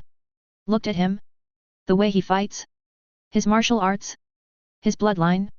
His weapon? His origins? She continued to question. Get to the point. The bones in his hands crackled with a frightening amount of chi. This boy is no simple youth. He's a martial arts prodigy. To put it simply, his worth is most likely more than any other youth in the entire city if you combine his age with the prowess of his martial skill. If he's allowed to leave this building alive, there's no doubt in my mind that he's going to become a figure known throughout the continent. She shared. Then we have to kill him immediately. Dalun suggested. I must agree. Do you believe the city lord's son would stand a chance against the boy if they were in the same stage? Maiziu asked. He would not. She answered simply. Then why in the hell did you send Hao down there? Are you pointlessly wasting the lives of all our youth? Because Hao will not restrict himself to the same stage as the boy. He will show no mercy and give it everything he's got to kill the boy because of his recent defeat against the city lord's son. Do you remember the cracked void world we found? The number of spirit tools and weapons we gained from that excursion was not little. Hao did not show his full power against the city lord's son, but inside our own building, he wouldn't need to hold himself back. Because there is no one watching but us. Fen Fang smiled. Hung gave an annoyed sigh as he was forced to place his trust in her. If they really had to get involved with a youth as elders, then it would be deeply shameful if anyone found out. He would just have to trust that his daughter, Maiziu, to keep any news of this from getting out. Heng's trust in Hao wasn't as high as Fen Fang's, but he didn't feel too worried since no one knew about their current circumstance. Has anyone asked the boy why he's even here? Dalun quietly brought up. Everyone's eyes focused on him. He suddenly felt as if he asked the wrong question or something because of how they were looking at him. Maybe he should have just kept his mouth shut. Now the patriarch was probably going to yell at him just like he did Fen Fang. That's a good question. Why is this child here? Hung asked. To his surprise, not a single person knew. Is it possible that we could make a deal with this boy to work with us? Dalun soon asked after. Impossible. Fen Fang shook her head. He's came here to fight us. And after all the trouble he's caused us, he isn't leaving this building with his head attached. Maizi avowed. So, you're the fiancé, hey? Hu Tao cracked the knuckles with a grin on his face. The handsome pretty boy in front of him, staring at him with hatred in his eyes and a sword gripped in his hand, seemed very pissed that Hu Tao killed so many people. He was at the 9th stage of the Qi consolidation realm. Which meant that if he was really serious about this was going to be a pretty fun damn fight. Hu Tao didn't believe he would lose, but he wasn't completely sure that he could win either. If the bastard was in the core preparation stage, then he wouldn't be able to win. That gap between the realms was something almost uncrossable as you got higher up the realms. Even if he used his full strength and held nothing back, at best, he would be able to take a limb or cripple something else equally as important to a first stage core preparation cultivator. Fiancé? He questioned before shaking his head. I cannot let you leave here alive for what you did to my family. He pointed his sword at Hu Tao. I was hoping you'd say something like that. Hu Tao casually brought his hands behind his head, leaving himself completely open. Name yourself. He demanded. Hu Tao refused. The eyebrows on his forehead grew even more furrowed. The name of the one that will deal with you is called Ren Hao. Prepare yourself. Hao entered his martial stance. Hao, hey? Sounds like a bitch's name. Hu Tao insulted with a mocking laugh. In the middle of his laugh, Hao attacked. His blade poised to strike Hu Tao's throat. The laughing Hu Tao in Hao's eyes wasn't able to react to his sword as it skewered his throat. Without even looking at the corpse, he withdrew his weapon and began walking away when the laughing stopped. But just as he was about to leave, the laughing started up again. What? Hao turned his head to see that Hu Tao's wound disappeared entirely. As if it was never there in the first place. You're pretty fast, hey? It's been a while since I had to break out this technique. Hu Tao happily shared. Let's see if you can keep up. He tapped into the power hidden within his chain and ball. Hu Tao's entire being merged with lightning and thunder. Blood-colored lightning zipped and zapped all over his figure. The pupils in his eyes transformed into bolts of lightning. His chain and ball turned into electricity along with his massive spiked-up hair. Those from the Ren family could instantly tell that whatever just happened to their foe wasn't good for them. Hao immediately started taking this fight seriously after feeling the spike in Hu Tao's chi. You're not just any 4th stage chi consolidator, Hao realized. Do you think an ordinary 4th stage could do all the shit I'm doing to your weak-ass family? Retard. Hu Tao laughed. I was saving something like this for gemming, but it seems I can't go easy on someone like you. If you dare go easy on me, consider the lives of all these weaklings gone. Hu Tao threatened. Now that I'm here, you won't be able to kill anyone else. He calmly placed a talisman on his sword, shoulders, and legs. Oh really? Well, let's see about that, pretty boy. Hu Tao vanished from his previous spot as subtle but powerful changes began to awaken in Hao's body. His leg was about to completely bore a hole through one of the watching Ren family members. Only for Hao to appear there just in the nick of time to save him. Hu Tao's foot made contact with Hao's sword and it took all of his strength to resist being sent flying out of the building. Blood dripped from his lips for how much he had to withstand from that single kick. The only thing present on Hu Tao's face was a savage wild grin. Looks like endurance isn't your thing. You must not be a hit with the chicks, hey. Hu Tao joked as Hao sent him flying away with his sword. Thank you, Hao. Everyone retreat. We will only get in the way of Hao if we continue to stay here. The saved Ren family member shouted. Ah, how sweet. They realized they would be nothing but burdens if they stayed here. You know what would be funny though? What if I killed them before they could escape? 2 red clones split from his body and started chasing after the fleeing nobles. No. You vile fiend. Hao cried as he tried to force his way past Hu Tao. Ah. You're fighting me, remember? Hey. Hey. Hey. Hu Tao's palms matched each of Hao's sword strikes. No matter how fast Hao sliced, he could not outspeed Hu Tao. The villainous bastard was just as fast as he was even though he was 5 small stages ahead of him. What the hell kind of spirit weapon were those chains? No. That doesn't matter, he has to save them. All of the family heads are watching his battle, he cannot screw up when the fight just started. No. No. No. Hao brought out a gem from his storage ring and shattered it in his hand. CaptainBoyHole. The type of person that Hao was written to be was a stereotypical arrogant young master with some talent. Finishing up the job. As the gem broke, Hu Tao felt a force pushing him away. He wasn't able to touch or resist against this force at all. The only thing he could do was be forced against the wall as Hao cut down his clones and the weaklings retreated up the stairs. With a disappointed Che, Hu Tao broke the wall behind him, knocked down the wall to the floor below, and then hopped back up through one of the holes his chains made earlier. I guess you got me all to yourself now, pretty boy. What are you gonna do to me? Hu Tao grinned. Kill you. His eyes glared into Hu Tao's excited pupils. You don't know how happy I am to hear that. If Hu Tao could blush, he would, but it looks like only Jing was capable of making him blush so far. He loved that psycho bitch. Freak, Hao rushed towards Hu Tao with his blade. Hu Tao flicked his index finger up and his lightning blocked Hao's sword slice. It soon wrapped around it and tried to take Hao's sword from his hands. But how could he let himself be disarmed so easily? With a burst of his chi outwardly, he freed his sword from the tight grip of the lightning and shot towards Hu Tao with the tip of his blade pointed at his chest. The mad fighter grinned, he couldn't let this sword impale him this time around. There was chi infused into the blade. He was only invincible against attacks without any chi. Chi-infused attacks could still hurt him and probably kill him. Hu Tao wrapped his palms in his lightning and thrust forward to the incoming blade. A wave of wind, electricity and chi exploded from their clash, sending cracks through the floor, walls and destroying any objects nearby. Not a single drop of blood leaked from Hu Tao's palm even though it took the sword head on. Neither fighter was pushed back but it was obvious who was the stronger of the two. Blood leaked from Hao's mouth and Hu Tao's grin only grew wider. This bastard was a chi cultivator. His body was weak as shit. Got anything else you want to pull out of that storage ring? If you beg good enough, I might let you. Hu Tao teased. How can you possess such strength? Hao was in disbelief. Jumping 5 stages to match another martial artist in strength? It was unheard of. Even for geniuses that pop up every once in 1,000 years. Hao also could see that this strength wasn't taxing his body or anything. He seemed just as relaxed as he was when the fight started. While he was struggling to keep himself from spitting up blood. None of it made any sense. Unless those chains were a heaven-ranked spirit weapon. Besides that there's no other explanation for how he can raise his strength to such heights.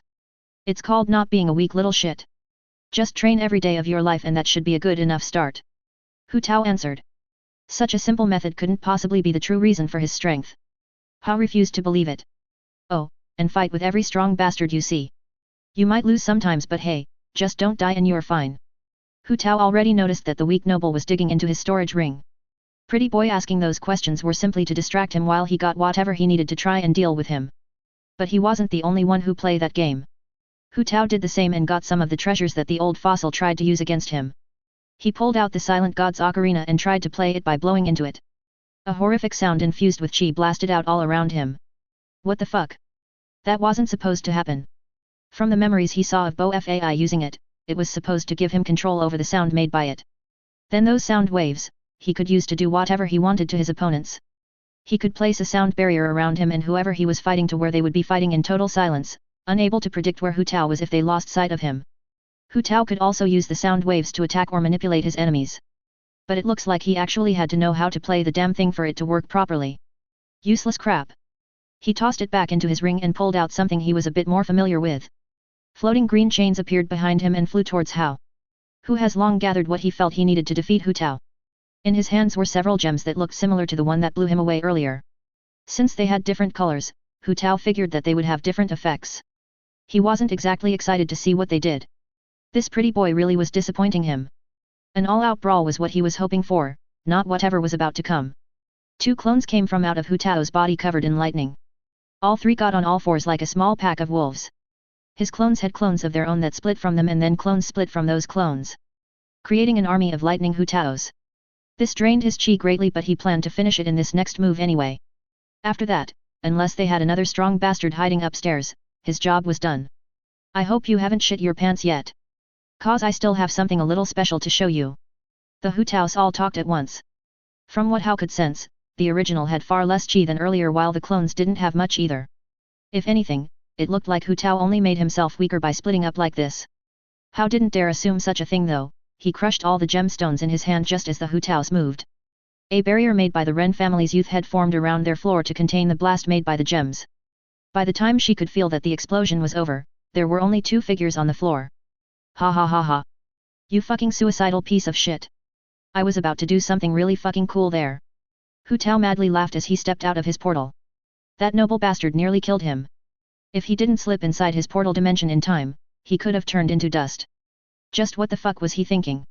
Hu Tao was planning to kill him, but that didn't mean he had to try and take them both out.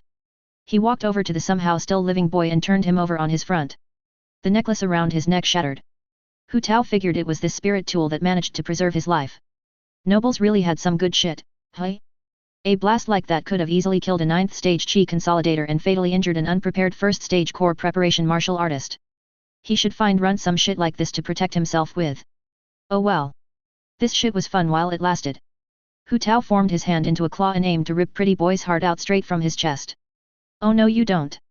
He heard a pissed off lady shout. Before his hand could reach pretty boy's heart, Hu Tao felt a nice, smooth, and long leg kick him straight out the building. His eyes caught sight of an incredibly attractive fat-assed lady kneeling over the body of pretty boy. Hu Tao was all too glad that he attached his chains before he was sent flying. Now he could fly straight back and get a better look at this mysterious woman. Which he did promptly, not even giving her the chance to mend pretty boy's horrible chest injury. A core stage elder. He suddenly realized. You dare approach me. Hu Tao was gifted with a hand coated in chi piercing his chest once he arrived.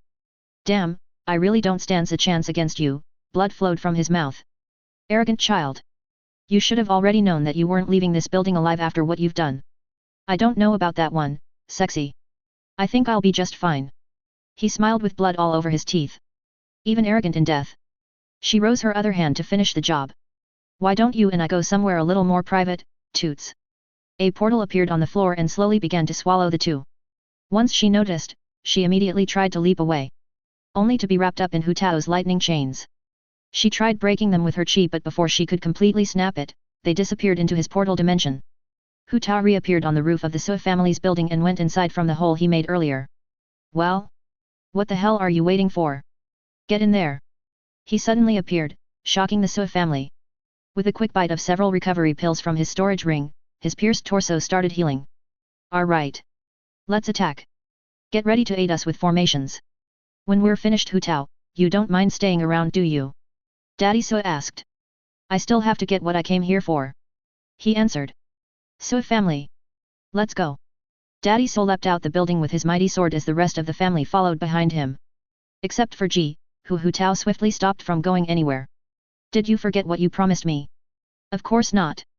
I just wished to help my family kill our oppressors first and then we could settle things between us. A red blush appeared on her face. Nah. None of that bullshit. That old man will be fine without you. You're weak anyway. Hu Tao lifted Ji over his shoulder without her consent. Now tell me where your room is so we can get down to business. After a good fight like that, he was ready to blow off some steam. Please. Not like this Hu Tao. Can't we go out to eat first or maybe just talk a little bit before ow? Hu Tao shushed her with a rough smack on the ass. Top floor, her voice was as quiet as a mouse. CaptainBoyHole. Alright. Next chapter we'll start off with Hu Tao and Ji's bed adventures before finding out what the hell the others in Heaven's Angels are doing right now. Hu Tao and Suji, 18+. Hu Tao closed the door with a kick of his foot, slamming it shut. He tossed Ji on the bed as her face seemed to have turned permanently red. She squealed while flying through the air, unsure of what was happening. The wild wolf didn't immediately start undressing himself and then throwing himself on the obvious virgin. Forcing himself in that unused tight vaginal slit wouldn't feel nearly as good unless he got her primed, wet, and ready for his cock. This was his gift for this whole crap he didn't have to bother himself with. Why wouldn't he enjoy it to his fullest? The bare-chested ripped young man walked over to the girl holding her face in her hands and took a good look at her once. Clear white smooth skin, violet eyes, long black hair, thin legs, delicate hands and arms, overall, completely weak and easily breakable body in Hu Tao's eyes. Now he wasn't the type of man who would say he likes his women with a little meat on their bones, but goddamn, at least some meat on the ass. This didn't mean that Ji was in any way unattractive to him, just not his preferred type, you see? He was still going to tear her ass up from the bed, all the way to the door, over to that desk over there filled with martial arts manuals, and maybe even in front of the window for the hell of it. Aren't you going to do anything? She asked, shivering like he was about to devour her. You want me to do something? He asked, his tone becoming more playful and teasing. No. I don't know. Can we just put this on hold until I can prepare myself? She wanted more time. Nope. He grabbed her dainty wrists and brought them down to her sides before pressing his lips against hers. She was surprised by the sudden kiss, but she did not fight against it, nor did she fully give in. However, Hu Tao had a way of making her want to get involved. His right hand went to grope her nice soft breasts that were too large to grasp completely in his palm, while his tongue came slithering into her mouth to dance with her tongue. Ji let out a surprised moan from the intrusion and found herself falling under the spell of Hu Tao's skillful tongue play. He mounted her from on top as she laid down on her back on the bed. His hand that was massaging her breast began to mess around with Ji's nipples. Her legs squirmed as he softly pulled, gently rubbed, and pinched them at his leisure. More muffled moans escaped her as she was slowly losing her breath from how long their tongues have been connected with one another. She had to push his chest away just to gain some air, only for him to quickly kiss her deeply once more and slip his hand into her underwear. Wait. Not yet. I'm not ready. Hu Tao ignored this and slipped past her hairless crotch with his hand, making it to her vagina. Unlike what Ji was thinking he was going to do, Hu Tao did not just jam his finger inside her or anything like that. No, his finger calmly greeted the entrance by rubbing around her pussy. He could already feel her juices dripping, but he still didn't plunge right in just yet. Making her want to beg for it was his goal, but that might be asking for much considering it's this girl he's with. AHN, she moaned just from this light massage on her pussy and his kissing that seemed to wanted to do nothing more than exchange saliva and their very essence with one another. By this point, she was completely into it. Ji was freely trying to wrestle and pin Hu Tao's tongue, no longer allowing him to control the pace of their kiss as she pressed her lips against his. Perhaps her body was moving without her conscious thought, but her hips were slowly rising to Hu Tao's finger, pushing it against her vagina. As if telling it to come right in, penetrate her and let her feel even more pleasure. But Hu Tao didn't give her what she wanted just yet. He simply rubbed his finger in the slit as she wrote it. Their lips parted for a second time and Ji was too caught up in grinding against Hu Tao's finger to notice. He smirked as he ripped her top off to plop his mouth on her breast. She let out a sharp breath as his tongue flicked and played with her nipple. In Ji's mind, Hu Tao was treating her nipple like an enjoyable delicacy that should be slowly savored and enjoyed. It wasn't until he started rubbing his finger against her vagina that she was starting to lose her mind. Her juices soaked his finger and her moans picked up in pace. Stop. Stop. I feel weird. Hu Tao. I gotta pee.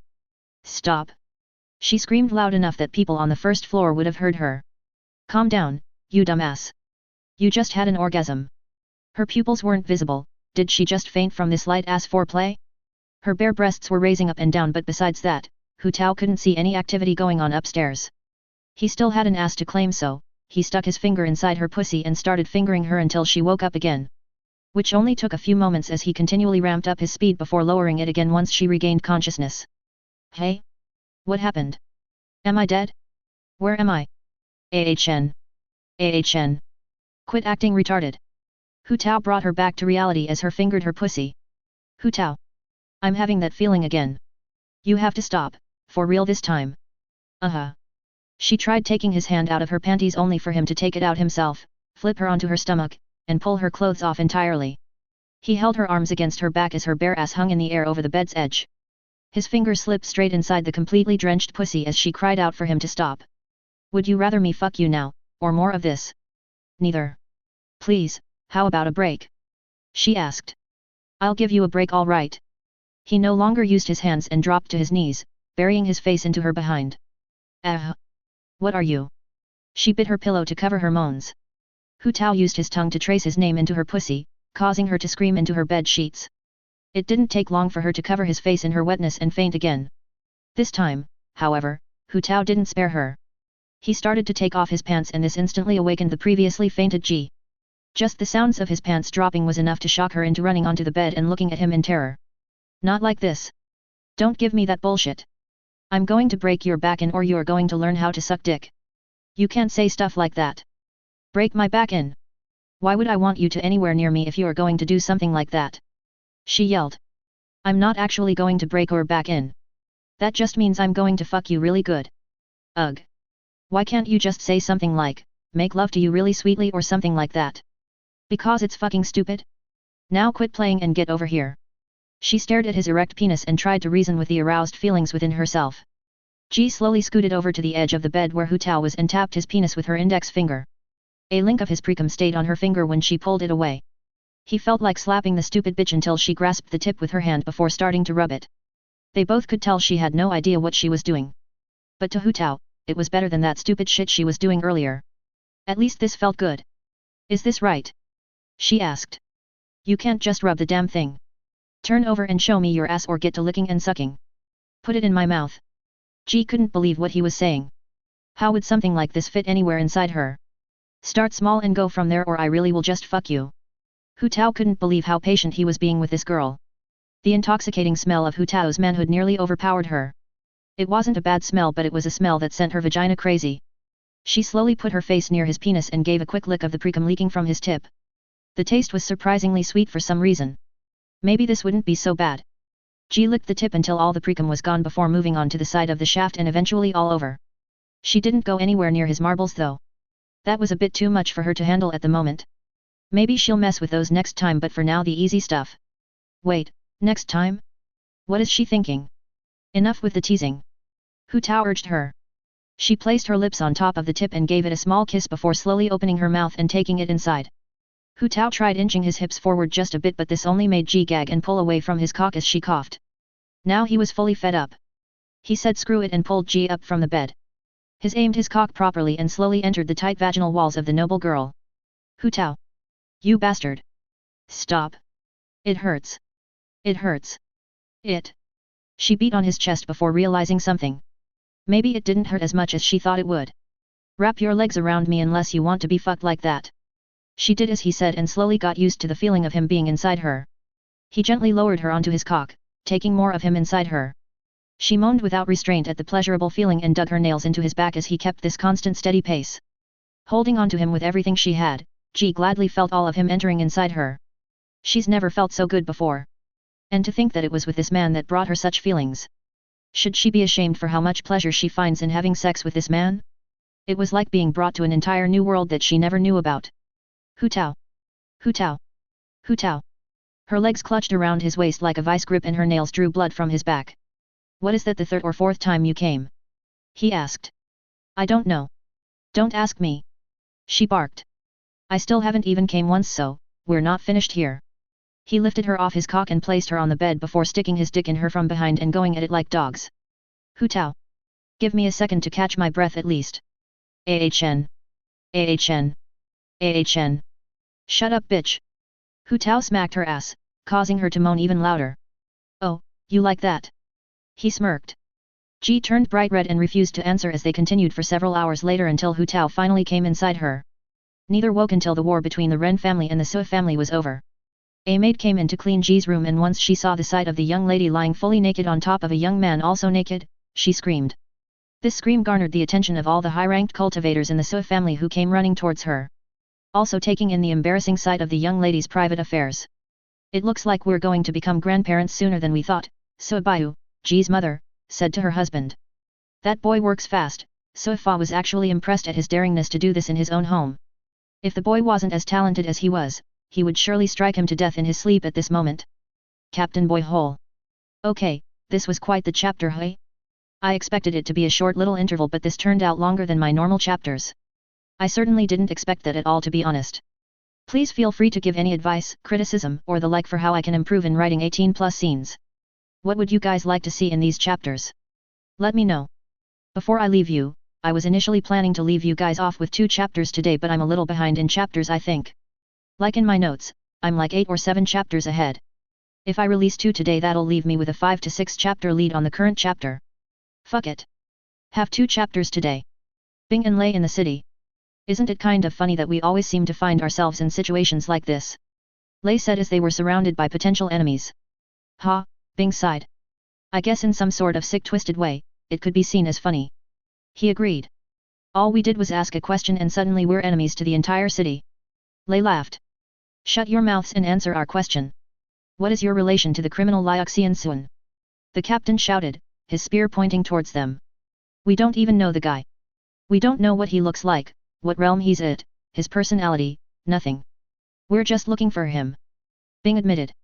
We do know he's a young fella. Lei added. Do you think these 2 are his allies? The captain's right-hand man whispered to his captain. Everyone in the city should know of Liuxian Sun by now. These 2 must have just entered into the city, but for what purpose? I don't know. The captain whispered back. Why are you looking for Liuxian Sun? The captain asked. Bing and Lei immediately knew that they shouldn't say anything about their true objective.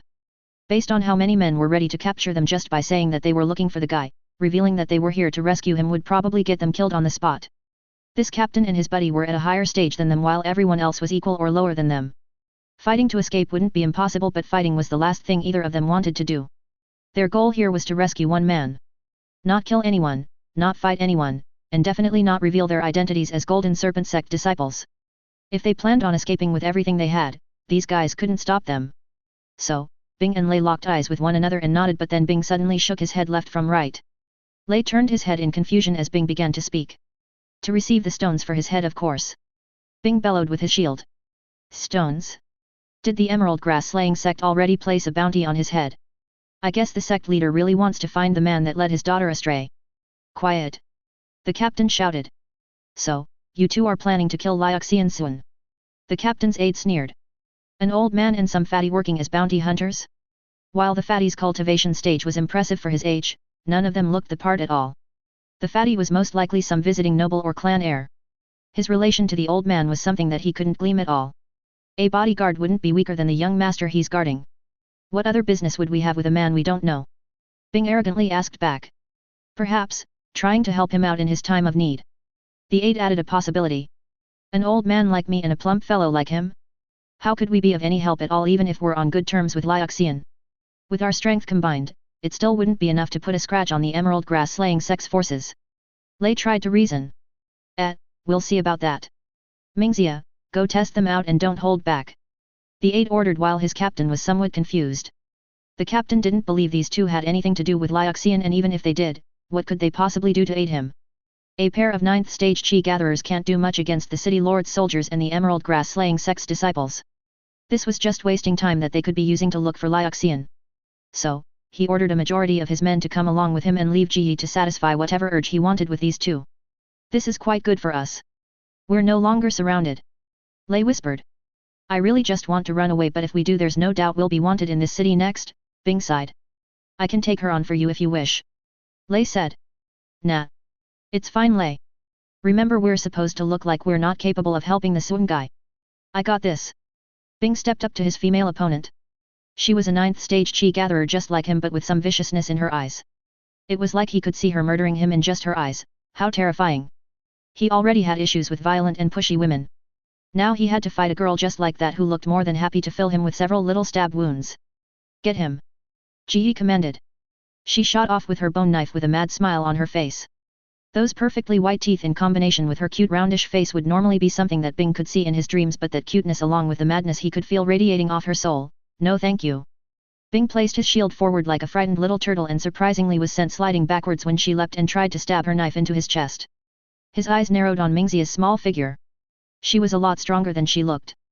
Mingxia slashed her knife non-stop in hopes of seeing Bing bleed, which he did without his consent. After each dodge, Bing would progressively get sloppier and sloppier in his movements, which led to even more blood leaking from his body because of his inability to dodge the slashes. It wasn't until he was forced on his back with Mingxia rapidly stabbing his shield dripping with sweat and blood that Ji was satisfied. Stop Mingxia. Her knife stopped attempting to skewer his shield.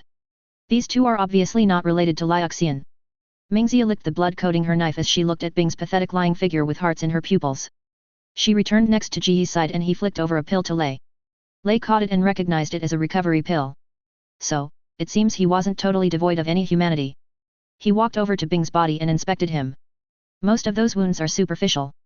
It looks like your spars with Ying and Tao has really paid off. Lei complimented. Please don't refer to the hell I went through as sparring, he politely requested. Your defensive skill has grown greatly. I'm sure you could have evaded all of her attacks if you were trying. Lei continued to compliment him. No. She was strong. I got cut a few more times than I was intending to. If that guy didn't call her off, I would have had to reveal more of my skill if I didn't want to be cut somewhere important. Bing shook his head. Once Mingxia and Ji were out of sight, Bing shot straight up and dusted himself off. His previous wounds started to quickly recover at a visible pace. Oh? I'm surprised, couldn't you have just blocked her knife with your shield? Yeah, but avoiding her attacks entirely? Impossible. He spoke. So, how are we going to find a wanted man that's gone into hiding in a large city like this? Lei asked with a smile. All we need to do is find one of those wanted posters. I'll describe to you what he looks like and then we'll walk around the city until you find someone that matches the description. Bing suggested. Wanted posters? They made some for him already. Lei questioned. I guess. How else does everyone in the city know who he is? Was there a large event before we got here and the fool just for some reason decided to reveal himself to everyone in the city and get on their bad side? Bing brought up an impossible scenario. I think we came on this task with too little information, Lei was starting to think. No, that's not the problem. It's the issue that the man we need to rescue is surrounded by enemies for some reason. Our original plan of asking around for him was perfectly fine. So, what do you suggest we do if there are no wanted posters? Lei asked. Pray that Qing managed to find him for us. Bing shamelessly answered. She is not going to be happy when she finds out that the man we need to find is actually wanted. Do you want to break the news to her or let her find out on her own? Bing definitely wasn't going to get yelled at by her. I'll do it. It's better to get difficult things over with quick than let them grow over time into even more difficult problems. Lei shared as he sent a message to Qing. And this is why you're a bigger man than me. Bing complimented. You're still young. He chuckled. Give it time. Qing's reply came. Of course, something had to happen. I knew this task seemed too simple. Meet up with me at the center of the city next to the giant statues. My butterflies should be able to find him soon enough. She replied back. Aren't we lucky the Empress told Qing to come along with us? We'd probably be stuck here for days if we had to rescue Liuxian on our own. Bing smiled, more than happy to sit on his behind and let someone else do all the hard work. She has excellent foresight. Lei agreed. Let's go find these statues then. Bing started walked. It should be to the north of where we entered from. Lei said. Is this truly a rescue task? I still don't understand how you two are always able to find trouble so easily. Wan Qing said somewhat annoyed. It's like a curse. Bing replied as he dug into his meal. Me and Lei are probably one of the nicest cultivators in the world but everyone just wants to find trouble with us. He complained. Since I can't think of a reason of my own, sure. Let's go with that. She sighed. Most cultivators enjoy messing with people that look weak to them. They are easier to bully and push around, making them feel powerful. It is also accepted that this is the normal behavior for cultivators, to bully the weak. Lei Ji shared. This understanding came from his goal of reforming youths. And you two don't look anything but weak. Wan Qing shared without restraint. There's strength in weakness, you know. Bing spoke while in the middle of eating. I've gotten away with more than a few victories because the person I was fighting was looking down on me. He explained. I as well. Lei agreed with his statement. No one I ever fought went easy on me. How lucky for you two. Wan Qing wasn't really jealous. She wasn't fine with those that chose to mock her for her decision in becoming a woman, but being seen as weak in a world like this was not something the normal person could accept. Unless you were a mortal who had no reason to climb the stairs of immortality, weakness was something you sought to eliminate immediately. Strength was everything. No one would be able to judge you if you had the bigger fist. That was how Wan Qing prospered in the Golden Serpent sect for so long. By defeating or killing those that refused to accept her way of life, more and more people had to accept her for who she was. At least to her face that was. Have you found out what our man did to be wanted by so many people? Bing asked. All we know is that he may have led the emerald grass slaying sect's daughter astray somehow. I got some bits and pieces. Ching said. Did the sect leader not approve of their love? Lei chuckled. All I could find out through my butterflies was that Sun caused some kind of disturbance for his daughter. They aren't inside the city at all from what I'm seeing now. The soldiers believe that he slipped out into the forest and is hiding out there. Ching shared. So, we got to go to the forest? Bing asked. Yes. Unless there's a part of this city that's hidden underground where my butterflies can't get to. Then let's get ready to go. It'll be a lot easier to search inside the forest. Lei left the coins for his tea and stood up. It'll be less annoying for sure. Ching agreed. And it's still morning, so we got plenty of time to return before it gets dark. Bing wasn't looking forward to camping out in the middle of the woods. If we're lucky, we can grab him and then fly back to the sect before night. Lei optimistically smiled. With how simple you two keep trying to make this, it only makes me think that nothing is going to go right and we can forget about ever returning with the man. Ching sighed. Ah, Ching. Don't be mistaken. We aren't underestimating the danger of this task, if that's what you're thinking. It's just that we believe this task was made just for us. All we have to do is save one man. Something that should be easy with our skills. Lei Ji reassured her. I see. Wan Qing was dubious of his claims but knew that Lei Ji wasn't the type to lie. The three of them walked out of the shop after paying for their drinks and meals. Nikong and Quan were left inside Ying's void world. It turns out that the conditions inside is very beneficial to their growth. By the time they return, they should look completely different to Lei Ji and Wan Qing. There wasn't any special reason to why they were left behind. Jing didn't specifically order only them to go on the task. They could have brought their pets if they wanted. Heaven's angels had no problem leaving the city and entering the west side of the immortal forest. From what Wan Qing's butterflies could glean, the soldiers would soon begin searching the forest once they get the go-ahead by the emerald grass slaying sect. She now used those hundreds of butterflies to fly through the forest in search for Sun. Lei Ji helped out in the search by searching every single object within a 360-degree radius around him. Bing's talents didn't lie in searching, so he didn't have much to do. I found them. Qing suddenly stopped, nearly causing Bing to trip and fall onto her. She pushed him back onto his feet and opened up her giant fan. With a toss into the air, it began hovering above the ground. Bing and Lei followed after her example and brought out their clouds. They followed after Qing flying on top of her fan into a deep giant ravine. It took them half an hour before they could reach the bottom, but they finally saw what they came here for. A boy, a girl, a white tiger cub, and a small child. Heaven's angels immediately swept into action as if they planned on doing this ever since the start. Lei's fishing rod hooked the boy by the back of his shirt and dragged him towards his cloud. The boy was unable to resist the pull of the pink fishing rod and could only accept being dragged through the air. Once the boy was close enough, Lei stabbed his needle into the boy's neck, instantly subduing him and putting him to sleep on his cloud. Wan Qing formed a smaller fan from out of her giant one and swung it in the direction of the other three. This wind blasted them backwards up to the forest, but as they were about to leave, the small child looked at them leaving while holding on to the girl's hand and screeched. An unbelievably number of spikes made out of chi shot towards them. Qing only gave a small smirk as she saw the sight. With a casual wave of her fan, an enormous gust of wind turned the spikes right around with even more speed than before. The white tiger cub suddenly grew into a full-sized adult tiger and pounced straight towards them with impressive speed, clawing straight through the powerful wind. Bing stopped the beast from reaching Lei Ji with his shield. It dug its claws around his shield to keep itself from falling down, forcing Bing to grow multiple arms to grab onto the beast while using his shield to stop it from biting into his neck. His arms grew multiple mouths with sharp knife-like teeth that stuck out with an even sharper tongue that pierced into the skin of the tiger, sucking its flesh. But then Bing suddenly stopped. This could be that guy's pet. He'd feel kind of bad if he killed the guy's pet when he hasn't even done anything wrong to him. So, Bing just used his multiple arms to rip the tiger off his shield and gently restrain it with his hands. As they reached the immortal forest again, the pair they believed they left down in the ravine suddenly appeared on the cliff as soon as they arrived. The demonic little child reached forward with their hand that transformed into a huge red-skinned claw that wanted to squeeze Lei Ji into a blood puddle. Bing could only put on an embarrassed smile as the white tiger trapped by him was cutely meowing for help. They really did look like the bad guys here. You. I know you people. You're allied with Hu Tao.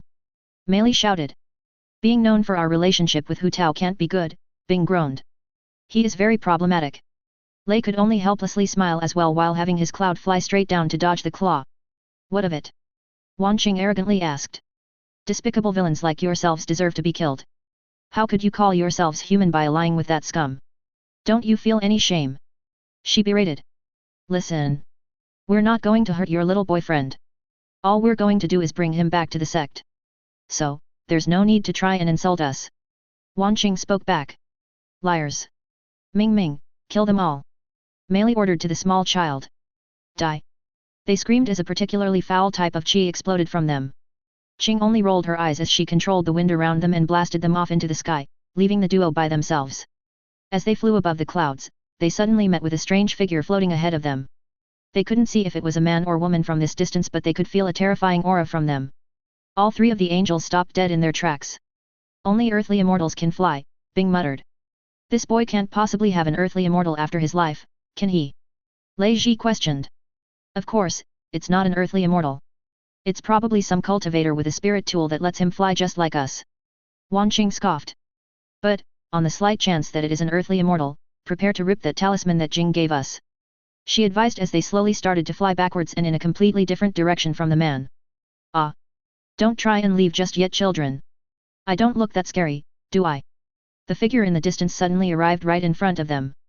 Bing and Lei Ji immediately ripped their talismans, and as it burned into purple flames, Jing arrived in its place. For you to rip something as priceless as that, this must be quite the emergency, she muttered as she instantly took in the situation. An earthly immortal. Before the treasured plains, I could barely handle a 5th stage spirit beast at the core stage. Let's see if my training has improved to the next level since then. She showed a small smile as she tossed talismans onto Bing, Wan, Lei, Sun, and the tiger. They disappeared in a flash of light, leaving Jing all alone with the big bad immortal. Mission available for host. Survive. Rewards, SCP-999, infinite supply of a random brand of candy, 1 legendary ticket. Failure penalty, soul extraction, death, possibly removement of the Gacha system. The end. Water shaped into a cloud formed underneath Jing as she fully unleashed the extent of her power so far. She couldn't afford to hold anything back against a figure as powerful as this. Unfortunately, the air wasn't exactly her home ground. Jing has never fought off the ground like this, so it added even more of a disadvantage for her. Her chi took a bluish-purple color as it formed around her, blowing fiercely into the wind. Not matching a 9th stage chi gatherer in the slightest. A strange round object continually spewed water as it was held upside down without any visible force interacting on it. This water flowed around Jing like an elegant ribbon made by an immortal seamstress. It hung around her neck like a scarf that only got bluer and darker as more water was brought into it instead of increasing in size. Along with the scarf, a thin whip of water was formed in her hand from the water scarf. Jing's control over water could be considered peerless compared to those near her age. Not just any cultivator could do what she was doing even if they trained for hundreds of years. It would normally take a lifetime to reproduce the results of what Jing has accomplished with the water element. Something that was only accomplished thanks to her shadow in Ying's void world. While she wasn't able to actively train her martial arts against the shadow, she could let the shadow attack her. So, like a sponge, Jing allowed herself to be attacked by the shadow until it showed everything her martial arts could become. It could only replicate her martial arts though, no SCPs. So things like, Empress of Pain's Tome, Flowering Domination, her unnamed whip martial art, Idlirajigenjit's Blessing, her movement technique Kaiser's Conquest, and Neptune's Prophet. All of them were rapidly raised just like her followers who had their martial arts brought to higher levels. Along with the water, a black cloud could be seen forming around her. If one had exceptional sight, they would be able to recognize them as miniature life forms. To be specific, millions and perhaps trillions of bacteria that has been evolved thanks to Jing's cultivation of them with qi. She's only had to use SCP-353 once, and that was to pay back that monkey from the treasured plains. Since then, she's rarely found a use for them outside of mutating the viral agents into something that would wreak havoc on cultivators and spirit beasts alike. Even she didn't know the true lethality of these micro-creatures. From Jing's pocket, she summoned 5 talismans that floated behind her. With a little infusion of qi, they lit up and slowly attached themselves to Jing's back. Her qi tripled in power after the formation activated. She knew that using her qi was her only real chance surviving against this man. There wasn't a 1% chance of Jing's body being tough enough to handle a single casual strike from this man. An amused smirk appeared on the earthly immortal's face. He was very handsome and incredibly young looking, but Jing knew that this was not his true appearance. Most likely, he was a few centuries old. Revealing her true power like this wasn't in her nature, but as far as she could tell, no one was around and she couldn't let 3 of her angels die a pitiful death just because of unfortunate circumstance. When she realized that he was still smiling despite everything she's done, it painted a gloomy picture in her heart. Several thoughts ran through her mind on how best to handle this situation. And fighting wasn't one of them. Fighting was the last thing she had on her mind against someone at this realm. Jing only prepared herself just on the off chance that she couldn't escape or somehow talk her way out of this situation. You are not an average qi gatherer, are you? He showed an amused smile. You could say that. Denying something as obvious as this wouldn't be good for her. I'm curious to where such a powerful little prodigy could have been hiding. Since you were brought by a movement-type spell, that must mean you aren't from around here. I wonder if you can guess what I'm thinking. He grinned. I take it you are debating whether or not to kill me for my potential or let me live for some ridiculous reason. Jing stared into his playful eyes. And you're smart too. He walked on the air, circling around her. You see, I only wanted to punish my daughter for bringing home a boy that I did not approve of. He had no background, his manners were abysmal, and his potential was negligible at best. If you were a boy, I'd be glad to have you marry my daughter instead, and that would be the only payment for you being able to leave here. But sadly, you are a girl and I only have one daughter. Nor do I have a legendary pill that could reverse yin into yang. If you are wanting to know where I come from, then I am a disciple of. Jing felt something touch her lips and stopped her from speaking. I didn't ask anything like that. Where you come from matters not to me. I'm going to find out regardless at the upcoming meeting of great talents. What I need from you is a reason to let you live for hindering me in punishing my daughter. What can you give me in exchange for your life? The earthly immortal's smile gripped her heart. Jing could tell that this man was going to squish her like a bug if she didn't give him a good reason. He might be smiling, but that look was anything but a facial expression made with good intentions. Thankfully, there was a way she could get out of this. If it was anything else he asked for, Jing might have been screwed. But if it was something like this? There were a few things that Jing could offer him in return for her life. I'm only a chi gatherer. What could I possibly have that could tempt someone on your level, respected immortal? But then again, why reveal that? Don't treat me like a fool. I can clearly see that your soul is not normal. That will be your only warning. Perhaps you're a reincarnated soul or one touched by the true immortals themselves far beyond the eyes of any mortal and immortal. Whichever you are, you very clearly have something to tempt me with that you do not wish to hand over at any cost. Give it to me and I'll let you go, or bring back the boy and let me deal with him. He kindly gave her two options. So, the persons of fate and reincarnators are known in this world by the higher stages. They can also see souls plain as day. Whatever Li did to enhance my soul must have made it different from normal souls, or maybe it was always different and I just never knew until now. However, it doesn't matter. If I want to receive my mission rewards, I absolutely cannot allow this man to get his hands on Jig's junior brother. But if I don't, then the only choice to satisfy him would be to produce an item with SCP-914 that a chi gatherer shouldn't be able to get their hands on ever. Jing was stumped on the decision she should make. 10 seconds left. He stated. Jing's refined brain raced to find a solution in where she could successfully benefit the most from this situation. The best case scenario would be to not have an earthly immortal as her enemy and Jig's junior to stay alive. Worst would be her dying. Jing wasn't blind to the possibility that the man would kill her regardless of what she did. She could give him something that only she would be able to create, or the boy, and then kill her. It was basically a 50-50th chance in where she lives or dies no matter what choice she makes. Jing especially didn't want to reveal that she had access to valuable tools, weapons, martial arts, spells, and pills that could easily rival heaven-ranked ones. If she allowed him to realize that, then what was stopping him from trying to strip her of all her valuables? Treating her like a precious spirit ore mine that would never tap.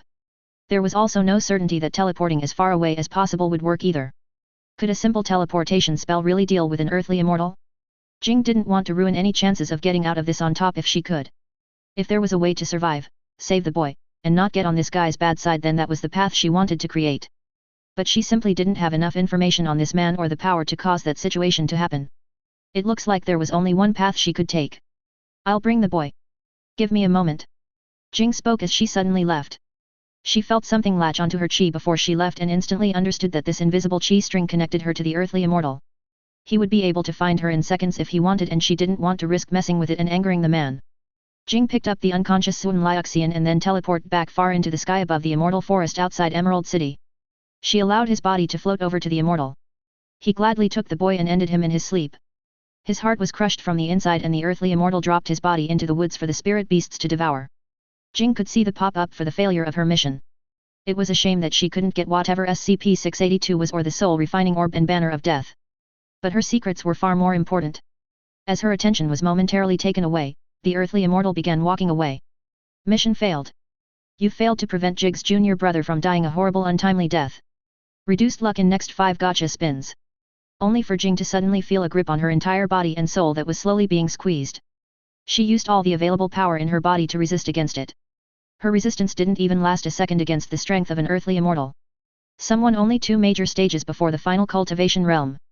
You will regret this decision, she cursed before she was crushed into a pool of blood by his chi. If only you were a boy, he shook his head with regret before disappearing with a slight cough. CaptainBoyHole. Tell me what you guys thought about this chapter and if anywhere it could have been improved. My goal this chapter was to create tension, suspense, and shock. I hope I hit at least 2 of those goals. Life goes on. The blood that spilled to the ground from Jing's death formed into a small puddle. Everything continued on as normal within the immortal forest. Once the earthly immortal vanished, the beasts came back out to graze, frolic, and hunt. One such spirit beast was hopping along without a single care in the world. It resembled a rabbit but with rows of sharp teeth like a shark along with a drill-shaped tail that it sometimes bounced on instead of its legs. As the drill bunny was hopping, it managed to land directly in the blood puddle and slipped. This slippage caused it to roll around and be covered in blood that was very tasty to the bunny. It was so delicious that it couldn't help itself from taking several licks of the blood. During this licking, several changes began to happen to the first stage chi-gathering drill bunny. The blood it was drinking wasn't the blood of any random beast, but the blood of a refined cultivator that has long passed abnormality. An abnormal freak with unbelievable power.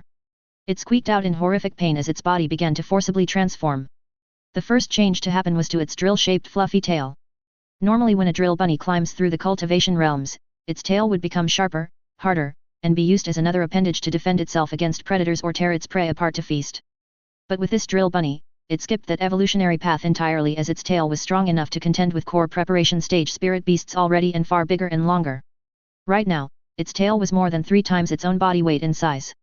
A golden paint started to spread on its fur that made it a very shiny bunny as it began the next phase of its mutation. The muscles in its legs began to build into incredibly powerful weapons just like its tail, but outwardly no difference could be seen. If it tried jumping with all its strength, it could definitely fly past the clouds. For any hungry predators looking to feast on this bunny, then they wouldn't even have known why their heads were sent flying off their shoulders. The last of the changes were the internal organs that unconsciously mutated in a way to eliminate all the weaknesses that it previously had. Essentially altering the drill bunny into an ultimate life form that only 2 others on the planet could claim. After its transformation was over, the drill bunny sought to hoard this valuable treasure for itself by burying it in the ground and scaring any beasts that dared come near it. It stood on its 2 hind legs like a human and crossed its arms with a particularly nasty look on its face. An act that it wouldn't have done at all if the transformation didn't also transfigure its brain as well. Now it had a brain superior than humans. But at the end of the day, a bunny was still a bunny. All it did for hours on end was stand over that buried blood as the landscape underneath it began to transform just as it did. Small insignificant insects, regular green grass, the great giant trees in the immortal forest, flowers and fruits all transformed in unbelievably outstanding ways. Just like the drill bunny.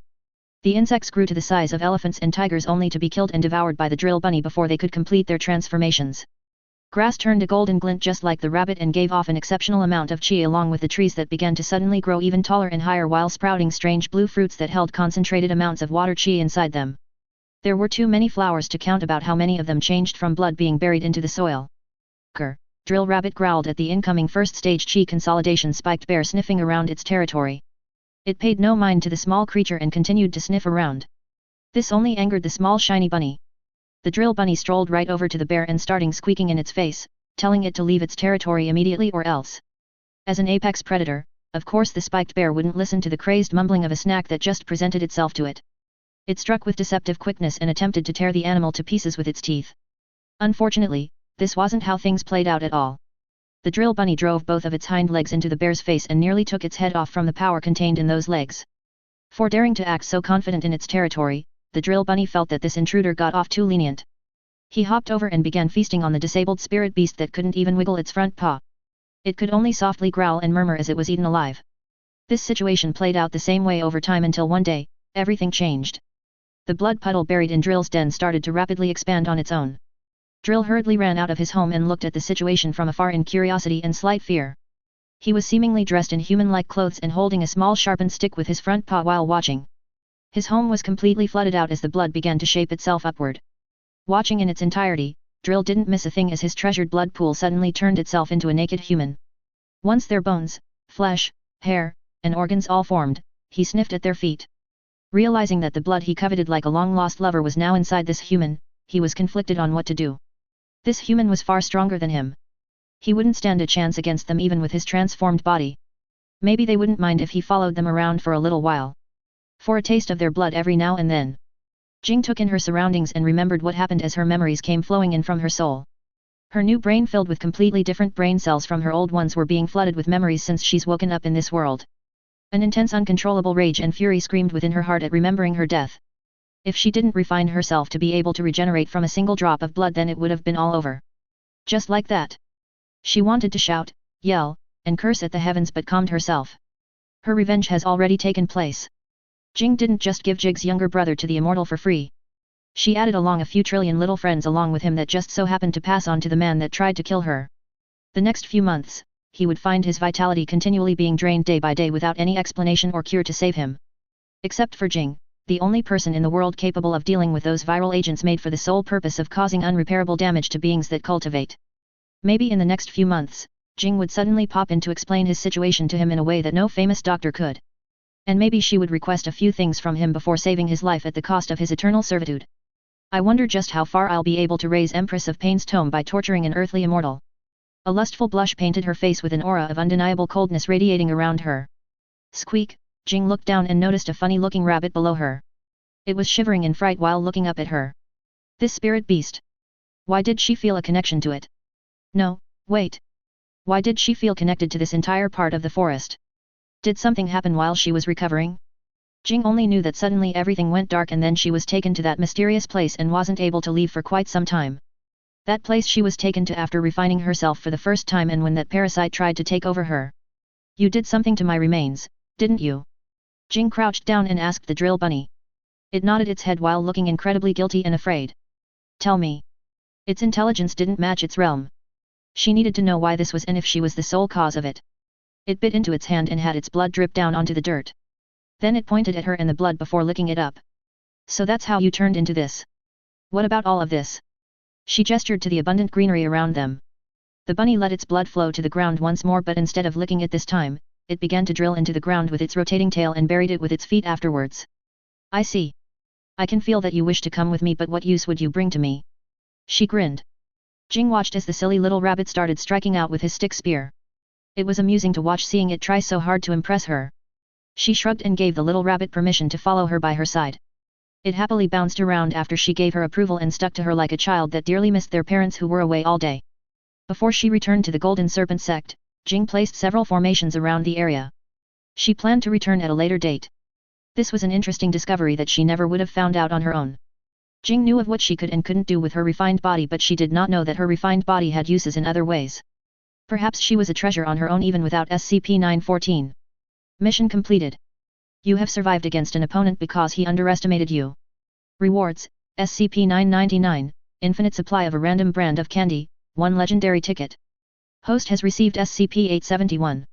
A squishy orange blob plopped down in front of her with a large smile on its face along with a wedding cake that reached up to her height. An unlimited number of geeks, small spherical multicolored pieces of candy that were around the size of a bead, were stored in her inventory. As Jing clutched her head from the information flowing into it about SCP-999 and SCP-871, she thought about how in the world was she going to use these SCPs efficiently. They didn't seem very useful at first, but maybe she just needs more time to think on it. CaptainBoyHole. A lot of you guys already managed to figure out what was going to happen last chapter and this chapter. Guess I'm a bit more cliché or unoriginal than I thought. It would have been interesting if I did kill off Jing here, but the story's name is SCP Gacha System. Without Jing, there is no SCP Gacha System. I'd be lying to everyone that read this for the system unless I had the god swap the system to one of Jing's followers, but that feels gross to me, so nah. Some thinking and a funeral? SCP-999 was perhaps one of the strongest creatures in the world from what Jing just learned. But she did not mean strongest in the form of physical strength or anything like that. No, this SCP had a special quality to it that could prove quite useful to Jing when she returns back. Its anomalous ability was essentially personified happiness and joy in the form of an infant slime. Even now, it was gurgling and trying to hug her with its little slime arms. Jing stopped it with a tendril of water as she wasn't in the mood to be happy right now.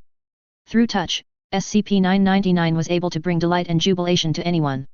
This feeling of happiness is increased the longer you stay in contact with the gelatinous blob and doesn't wear off immediately when that contact is broken.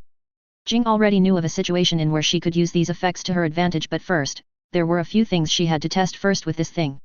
She wasn't exactly keen on being affected by its ability, but knew sooner or later it would have to happen. How could she properly put this thing to use without first testing of its ability herself? A question she would only ask herself regarding an SCP like this that can't harm her in a sense where she would get hurt. I might have to make you a friend inside Ying's void world. Perhaps Lei Ji could help me with that.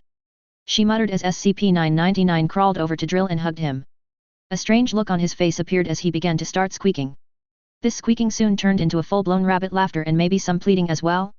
SCP-999's tickling didn't stop even after the bunny begged for mercy.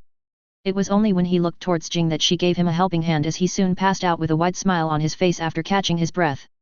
Dangerous little thing, Jing narrowed her eyes as she looked at the orange bundle of joy coming towards her while giving high-pitched coos and gurgles.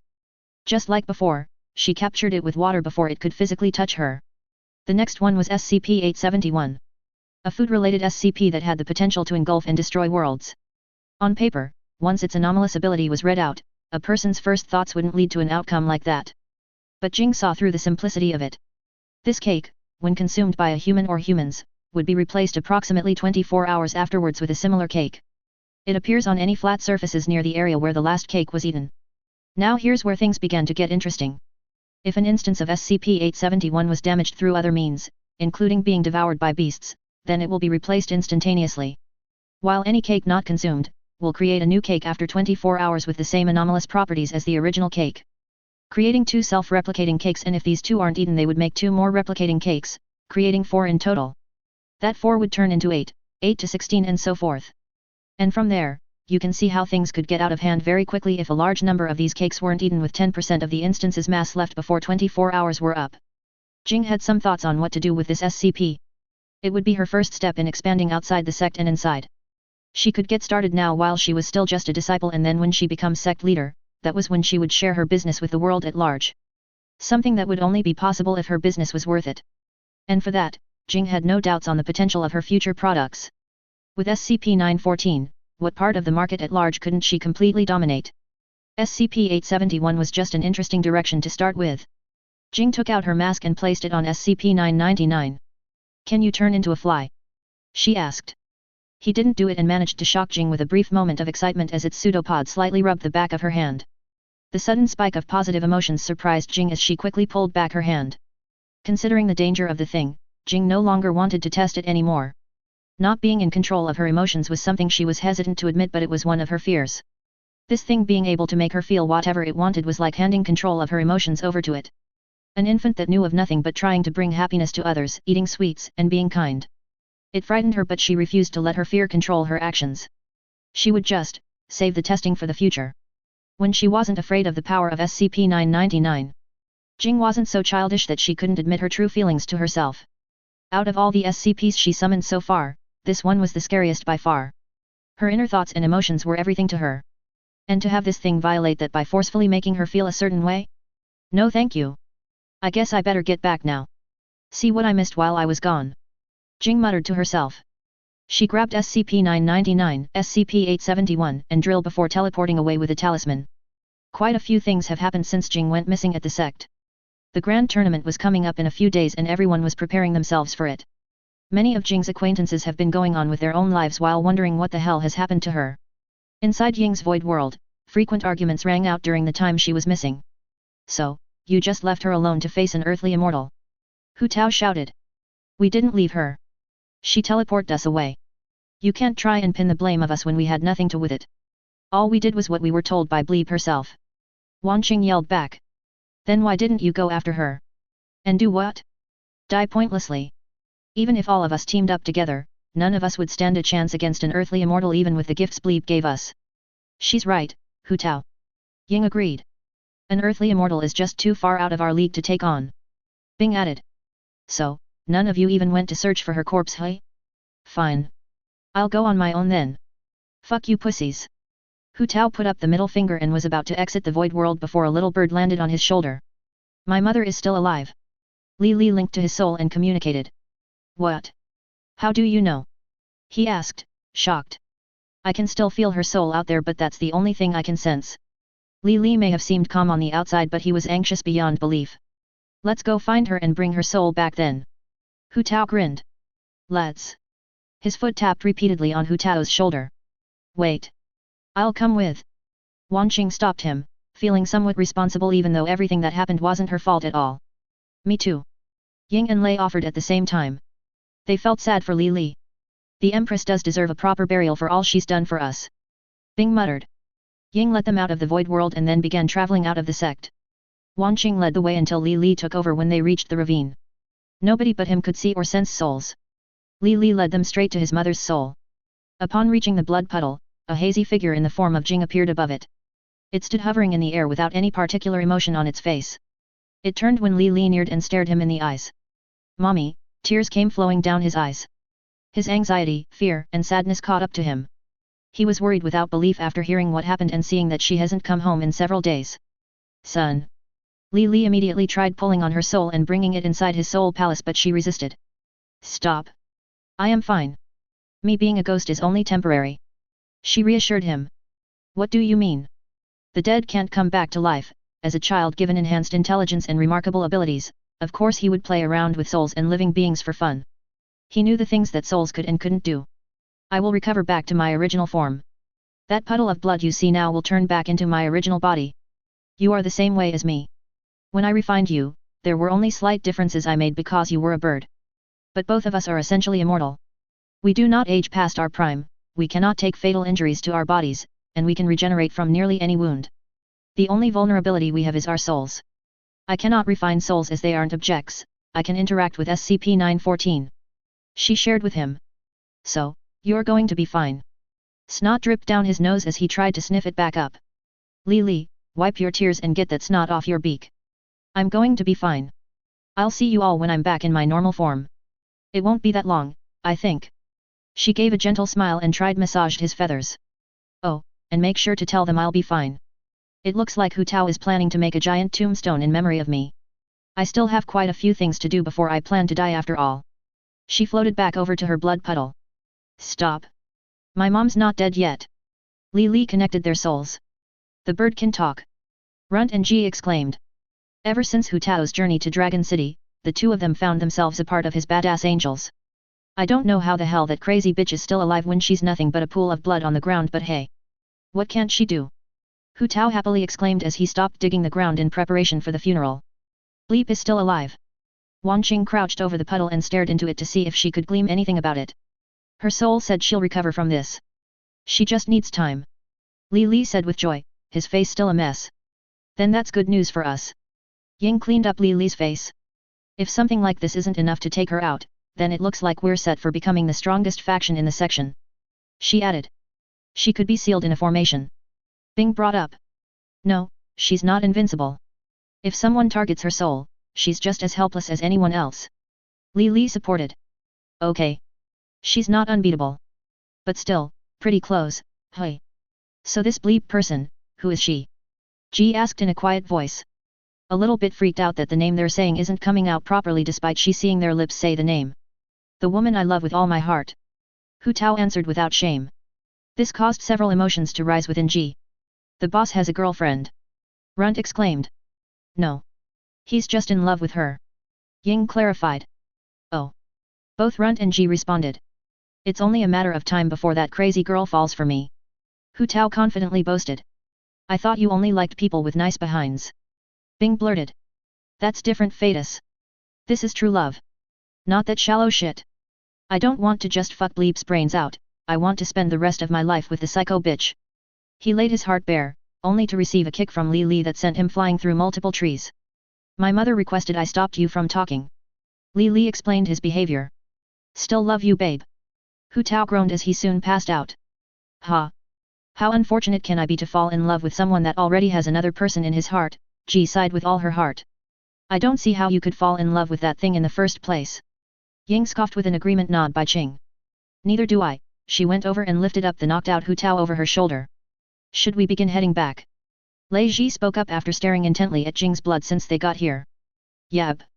Now that we know Bleep is fine, we don't have any reason to be here any longer. Wan Qing responded. Heavens angels! Move out! Ying childishly shouted. The reddening of her skin after saying it was enough to explain just how embarrassed she was to say that, but she felt it was the only opportunity to say something like that. Cute. Wan Qing stated.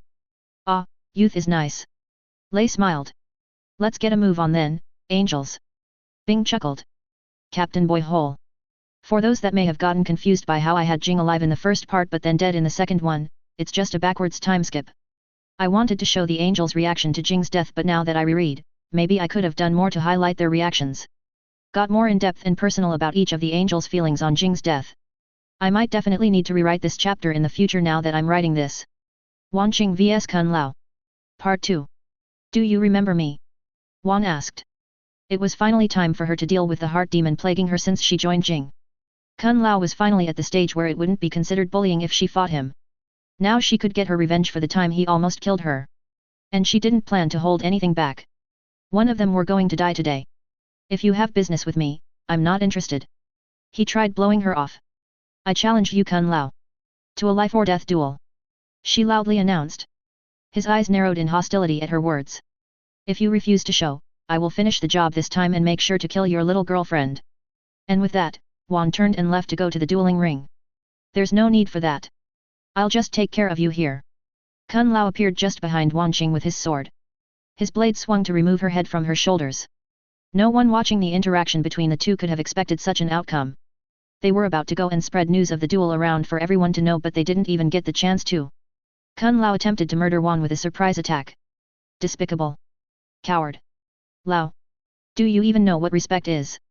Those watching disliked Kun's actions and actively berated him for it. He ignored them as his sword came closer and closer to beheading Wan Qing. This was someone he already killed. Lao had no idea how they were still alive after what he did to them, but it didn't matter. All he had to do was kill him again. Are you always this impatient? Wan casually blocked the blade with her closed fan. I guess that's one reason why you climbed the ranks so quickly. She continued walking forward as Lao was inwardly shocked. I didn't hold back in that attack. This guy won't be easy to deal with. Lao thought. Go to the dueling rings like a man. Ha ha ha ha. Can't even pull off a sneak attack properly. Let's go tell everyone that Kun is about to die today by the sissy. Kun's scared of the ladyboy. All the disciples watching their standoff quickly scattered in the distance to talk about the duel with the rest of the inner court.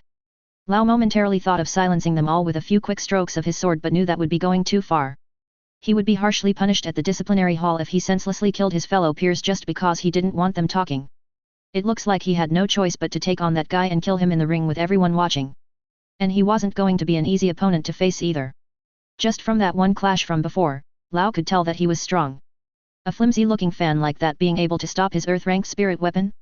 That meant that either he had powerful chi or that fan was a spirit tool equal in rank to his sword. Both options were plausible, but the powerful chi was more likely. An item like a fan being turned into a spirit tool that could contend with swords? Unlikely, because who would consider using a fan as a weapon? It just didn't make much sense, but then again, his bow didn't make much sense either. He'd best take this duel seriously and give it everything he has. About half of the inner court came to watch Wan Qing's duel with Kun Lao. Both were talented disciples with problematic reputations. Recently Wan has stayed out of the spotlight and hidden himself from the public. When usually they'd find him doing whatever it takes to publicly grow stronger and stand at the center of attention. Kun Lao was just known as an arrogant genius archer with some skill in swordsmanship. He did whatever he wanted without caring who he offended. This landed him a discipleship under a high-ranked elder and allowed him to act even more unrestrained. I see you brought her here to watch you die. If you want, I can send her along with you after I'm done. Wan offered. Don't spout nonsense. The only one dying today is you. Lao held a black bow in his hand. I planned to do the same thing to you when we first met. When I thought I killed your girlfriend, I was going to send you off to join her. It would have been cruel to have you both apart from each other, with one in life and the other in death. Wan admitted. Life doesn't go how you expect it. Today, it will. She took out an elegantly designed fan with blue floral patterns painted onto it and held it in her hands. In the crowd were a group of familiar faces watching this battle. Bing, Li, Ying, Lei, Hu Tao, Runt, and Ji sat together in the stands. They came out in support of Qing accomplishing her task for Jing and hopefully not losing her life against this guy she said she nearly died to. It was because of him that she even got acquainted with Jing in the first place. So, in a strange twist of fate, Wan was actually thankful for Kun Lao. This did not mean she would hold back in their duel though. She fully intended to kill him with everything she had. Do you guys think she could lose? Bing asked. Nope. Ying immediately responded. I believe in her. Lei smiled. If she loses, I'll laugh my ass off. Hu Tao expressed with Li perched on top of his head. I was embarrassed to ask earlier, but why do you guys call him her and she? Ji asked. Me too. Runt looked at Hu Tao. That's because the fucker's messed up in the brain and wants to be a woman even though he was born a man. Hu Tao explained. So, he thinks he's a woman. Runt was confused. No. He identifies as a woman. He's not confused about his identity. He just chooses to accept the one he wasn't born with. Lei spoke up. Hey. Runt was even more confused. Don't think too hard on it. You'll just tire yourself out. Just know that he is a she despite how he looks and sounds. Ying tried simplifying it. But why? Ask the bitch yourself, runt. Hu Tao shut him up. If she lives anyway. He snickered. She's gotten a lot stronger after Bleep's training. Bing spoke. Anyone would get stronger after Bleep's training. Ying rolled her eyes. They're starting. Shut the fuck up. Hu Tao shouted. Begin. The low-ranked elder watching over this duel brought his hand down. Wan waved her fan and immediately blocked the arrow shot at her forehead with a wall of wind. A second and third arrow split through the first one to pierce through the air barrier. With a sway of her head, she let the arrow fly past her and smiled at Kun as hundreds of butterflies began to fly towards him. His arrows wouldn't be able to take down that many insects at once. He would have to expose his next available method of attack unless he wanted to be swarmed and find out what her butterflies did. Which is exactly what he did. Kun Lao placed his bow on his back and then took out his sword from his storage ring. He chopped, sliced, and stabbed at the insects to get rid of them. His speed was impressive as every second more than 5 butterflies would be chopped up.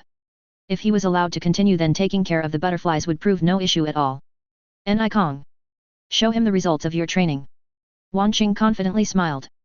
The not as small anymore panda cub came from behind her with golden gauntlets that were way too big for it. Hesitation was present on his face but it was soon thrown away after he met Wan's eyes. He stood on 2 legs and dashed forward towards an opponent far higher than himself in the realms. Ni Kong gave a cute high-pitched roar as he rose his fist over his shoulder to punch Kun Lao. What kind of joke is this?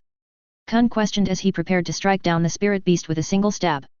His sword came piercing straight down towards Ni Kong's heart only to be avoided by him with a grab from his gauntlet. Ni Kong grabbed the blade before it could stab into his chest and shattered it using the immense power held within the gloves. Kun Lao couldn't hold himself back from gasping at seeing the little bear break his earth-ranked spirit weapon. This momentary lapse in his concentration was taken advantage of by Wan Qing. She appeared right behind him as silent as the wind and took his head off with a single swipe from her open fan. His head went flying into the air as blood followed right behind it. It landed with a thud on the arena stage and growing pool of blood.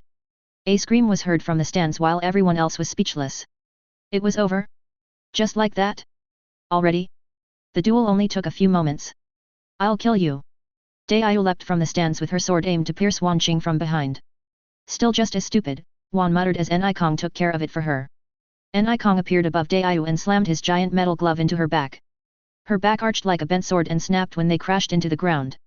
In only a second, her entire career and future as a cultivator was destroyed by an animal 4 small stages below her at the first stage of the Qi consolidation realm. Wan Qing rewarded him with a pat on the head and gave him a treat before walking away the victor. She wondered why Jing wanted her to carry the soap with her when she killed Kun Lao, but it didn't matter in the end. Wan's revenge was fulfilled. After leaving, a massive brawl erupted amongst those who were interested in stealing both Kun Lao's and Dai Yu's items for themselves. Hu Tao joined in as well. He wasn't interested in the items but more of fighting the greedy bastards in front of him. Everyone else from Heaven's Angels left together. Kun Lao's storage ring was known to hold those mysterious bracelets that allowed him to make that ghostly bow. Now that he was dead, anyone could get their hands on them. It was because of that bow that Lao was allowed to rise so quickly despite his commoner background and lack of talent.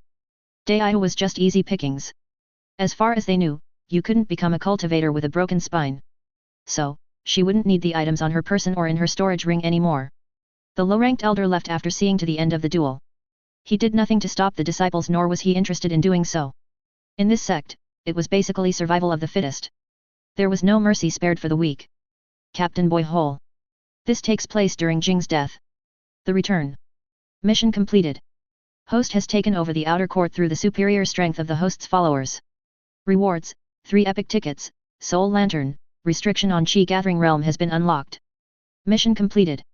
Wan Qing has successfully killed Kun Lao, the person of fate that nearly ended her life. Rewards, 5 epic tickets, Sky-ranked blacksmith manual. Mission completed. Wolfeng Gang has been strengthened enough to the point where they have matched the Huan clan in strength. Rewards, 10 rare tickets, Berserker's Rage.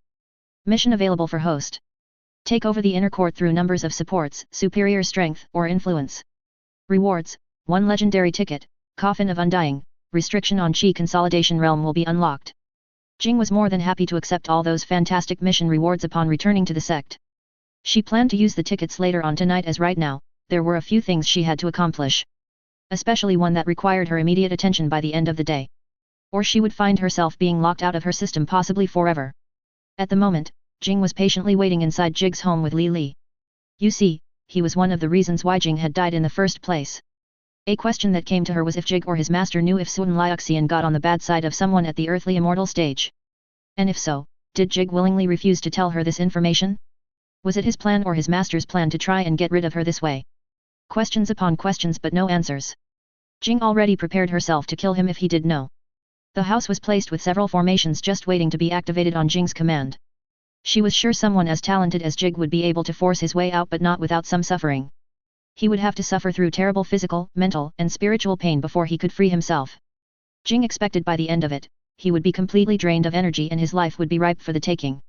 However, if he wasn't aware at all of the trouble his junior brother was in, then Jing would go on her way as it was just an unlucky situation. Ah, it seems he's finally come home. Jing could sense Jig coming towards his door from outside. She wasn't hiding her presence in the slightest. Her reason for coming here was for answers. It might be a little funny to see if she could scare a core stage disciple but this situation didn't warrant something like that. He immediately realized someone was in his home as he stopped in front of his door and didn't move for quite some time. Come in. Jing told him. He did so and locked eyes with her. So, you failed, he realized. But still alive. So, it seems. Were you aware that there was an earthly immortal after Sun? And if I was? Things aren't going to end well for you. You might be strong and quite talented but at the end of the day, there is nothing you can do about what has already passed. My junior brother is dead, you are alive and well, and the world continues to spin. Unfortunately for you, things aren't going to go the way you think they are. Today is going to be one of the worst and most humiliating experience in your life. With a snap of her finger, a single array activated inside Jig's house.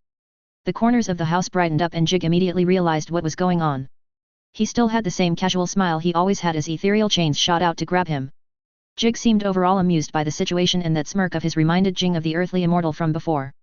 It upset her but she didn't lose control over her emotions. She simply decided to make things a bit worse for him.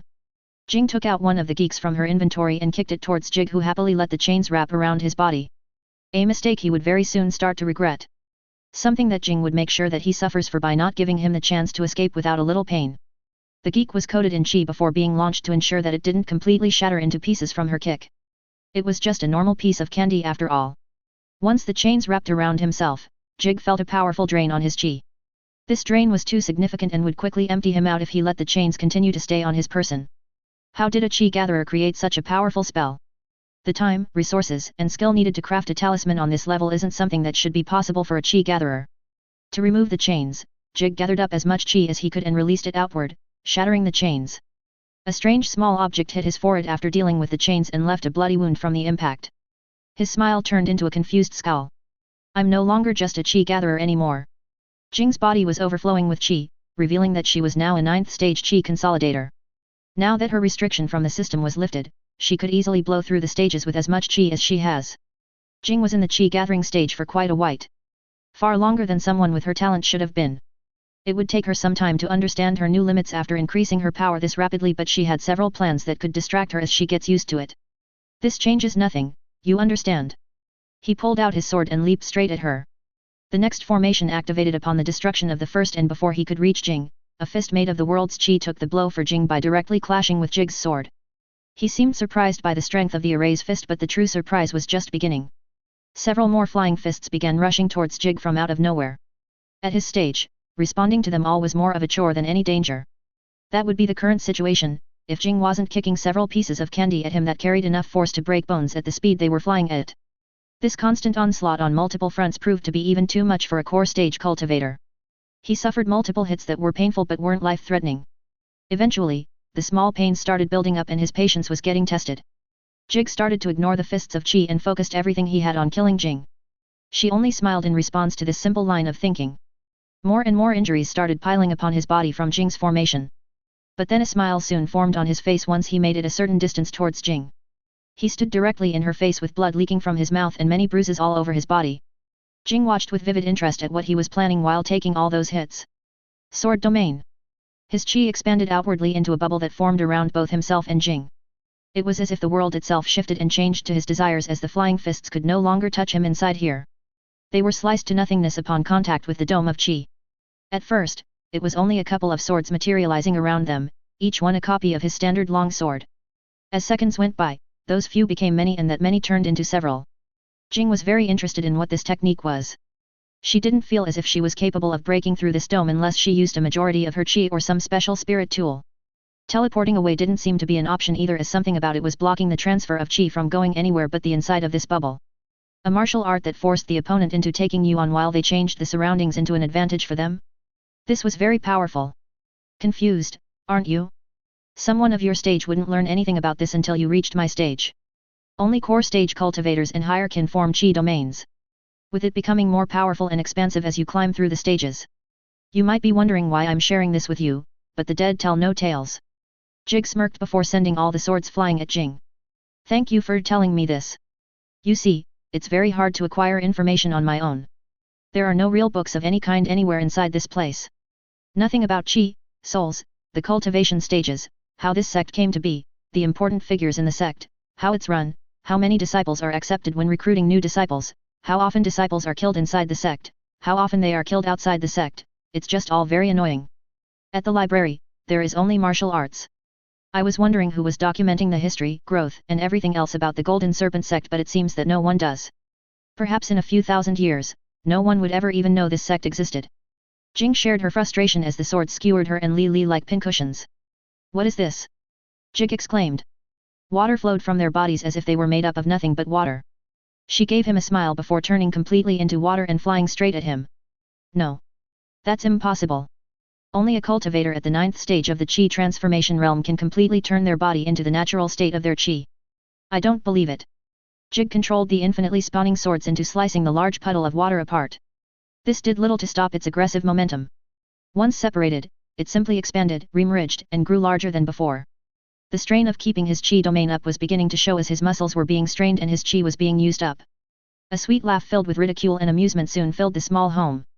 Behind him, Jing and Li revealed themselves and took off their masks. The mother and son duo Jig saw this entire time was nothing more than water clones. It looks like I have to thank you again. It's truly unbelievable how much knowledge is being greedily hoarded by those at the top. This is not how you move forward. No wonder you cultivators have been doing the same useless crap for thousands and thousands of years. All of you are too selfish. Do you know how much progress this world could have experienced if the strong weren't incompetent greedy little pieces of trash? Jing exclaimed as her water enveloped Jig's body. Ha! What am I telling you all this for? You're about to die anyway. She sighed. Jing slowly began crushing the core stage disciple's bones starting from his feet all the way up to his shoulders. Crunches, cracks, and snaps flowed into Jing's ears like music played by the heavenly beauties. This added along with the sounds of his screams only excited Jing even further. Her cheeks were blushed in excitement as she intentionally broke as many bones as slowly as she could.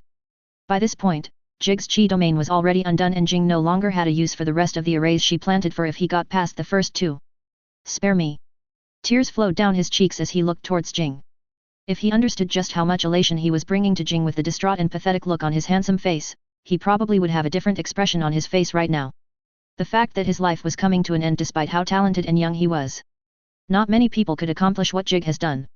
In fact, he could be said to be someone who was guaranteed to become one of the pillars of the Golden Serpent sect if he lived long enough. Sadly, for him, he had to run into Jing and get on her bad side. If only I had the time to call Juju over. Jing had her water cover Jig's head and crushed his skull. Leaving his body to rot inside his home and removing all the arrays she planted, Jing teleported into Ying's void world with a special talisman made from SCP-914. As normal movement talismans couldn't teleport inside there. Now, it was time to prepare the Supreme Commander's gift and get ready to start up her business. She also had to check on the situation in the sect from Wen and the puppets at the Wolfeng gang. After that, she can use all those tickets, find out what a soul lantern, refine the blacksmith manual, and find out what Berserker's rage is. CaptainBoyHole. It looks like Jing already has quite a few plans and ideas to put in motion for when she takes over the Golden Serpent sect. I wonder just how long that'll take for our sadistic little introvert with a heart filled with selfishness and common sense. No idea what the next chapter is, but I have a feeling that it'll be a slice of life. Baking a cake. What are you doing, Bleep? Ying came over and asked. She just recently broke through into the Chi consolidation realm and was curious on what Jing was doing over here. Jing was reading a thick book with a giant cauldron in front of her. Ying had no idea where this cauldron came from as she only had a small one near the garden. Apparently, Jing had free access to her void world and could seemingly take and bring anything she wants. She didn't quite know how to feel about this. I'm baking a cake. Jing answered. A cake? For who? Ying asked. For the Supreme Commander. Hey. Ying didn't believe she heard what she just think she heard.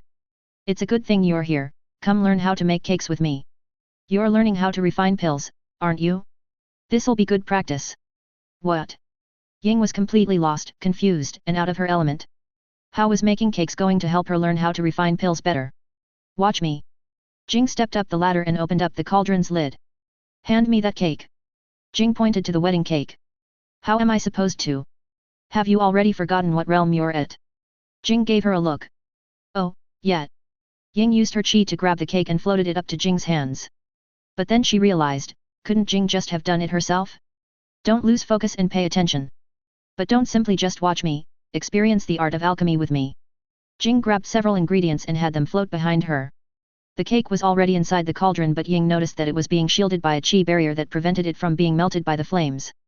The actual refining didn't begin until the flame was at a certain temperature. Jing then got to work on the first ingredient, silver leaves. Silver leaves were a basic ingredient used in pill refining to slightly increase the potency of the finished pill. Ying watched as Jing plucked each leaf off the branch before crushing them into tiny pieces and throwing them into the pot. Instantly a white mist rose from the pot that gave off a pleasant fragrance. Heat up the flames. Jing asked. Ying fired a stream of flames from her hand at the fire. While she was doing this, Jing threw the branch into the pot and watched as the white mist slowly changed colors until it was as silver as the leaves that grew from it. She told her to stop heating up the pot and then threw several ingredients inside that soon reacted violently together from Jing using her chi to try and forcefully merge them together. Jing masterfully used her chi to calm and control the herbs into playing nice with each other before dropping several beast cores into the pot.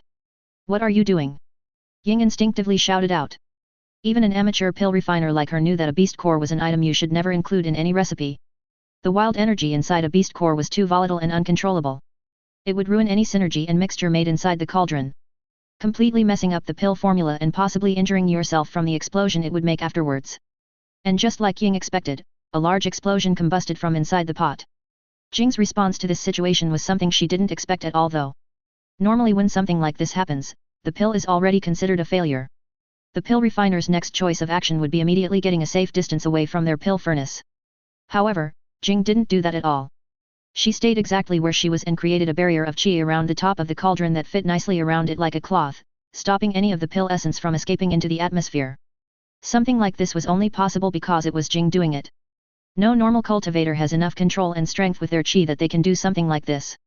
It was only a scene that could be awed, respected, and admired. Not replicated or followed. Which made Ying question exactly what she was supposed to be learning here. An intoxicating smell emanated from the pot that nearly took Ying off her feet. How could there be such a delicious smell in this world? Is that what the cake was for? But, how? Somehow Jing managed to combine the medicinal properties into a cake. Basically, making a cake that could give the same effects as a normal pill. Why would she do this and how? Ying has never heard of anything like this being done before ever. Is this supposed to happen? She asked the void world's shadow. It rapidly shook its head from left to right at the sight. Ta-da! Jing smiled as she lifted the cake out of the cauldron. The mouth-watering smell quickly spread all over the void world. In no time, Heaven's angels quickly followed their noses to the source of the smell and stared at the cake. Bing was the first to arrive with drool leaking from his mouth. He tried wiping it away when he noticed Jing's disgusted look, but in only a few seconds even more drool took its place. Jing took out a plate from her storage ring and sliced off a small piece of the cake to put on top of it. This should be enough for the Supreme Commander. As everyone else came to investigate what that smell was, Jing looked at their hungry faces and then gave them permission to dig in. Or at least that is what she would have done, if she wanted them all to explode from the inside. Don't take a single bite or you will explode. She smiled like an innocent young maiden. Isn't it just cake? Hu Tao reached for the cake only to have his hand slapped by Ji. What the fuck? Didn't you just hear her? Exploding cake. Ji shouted. She didn't flinch when Hu Tao raised his hand to slap her. Her eyes dared him too. After what they've gone through, she's beginning to change somewhat from his influence upon her. TCH. Annoying bitch. Hu Tao scoffed and turned away. Why does it smell so good? Wan Qing was displeased by how much her stomach was wanting it. Will I really explode if I eat it? Bing's stomach was doing flips, tumbles, twirls, and all sorts of acrobatics in anticipation of eating the cake. The only person that could eat it and live would be me or Li Li. Jing answered. But don't worry. Ying is about to make a similar cake for you all on her own. I am. Ying questioned. Princess's cake isn't going to be as good as yours. I don't think she's cooked a thing in her life except roasted rabbit or something. Hu Tao spoke. I can make a good cake. Ying felt insulted. Good. Here's your chance to prove it then. Jing handed her the big book she was reading earlier and flipped to the first page. Spirit concentration cake, Ying read with her shadow hanging over her shoulder reading along.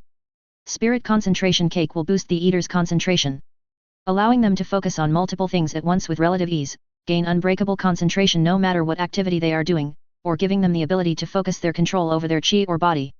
All of those options are available to those that eat this cake. It is their decision on what to use their enhanced concentration on. To make this cake, all Ying needed was a cake and the ingredients required to make a chi recovery pill, mind clearing pill, and the soul cleansing pill. Ying took no time in turning the page to an easier spirit cake and decided on the chi recovery cake.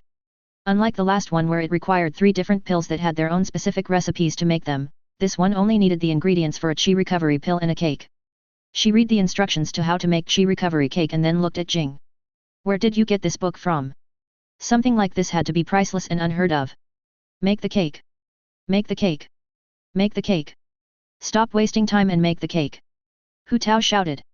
Shut up. Just give me a moment to read the recipe. Ying yelled. Besides, it's going to take a few hours before it's done anyway. What? How long did it take Bleep to make hers? He asked. I'm not Bleep. So, shut up and wait or starve to death for all I care. Ying pushed Hu Tao out of her mind and began memorizing the very precise and detailed instructions listed in the book. Li Li, come with me. We have some business to attend to. Jing said. Wait. Bleep, before you go. What if I ruin the cake? She felt embarrassed to ask. Just go buy some more. Any pastry will do, it doesn't have to be the same as the cake I did. Jing explained. Li Li stuck his head out of the cake with his entire body covered in it. He shook himself clean before flying over and landing on Jing's shoulder. Jing threw a special teleporting talisman on the cake and herself, teleporting them out of Ying's void world. Her and Li Li teleport to her home while she sent the cake elsewhere as a future seed for some fun later in time. She gave herself some time to prepare for the worst in case this meeting turned out for the worse. Ever since her experience in the Treasured Plains, Jing knew that she wasn't invincible. Even with the Gacha system. Let's go show our loyalty to the sect, I guess. Jing left her home with the cake on top of the plate. CaptainBoyHole. Haha. I was right. It was a slice of life chapter, just like I predicted. A short meeting. Supreme Commander. You have an unexpected visitor. Jinhai was in the middle of preparing the events for the grand tournament. Which elder is coming to scheme and try to use me as a part of their annoying plan to rise through the ranks? He sighed. None. It is a disciple, sir. A disciple? Wanting to meet with me? Had. Jinhai laughed at the thought of it. Which brave disciple is it? I believe it's best if they introduce themselves. He opened the door to reveal the sex little monster waiting outside his office with a slice of cake in her hand and a beast at the 9th stage of the chi consolidation stage on her shoulder. Jinhai was actually more than surprised by the appearance of this visitor. It wasn't until earlier this morning that his men told him that she's been spotted again. He believed that she somehow lost her life because it's been several weeks since anyone saw her. Perhaps she was biding her time for this meeting or in closed-door cultivation somewhere. But Jinhai had a hard time believing that she was racked with nervousness at the thought of meeting him. Unless she wanted to make them think she was a spy. Strangely enough, he couldn't see neither of their souls either. This increased his suspicions and curiosity even further. He knew that the girl had little knowledge or information on souls, as why would she? She was only a chi gatherer. A 9th stage chi consolidator? When did she climb up to that rank? Even the greatest of talents would require a minimum of 5 to 7 months to reach the level she has from the 9th stage of the chi gathering realm. A smile almost threatened to spill from his face. This goddamn freak! Why couldn't you just prove that you're not a spy already? Do you know how many resources we could use to propel you into even higher heights? You have the potential to be the sect's greatest disciple. Jinhai had to calm himself down. He realized that it was the bird interfering with him in seeing their souls. Of course, the girl couldn't just be a monster on her own. She had to include her pet as well. Spirit beasts aren't supposed to be aware of souls until the late realms. The control or power this little owl had for just a second realm spirit beast over souls was superior to some elders. Now, he had no choice in the matter he was delaying for so long. Jinhai had to confirm whether or not Jing was loyal to the sect or kill her now. She was simply too talented. Wait, no. Talented wasn't enough to describe whatever she was. It was complete absurdity in the form of a little girl. Supreme Commander. Her voice showed no fear or nervousness. Completely calm and polite. What can I do for you, Jing? Jinhai asked. I've come with a gift and a request. She smiled as she walked forward. The aroma of that cake was making it hard for him to focus, but despite his cultivation rank, he still couldn't see exactly why that was. His aide hasn't even noticed that he was drooling at the sight of the thing. How disgraceful! With a subtle manipulation of his chi, he knocked some sense into him by smacking him across the face with his energy. But back to the cake, no matter how much he used his chi to inspect it, he found nothing about it particularly dangerous. If this was a type of poison, then it would be the type that would easily entrap anyone with a nose or talent in chi sensing. A request. Jinhai laughed. And what sort of offer do you believe that a chi consolidator is able to give me to consider seriously? He asked with a brief flare of killing intent and chi pressure. Take a few bites of this. I believe it will be much more effective in persuading you than anything I could possibly say. She gave a harmless smile and bowed while holding the plate towards him. The thought of someone at her stage being a spy and attempting to poison someone as powerful as him did run across his mind. But once he thought about it again, she'd have to be the most insane little girl in the world if that was what she was really planning. He could crush her in less than a second despite all her great talent. Plus, with his bloodline, flushing out all impurities within his body was as easy as snapping his finger. Any poison she could craft would be useless against him. So, he took a bite and then another before he realized, all the cake was gone. An incredibly powerful burst of chi exploded from the Supreme Commander. His chi spread throughout the entire Golden Serpent sect. Everyone could feel it brush against them. Jinhai's mind had trouble believing what just happened to him. He focused his eyes directly on the little monsters and hers focused back on him. All the objects in his office were blasted away to the wall. The little monster and her owl still had the same calm look on their faces as they were blown to the wall too along with his aid. He had just broken through into the next stage. Did you like my gift, Supreme Commander? She smiled. Jinhai was truly speechless. That was the greatest thing he's ever eaten in all of his centuries of living. His taste buds were still dancing in his mouth even after swallowing the thing piece by piece. Jinhai's chi was crazily cycling throughout his body along with his mind feeling sharper than ever before. All of his newly concentrated attention was sucked by the monstrous freak in the form of a young girl. As old as he is, he knew that what he just ate was impossible to create. People creating food from spirit beast parts wasn't anything new. That has been going on even before humans figured out how to cultivate. But this wasn't that. Not even slightly. The cake he ate did something that only spirit pills could do. Spirit food could not do that, it could only provide superior nutrients to the body and danshan depending on the beast. I'll take your silence as an agreement. What I desire from you is quite simple. As everyone knows, apparently, the sect leader has their eyes on me as becoming their disciple or at the very least taking over once they retire. I'm completely fine with either decision. But what I came here to ask is very simple. He interrupted her before she could continue. What else do you have to show me? He asked as if what she's given him wasn't enough. She only smiled at his question. This little monster was smart as well, she knew it just as well as him that she only needed that cake to satisfy him. Well, if you hold true to your side and I'm satisfied with it, I am more than willing to share some weapons with the rest of the disciples at a certain cost to improve the sect's strength as a whole. Do you mind showing me these weapons? Jinhai reasonable asked. Of course. Jing dropped 3 spirit weapons from her storage ring onto his desk. A jade sword, a rod, and a hoe. The sword was made out of actual jade, a decorative item rather than a weapon. For the thick rod was completely black and seemed to hold no other special qualities. And for the hoe, it looked like a completely normal hoe. He knew that she wouldn't be joking with him at a time like this after giving him that cake. So, he waited for her to explain. I'll go in order in terms of strength. The sword is made for outer court disciples.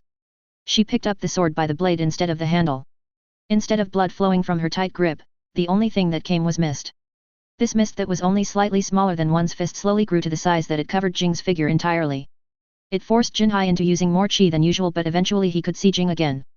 If used on someone without any soul cultivation, then it would be impossible to see through that mist using chi alone. She soon dropped the sword and then picked up the rod. This is for inner court disciples. She took out 5 spells. A fire spell, ice spell, lightning spell, earth spell, and water spell. She placed each one onto the rod and Jinhai's eyebrow raised at seeing the results. When it burst into fire from the fire spell, the rod absorbed the flames into its body and now held fire chi within. This repeated with the next 4 spells and by the end of it, the rod now could produce 5 different elemental chi types. Jing pointed the staff into the air and a burst of flames shot out from the tip, but the flame chi inside the rod didn't disappear. I believe it would be better to explain the hoe rather than show you. Otherwise, the inside of your office might be ruined even further. She told him. Go ahead. This hoe is for your Supreme Court. All it does is promotes the growth of spirit plants and control them. She knew that was all she needed to say to interest him. And how would this be effective as a weapon? How many dangerous spirit plants do you think there are in the world, Supreme Commander? I see your point. He slowly started to smile before bursting out into uncontrollable laughter. Jing wondered if she showed too much. Did he lose his mind? Was he going to kill her? Maybe she should have sent a water clone in for her. But he would have definitely seen right through something like that. She couldn't underestimate these cultivators at high realms. They had abilities that she had too little information on. I accept. What is your request, Jing? I understand that I have some sort of protection from the elders, but the same doesn't hold true for my followers. I'd like it if they could not be targeted by elders as well. Very well. I'll relay the order not to touch any of heaven's angels to the elders. It was nice finally meeting you, Jing. He smiled. Likewise, Supreme Commander. I'll let myself out. Jing gathered the refined weapons and walked out. She soon teleported into her home, ready to move out and into the inner court. That was scary, Li spoke through their soul link. It was terrifying. How lucky are we that the Supreme Commander is a sensible person. I was expecting him to react the same way that Earthly Immortal did. Jing had several plans in motion for if things went in a very different direction. I never met anyone as strong as him before, Li shared. And to think that the sect leader is even stronger than him. How exciting of a world this is, Jing giggled, her inner desires spilling out. Humph. I won't be weak forever. I'll be even stronger than him one day. Li wasn't discouraged by today's experience. That's my son. Jing rubbed his head as her mission reward came in. Mission completed. You have proven your loyalty to the Golden Serpent sect. The Supreme Commander no longer thinks of you as a spy. Rewards, SCP-173. SCP-173's information flowed into her soul. The pain wasn't lessened even with Li's strengthening of her soul. Her eyes suddenly opened wide open in shock as the monster appeared behind her. She didn't even get the chance to prepare herself before everything in the world turned sideways. Jing dropped to the floor from the sudden ambush before hearing her door break down behind her. Jing quickly reacted and turned around to spot the statue about to make its way out of the sect and into the immortal forest. Its body froze and she quickly re-snapped her neck back into place and chased after it without blinking a single time. Li was having trouble realigning his neck, but Jing would have to deal with that in a second. She kept her eyes on the inanimate object without blinking once and stuffed it into her inventory. What the hell? A statue whose only purpose is to crap, bleed, and kill. She felt all the pain that came with having her neck snapped, so she was plenty pissed at the thing. Jing didn't have the time to turn off her pain receptors because of how fast the damn thing was. It was probably one of the fastest things on the planet. Not even cultivators would be able to save themselves from this thing. Hell, Jing was only alive because of SCP-914. She could have died right there because of the system's decision to drop that thing right after she got her mission reward. This system was definitely not her best friend and needed to be carefully cautioned against. Here you go, baby, Jing fixed Li's sideways head as gently as she could. Ow. Ow. Mom, it hurts. He cried. I know, sweetie. I'll try and be fast. Jing gave a sharp snap and he cried even louder. It pained her heart to cause him so much pain, but he didn't know how to turn his pain receptors on and off. And it would be impossible for her to try and teach him how. She didn't even understand how she could, she just knew it was possible. He could do the same, but he needed to know what pain receptors were. Something that Jing couldn't show him, he just had to try and figure it out himself. What even was that stupid thing? Li huffed with his feathers ruffled. He was already upset about being overpowered by the Supreme Commander in soul power. Now he just lost his first fight ever against some stupid thing that isn't even alive. It wasn't fair. The dumb rock caught him off guard. He wasn't ready. How was he supposed to know something would suddenly pop out of the air and attack him in less than a second? A very mean statue. Jing tried calming him down by massaging his feathers. I hate that statue, he pouted. I hate him too. She continued petting him while holding him in her arms. Soon, Li's anger was calmed by Jing and he fell asleep in her arms. Jing got to moving out of her home since she was no longer a chi gatherer. It was time for her to move into the inner court and start her plans to take over that court as well. Ying would be following her there. Bing and Lei Ji wouldn't be joining them until the grand tournament was over. It looks like she would have to cheat a little if she wanted Bing to complete his task for her to get the mission rewards. Mission has been changed. Bing is the only one allowed to fight and kill Lang Huan. He still must be gifted an SCP before fighting him, and you are unable to support him with the help of any SCP or resources. Penalty, SCP-914 is unable to be used for 9 months. Upon reading this change, Jing erupted in anger. The system was actively trying to screw her over. And after the crap she just dealt with in the form of SCP-173, she wished this stupid thing had a face for her to kick in. CaptainBoyHole. And now we have successfully gained SCP-173. A dangerous and powerful tool when utilized correctly, however, could also end millions and billions of lives if not watched carefully. This scenario would have happened if Jing did not manage to stop SCP-173 from leaving. Cultivators able to react to SCP-173 insane speed are only those at the late cultivation realms. Very few cultivators are able to survive having their neck being snapped throughout the world. While humans would have little to zero protection from it as cultivators are selfish.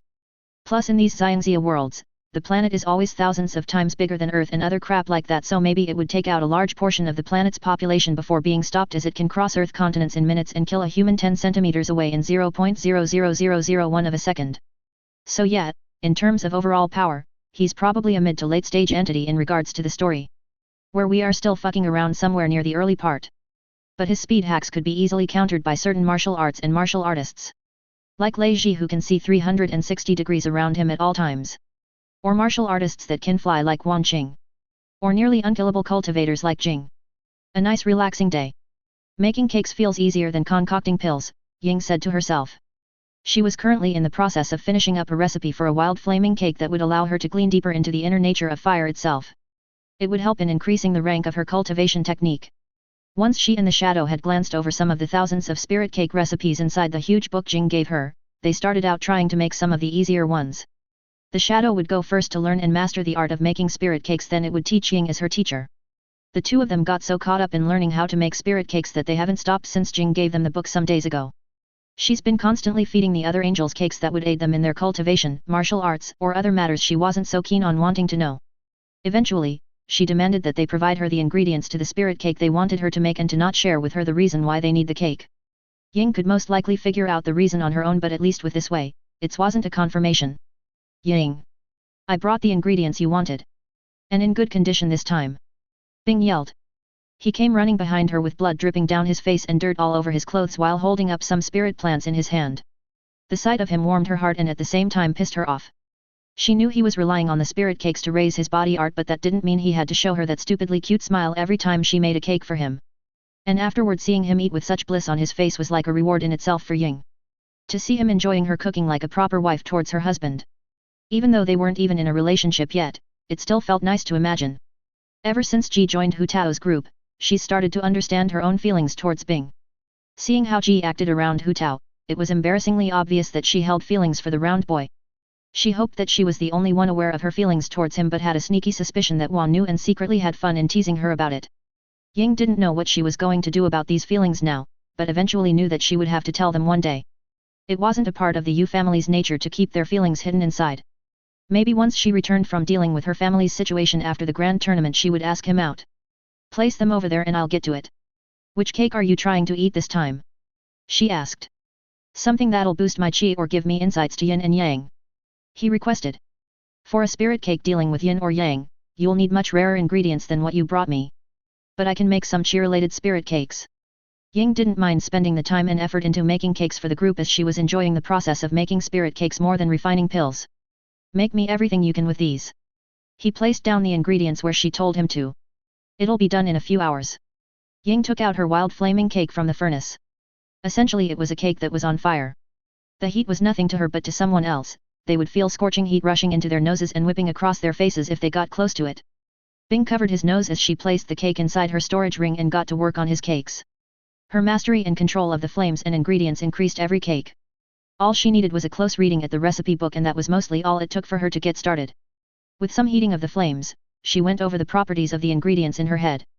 Starting in the order listed in the book, the herbs and plants danced in the air. Some were crushed into dust, others were diced into the furnace, and a few were squeezed of their juices before being thrown inside as well. Ying's control over the innate wild nature of fire chi increased exponentially from the hundreds of failures she went through when starting out. The cake that Hu Tao and the others wanted from her yesterday when Jing met wasn't successfully made until the next day. An inferior grade spirit cake. Spirit cakes could be classified within 5 grades. Inferior, mediocre, average, excellent, to perfect. It worked the same way as pills were graded. Inferior meaning that 50% of medicinal essence was lost. Mediocre with 40%, average with 30%, excellent with 10%, and perfect with none. Ying was dissatisfied with producing such a trashy grade spirit cake for her first success, but nevertheless everyone else still wanted to eat it. Its smell was great and its taste was out of this world. Hu Tao even gave her a compliment for how good it tasted. Well, as good of a compliment as a person like Hu Tao could give her. It isn't shit, so I guess you pass. He told her while chewing. This is really good. Ji said. I never ate anything that tasted half as good as this, Run said with tears in his eyes. It is really delectable. I can't wait to see how a perfect grade spirit cake tastes. Lei said. I could get addicted to this, Wan frowned. That wouldn't be good for her figure. I will do anything you ask if you can make more of these cakes for me. Bing dropped to his knees and bowed. So, now Ying's position in the Heaven's Angel has risen quite a bit because of these cakes. But her recent fascination with making spirit cakes have cut into her martial arts training. This couldn't go on or her ranking in the tournament would be affected. She enjoyed making the spirit cakes but gaining strength came first. Of course, Ying would resume her training after she gained her fill of looking at Bing's stupidly silly face while eating her cakes. That was non-negotiable. Aren't you a cute fella? Lei Ji said, petting the strange orange blob. His body jolted in response from the influx of positive emotions welling within him. He continued petting the adorable little beast as happiness and joy sprouted from his heart. Soon, he began to laugh in enjoyment along with the cooing and high-pitched squealing of the spirit beast. SCP-999 then jumped onto his lap and began tickling him. Ha ha ha ha. That's enough, little one. You're going to make me feel so happy that I might die from it. He loudly laughed. Eventually, Lei Ji was worn down to the point of near exhaustion from laughing so much and SCP-999 sat next to him with a smile on its face before crawling off to make the next person in sight feel as happy as he made the fishing man. SCP-999's eyes locked onto Hu Tao's figure in the distance, training Ji and Runt. Before passing out from joy, Lei Ji realized that if he managed to tame that cute little guy, maybe his plan of reforming youths could be easier and more viable without relying purely on strength. Forcing his ideals upon others despite how they were raised won't feel as horrible if he didn't go about it using only violence. Oi! What the fuck is this thing on my leg? Hu Tao suddenly yelled as he felt a warm thing stick to his leg. That's Bleep's pet, isn't it?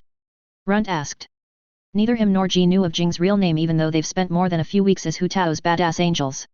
Since everyone called her Bleep, they too started to call her Bleep because of it. What the hell?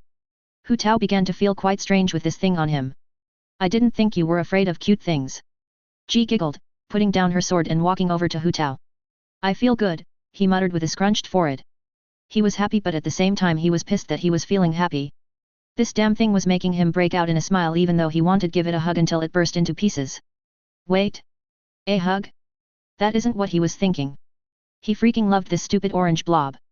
Hu Tao immediately tried distancing himself from the beast but its grip was tight and it wouldn't let go until it made Hu Tao feel nothing but joy. His fist rose and smashed the ground in exhilaration, cracking the ground apart as he held nothing back and focused his attention on his shadow in the distance just resting on the ground.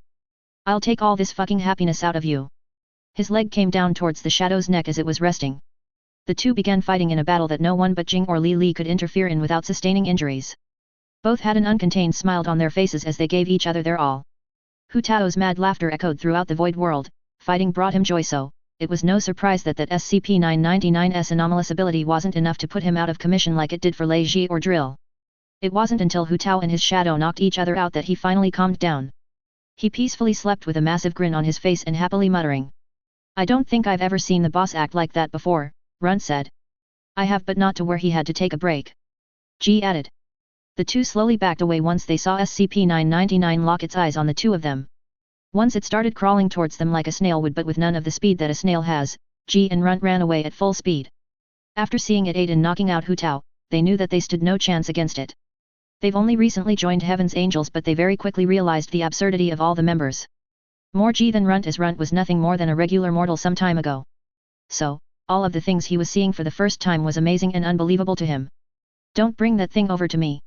Wan Qing warned after seeing what happened to both Hu Tao and Lei Ji from on top of her fan. The two of them ran over to Bing instead who was excitedly waiting for the rest of his cakes to finish. He had no idea of the danger making its way over to him. Only that Hu Tao's girlfriend and his follower was running past him. As if they were having fun by running away from the beast. By the time he realized that something was not right, SCP-999 was already on top of his face. It quickly enveloped his body and began tickling him into submission. Gwahaha. Gwahaha. Stop. Stop. Please. My stomach, it hurts. Gahahaha.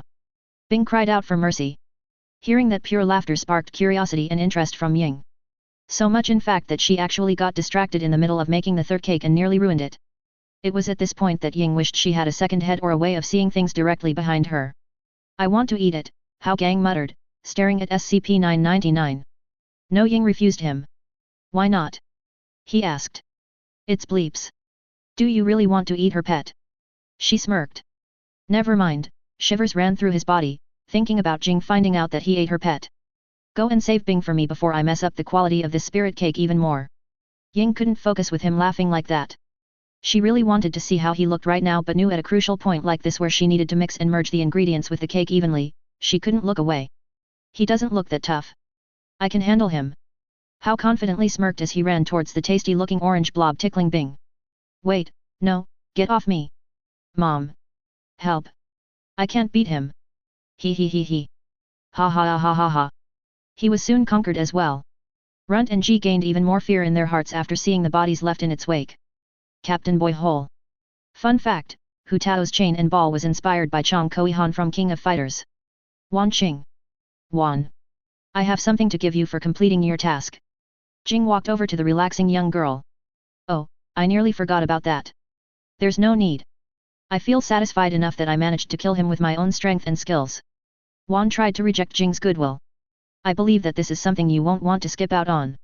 Jing smiled. What do you mean? That smile unnerved her. Your entire life will change in 80 seconds after taking hold of what I'm about to give you. Wan cautiously took a step backward. Remembering her experience when she asked to train with Jing, she wasn't quite sure she wanted this gift. She shook her head once more. That's fine. I think some things in life are to be missed out on. It's okay. She spoke. Jing only continued to smile at her before taking a step forward. Wan suddenly got the feeling that this was a gift she couldn't refuse. Her heart started to race as Jing got closer. Everyone was watching the two of them before she suddenly jumped away from Jing's deceptively gentle hand. Her eyebrows rose when she saw her jump away, but she really didn't want to find out what the gift was. You want to play tag with me? Jing teasingly asked. Can I know what the gift is before I take it? Wan asked a question of her own. That's not an issue. Here it is right here. A red blob was contained within a small water orb above Jing's head. I asked what it was, not what it looked like. She carefully pointed out, also noticing that Jing refused to physically touch the item herself. Jing smirked. Something that will change your life. She repeated her answer from earlier. Quit being a little bitch. Go on and get your reward. Hu Tao loudly shouted with laughter. Be quiet, dog. Sweat dripped down her body. Do you distrust me, Wan? Jing questioned. It's not that I distrust you, it's that I suddenly Wan felt someone grab her from behind. They restrained her arms and their strength was powerful. She couldn't break free of their grip. Haha. Come get her ass bleep. Hu Tao yelled. Haven't I taught you better? Always keep an eye out on your surroundings. Jing asked as she slowly walked towards the captured Wan. Damn it. Let go of me. Wan fiercely struggled, but she was a pure chi cultivator, unlike Hu Tao who was both a chi and body cultivator. She'd only drain her chi trying to break free from him. Ha ha ha ha. What are you so afraid of? It's not like bleep would gift you anything bad. He cackled. It will only hurt for about 80 seconds. I promise. Jing brushed her hand across Wan's forehead. I don't want it to hurt at all. Well, all good things come at a cost. Jing dropped SCP-113 on Wan's forehead. Hu Tao released her and stepped away to watch the show. Immediately the effects of the SCP took effect. Wan's forehead turned bright red as it felt like it was being burned before quickly shifting to a painful stinging sensation all over her body. As if she was just stung by thousands of bees at once. There was no portion of her body that didn't feel pain, but this amount of pain wasn't something she couldn't handle. Jing's training put her through far worse. At least that was until 20 seconds passed, then she re-entered something similar to the hell that she experienced from Jing's training. Ah, what the shit? Hu Tao was disturbed by sight but kept watching. Yug, Ji covered Runt's eyes as she puked to the side. What's going on? Stop trying to cover my eyes. Runt tried to break free from Ji's hands but his strength was nowhere near enough. He had to listen to the disgust and confusion of everyone else around him. Gulp. Bing quickly covered his mouth and swallowed his vomit back down as he turned away. What's even happening to her? Ying turned away as well, unable to stand the sight of it either. I guess this is a moment that I can be thankful for my blindness. Lei smiled. He stopped using blind man can see at the beginning of Qing's transformation process. I too wasn't expecting a change like this. Jing just knew the details of the SCPs. Not everything about them in their entirety. Can I open my eyes, yet? Li asked. Not yet. Jing answered. The disturbing transformation was nearly complete. And finally, once 80 seconds or so was up, and Wan's screaming has stopped. Everyone took a look at the new Wan Qing. Some were a bit slower than others as no one but Jing truly understood what was going on. It wasn't until Hu Tao's second shout that people looked again. What did you do to me? Her voice was very light and high-pitched. Why do I sound like this? She didn't understand. He turned into a fucking chick. Hu Tao yelled. Oh wow, Bing responded. He's a girl now. Runt exclaimed. Just what kind of spirit tool was that? Ji questioned. Congratulations, Qing. Lei clapped. You look great, Ying was stunned as she clapped along. She looked like the beautiful older sister of the old Wan Qing. Wan Qing looked nothing like the illusionary form she made for herself before. Small but respectable perky little breasts resting atop of her chest.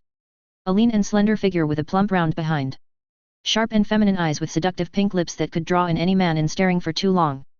And to finish it off, skin so beautiful that it seemed to glow with the sun's rays. Her black hair stayed the same as it reached down past her back. Someone give me a mirror. Wan screamed. Jing formed water so reflective that it perfectly showed of Wan Qing's new body to her in all of its entirety. Everyone watched as tears fell from Wan's eyes as she stared at herself. She groped herself in several places. Some of which needed to have younger members momentarily blinded. Especially when she dug into her underwear and felt her new privates. It looked like she really couldn't believe it. Why? She asked, staring at Jing with her tear-filled eyes. Because you are one of my angels. Jing gave her a gentle smile. How did you do something like this? She wiped away her tears. It wasn't too difficult. There are multiple ways of changing the sex of someone in this world. Jing answered. It's true. I have seen a cake called reversal of yang into yin cake. It turns a man into a woman. And there's one that changes a woman into a man. Ying added. I don't know what that thing is though, she pointed to the inert SCP-113, afraid to touch it. I will follow you for the rest of my life. I do not know any other way to repay you for what you've done for me. Wang kowtowed to Jing. It was the first time she's ever done so to anyone in this world. That's good enough for me. Continue to work hard and this won't be the only life-changing reward you receive. That goes for the rest of you as well. I'm willing to give as much as you all are willing to give to me. Jing said. Ying Yu's loyalty has reached 100%. She is now able to receive a SCP from the host as a gift for her loyalty. Lei Ji's loyalty has reached 100%. He is now able to receive a SCP from the host as a gift for his loyalty. Jing was surprised to see so many of their loyalty percentages rise from her gifting Wan this. The only one without 100% from Heaven's Angels was Bing, sitting on an annoyingly close 94%. This stupid slave was going to be the reason that she will be denied access to SCP-914 for 9 months. She wanted to release her frustration on him for being so slow, but maybe she just wasn't pushing him enough. He was her slave after all. It was her job to use him as she saw fit, but the gap in stages was too big. Plus, there was the grand tournament soon. It looks like she'll have to create a plan for him to somehow beat Huan Ling. Oh, there was also the tickets she had gained when returning to the sect. Hopefully she'll get something valuable from the Gacha system to give to Ying, Lei, and Wan. There will be quite a few tasks she'll be able to give to them all now that she's conquered the outer court. Just like with the fearsome garden, she'll give all the other factions in the inner court a chance to come under her. If they refuse, then they have decided their fate. If they agree, which she doubts, they will survive. So, if the boss was touched by that thing, would he turn into a girl too? Runt asked. That's right. Jing grinned as she picked up SCP-113 with another water orb. Whoa, whoa, whoa. Babe. I know you're into some freaky shit, but no way am I turning into a chick for you. That's where I draw the line. I'm fine with getting in weird-ass coffins for you, being whipped, and killing people for you, but losing my dick and balls? No way. Hu Tao got ready to disappear into his pocket dimension at a moment's notice. Don't you think it'd be fun for a bit? Bing asked. He thought of himself with tits and a vagina. There was only one thing he would probably do before wanting to return back to his male body. We all have different interests. Lei commented. I'd rather kill myself. Hu Tao claimed. What? You act like being a woman is literally the worst thing in the world. Ying shouted. I don't know a worst hell. He answered. What's wrong with being a girl? Runt asked. Your balls haven't grown large enough to know. What can a man do that a woman can't do, Hu? Ji questioned. Everything. I have yet to find a single, his eyes glanced over to Jing. I have yet to find a single normal girl that was better than me or my equal. Jing gave him a kick across the face for his comment. I'm normal. Jing defended. This retort by Jing caused all of her followers to begin laughing. Bing, Lei Ji, Wan Qing, Ying, Hu Tao, Ji, Runt, SCP-999, Drill, Lili, Quan, Ni Kong, Hao Gang, and seemingly even the void world itself laughed at her comment. Perhaps for the first time in her life since coming here, she was embarrassed. Embarrassed and upset about being the target of everyone's laughter. It was also probably the first time that everyone finally saw another side of Jing. The human side of her, the brown young girl that wasn't acting like someone far older than she looked. It wasn't a joke. Jing already realized her mistake, but it was too late. She could only be made fun of for her naive thoughts. Of course, she wasn't normal. She was different from all of them, as she wasn't born here but brought here by an all-powerful being. Ha ha ha ha ha ha ha. Normal. Hu Tao was by far the loudest in his laughter. She really wanted to shut them all up through force, but something like this would be good for the future of her group. It feels like some distance was shortened between her and them. Maybe she could act a bit more freely around them. Like how she does around Li Li. Whatever. Jing turned her head and crossed her arms. I'm not that different from you all. CaptainBoyHole. And here it is. For everyone that has been suggesting this, commenting this, and reminding me not to forget about this. Wanqing has finally gotten her wish granted and is now that woman she's always felt like she was inside. But where can she go from here? Is her story and life goals over now? Tell me what you think in the comments. Ticket Chapter Monday. Some decent mission rewards. Host has received Flame Seed. Host has received Spirit Banana. Host has received Leg Cleaving Axe. Host has received Golden Goldfish. Host has received Mantis Kung Fu. Host has received SCP-978. Host has received Lucky Hand. Host has received SCP-457. Host has received SCP-262. Host has received SCP-124. Host has received Seed of a Seedless Orange. Using up all her tickets always felt enjoyable. Jing went over to the ever-expansive spirit garden inside the void world with all the seeds, fruits, and plants she's gained from using 18 tickets at once. 8 epic and 10 rare. She was about to just toss them in the garden and let them grow on their own, but some of the angels were interested in the strange stuff she pulled out. Explaining all this stuff felt a bit pointless to her, as they'll find out in a week or month what the stuff does. This is a flame seed. She held up an orange pellet. It will grow into a dancing flame flower that is said to spread fire chi in its nearby surroundings and the atmosphere. She explained. Is that for me? Ying asked. Nope. Jing replied. What's this thing? Runt asked. A camera. Jing answered as she picked up the flopping golden goldfish with a small water bubble and had it float above her shoulder next to Li Li. It looks tasty, Li Li thought to himself. Can I take it? Runt asked next. Anything in this pile is up for taking. Jing shrugged. There were a few notable items that she didn't drop into the pile as she had special plans for them. Most specifically, SCP-124, SCP-457 and SCP-262. Each of those were going to her followers, but of course, she wouldn't just gift it to them for nothing. Once they completed an appropriate task, she would gift them the SCPs. Ying recently was gifted that ring she initially planned to give to Bing with the old cultivator inside to freely teach her ancient martial arts. Wanqing just got her lifelong wish fulfilled. Bing hasn't done anything notable since the Treasured Plains. The same goes for Lei Ji. Hu Tao's already got an SCP. My son. Jing suddenly remembered and felt ashamed of herself for forgetting about him. Now, Jing knew who was going to get what. It wouldn't happen soon, but after the grand tournament, as the time was too short for her to give them a task for the SCPs.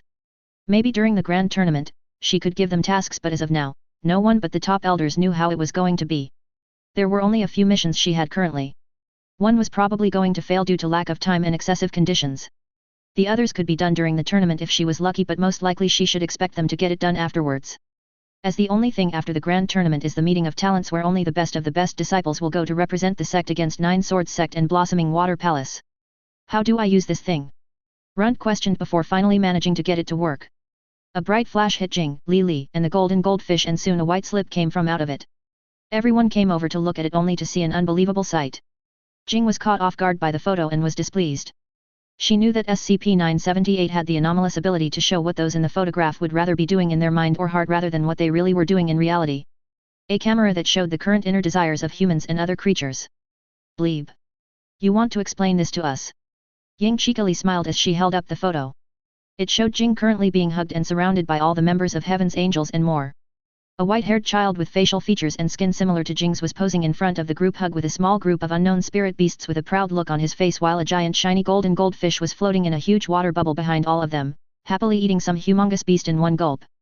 A mischievous smile lined up upon Heaven's Angels' faces as they saw her silence. If she could explain that that wasn't her true thoughts, Jing doubted they would believe her. It was only for a moment, but SCP-999 snuck up behind her and wrapped its gooey arm around her leg. Now she was about to be swallowed up in a hug by her angels. I did not want this. And suddenly everything went dark as she could no longer see anything but the bodies of her angels. As Jing was the shortest out of everyone except Runt, it was like the sun suddenly extinguished itself from the sky. which was impossible as there was only daytime in the void world. The collective hug went on for far longer than she wanted it to, and once Hu Tao sensed her displeasure, he made sure to extend it even further by not letting anyone escape. He wrapped his chains around the group, forcing Jing to teleport herself out with a talisman, leaving everyone else to fall on top of each other. I've had enough for today. She wrote something down on a piece of paper before running away with a small blush on her face. The paper gently fell to the ground as everyone was still laughing. Bleep is pretty cute when she's embarrassed, Wan Qing giggled in her new high-pitched voice. I would have never pegged her for the shy type. Lei agreed.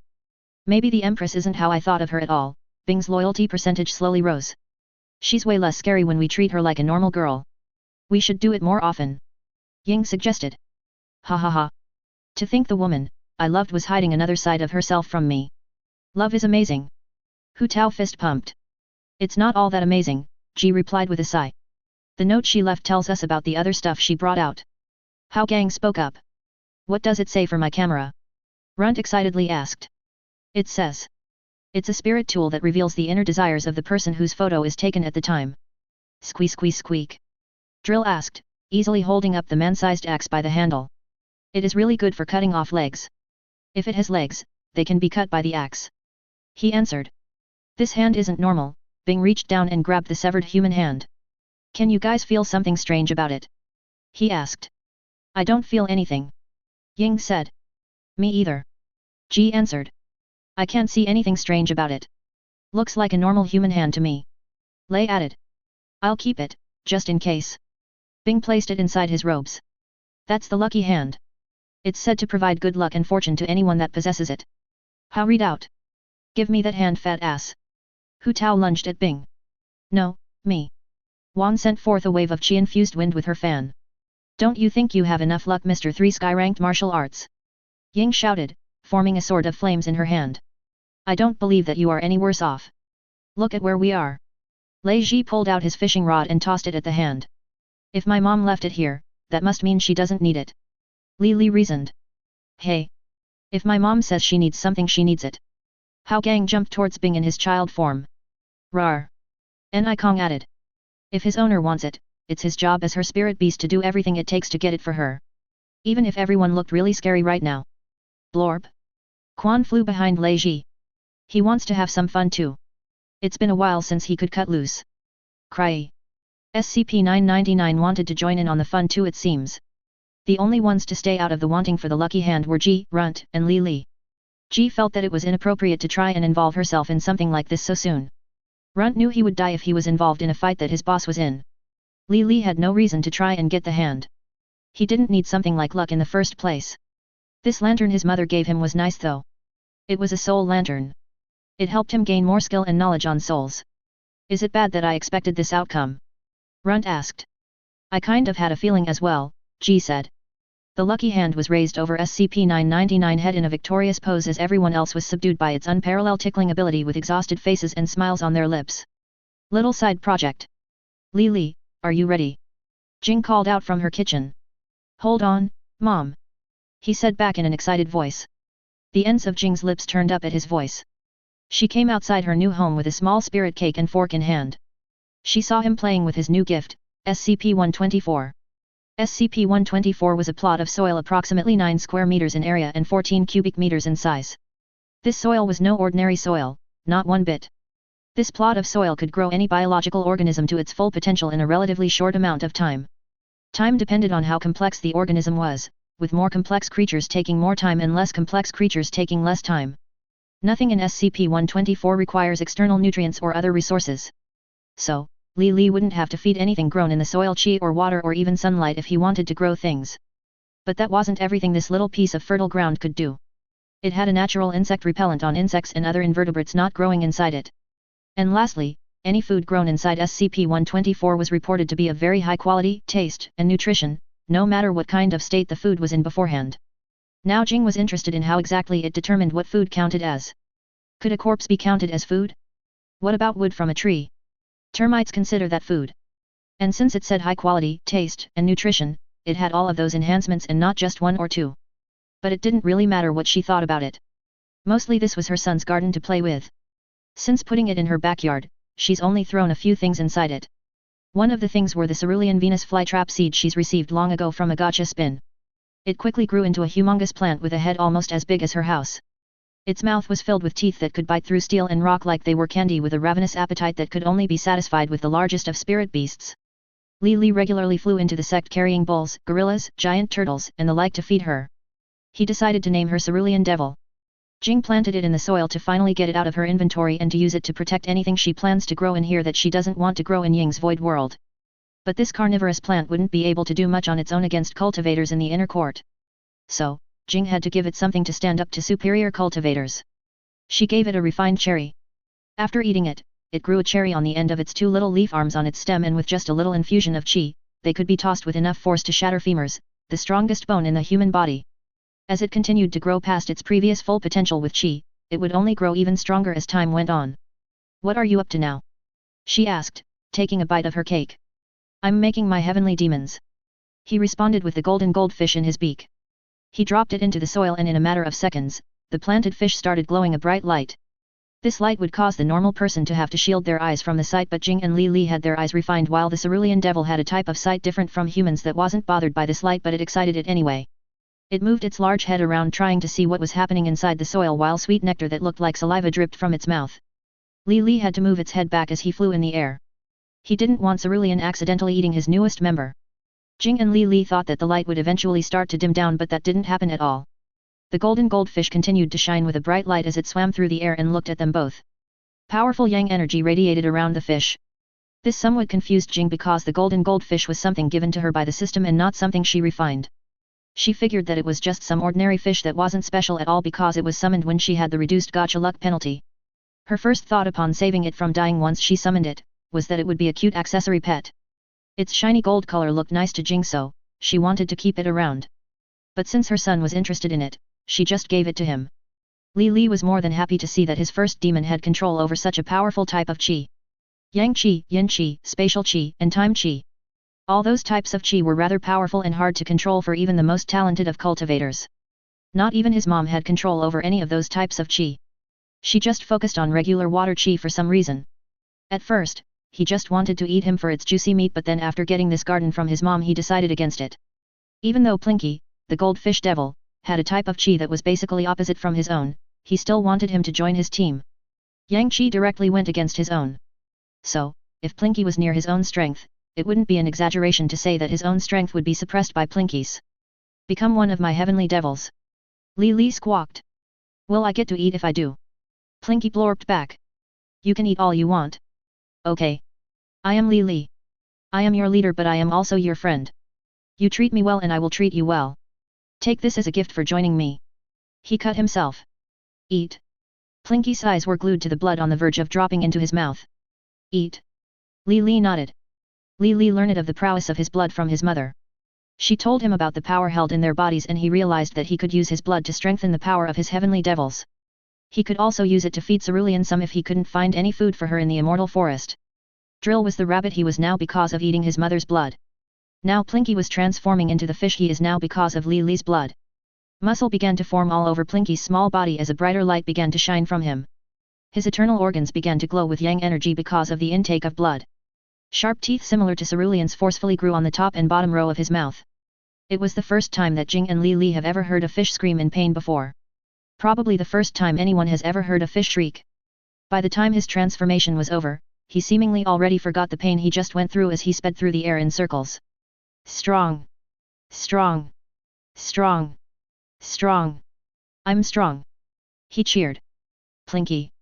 Let's go play in the immortal forest." Li was excited to see what he could do as his first demon. "Okay." They took off in the skies while Cerulean seemingly sadly watched them fly away. "Don't worry, girl. You'll be able to fly one day." Jing patted the back of her head. Jing couldn't refine her as she was now because she was too big to fit inside her and she was attached to the soil of SCP-124. So, unless there was some way to make soil fly, she was stuck here. Before she left to do her plans for today, Jing gave her a piece of cake to remedy her loneliness. It was an irresistible sweet-smelling cake. She ate this so that she would smell good today, even though she doesn't give off any body odor whatsoever after her refinement. Any girl would like to smell pretty if she had the choice. So after leaving Cerulean, Jing left with the cakes she planned to sell today in her storage ring. She went to the center of the inner court where the most traffic of people would be walking by and made a stand. Jing took a stand out of her storage ring and sat behind it with a chair before placing her cakes on the stand. There were 4 cakes on top of the stand with the prices of each cake written on front of the stand. The most expensive cake was also the largest as it was placed behind the first 3 which were lined up by on how expensive they were from left to right. The first cake was a chi recovery cake.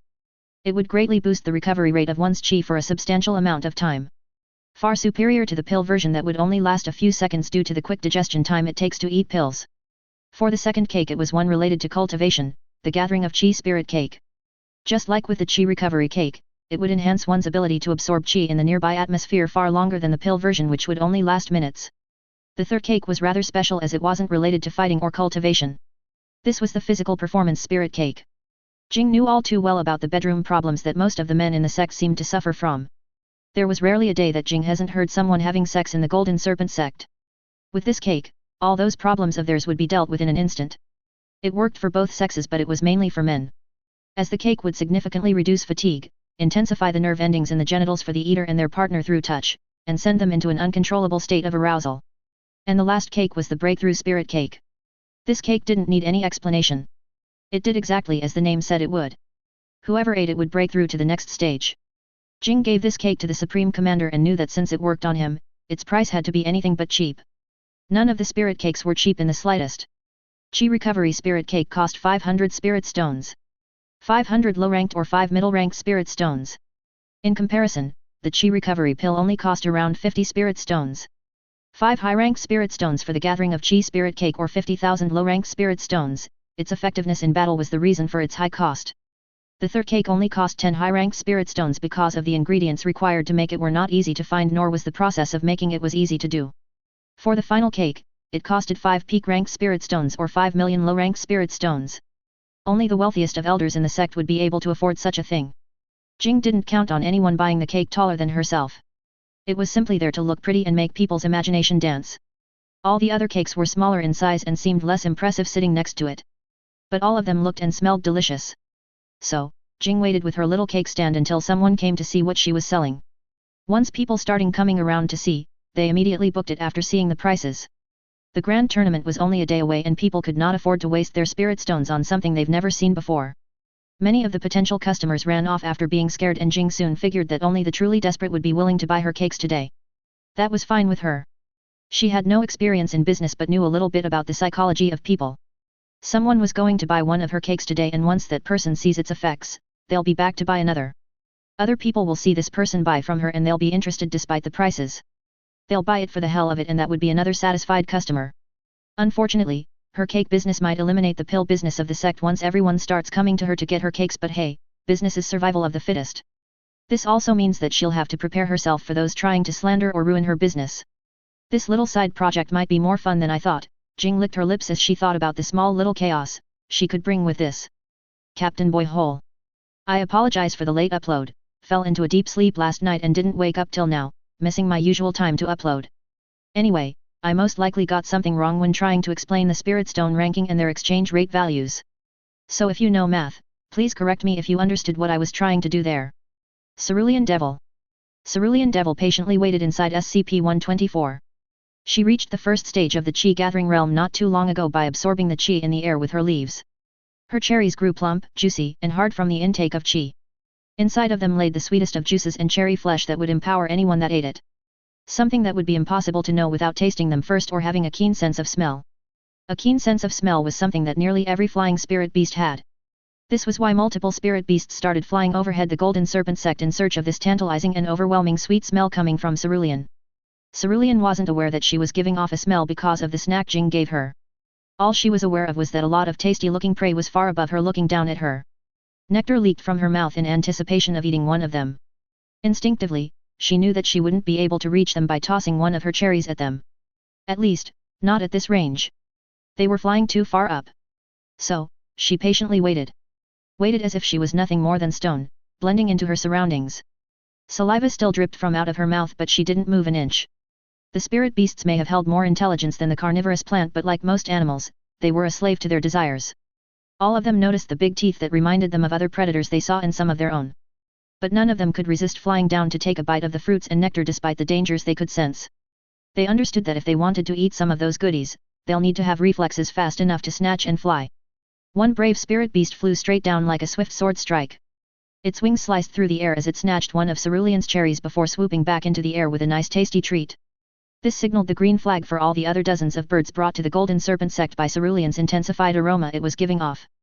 They all began to fly down in hopes of snatching the other cherry or taking a quick drink of the rich nectar.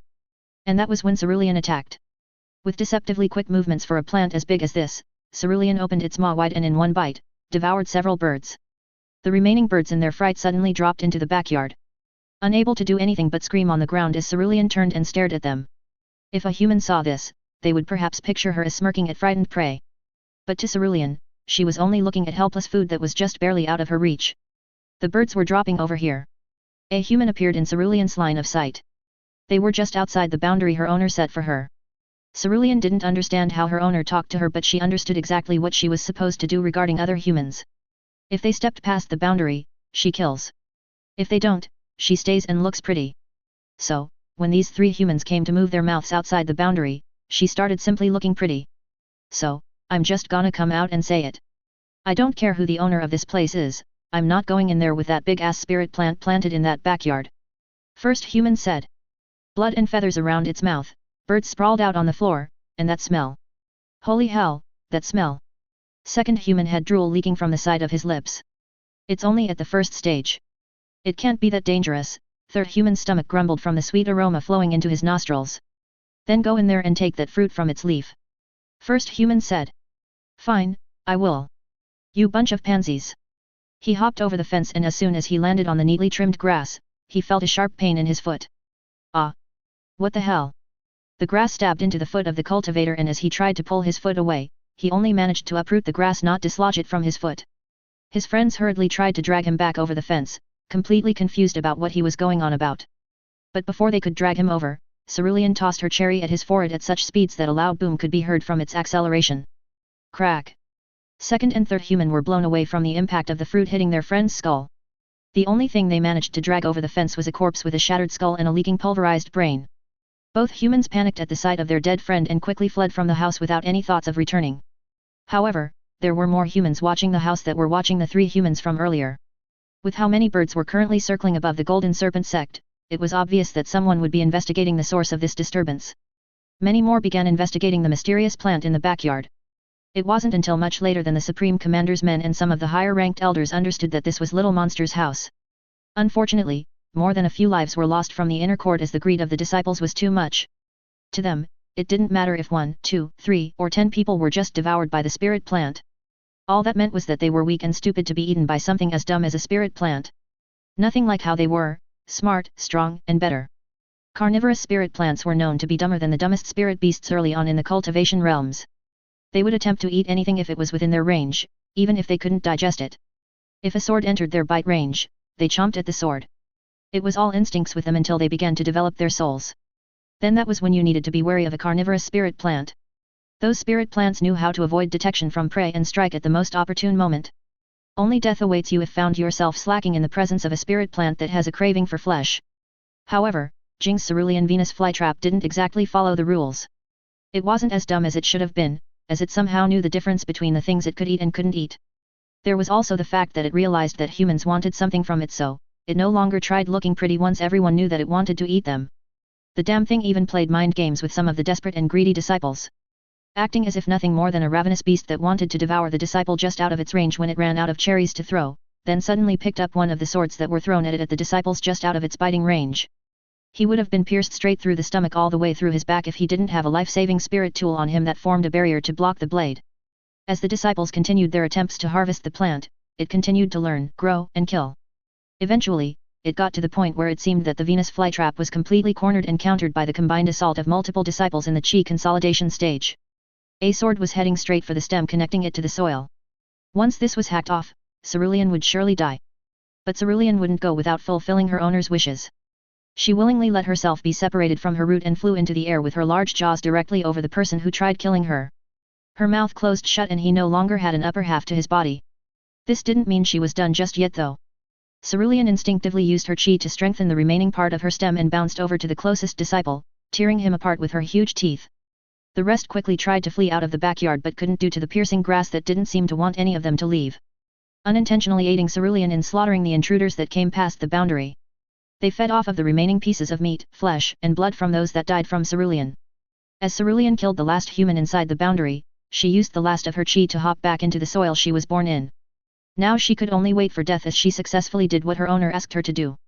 Of course, the sex little monster would grow something like this in her backyard. A true freakish existence in the form of a spirit plant. An elder sighed. I'm excited to see just how monstrous her companions are in the grand tournament. Another elder said, watching the disciples flee from the little monster's backyard. I can't wait to see her usher in a new age for the Golden Serpent sect. At the meeting of great talents, there's no doubt that we'll win for sure. Their conversation was halted as the both of them sensed an incredibly pure chi source heading towards Jing's backyard. She followed the massive wave of insects and birds to this location before investigating what could excite so many spirit beasts inside her own sect. After watching the unusual Cerulean Venus flytrap, she decided that something like this was frankly impossible. Even if it was a mutation of some sorts, mutations still had their limits. But regardless, she couldn't let a valuable plant of this absurdity just die. Elder Ru walked into the little monster's backyard with the elegance and beauty of a gentle queen. She grabbed the cherries that grew from the Venus flytrap's leaves and stored them into her storage ring before making her way over to the dying spirit plant. It savagely attacked her despite being on the verge of death, shocking both elders witnessing the sight. But this wasn't the part that they were most shocked about. It was when they saw Elder Ru calmly petting its head as it bit her arm with everything it had. The flytrap used all its remaining strength to tear her arm off, but no matter how hard it tried, it couldn't even pierce her skin. Aren't you cute? I'm interested to learn more about you and your owner, but you don't need to worry. I'm here to help you. She whispered to the plant as chi flowed from her arm not being gnawed on. She transferred her chi into the plant and watched as its stem began growing. The stem already knew where it wanted to go. It went straight into the soil underneath itself to replant itself. As this was happening, Elder Ru began collecting the golden-colored nectar from inside its mouth and some of the soil. Once she cleaned Cerulean Devil's mouth clean of all the nectar and took a small portion of the soil, she left just as soon as she came, leaving both elders in complete disbelief. We absolutely must find ourselves in Little Monster's good graces. I'm going to ask one of her followers to become my disciple, right this instant. Don't you already have 3 disciples that treat you better than their own father? What do I need with such trash? Do you think any of those brats will reach half the height that the little monster or her followers will? I suppose that does make some sense. I should do the same. Don't forget. The little monster is a freak. Her followers should be the same too. So, prepare adequate gifts for them. Right. We better do this before any other elders get any ideas. Unbeknown to the 2 loud high-ranked elders, they weren't the only ones who decided to watch the situation in Little Monster's backyard. Many more elders hid to watch the situation to see if there was anything they could gain from this situation, just like the disciples. They would have gone in to steal the cherries and nectar themselves, but when a powerful figure such as Elder Ru appeared on the scene, there was nothing they could do as one of the pillars of the sect strolled in, intent on taking all the goodies in sight. Now the only thing they could do was prepare for the change in hierarchy inside the sect, as the little monster and her followers were everyone's focus. CaptainBoyHole. Extra chapter released today to promote my newest novel. Life Isn't So Simple Anymore. That's the title, by the way. Please go on and give the first chapter to read for me. It isn't anything like this one, by the way. Unless you count both of the main characters being black women. Then there is a similarity there. Lily and Plinky. Where do we play first? Plinky asked as he swam through the air glowing a golden light. Follow me. I know the perfect place for us to have fun. Lily took the lead and flew ahead, deep into the immortal forest. Lily led him into the incredibly dangerous inner layer of the immortal forest. An area where spirit beasts at the core stage and chi transformation realm stay. Ever since he's made it to the 9th stage of the chi consolidation realm like his mom, he's been coming here more often now that he could stand up against core stage spirit beasts. Sadly, he couldn't kill the chi transformation stage animals yet. He was still too weak. Plinky happily followed Lily into this dangerous area despite being a first stage chi gatherer. Normally a first stage chi gatherer wouldn't be able to handle the amount of chi concentrated this deep in the forest, but after ingesting Lily's anomalous blood, he has already made his way to breaking the limits of what is considered normal for beings of this plane. Calling him a superfish would be an understatement to his true capabilities. But even so, taking on core stage and chi transformation staged spirit beast is far too much for him at the moment. Lily realized this. He wasn't stupid enough to send his first demon to something that would get him killed. They were going somewhere else to have their fun. It was a secret that only spirit beasts knew as far as Lily understood. Many cultivators at the higher realms understood that spirit beasts could transform into human forms once they reach a high enough cultivation stage. But not many of them knew that some of these unbelievably strong spirit beasts have created communities of their own deep inside the immortal forest, hidden from view by humans and cultivators alike. Down below the two, a city could be seen. With their eyes, they could spot several animals of various cultivation stages chatting, doing business, or fighting. Li led Plinky down into the city. They landed down in the middle of the road and continued on foot there. Li walking on his legs while Plinky swam on the side of him, just barely floating above the ground. This is Squirrel City. Li explained. Squirrel? Plinky questioned. The leader of this place is King Squirrel. He is the strongest spirit beast around for now. Oh. Is it fun time now? In here. You can have your fun in here. Li motioned to the front of them. Plinky had to turn his head up to take in the giant building built eerily similar in the same way that a human's coliseum would be. Not that he knew what a human coliseum was in the first place. He was only born a day ago. Li did know what a coliseum was and was placing Plinky inside to see what he could do. While he would be chatting with a friend. Can I eat them? Plinky asked before he was sent inside. No. They don't really allow killing inside the city except for killing criminals. Li answered. Can I eat after I have fun?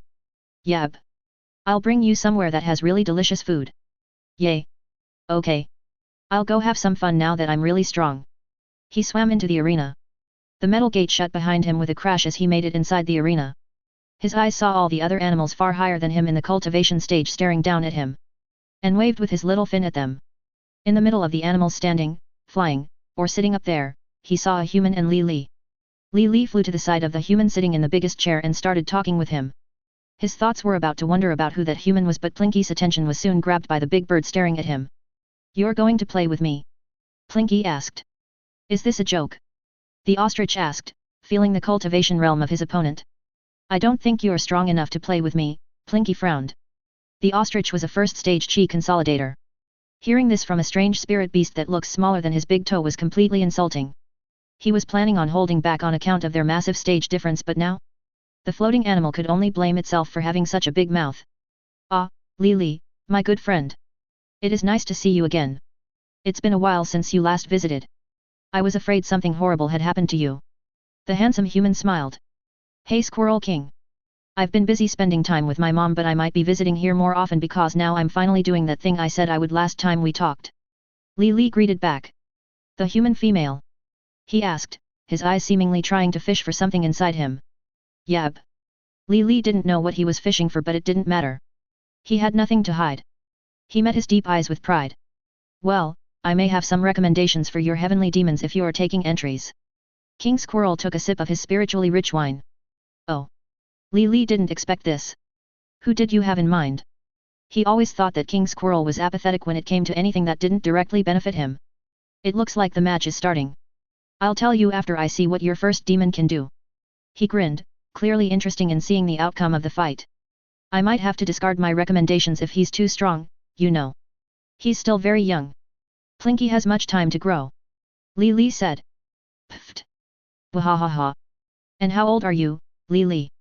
King Squirrel jokingly asked. I'm different from others around my age because of my mother. Don't try and compare me other kids. You're all youths in my eyes, you know. He smiled.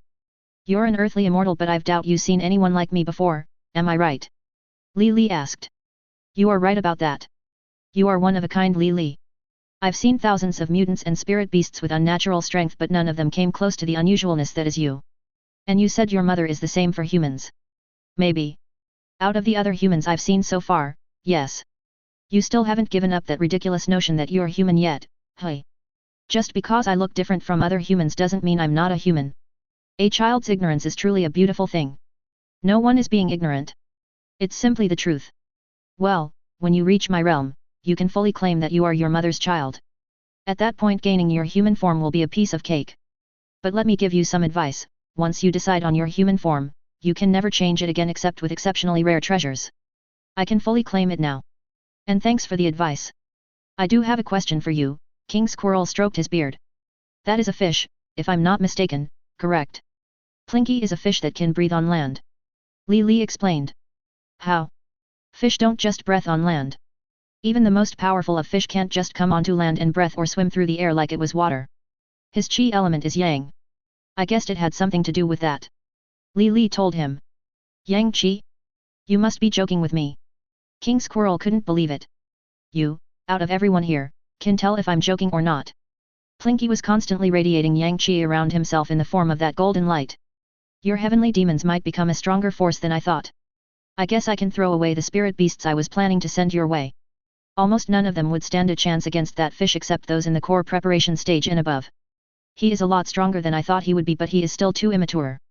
But maybe this bird wasn't enough to force him to be serious. I'll have to see in the future. Li Li spoke. Over the course of his match, Plinky continued to play around with his opponent till the very end. He toyed with him like an adult would with a child. Plinky was faster than the ostrich and could avoid anything he threw at him. His kicks and slashes couldn't touch Plinky. While at the same time, Plinky could have ended it in a single blow with his deceiving appearance. With a single tackle, Plinky plowed into the ostrich. The first stage chi consolidator went flying into the wall, completely knocked out with no chance of getting back into the fight. He was too weak to have some real fun with. Oh well. Time to eat. Plinky swam up to Li Li as Li Li collected his winnings for him. This is for you. Li Li handed him his beast cores. Wah, Plinky's eyes shined at the sight of the delectable cores. Let's go get some food like I said we would. See you around, King Squirrel. Li Li waved goodbye. Bye Squirrel King. Plinky excitement could be seen in the way he swam. Farewell heavenly demons. I look forward to seeing how you grow in the future. King Squirrel waved goodbye. CaptainBoyHole. Neat little chappy with the homeboy Li Li. Jing has a what now? An old familiar cute and handsome face appeared in front of Jing that she hasn't thought about or seen in a while. A small smile began to form on her face thinking about him. She was surprised to see him coming towards her like this. From what she knew, he was a shy boy that hid his feelings behind a veil of arrogance and superiority. But no doubt, he has heard of her recent accomplishments. Jing wondered if he still held feelings for her even now. Jing. He spoke, staring into her eyes. Zai Shang. She spoke back with some mischievousness dancing in her eyes. I see the sect has changed you. You don't seem any different from when we took the recruitment test. Except maybe, you're a little stronger now. He was at the 6th stage of the Qi consolidation realm. I've learned a lot under my master. But that isn't what I came here to talk about. Which spirit cake would you like? Jing asked. I didn't come to buy your cakes. I came here to tell you something. Unless you buy one of my cakes, I don't want to hear it. Jing teased. His cheeks reddened at her attitude. Here. Without any hesitation, he placed 5 middle-rank spirit stones on the stand and took a deep breath. His eyes held determination within them while his face was growing redder every second. Whatever he had to tell her must have been something he's been thinking about for a long time now. Especially since it's been several months since they last spoke to each other. Could it be that he was about to ask her to become his? That would be pretty funny if it was true. He did have much time to think about making this confession, so it was possible. I am in love with you, Jing. Please go out with me. He bowed his head and Jing was actually caught off guard for a moment. The spellmaster genius Zai Shang just asked her to be his girlfriend. From what she has heard, Jing was one of the ugliest women in the sect because of her dark skin. It didn't take a genius to realize that the culture of this world had a preference for what they believed was beautiful and pretty. Her brown skin was regularly seen as unwanted by every other girl she's seen so far. Even her angels. It was amusing because Jing was quite taken by her skin and to see someone like Shang interested in her despite her skin. Jing was rather amused by this and didn't outright tell him no. His face was nice to look at, his shy personality was cute, his body wasn't bad, and he didn't seem unpleasant at all. Maybe she'll play around with him for a while. Who knows, it could be fun. Jing gave a soft laugh as she told him to raise his head. Alright Zai Shang, I'll give you a chance to become my boyfriend. But it won't be easy, I'm a hard girl to please. Her lips turned up as her eyes turned playful. Really? His heart was plain to see on his face as he excitedly asked. But first, tell me why you were so taken by me. I've noticed your feelings for me even when we first met, but to see that you are still interested in me even after I've changed. And just when Jing thought his face couldn't get any redder. So, it was obvious even back then, he couldn't stand to stare at her and turned his face. It was pretty cute. I was confused at first though. Can we speak about this somewhere private? Not in full view of everyone in the inner court. He asked. Don't be so shy. You're going to be the boyfriend of the ugliest girl in the section. Jing laughed. Come, take a seat next to me and tell me all about how you fell in love with such a girl. If you do a good job, I might just accept your confession here and now. Jing pulled a tall stool from her storage ring and placed it next to hers. You're not ugly. He suddenly yelled. I mean. I never thought you were. His voice has gone soft. After that adorable little outburst, Jing knew she was definitely going to have some fun with this boy. His feelings weren't just for show, it seems. She would never admit it, but hearing him say that she wasn't ugly did warm her heart just a bit. Even Hu Tao, who's in love with her, thinks she's ugly. Jing personally didn't think she was ugly. Just a completely average face, not too bad, but nothing special either. But definitely not ugly like everyone else thought. Come on and tell me all about it, Shang. She patted the chair. He sat down next to her and turned his back to her, unable to face her with his face like this. Back then, I heard the way everyone was talking about you before I spoke to you. When I looked over to see you for myself, I realized that I didn't agree with them at all. I didn't think you were ugly at all. I was taken in by your appearance. You were lovely, charming, and admirable to me. The way you continued to give it your all when drawing those spells while trying not to let any of the comments get to you. It grabbed my heart. But even later on, when you began to change from the person I thought you were, it didn't affect the feelings I held for you. His back was still turned away from her. It wasn't until recently that I could gather the courage needed to tell you all of this. I know that no one would have agreed with me falling in love with someone like you. And I know how this might seem fake considering how famous you are now with all the rumors going on about you possibly becoming the sect leader's personal disciple. Very strange timing. Jing didn't disagree. It was very easy to think that he was doing this to solidify his future position in the sect by getting romantically involved with her. Right when everyone no longer thought of her as the ugly and untalented loser Jing who regularly got bullied by passing girls who thought they were prettier than her. But now the ridiculously powerful disciple who got strong on her own even without a master teaching her. So talented that she survived against a spirit beast in the core stage and lived to tell the tale. But even if you were the same girl that struggled to make 10 chi shield spells, I would still be telling you the same thing as I am now. He finally turned around and looked her in the eyes. I wouldn't care what those around us would say about our relationship, my friends, my family, the sect, anyone. As I, Zai Shang, will always follow my heart. No matter what anyone else says. Well, let's see if you are telling the truth with this. Jing flashed a talisman from her storage ring. A flash from Shang's eyes meant he understood what spell was in her hand. He accepted her test and held out his arm for her to place it on him, despite knowing the dangers that this particular talisman could bring him if he was lying. Jing placed it on his outstretched arm without any delay and asked a question. Do you, Zai Shang, really mean the words you just told me and not just after me because of my strength or talent? It was a truth spell. A high-ranked talisman that very few people would own. This truth spell when placed on someone would find out if a person is lying or telling the truth when asked any question. If they were telling the truth, the spell would burn to ashes. For those that chose to lie even with the talisman attached to them, they would be struck with a heart-piercing pain every time they lied. Once the talisman sensed that the person being questioned was close to dying, it would change the area it caused pain, prolonging the life of the person even longer until they answered truthfully. Starting at the heart, then the organs, then the limbs, and so forth. I truly do. Shang Zai responded. Jing wasn't surprised to see the talisman burn up on his arm. His piercing blue clear eyes were still staring into hers with some red painted all over his face. She had to give him credit. He was certainly dedicated. It might be fun to have someone like this as her boy toy for a while. Similar to Juju but with actual emotions not locked away behind some dark past. Looks like you passed, Shang. Let's see how this relationship will play out. My new boyfriend. Jing giggled at the thought of it. Thank you, and I must leave now as I don't feel I'll be able to control myself from how happy I feel in my heart right now and would embarrass myself. He politely stood up, grabbed his cake, and quickly started walking away. Far in the distance, Jing could see the contained happiness in his walk as he made his way home. She had a feeling when he got home, he was going to act completely unlike the cold aloof genius Zai Shang.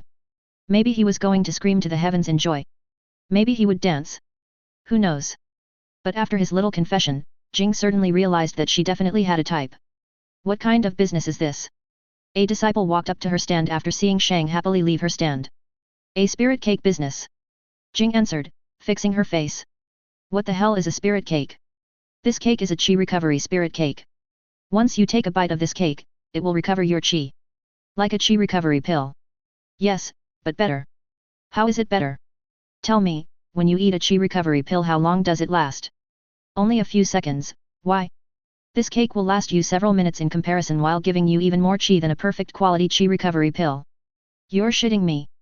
How about we make a deal? What kind of deal? If my spirit cake doesn't do as I described, I will give you your money back and a little extra from my own pockets. However, if it does, you must go around telling others about how great my cakes are. Do you get what I'm saying? So, you want more customers? Exactly. So, what do you say? Fine. I'm a little strapped for stones anyway, and there's this asshole that's been bothering me anyway. If I can't kill him with your cake, I'm coming back for my refund and to kick your ass. He placed down 5 middle-rank spirit stones on the counter. Feel free. Jing felt like laughing. Be right back. He walked off with the hand-sized cake and Jing could spot a few more eyes staring at her stand. This is working out better than I thought. Jing was no genius at business but humans? She knew humans. CaptainBoyHole. We got an arrogant young master as our boyfriend. Let's see how this little relationship will play out in the very far future. The S*X chapter. 18+. Today was the day. It was the day of the grand tournament that many disciples have been preparing for since the end of the Treasured Plains. No one knew what the grand tournament would consist of but most believed it would be a simple fighting tournament with disciples split up by major cultivation realms. Chi gatherers would fight chi gatherers. Chi consolidators will fight against other chi consolidators. And so on and so forth. But there has been a rumor going on that this grand tournament was going to be different from the others. Some have been saying that one's fighting ability isn't the most important aspect of this tournament. The disciples spreading these rumors have said that this information has come from reliable sources as well. Many of the disciples under high-ranked elders have said that their masters have shared with them some information about the grand tournament. This made many of the disciples without masters envious of the advantage that those that did had. So, those jealous disciples began emulating those disciples with high-ranked masters. If a disciple with a good master bought a certain item, hundreds of others would replicate him. Even if it was something as simple as a recovery pill or buying a duck to eat at home. The determination held by these masterless disciples was nothing short of amazing as they went completely out of their way to make sure that they had every advantage possible to do well in the grand tournament. Only in time, will it be seen if their hard work will pay off. Yes. Give it to me. Harder. Wan Qing demanded as she raised and slammed her hips down on the thick cock she was riding. Slow down. I can't. The man she thought was big and tough started whining. He dwarfed her in size and she was rather tall for a girl. After her transformation, she still stayed the same height she was. She wished that she got as short as Jing was but knew that she really had nothing to complain about. Maybe there was a spirit cake or pill that could reduce someone's height. Wan decided to ask Ying after the grand tournament. Don't come before me. I'm almost there. Wan began riding his cock even faster and harder. This much pleasure from her pussy seemed to be too much for him. She could only roll her eyes and sigh as he exploded inside her just as she was on the verge of experiencing her first orgasm in her new body. Wan lifted herself off his dick that was now limp, dripping in her juices and his cum, and went to go clean herself in the bathroom with a shower. Back when she was in her old body, he was way more impressive as a sexual partner. But after that disappointing experience, it looks like she'll have to find someone new to relieve her sexual frustration with. Bye he. She was fully dressed and leaving out his door.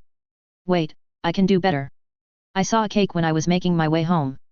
There was this brown girl. She said if I bought the cake, I would be able to please any woman or man in the world. I didn't think something like this would happen and can tell you aren't satisfied. Give me a second to get it from my kitchen and give me a second chance.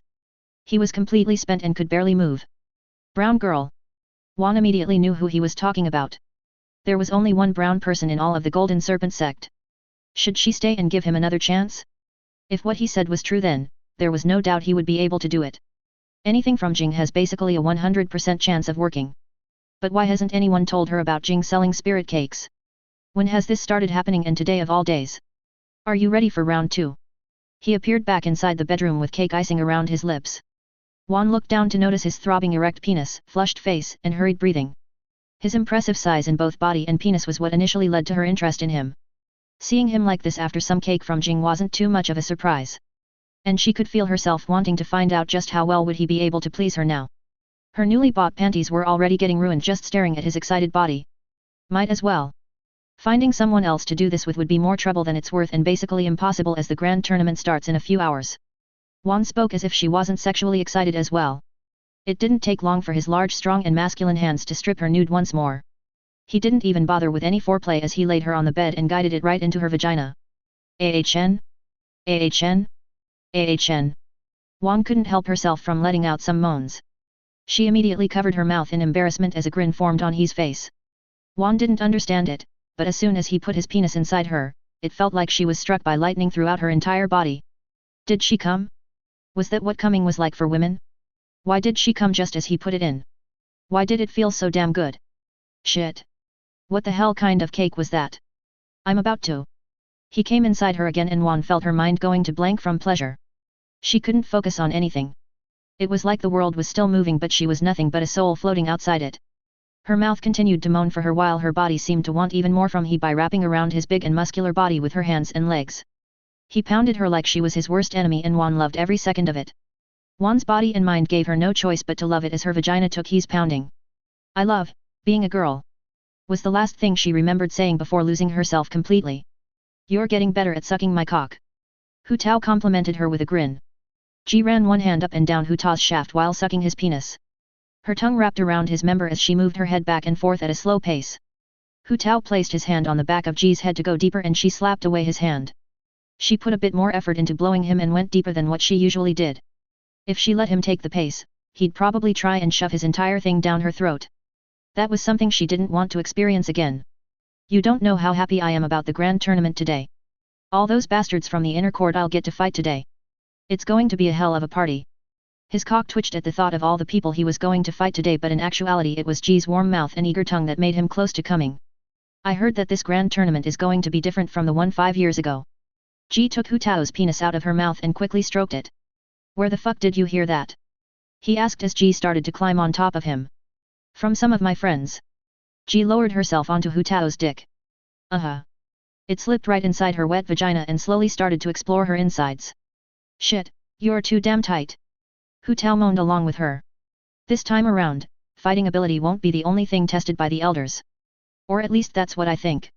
It wouldn't make sense to change the grand tournament only to have it test the same things." Ji reasoned. "Sounds boring as hell. I just want to fight some bitches. Why the hell are they being so extra this time around?" Hu Tao gripped his hands around Ji's ass. "Maybe. It has something to do with the meeting of great talents," Ji guessed as she let out tiny gasps every few seconds while Hu Tao's rod was doing everything it could to drive her crazy. "Oh yeah, I fucking forgot all about that shit. Thanks to Bleep, I might actually stand a chance of making it there this time around." His fingers played with Ji's exposed erect nipples. "You want to represent the section?" Ji started panting as Hu Tao's increased his speed. "I want to fight with those strong bastards in the other sections." "I'm close," she whispered in his ear while holding on to him. "No shit. You're squeezing the shit out of my dick, damn. Hurry up. Come with me," she begged. "You asked for it." He laughed before suddenly raising up and thrusting his hips forward, smashing into Ji as she was held in the air. "Hu Tao!" she screamed, wrapping her legs around his waist and placing her hands on his shoulders. Their eyes staring into one another as their voices joined together. "Take it." Hu Tao gripped Ji around her waist and let her have all of his white fluid.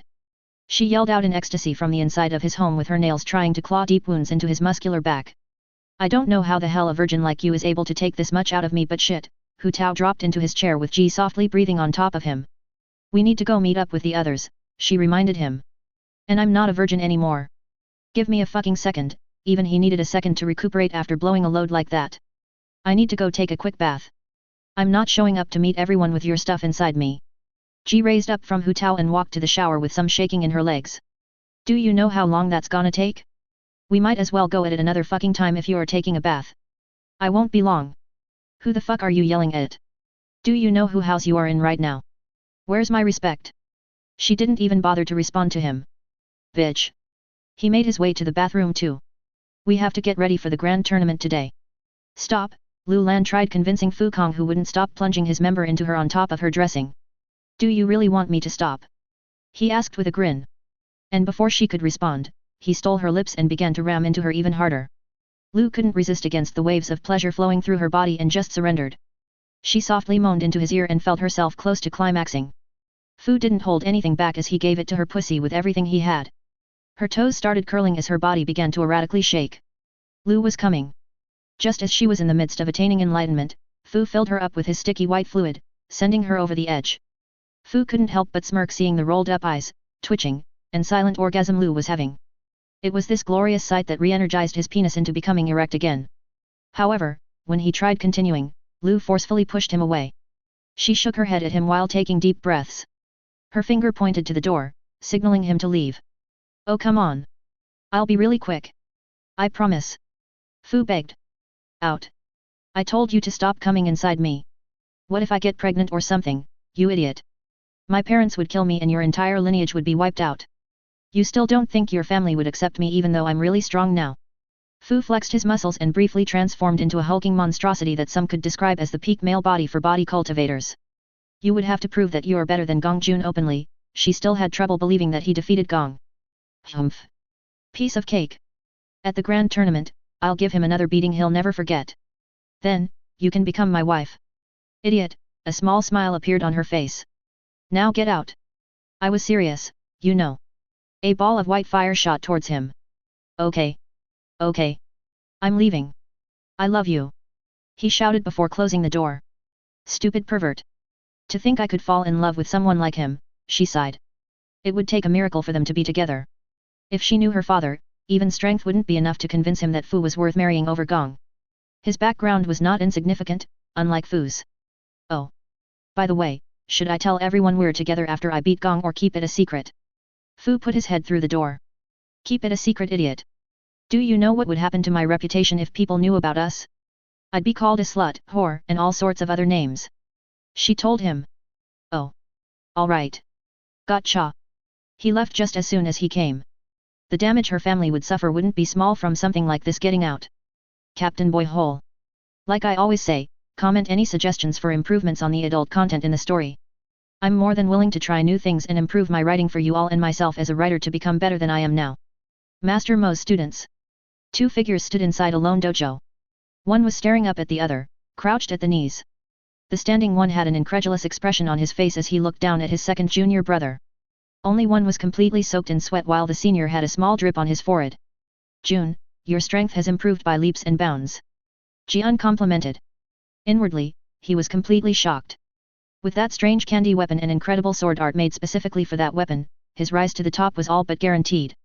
As long as he didn't die prematurely, that is. For some time now, Jian has been practicing with Jun in preparation for the grand tournament. At first, Jian refused his request as he had better things to do than waste his time training his junior brother. But day after day, Jun knocked on his door with his head bowed, asking for him to train him. Jian didn't understand why his second junior was being so stubborn about this until he saw the hidden flames burning within his eyes. Jun was just as prideful and talented as any one of them, so, when he was willing to face rejection day after day, it suddenly struck Jian. Something has happened to Jun that he couldn't accept on a fundamental level. And what he wanted was something he was willing to forego his pride for. He cared not for appearances when he could be gaining far greater strength. Once he realized this, Jian decided to help his second junior out. He didn't need to know the true reason for his desperate need for strength. In time, he was confident that it would reveal itself. As long as he kept a close eye on him during the grand tournament, he'll find out. It wasn't that hard to guess that Jun wanted revenge against someone from the fierceness of his blows. You're still holding back, Jun. Jian knocked Jun to the floor with a kick to the chest. I'm not. Blood dripped from the side of his lips. We'll never get anywhere with you holding back like this. Unless you imagine me as your worst enemy, you will never improve. Do you think I can't handle your true strength? Jian asked. I apologize. You're right, second senior. I won't hold back any longer. Jun's jelly sword began to shake and squirm. After that day, Jun's skill with the sword began to rapidly grow. The intensity and lethality of his sword strikes surprised Jian. There was no weak point untargeted by his blade. Its fluidity, the overwhelming prowess, and unstoppable nature. His swordsmanship was nearly flawless. Jian had to push his own skill in swordsmanship to new heights after witnessing Jun's sword art. Thank you, second senior. Jun bowed his head. Without you, I would have never been able to progress my swordsmanship to this level. I am in your debt. Think nothing of it. Just don't embarrass yourself or Master Mo today with your skill. He waved off Jun's debt. I won't. Jun got up from the floor and began to walk outside the training room. Did you hear about third junior? Jian asked before he left. No. I've been too focused with my own matters. Jun answered. That's all right then. It's nothing too important. You can leave. See you later, senior marshal brother. Damn it. Damn it. Damn it. Damn it. Tang cursed as he gave it his all. His boomerang swung left to right, up and down, and all around to land a single blow on his third senior brother. A burst of casual laughter rang out from Chao as he easily dealt with anything Tang threw at him. Master Mo called Chao's skill with the spear unparalleled within this generation and perhaps the next. These last few months of training with him have led to Tang understanding just how skilled his third senior truly was. And just how damn annoying he was as well. Left shoulder. Chao's spear tip tapped against Tang's left shoulder. Gah. His boomerang spun around him to protect himself. Don't get caught up in your opponent's tempo so easily, little Tang. Chao slipped right through Tang's dangerous barrier and got up in his face. He had his hand gripped under the spearhead that was poking against Tang's defenseless chest. If he wanted, he could have penetrated right through his chest and killed him. Tang understood this perfectly. Meaning he has now lost more than 99 times against his annoying third senior in battle. Ever since he first asked him to train him, he has done nothing but lose, lose, lose, and lose. It pissed him off. Tang has never been angrier with himself. Even with the Apostle's weapon, he still hasn't come close to defeating his third senior. The fact that Chao reduced himself to the same cultivation stage as himself only pissed him off even further. This meant that third senior was simply far more skilled with his weapon. He understood his weapon, perfected the art of wielding it, and knew everything about it. Once Tang realized this difference between the two of them, he started to learn how to properly use his weapon. He prayed to Lord Tyonir for help. As there were no weapon arts for his boomerang in this continent, praying to Lord Tyonir dropped him back to the start of the Qi consolidation realm when he was ready to go to the next stage. All of his Qi and progress during the first stage of the Qi consolidation realm was erased for his prayer. Knowledge from the first apostle on how to use his weapon flowed into his mind like a long-lost lover, returning to sweetly kiss her husband and fill him with all the love she's been storing for him at his return.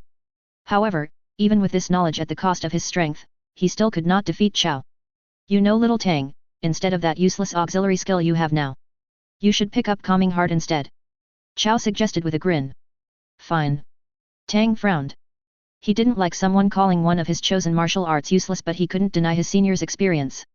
Despite how frivolous and laid back he usually presents himself, Tang understood that his third senior was an undeniable genius just like the rest of them. Him and second senior were equals in strength. Jian was more known for his calmness while Chao was more known for his playful demeanor. Neither was above or below each other. Jian was just older than Chao, which was why he was the second senior. It worked the same way with Jun and himself. Because Jun was older than him, he got to become the fourth senior and he was forced to become the junior brother. Do you think you'll be able to catch up with him? Chao teasingly asked. Humph. Like I would let myself willingly be surpassed by Jun. He is the one that needs to catch up to me. Tang holstered his giant boomerang on his back. I don't know. Chao whistled. I've been hearing some surprising things from Jian. If you don't learn to control that short temper of yours in battle, you'll never be able to pass him. Isn't that why you recommended that calm heart or whatever? I'll learn it in time for the tournament and master it. Then another weakness of mine will be eliminated. Tang made it to the door. I'm rooting for you, little Tang. Chao blew a kiss. Disgusting freak. Tang quickly closed the door behind him before the air kiss could reach him. Little Tang. Jun greeted with a smile. Jun Tang crossed his arms. Are you heading to the tournament early? Jun asked. I'm heading to the library. Tang answered. Mind if I join you? Yes. Go away. Great. Let's get going then. Annoying. Tang began walking out of Elder Mo's mansion with Jun following on the side of him. I heard you've been training with third senior. Is it because you heard of my training with second senior? Jun curiously questioned. No, Tang lied. Like hell, Tang would willing ask for training from anyone other than Master Mo. As soon as he heard that Jun was receiving lessons from second senior, he made his way to third senior to do the same. There was no way in hell that Tang could accept Jun getting ahead of him. He didn't know why he would be willing to forsake his pride to ask for guidance from their senior brother, but if Jun could do it, then why couldn't he? Tang's realized that even with the first apostle's weapon, he couldn't let himself become stagnant in his growth. The world wasn't going to willingly allow him to stand on top of it even with Lord Tyonir's blessing. So, he decided that he'll force himself on top of it until the world has no choice but to submit to him. I see. Jun cheekily smiled. How much progress have you gained in your training? More than you. Was Tang's answer. I'm not so sure about that, little Tang. I've gotten pretty strong, you know. We'll see if it's enough to match me in the tournament. We're most likely not going to make it to the finals, but I do hope to see your new strength. TCH. Speak for yourself, weakling. Both Tang and Jun were in the first stage of the Qi consolidation realm. The confidence you hold in your strength never ceases to amaze me. Jun had to give him credit. Unlike you, I never doubt myself. True. True. So, what martial art are you planning on getting? Jun changed the subject. None of your business. Now quit following me. Come on, little Tang. Don't be such a stranger. It's been so long since we've talked like this. Jun placed his arm around Tang's neck. You're just like third senior. Damn homo. Get away from me. Tang pushed him away, clearly uncomfortable by the touch of another man. Ha ha ha. Tang. We're all brothers. What's the need to act so shy for? Jun continued to tease. Who's acting shy? I'll kill you. Now get away from me. Tang walked a few meters away from Jun. How are you ever going to seduce that Hong girl when you can't even express yourself around your own brothers? Jun shook his head as if Tang was a hopeless case. Shut the hell up. I'll deal with my own problems. Don't worry about me. Tang brandished his boomerang and nearly chopped Jun's head off. You're my junior brother. How could I not worry about you? Jun casually leaned his head back, allowing the boomerang to soar over his face. Still just as annoying as ever. I should have left you for dead back then. Tang scoffed. CaptainBoyHole. I don't know if there is anything I want to say this chapter. So I'll leave you all with this. Happy March 19th. We haven't started yet.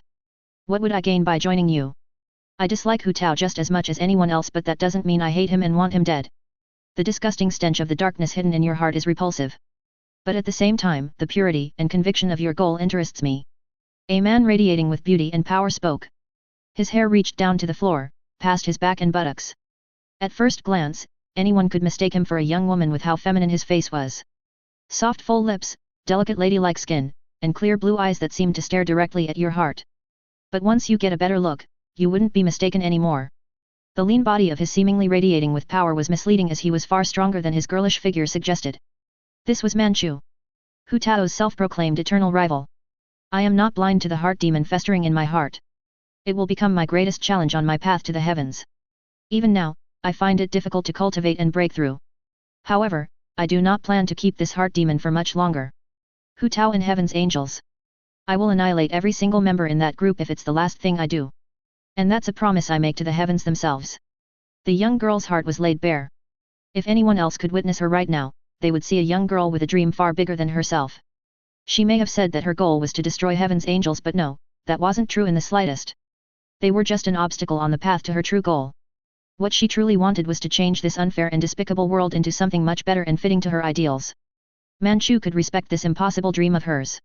He himself didn't have anything remotely close to weighing the same as her dream. This melee was more interesting than he thought. Manchu understood that she came to him because of his power and history with Hu Tao. When she could be spending time cultivating and practicing her martial arts for the grand tournament, while here she was trying to recruit him for her cause. Either she was smarter than he thought or desperately needed his power for Hu Tao. Regardless of which one it is, Manchu wouldn't join her just because of interest. He wasn't a slave to his pleasures and displeasures. What are you willing to offer me in exchange for joining your group? He asked politely. How does the sealed coffin of an ancient beast sound? Meili took out a black coffin from within her storage ring. It was wrapped in hundreds of talismans and golden chains. With a heavy thud to the ground, a harsh and invasive presence quickly spread throughout the area. The amount of chi radiating from the coffin was enough to tell Manchu that this thing had to be on par with Earth-ranked or Sky-ranked spirit tools. But along with that chi was a sickening aura that would chill a normal cultivator to the bones. It was easy to see that this thing would grant great power but at the same time give some sort of curse as well. What is the meaning of this? He asked. Being given a gift that was detrimental to him? Was she truly this desperate? I know what you're thinking, Manchu. But you have nothing to worry about. A coffin on this level is nothing for a man of your stature. She answered him. Explain yourself. His heavy chi pressed down on her. This coffin will give great power, but just like you guessed, there is also something unpleasant inhabiting the coffin that refuses to die even after hundreds of thousands of years of being sealed inside. If anyone touches the coffin, they'll be granted power beyond their wildest dreams. Only at the cost of their sanity. I believe someone like you, capable of standing against Hu Tao, would be more than capable of resisting the influences of the mind from this spirit tool. She explained herself. And why is that? Because you're a genius. Manchu didn't believe her for a second. She must have some sort of alternate goal here that she wasn't sharing with him. But that coffin was calling to him. Its power was drawing him over as if it was a beautiful woman wagging her finger at him. Something like that would give him a significant boost in power for the grand tournament, but it wasn't as if he was going to reveal his true strength anyway. Unless he was matched up against Hu Tao. That annoying guy would do everything it takes into forcing him to give his all. It was another reason why he refused to get close to anyone. Hu Tao would use them as a chip to give him the fight to the death he so desperately wants between them. I'm willing to temporarily help your group against Hu Tao and Hu Tao only. But you must find me a treasure that contains void chi within it and leave this coffin here. I understand. Meili wanted to grit her teeth but bowed with a grateful smile. A powerful force like Manchu behind them would be more than enough for her to take on Heaven's Angels. Especially with her secret weapon to deal with that annoying leader of theirs. But maybe she could still persuade him into joining her group later on. There's no rush. With the members they have now, they are still pretty powerful. They'll only continue to grow in strength as time goes on. Hu Tao. Heaven's Angels. You will pay for your villainy. I'm alive. The boy questioned as he woke up in the middle of the immortal forest. His body felt different. He didn't know how to explain it, but he felt far stronger than before. That villainous fiend wouldn't have stood a chance against him now. Melee. Is she alright? I have to go check. He raced towards the sect, completely unaware of all the changes that took place during his rebirth. Take my axe. Drill squeaked. He chopped at Quan with his axe. You'll never hit me with that slow thing. Quan blorped. He floated up into the air, avoiding the attack. What are you all doing? Kuai, Lei Ji's newest tamed beast, hummed. She gently floated in the air. This is training. Nikong roared. His gauntlets meeting Drill's axe. Queen. SCP-999 gurgled. He tried reaching out to Kuai, the only person who wasn't moving very quickly. Training. Kuai titled her head. You don't know what training is? Drill scoffed. Where I come from, my people don't do this, training. Can you explain it? She asked. Training is like, Quan racked his brain. Making yourself better. Or fixing a weakness about yourself, Nikong added. They could still see she was confused. That little thingy in your hand. How good can you play it? Quan asked. My lyre. Yet. Try this. Quan dashed off to grab something from the pile of junk inside the void world and handed it to Kuai. She grabbed it with her hand and looked at it in confusion. Does she even know how to read? Drill questioned. You can read. Nikong asked. It's not that hard. Then can you teach her how to use it? Quan asked. TCH. Why would I do something so annoying? What's in it for me, hey? Don't be a jerk, dude. Just help her out. Quan said. Don't be a jerk, dude. Just help her out. Drill mocked in a girly voice. Help out nothing. Nothing in this world and free. Come on, Drill. Please. Nikong pleaded. Annoying. You're also annoying. Fine. But every single one of you owes me. He hopped towards Kuai and began teaching her how to play the flute according to the book's instructions. When Kuai was fished out with Lei Ji's fishing rod, everyone was stunned by her appearance. She called her species, the Cursed Ones. According to Hao Gang, she was a spirit beast despite her appearance. This appearance being one crossed between a human and a fish. A human-like upper body with a fish's tail. She had charms on par with heavenly beauties but couldn't speak in human tongue or understand anyone besides Lei. Why must I use this object instead of my lyre? Kuai questioned. Because your lyre is just some regular OLE piece of junk. This flute on the other hand will make you useful. How so? It can turn sound into chi and chi into sound. From the confused look on her face, Drill realized she was dumb as rocks. So, he performed a demonstration of what he meant by playing the flute. He blew into the wind instrument and Kuai felt her body being strengthened with chi. Then Drill's drill-shaped tail began glowing and spinning at a rapid speed. She felt the dangerous amount of chi building up within his tail before an incredibly quick invisible beam of energy shot out from the tip into the sky and pierced the clouds with a loud bang. Get it now? He handed her the flute. I believe so. Now how do I do the training with this flute? Just make it sound good or learn more ways of using it. He shrugged her off. Thank you, Drill. I apologize for my lack of knowledge. Back where I came from, we never met any other intelligent species besides our own. We just lived a simple life as a cursed species, waiting for our time to die or for our sins to be forgiven. Yet, I didn't ask. Drill rudely walked away, but that didn't stop Kuai from feeling grateful towards him. Bing's task. Take Runt with you. Hu Tao said. He might die, you know? Hell, I'm probably going to die. Bing responded. He'll be fine. He needs some experience anyway. Being cooped up in here doing nothing but training ain't good for the kid anyway. Hu Tao then grabbed Ji by the waist and disappeared. Did he just throw his student on me to have some alone time with his girlfriend? Bing realized. Haha, looks like you're on some harsh babysitting duty, Bing. Ying came over. I'm not a baby. What the hell? Runt voiced his displeasure. Don't treat me like some dead weight. Runt flared his third stage chi gatherer chi. What are you going to do if I don't? Ying teased. Why don't I show you what I can do? Runt pulled out a golden ocarina from his pocket. The green chain wrapped around his forearm, starting floating above him as he began to blow. A gentle melody came from his small figure. Bing closed his eyes and enjoyed the peaceful sound before suddenly feeling a rush of wind fly past him. Opening his eyes in surprise, Bing could see that Ying was sent flying off her feet from an invisible force. She wiped the blood from her lips and grinned at Runt. That's not an ordinary spirit tool, Ying said. She didn't even realize something was flying at her until it already hit her. Flames burst out of her back as she rushed towards Runt. Runt snapped a picture of Ying with his camera, forcing her to shield her eyes from the flash. She didn't stop herself from running towards him though. He was waving the photo that came out of his camera and dropped the photo in surprise of what came out of it. "You pervert girl!" he screamed. "Hey!" Ying picked him up by the back of his collar and bent down to take a look at the picture. Upon carefully inspecting the photo, her face flushed a deep red before quickly putting it in her pocket and coughing. "You saw nothing. You will say nothing. Or I will kill you," she whispered into Runt's ears. Goosebumps grew all over his body from the killing intent radiating from Ying. It reminded him of the time where the patriarch of the Su family nearly killed him just for being a beggar. This perverted girl was crazy. She was threatening to kill him over a stupid photo. It's her fault for wanting to do nasty stuff like that with Bing. Am I understood? Her fist was covered in flames as it began to crackle and whip near his face. Yes, Runt had no choice but to submit. Good.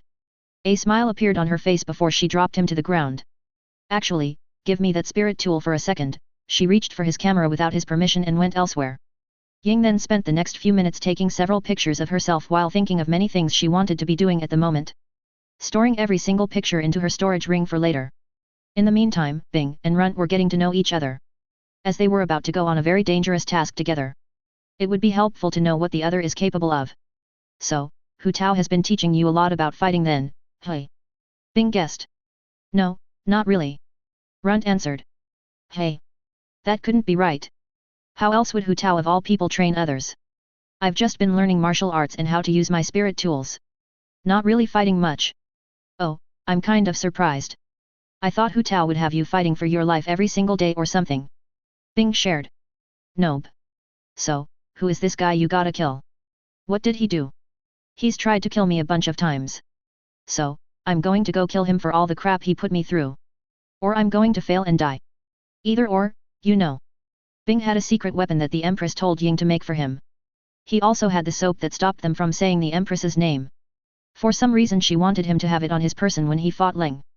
Aren't you scared? Runt asked. Oh yeah. I'm terrified. Scared out of my mind. Today might be my last day alive after all. Bing said. You don't sound scared at all. It's all just a front. He admitted. You'll learn more about it as you gain more experiences as a cultivator. What's a front? An act or a bluff to make others think the opposite of what you don't want them to think. But why do that? All sorts of reasons. I mostly use them to avoid getting killed though. That makes sense. I hope so because you'll find yourself almost getting killed a lot in a group like this. Really? We're kind of taking over the sects so, I'd say pretty much. We are. Runt couldn't imagine trying to do something like that. The Golden Serpent sect was one of the 3 great sects. The city where he came from and all the powerful families there didn't match up to 1% of the greatness that was the Golden Serpent sect. I'm back. I think I have enough to last me for a while. Ying handed Runt back his camera. He avoided eye contact with her. I think we're ready to be let out. Bing told her. All right. Bye. Bing and Runt were spat out of the void world into the immortal forest. Bing grabbed onto Runt's robes as they were falling so that he wouldn't be injured. Tree branches scraped his arms and legs as they fell down to the ground. A nearby bloody badger leaped at them in surprise only to be grabbed by a hand that shot out of Bing's ankle. Soon, the badger was reduced to a blood pool and a skeleton. Runt thanked Bing for helping him before following behind him as they made their way to the sect. How do you plan to kill this guy anyway? Isn't he strong? Very carefully. If everything goes well, I won't even have to use my life-saving treasure. Bing answered. So, make sure to follow my instructions. Otherwise, you might not make it back either. Got it. Runt nodded. The two made it inside the sect and made their way to the inner court. They stood outside Huan Leng's home before hiding themselves. Bing took out 2 talismans he bought solely for the purpose of killing Huan Leng and placed them on himself and Runt. Any chi that would have leaked from the 2 was trapped inside the talisman and would last until they started generating more chi than the talisman could handle. This wouldn't be a problem for Runt who was only a 3rd stage chi gatherer, but it would be for Bing once he puts his plan into motion. Bing checked to see if Leng was home by pulling out a one-time used talisman that he also spent his own money on for this task. It sent concentrated chi straight into his eyes that would allow him to momentarily see through objects. As it lasted only a few seconds, it gave him more than enough time to see what he wanted to see. Inside the small home, Leng Huan could be seen cultivating with his eyes closed while a woman was sleeping on his bed, barely clothed. That was absolutely perfect for Bing. He told Runt to get as far back as possible and to watch from a distance. Under no circumstance was he to approach unless Bing gave him a thumbs up. Runt listened to his instructions without a problem and watched from a far distance as Bing began to do something with his hands. Then he felt his skin crawl as he saw multiple arms began to shoot out of Bing. Arms formed out of his head, cheeks, neck, shoulders, arms, chest, stomach, and all over as Bing began preparing his ultimate technique. A sphere made of yin and yang chi formed in the center of all the arms grown from Devil's arms. Drool leaked from Bing's mouth as he focused his utmost concentration on properly controlling this technique. Nearly all of his thoughts were being erased one by one as he formed this attack. His fear of the plan failing to work, his fear of death, his slight hunger, his desire to kill Huanling, and even what he planned to eat as his last meal if he failed. The sphere began to spin slowly, causing all the arms to move along with it. Containing its power within the shell was of utmost importance. As the technique started to increase in speed, so did the arms. Yin of destruction and yang of creation, infinite sphere ultimate cataclysm, a burst of chi from the sphere instantly destroyed the chi suppression talisman. The orb grew to the size of one's head before being compressed by the arms to the size of a pea. By this point, it was radiating so much chi that Bing was sure everyone in the inner court could sense this thing. It took all the strength in his body to toss the thing towards Leng's house. Bing dropped to the ground sapped of all his strength and chi. But he knew if he passed out now, he would not survive the explosion radius from his ultimate technique. Which is why he slapped a movement spell on himself and watched the explosion next to Runt. Ah! Runt didn't expect him to suddenly teleport right next to him. Let's see if I won. Bing kept his eyes open to see the aftermath. A bright white flash blinded him and anyone else in the surroundings. Soon after, a near-deafening explosion rang out that drowned out any other noise nearby. Stones, wind, and dust blew him and Runt into the air from the force of the explosion even from this far a distance away. Blood seeped from their bodies just by being scrapped by the high-speed rocks and wind. However, Bing kept his eyes focused entirely on the place of impact. "You're way stronger than I thought you were." Runt was in complete disbelief at the power held by this fatty. The aftermath of Bing's sneak attack. Damn it! Bing pulled out a spirit cake from his storage ring and ate it as he crashed to the ground. Runt helped him up on his feet and saw the malevolent rise of chi flowing into the air from what used to be Huanleng's house. As Bing gulped down several cakes to boost his strength in preparation for fighting that thing staring right at him with nothing but murderous thoughts running through its mind, he felt his body becoming stronger. He had no time to waste and knew that Leng would be coming to kill him any second now. After finishing the cakes, he tossed Runt away and finally got a good look at the monstrosity he had to kill. The elegant and handsome cultivator that everyone knew Huanleng as was not standing there. A demonic beast radiating with foul chi that prickled the skin and nearly unmatched killing intent glared at Bing. His breath that resembled steam from fire meeting water was visible every time he took a breath. Leng's eyes were unseeable due to his hair covering them, and most notable of all was the beast-like mouth on his torso loudly roaring into the air. Just with a glance, everyone could tell that Huanleng was not in control of his mind at the moment. Whatever bloodline that was, sapped him of his sanity and sent him into an uncontrollable state. Alright. Let's see if I'm lucky enough to survive this time around. A six-armed muscled-up Bing took a deep breath, slapping his thighs to stop them from shaking. He focused his eyes on Leng, held his shield at ready, and got ready for a deadly fight. It was rather kind of Leng for him to wait until he was completely ready. But Bing figured that was his luck playing into part there rather than any choice of Leng's. Because right after he got in position to fight, Leng suddenly appeared in front of him. His fist came flying towards his face and Bing could actually see his movements. Two of his fists caught Leng's during his rush while his other four slammed into his chest. Bing was physically more powerful than him. Leng was a chi cultivator. He had more of a chance of winning now if he took advantage of this information. Upon learning this, Bing tried slamming Leng into the ground only to be blasted in his ripped abs by a beam of chi from Leng's mouth-stomach. It sent him sliding backward while Leng's figure became coated in purple chi. Swift devil! Bing didn't give him the chance to get used to his movements. His shield bashed down on the skull of the Huan clan leader but the rapid shaking of his brain against his skull did little to stop his movements. Leng flipped forward with the strike and his leg came striking down right towards the back of Bing's head. He blocked with his shield and reached forward with his hands to grab him by the leg. Only for Leng's other leg to kick his shield and send him backward. Swift devil! Bing ran back in once again. Swift devil! Then suddenly dashed to the left. Swift devil! Then forward, all the way around Leng before tackling him from behind with his shield. Leng was prepared despite Bing's surprisingly fast movements. He struck with a leaping kick that saved himself from taking any damage.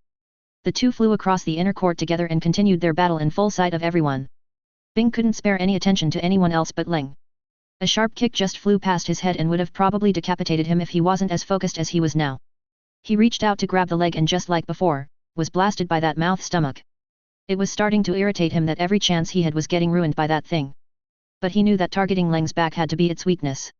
As every time he tried getting behind it, it would quickly prevent him from doing so with everything it had. not even giving him the chance to strike from behind. Bing had the edge in power, speed, and defense, but Leng had the advantage in fluidity, flexibility, and chi. If he wanted to win, he would have to think of something to trick the beast in human skin. So, he tossed his shield right at Leng. Leng hopped over the shield and charged him now that he was without a weapon. The soul fatty of Heaven's Angels didn't panic at the incoming threat. He's had more close combat experience than he ever wanted to have thanks to Hu Tao, Ying, and the Empress. You can't rely on that shield to protect you forever, Fatus. Let's play around for a bit. I'm bored. What can you even do without your shield, Bing? Even I know some martial arts for if I get disarmed. Slave, I didn't give you that weapon to rely on as an extra life. Let me teach you a few things. The six-armed disciple took on the two-armed one in an impressive show of skill. He overpowered and outclassed Leng in pure martial arts prowess and could have subdued him if it wasn't for that bloodline of his. The surprisingly agile and round disciple struck with ruthless and dominating attacks. His fists aimed at the face, throat, neck, kidney, balls, and every opportunity that appeared where there was a chance to grab hold of Leng, he went for it. Leng was no slouch himself, however. Even though he was outmatched in an up-front brawl, this was a life-or-death battle. There was more at play than just martial arts skills. He moved and fought like a wild beast with knowledge of martial arts but no intention to use any of it. The Huang clan leader fought in an aggressive manner that attempted to savagely injure and cause as much pain as possible to Bing, purposely avoiding his vitals and seemingly getting more excited as blood flowed from his wounds. Nevertheless, he instinctively knew the danger that Bing held against him. With his eagerness to strike his vitals and grab hold of him, he evaded every attempt to do so. Just as the face stomach was about to shoot Bing, his shield smashed into Leng's back and sent him flying in Bing's arms. Bing was more than happy to grab Leng in his arms and use all the strength and weight in his body to slam him into the ground. His devil hand's tongue flicked out and he prepared himself to kill Leng by puncturing him with the tongue only to suddenly cry out in horrible pain. Heaven's Angel's second member stood up in disbelief and shock as a portion of his stomach's flesh was eaten by the mouth stomach. He hopped away to get some distance and to deal with his injuries only to stare at Leng's mad grin and wide-open stomach that ate him whole in one bite. Bing reawakened in a realm that reminded him of Ying's void world. His clothes were missing, he was completely nude, and he felt his soul being gnawed away.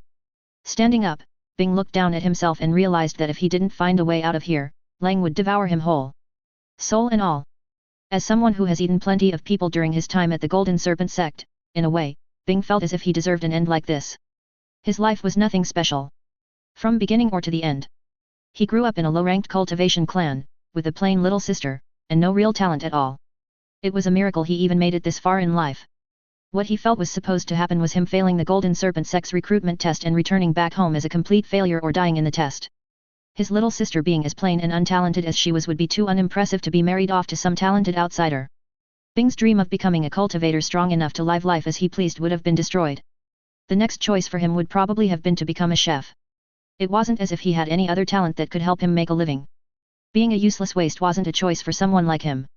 Neither of his parents were wealthy enough to support a glutton. As part of the branch family, life was harder for them. Showing off too much meant you were a threat to the main family. Being too useless meant you were a detriment to the clan. Bing was perfectly in the middle of those two extremes somewhat. Not talented at all, but he wasn't hopeless as a cultivator. So, if he lived his life a little bit humbly, he would achieve nothing and have a most mediocre life. Finding a nice mortal girl willing to settle with a man like him and then spending the rest of his life with her. But was that what he really wanted? Was Bing really fine with living a life like that? Of course, he would have to hold his head low and make sure to do everything he could to satisfy cultivators stronger than him like the average person, but that was normal, wasn't it? Both mortals and cultivators did it when they encountered someone stronger. Then why hasn't Bing lowered his head to anyone ever since joining Jing? Well, there has been moments where he did lower his head, but that was only to trick them so that he could give himself an opportunity to attack or escape. He refused to be the cowardly and weak fatty that others thought they could bully. Avoiding violent confrontations when he could but not backing down when forced into a corner. Didn't this mean that Bing wanted anything but a life like that? A life where he had to bow his head to anyone just for survival? A life where he couldn't voice his displeasure and dislikes without being threatened to be killed? A life where he can't live according to his own whims? I want to live life my way. I don't want to die here. I haven't done enough yet. I still have regrets. I haven't had sex yet. I haven't tasted enough foods yet. I haven't had my first kiss, yet. I haven't grown as strong as I wanted to. I haven't gotten married. I haven't made any children. I haven't seen my grandchildren to spoil them. I haven't had enough time to spend with my friends. Lei Ji. Ying. Hu Tao. Qing. Jing. Li Li. And I Kong. Quan. And everyone else too. To think that all of this happened just because you couldn't let things go. Face this. Face that. Who gives a shit? Reputation isn't everything in this world, damn it. All I wanted was to be left alone, but you just wouldn't stop trying to kill me. Then you involved Ying. At that point, I couldn't just let things be anymore. It wasn't fine that you were trying to kill me, but then you involved my friends. The first people to actually accept me as an equal and individual. Not a pawn or someone to look down on. You not being able to let bygones be gone is the reason for this. I don't fucking want to die. Bing clutched his fist and radiated the chi that hasn't been eaten away yet. Not yet. I still have things to do, damn it. A forked tongue appeared on his palm and licked the air. You want to eat me? I don't think so, you bastard. Bing smashed his hand into the ground itself and forced his devil hand to suck. Chi and something else began to flow inside his body. With this energy, he grew even more arms with tongues of their own. As seconds went by, tens to dozens to hundreds to thousands of arms stretched out from Bing. Every single one of them devouring Leng's void world collectively. The world itself began to crinkle, deform, and scream in pain. Bing laughed as the malicious and baleful chi began to further taint his soul and body. Leng's voice and another's could be heard crying out in agony as Bing continued his draining. He didn't intend to stop until he was free. It turns out that with his devil hand, Bing was fully capable of absorbing others' bloodlines and integrating them into himself. Now he understood how he acquired control over yin and yang chi. That woman from the great tower that he used his devil hand on. She must have held a bloodline that gave her an easier time understanding and using yin and yang chi. This knowledge would be very useful going forward. Especially now that he had a void world of his own, just like Ying. Shatter and break. Bing destroyed the void world and reappeared back at the Golden Serpent sect. CaptainBoyHole. A nice little fun chapter with our first ally of Jing's. If you don't include Li Li. He's growing into quite the bullshit cultivator, isn't he? That devil hand is some broken stuff for just being a sky-ranked auxiliary martial art. A cameraman's perspective. Runt watched everything that took place between Bing and that Huan guy. As a third-stage chi gatherer, the amount of support he could have brought to Bing was absolutely zero. He would have only got in the way and got both of them killed. But his boss was right about how this would be good for him to tag along with Bing. Seeing a fight like that with neither party holding back against each other helped him gain some understandings for his own martial arts. But the most interesting part was when he took pictures with his camera in the middle of their fight. In several photos, Bing could be seen inside Ying's void world being fed several cakes by her with a smile on his and her face. Behind Bing was Huan eating Bing by the legs first. So, it didn't take much to see that even though Bing was fighting to kill Huan, he really didn't want to be doing it right now. While Huan wanted nothing more than to eat Bing. Runt didn't understand it. If Bing didn't want to kill that guy right now, why was he fighting him? He knew if he was fighting against a guy who tried to kill him more than once, he would have killed him. His bloodline might have helped him on the streets as an orphan, but that didn't mean his life was nothing but great. There were plenty of harsh and unforgiving experiences he's been through and saw that happen to others. All of those sights hardened him and filled him with a sense of urgency for strength. For his own protection. Without strength, you had nothing and you were nothing. Your words meant nothing. So, when looking at Bing, who was taking on someone 4 stages above him and not losing, it filled him with a sense of respect and disbelief. This fatty didn't want to be here, but something forced him into coming here. Runt didn't know what that was, but he understood that it had to be something special to risk his life for in a fight that was not in his favor. And then Bing died. Just when it looked like he was gaining the upper hand, the tables turned and he was eaten by Huan. Just like in his pictures. Out of the dozens of pictures he took during their battle, there was a common sight for Huan. In all of them, he was eating something. Most of the time it was Bing, but in others, it was whatever he laid his eyes on. Bing's shield, a cultivator watching their fight, multiple cultivators watching the fight, or himself. The stomach mouth would stretch out to bite Huan's own head. While with Bing, it frequently switched to several different scenarios. There was the first one where he was being fed spirit cakes by Ying. Another one where he was cooking up spirit beasts by the dozen with a smile on his face and everyone in heaven's angels sitting around waiting to eat. One picture was of him just sleeping inside Ying's void world without a care in the world. All of them were completely unrelated to what he was doing at the moment, and that spoke to Runt. It wasn't until the moment before he died that there was a picture actually related to the battle. Bing was standing over the hungry skeleton of Huan with an ocean of blood surrounding them both. A skeleton that even in death still wanted to eat and devour. Seeing these pictures helped Runt somewhat understand the type of person Bing was, but what did this mean for him? He definitely wasn't going to return to Ying and tell her that Bing was dead. She'd probably kill him for bringing the news to her. But Runt didn't know where his boss was either. There was no winning for him in this situation. Either he went back into the forest to wait for Ying to bring him into the void world and die after telling her the news, or walk around lost and confused inside the sect until he found his boss. The second option sounded safer for him, but at the end of the day, he would still have to tell the others what happened to Bing. Runt pulled on his face as he realized that no matter what, things were going to be bad for him unless his boss protected him. If only Bing didn't get eaten. If only Bing didn't lose. Then he would have nothing to worry about at all. Ying would be happy at his safe return and wouldn't snap his neck. Boss would be happy that he went out and got some experience like he wanted. Bing would have killed the guy that's been a thorn in his side for so long. And he would be able to go back in the void world to do whatever he wanted. Why isn't that bastard moving? Maybe he got constipated eating that fatty hole. To think Huan Lang had a bloodline this powerful. He really kept his true strength hidden. That's not all either. It was a 9th stage chi gatherer that managed to push him this far as well. He must have been a low-key genius. It's a shame that he lost his life trying to do the impossible. Really low-key. I haven't heard of any talented fatties from the outer court at all.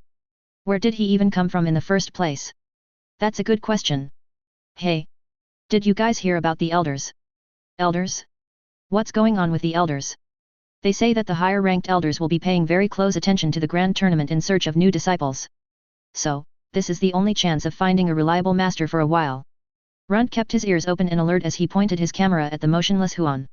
Those people did bring up a good point. Why wasn't he moving? With a quick snap of his camera, Runt inspected the photo. He couldn't keep himself from gasping once he saw what it showed.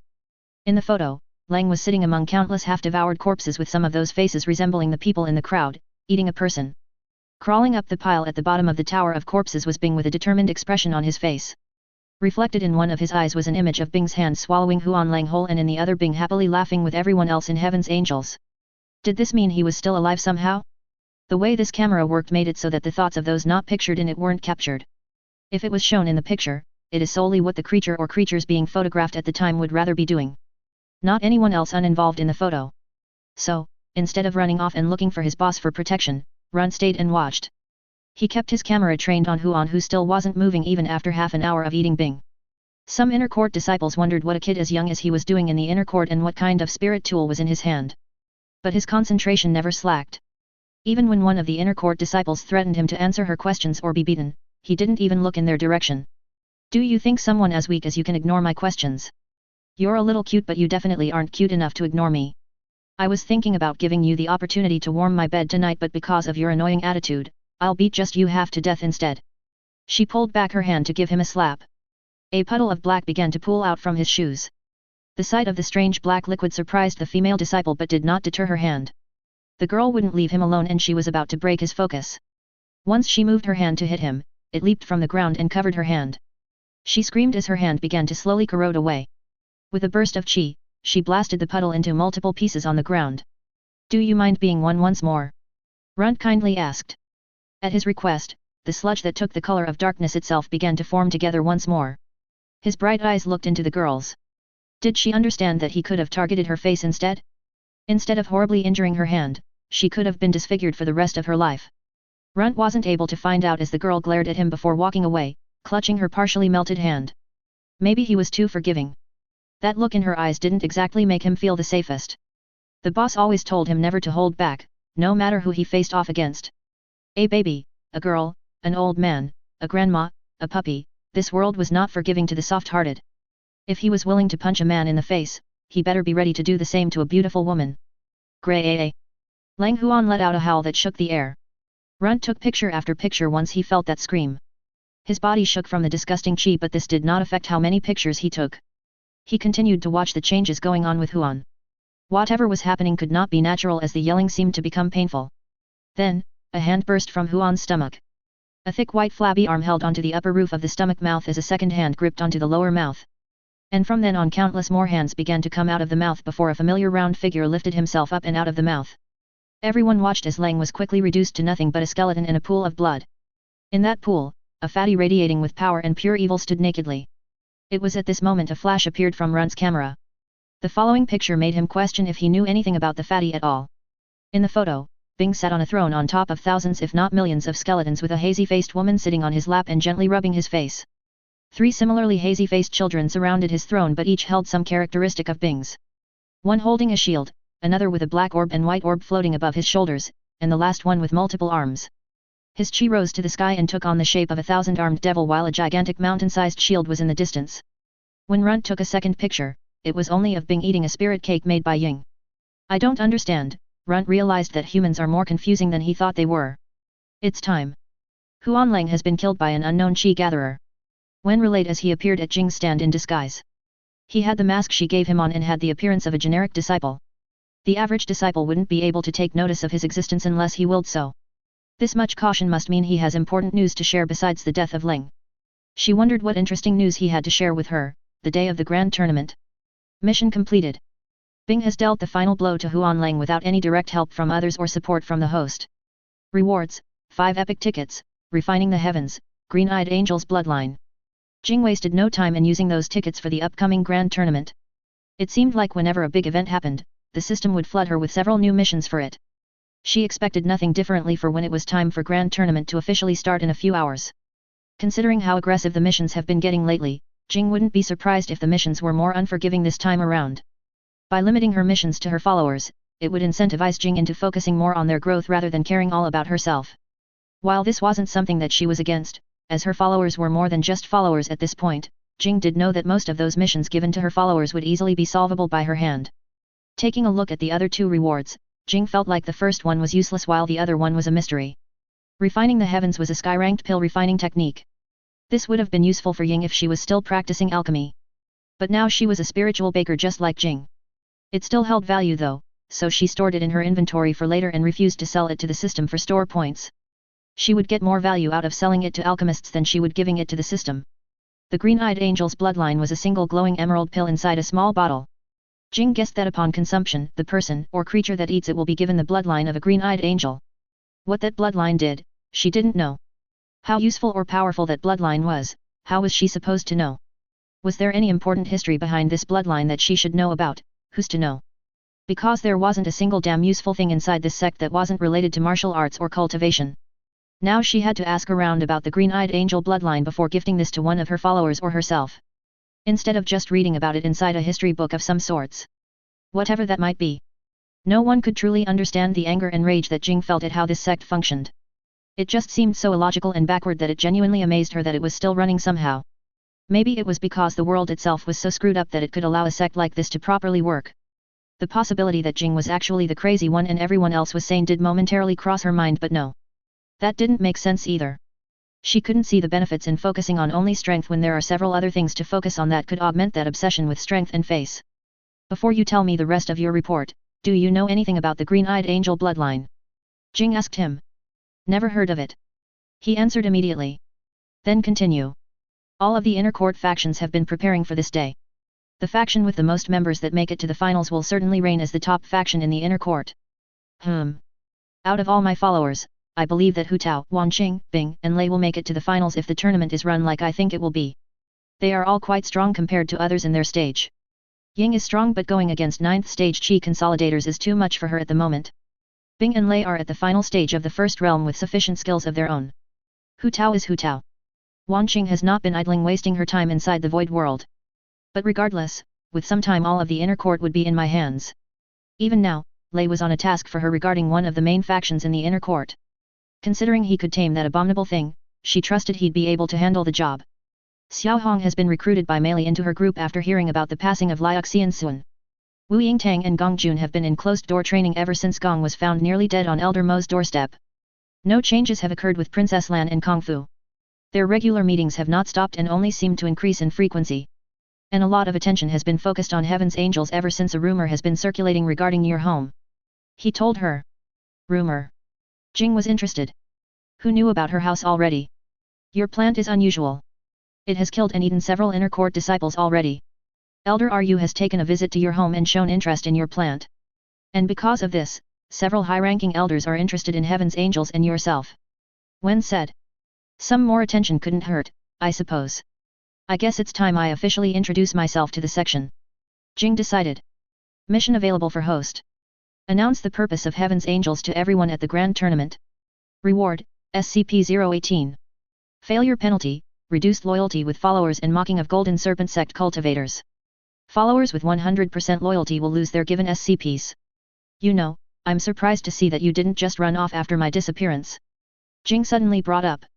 I know that I wouldn't be able to get far even with this mask. He laughed. Is that the only reason?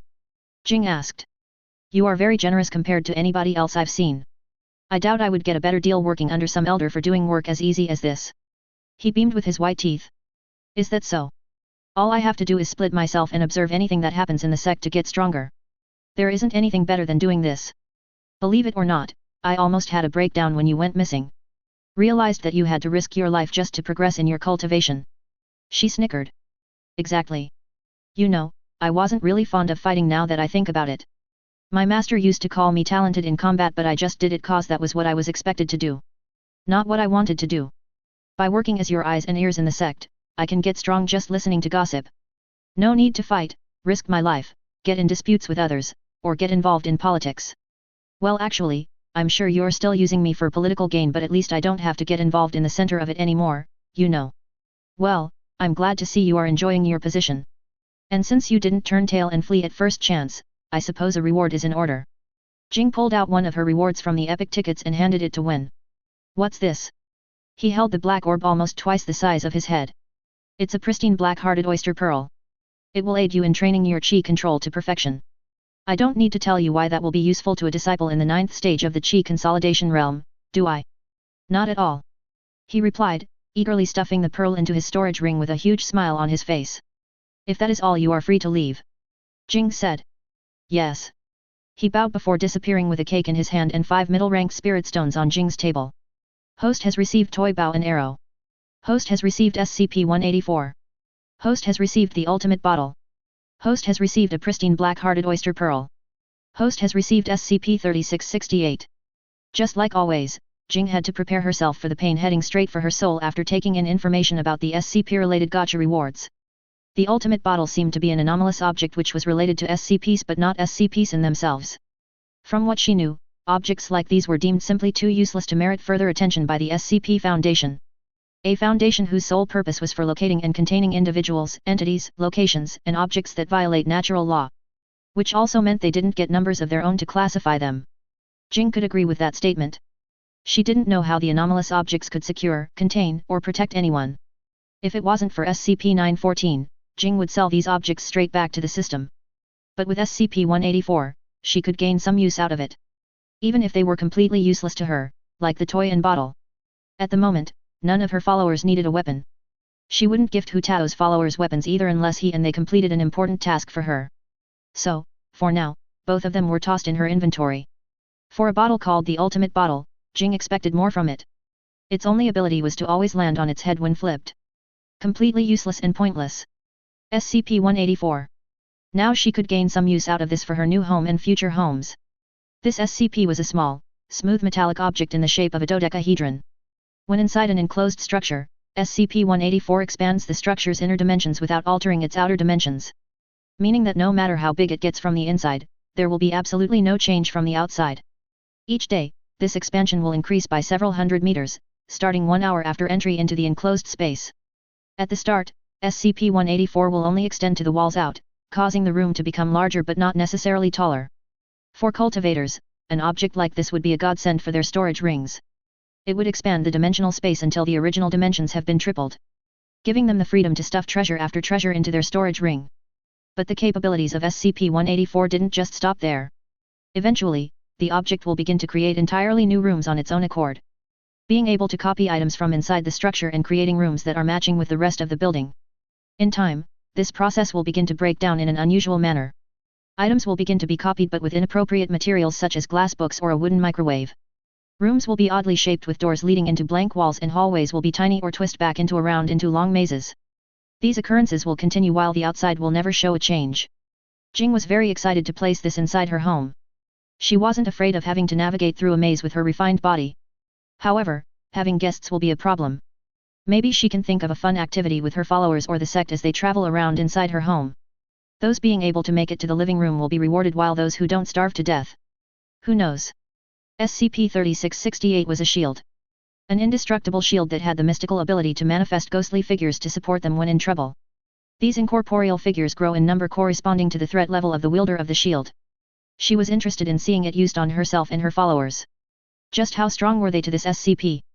Besides that, when manifested, they would hold a similar shield and resemble the wearer's ancestors. They held the same indestructible properties as SCP-3668 and did everything they could to protect the wielder's life without being able to verbally communicate. Upon successful defense of the wielder, the ghosts would begin to hug the wielder, kiss their forehead, or salute them. For completing a task that she basically figured was impossible for him. Bing did deserve something as good as this. She should give him and the others some rewards before the start of the grand tournament. Maybe. Jing did decide to gift them after the grand tournament for when they got started on tasks for her. And Jing couldn't really gift this to Bing until his loyalty rating reached 100%. So, maybe she should reward him with something else he needs and then hopes he reaches full loyalty. If not, she's going to be upset at this slave that refused to give her his full trust. Hey! Brown girl! Jing heard someone calling out to her. In the distance, it was that customer she made a deal with. His body was covered in blood but a friendly smile was pasted on his face. She assumed everything went well for him with her cake. He arrived in front of her stand and slammed down 5 high-rank spirit stones for her gathering of chi spirit cake. It fucking worked. I told all my pals and even some people I didn't know about your cakes. Now let me buy that one with the money I took from that dead bastard's ring. He asked. Not a problem. Jing handed him the cake and pocketed the spirit stones. I'll definitely get a high ranking in the grand tournament with this. And none of those bastards I told will be able to buy any of these cakes in time for the tournament. I'll be the only one. He gleefully laughed as he walked away. Jing started closing down her stand. It was time for the grand tournament and she couldn't be late. Some excitement ran up and down her body in anticipation of the system's missions and how she could have the most fun in this tournament. As of now, her only goals were focused on the takeover of the inner court and her other missions she still had standing right now. Let's see if this tournament will be half as exciting as the treasured plains was, Jing muttered to herself, seeing Li Li flying in the sky above, coming down towards her with the goldfish behind him. CaptainBoyHole. Okay, I think next chapter is the actual start of the grand tournament. But I'm not entirely sure considering how much I've been dragging this out to make sure I didn't forget about any character. That's kind of how these Xiangxias work sometimes. Either they're dragged out so much or they're not and quickly gone through. I don't know. I asked you guys this question before, but do you think the pacing is fine as it is now or should I speed things up? Okay, it wasn't time, sorry. Let's hope this task will go well. I have high hopes things will turn out rather peacefully with you around, Xiang. Lei Ji gave SCP-999 a pat as Kuai and Quan floated around him. Many eyes stared at him as he walked up to the home of the most physically intimidating group within the Golden Serpent sect. There were more than a couple of reasons why this was. The spirit beasts surrounding him being a chi gatherer inside the inner court, and him bravely knocking on the door of the mountain crushers. The group with the most body cultivators inside the sect. If you were a body cultivator and wanted to make it far in the sect, this faction was required for you. Unless you were picked by an elder that was also a body cultivator, you needed to join this group. Mountain crushers made it their job to locate and find any body cultivator in the sect and recruit them to their faction. Excluding those from the outer court and those allied with other factions. They also didn't accept no for an answer unless you were Hu Tao. Apparently, because of his personality alone, they actively refused to allow him to join and were a part of the main factions that wanted him dead. However, if you weren't Hu Tao, you were dead meat. The mountain crushers wanted a monopoly of body cultivators in the sect for some reason only known to Locke, their leader. They had the best martial arts for those wishing to gain immortality by shattering the mortal limits of their bodies. Mountain crushers had the most knowledge on how to progress as body cultivators. If it was related to somehow improving the body, mountain crushers were the people to go to. But despite this information, rarely did anyone ever go to the mountain crushers for advice, teachings, or to learn. This was because of their strange behaviors. Most of the disciples and elders thought that the mountain crushers were lunatics because of their obsession with body cultivation. There was nothing they wouldn't try to improve their bodies. Taking a bath in lava, being dropped from 1,000 meters in the air, being smacked with spiked paddles, punching rocks until their fists become mangled, taking boulders to the skull, and even more, ridiculous training sessions were said to be held by the mountain crushers. Because of these antics, very few new members tended to last long. And the mountain crushers didn't accept quitters. Either you became stronger or you died. Deserters were killed without remorse. Who are you? A young man rippled with muscles and hair greeted him at the door. Hello. I would like to speak with Locke. I come on behalf of Heaven's Angels. Lei Ji politely smiled. Heaven's Angels, he rubbed his chin, trying to remember why that name sounded familiar.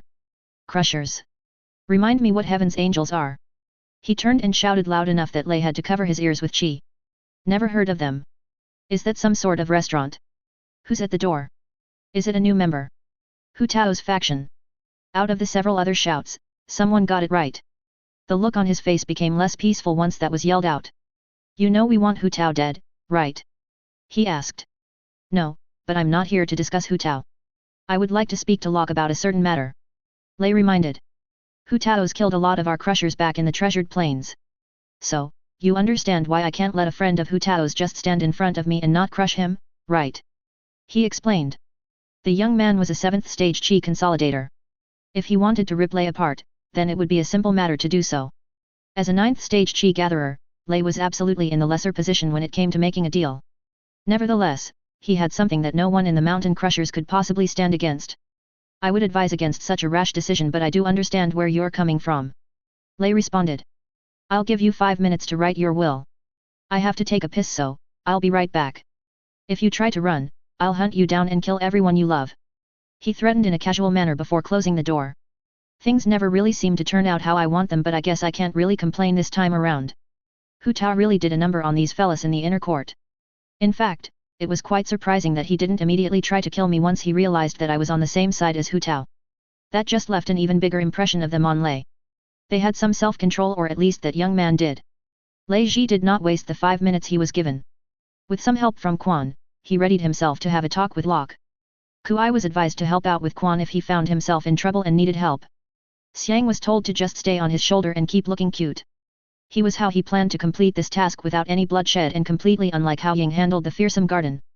Alright. Grit your teeth and pray you'll reincarnate into a better life, old man. The young man said as he prepared himself to throw a punch. Instead of doing as instructed, Lei Ji swiftly took out his pink needles and pierced the center of the youth's abdomen. He smirked, figuring that this was just an old man's last show of resistance. Unfortunately for him, it was anything but that. The needle seamlessly pierced through his stone-like body built through unbelievable and harsh training. His body locked up like a scarecrow and he could no longer control his body.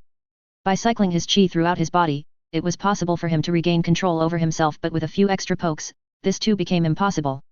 Lei Ji kindly strolled past the paralyzed young man, and with blind man can see, it was a simple matter to find Locke. Ever since Ying brought them into her void world, Lei has spent the past several months doing nothing but mastering his martial arts. The amount of progress he gained was enough to shock the immortals themselves. This was only possible due to the shadow that taught him the ins and outs of his martial arts. With a teacher that knew nearly everything about his martial arts, it would have been crazy if Lei Ji didn't learn everything there was about his martial arts. His only problem was that he had no people to test his skills on. Something that he knew that Jing would have no issue giving him. This is why he spent his monthly tasks for the sect on taking tasks involving a lot of people, or ones that required him to enter towns and villages. These types of tasks would no doubt allow him to find sick or injured people that needed to be treated. Of course, Lei didn't provide his services for free. He might be an old man past his prime, but that didn't mean he was naive and foolish regarding his worth. All he requested of those he treated were things that weren't too much in his opinion. Being kind to those that deserve it, help everyone that you can from now on, do not be greedy, and seek to hoard every valuable for yourself. Simple things like that to make the world better. The young men were confused on why he was allowed to pass by and stared at the motionless youth at the door. As they went over to question him and figure out what was wrong, Lei Ji was long gone. He respectfully knocked on the door that led to Locke's room. A confused expression found itself on Locke's face, but he still came to open the door anyway. Walls meant nothing to Lei's eyes. With his finger coated in Xiang's goo, Lei tapped Locke's bare chest and looked into his eyes with a smile. Why don't you and I have a talk, young man? Lei closed the door behind them and let himself inside. That felt absolutely amazing. Ying spoke to no one in particular. She stored all of the photos with her and Bing in her storage ring. The grand tournament was in a few hours and she felt completely great. Ying took Hao out of her storage ring after putting some clothes on and allowed him to complain, cry, and whine about being put in there for a few minutes. With how childish and young he was, there was no way she was going to do what she just did in front of him. It would be weird and feel wrong. So, with a long stretch, Ying got up out of bed and took a final look around the room. It feels like it's been forever since she slept here. And that wasn't an exaggeration. There was dust everywhere when she came back in here. Now she had to see if there was anything in here worth taking to her new place in the inner court, and from what she could see, that was basically nothing. Nothing but junk and other stuff she wouldn't miss. Most of her important belongings were already taken inside her void world. But just on the off chance that there was anything she missed, she didn't want to feel like an idiot later when she got comfortable in her new place. Welp. Time to go see how strong I am compared to those in the inner court. She left her house and started walking to where the grand tournament was going to be held.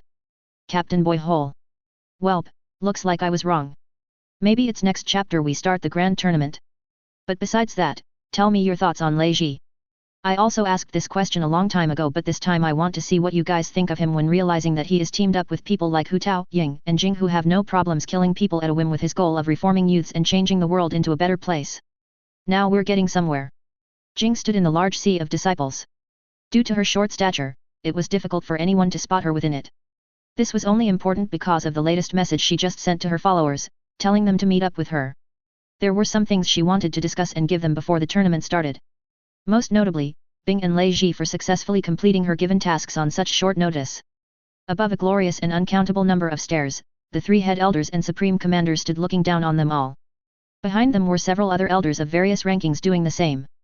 Jing saw no signs of the sect leader, but that was starting to be a regular pattern from what she noticed. All the disciples in the sect were gathered here in this part of the sect, talking, discussing, and chatting together. There was no disciple that was excluded from this tournament, and it was a requirement to participate or you would be crippled and expelled from the sect for your cowardice. Jing wasn't particularly excited to see most of those faces up there looking directly at her, but expected it nonetheless. She kept her back straight, eyes forward, and stared back at them. From Wen's report, she knew that most of them would be watching her in this tournament. It would be unusual if they weren't, especially after her visit to the Supreme Commander. She didn't know if he's spoken to anyone about her gift. Besides him, that elder that worked under him, and the sect leader, Jing figured no one else knew. Hopefully, that was the case. If people outside the sect began to learn about her, that would be more trouble than it's worth. She hasn't gained a solid enough footing in the world for something like that yet. This was why she was planning to take over this sect before moving on to bigger goals. How could someone like herself be satisfied with just a sect like this? Oi! Where the fuck are you at, Jing? Hu Tao messaged her. I'm having trouble finding you too. Ying added. I can't find anyone at all. Bing said in his message. Jing created a large arrow of water above her head that pointed down at herself.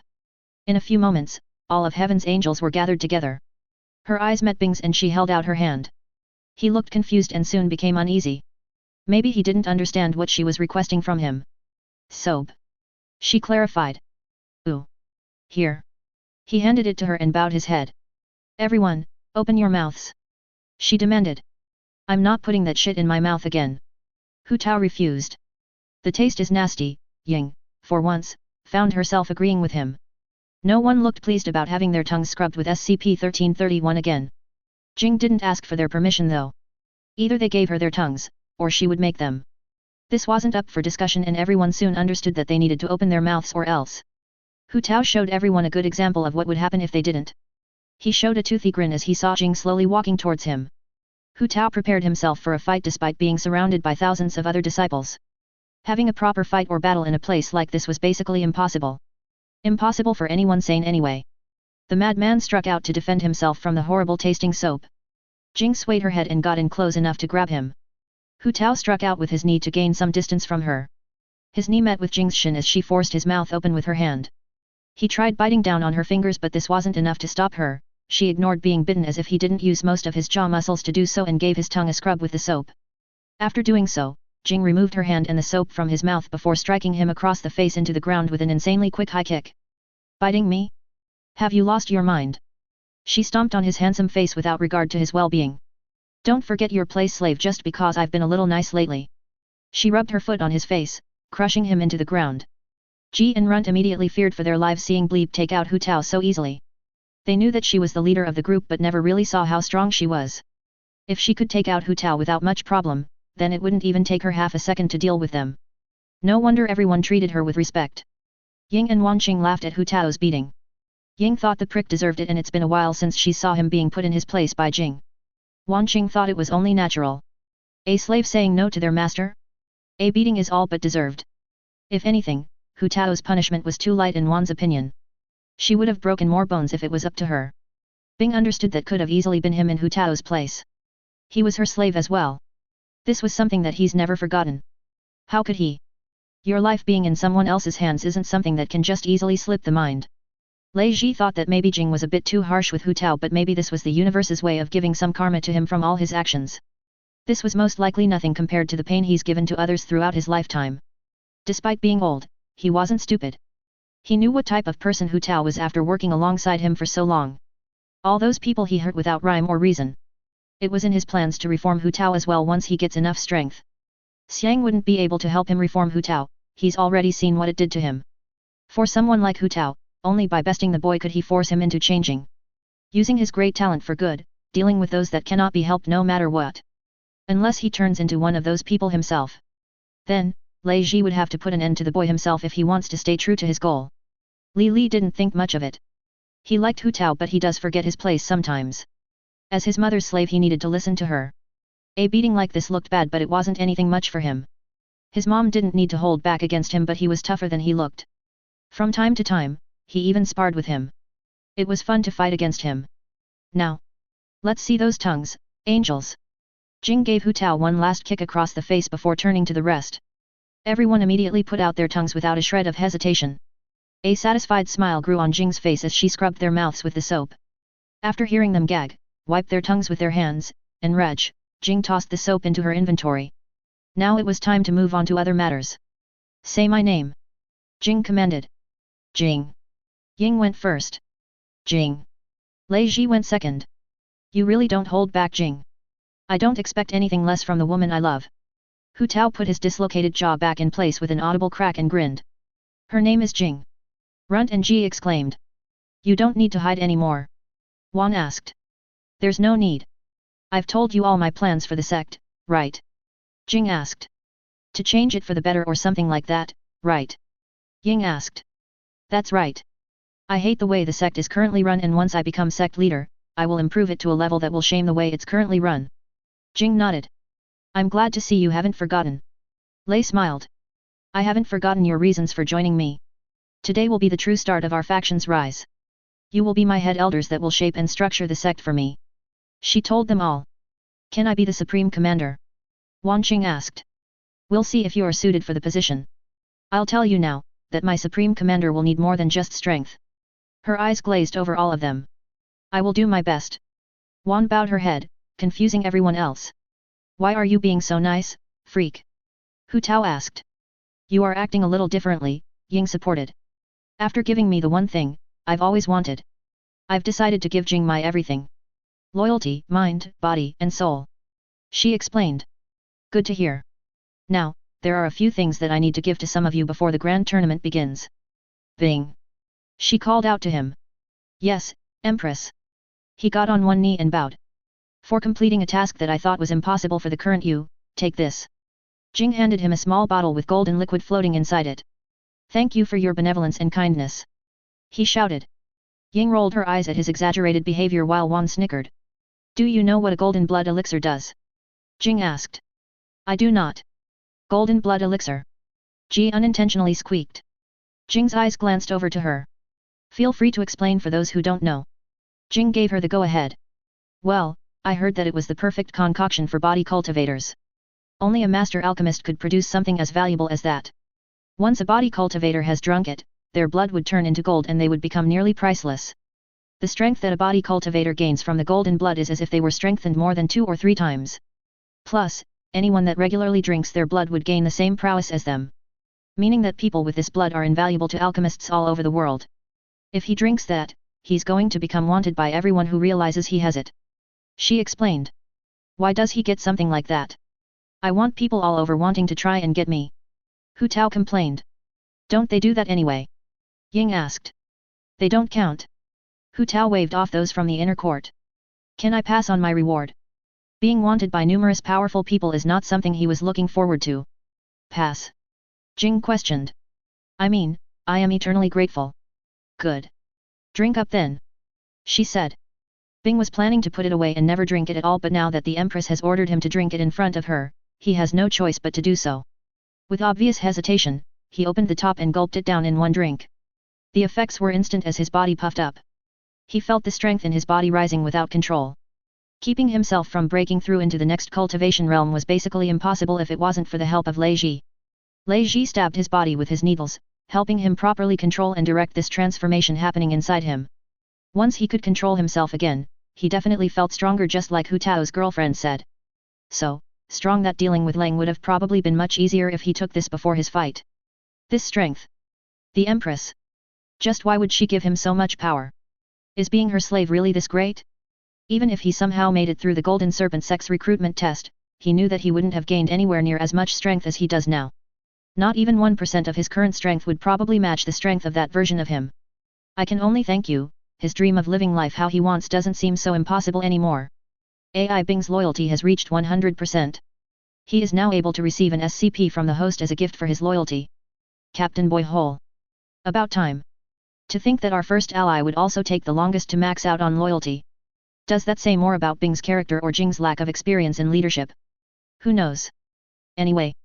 It's been a little difficult for me to write chapters lately as I haven't really been in the mood to write. Haven't been feeling really inspired, but that's because I've been reading a novel that gives me absolutely no inspiration for this story. It's called Gamers of the Underworld and I think it's really neat. The concept is unique but it gets repetitive the more you read it. I'm currently on chapter 478 and don't plan to stop until I get to the end. Okay, we're really starting. Take this as well. Jing tossed him SCP-3668 with a small slip attached to it. Hey. Bing nearly dropped his new shield and couldn't help but feel tears about to pour out from his eyes. What's with the special treatment? Hu Tao shouted. The task I gave him was something I thought was impossible for him. I fully expected him to fail yet he succeeded anyway. She explained. Your stupid luck never ceases to amaze me. Ying slapped Bing's back extra hard with a wide smile.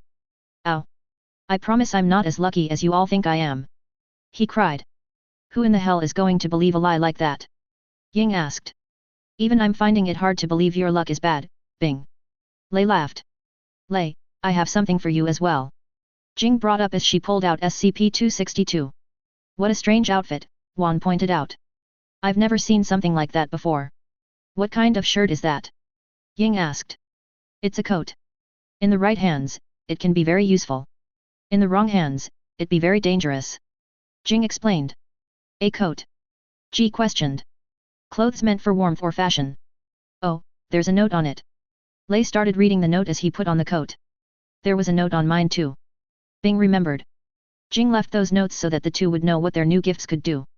Everyone else excitedly waited for them to show off what their new gifts could do. Lei Ji was the first to reveal his as a blue human-like arm came from within the inner linings of his coat and started feeling up his face. It cupped his chin, squeezed his cheeks, and ran its fingers over his closed eyes before retreating back into the inner linings. What the hell was that?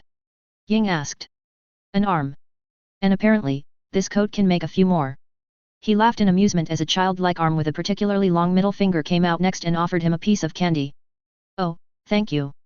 Lei handed it to Xiang who happily gurgled at the sweet treat. What about yours, Phaetus? Hu Tao asked. I'll show you guys when the tournament starts, he said after reading the slip attached to his shield. What the hell are you trying to hide? Hu Tao walked over and snatched the slip from his hands. Bing could only sigh as Hu Tao read what his new shield could do. You're lucky that we're about to start the tournament, you know that right? He grinned. What does it say? Ying snatched it from Hu Tao's hand and started reading it aloud for everyone else to hear. Wow, you really are lucky, Runt muttered. What do you have to say about this?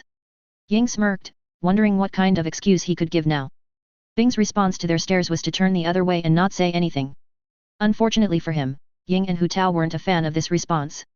They started messing with him to force him to talk. As this was happening, it seems that the elders were finally ready to begin the grand tournament. Jing turned her head and looked back up at the elders. Silence. A wave of chi spread down to every disciple, shutting their mouths. Everyone's attention was grabbed by the Supreme Commanders. Whether they wanted to or not, they would look at him and hear his words. He demanded it and he would get it. The Supreme Commander's sharp eyes and shiny bald head captured everyone's attention. Dressed in the sex robes and carrying a large 9-ringed saber on his back, the Supreme Commander's figure radiated with power and strength. Rarely did anyone manage to see the Supreme Commander due to his high position within the sect, but when he did show himself, everyone looked up to him and gave him their respect. A person of his strength deserved it after all. Jing wasn't quite sure what realm he was at, but she knew it was more than the Emerald Grass Slaying Sex sect leader. From what she could sense of his power, he could probably crush that old fogey just as easily as he did to Jing. But that was just a guess after all. She hasn't seen either of their full strengths yet. Disciples. As some of you are aware, this grand tournament is only a prelude to the true tournament at the meeting of great talents. And as such, we won't be doing things as we usually do for the grand tournament. Testing solely your fighting skills won't be of much help this year. So, we altered a few things. Most were shocked at the news that the grand tournament wouldn't just be a regular fighting tournament to test their skills against their fellow disciples. Few expected there to be a change due to the rumors circulating around the sect. Some weren't surprised at all as they were directly informed by their masters. This news sent a wave of unease and excitement through the disciples of the Golden Serpent sect. Everyone still kept their mouths shut despite wanting to eagerly talk about it. The Supreme Commander wasn't finishing speaking just yet. For the first event of the Grand Tournament, we will be testing your heart. He revealed. No matter how strong you are, how talented you are, what your background is, or how many resources you have, it will be impossible for you to reach the top without a pure heart. This test will force you to face your known and hidden heart demons, and unless you are able to overcome them, you will fail and forever realize that your path to the peak of cultivation is impossible. He explained. Realizing that the first event had absolutely nothing to do with fighting or a person's strength, many became nervous. They knew that refusing to test wasn't an option, as that would be the same as not participating in the Grand Tournament. Upon hearing that both their hidden and known heart demons would have to be overcome, almost everyone grew less confident. The average cultivator had at least 1 or 2 heart demons that followed them throughout a majority of their lifetime. A fear of death, the fear of the unknown, the fear of being forgotten, or the fear of having their karma catch up to them for all the horrendous deeds they have performed in their life. These were some of the things that the Supreme Commander was telling them they had to face against. Surpassing death itself? That was basically just telling them to fail, right? How could a sane person not be afraid of death after all the hard work they put into living? Regardless of how they felt, they would have to do it no matter what. Screw death. I'm going to become an immortal. Death isn't the end of a cultivator's journey. Death isn't the end of a cultivator's journey. Death isn't the end of a cultivator's journey. I have to do everything I can to pass. Come climb up the stairs. We will begin immediately. He beckoned with his finger. A very small portion of disciples moved to climb the steps. None of the disciples at the sect could trust stairs. All of them remember some test involving steps or stairs being harder than it looked. So, only the foolish, mad, or confident disciples went first to climb the stairs. The others watched them to see what they could expect, or if there was some way they could make things easier on themselves. Which made the elders laugh at their naivety. There was no other way to get past this first event. There were a few resources that could possibly aid them in dealing with their heart demons, but even so, they could only aid so much. Hu Tao was one of the first disciples to climb up the steps. Heaven's angels watched as he immediately stopped on the first step and froze. His eyes glazed over and he didn't move a single muscle. Someone touched him and he didn't budge an inch even when they tried pushing him over. But maybe that was more so because of Hu Tao's powerful physique rather than the effect the stairs was having on him. Then, after 5 minutes, he moved on to the next step. And then another. It wasn't long until Hu Tao was running up the stairs. This caused more than a few elders to look at him in shock. This boy. His heart was incredibly pure and clear. For a youth of his age to be climbing these steps this fast, there must be nothing weighing down his mind or soul. If his talent and luck were sufficient, he surely was going to become a prominent figure in the world. Many elders wondered about his background and identity to try and entice him into becoming their disciples. Someone like this wouldn't encounter many bottlenecks in his cultivation. A few already knew of his identity and his problematic behavior, but this showing of his was a great surprise to them. TCH. If Hu Tao can do it so easily, there's no reason why I can't. Ying took a step onto the stairs and just like Hu Tao froze earlier, she did the same. Humph.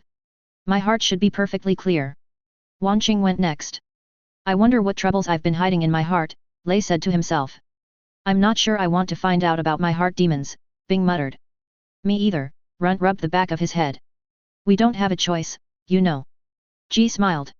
Let's see what demons are hiding in my heart, Jing smiled, taking a single step forward. Li Li hopped down next to her. He was interested in what everyone else was doing too. Mission available for host. Successfully make it to the end of the Grand Tournament. Rewards, 1 legendary ticket. Mission available for host. Pass the first test. Rewards, 1 legendary ticket. Failure penalty, removal of the system forever. Mission available for host. Impress the elders with a good showing throughout the tournament.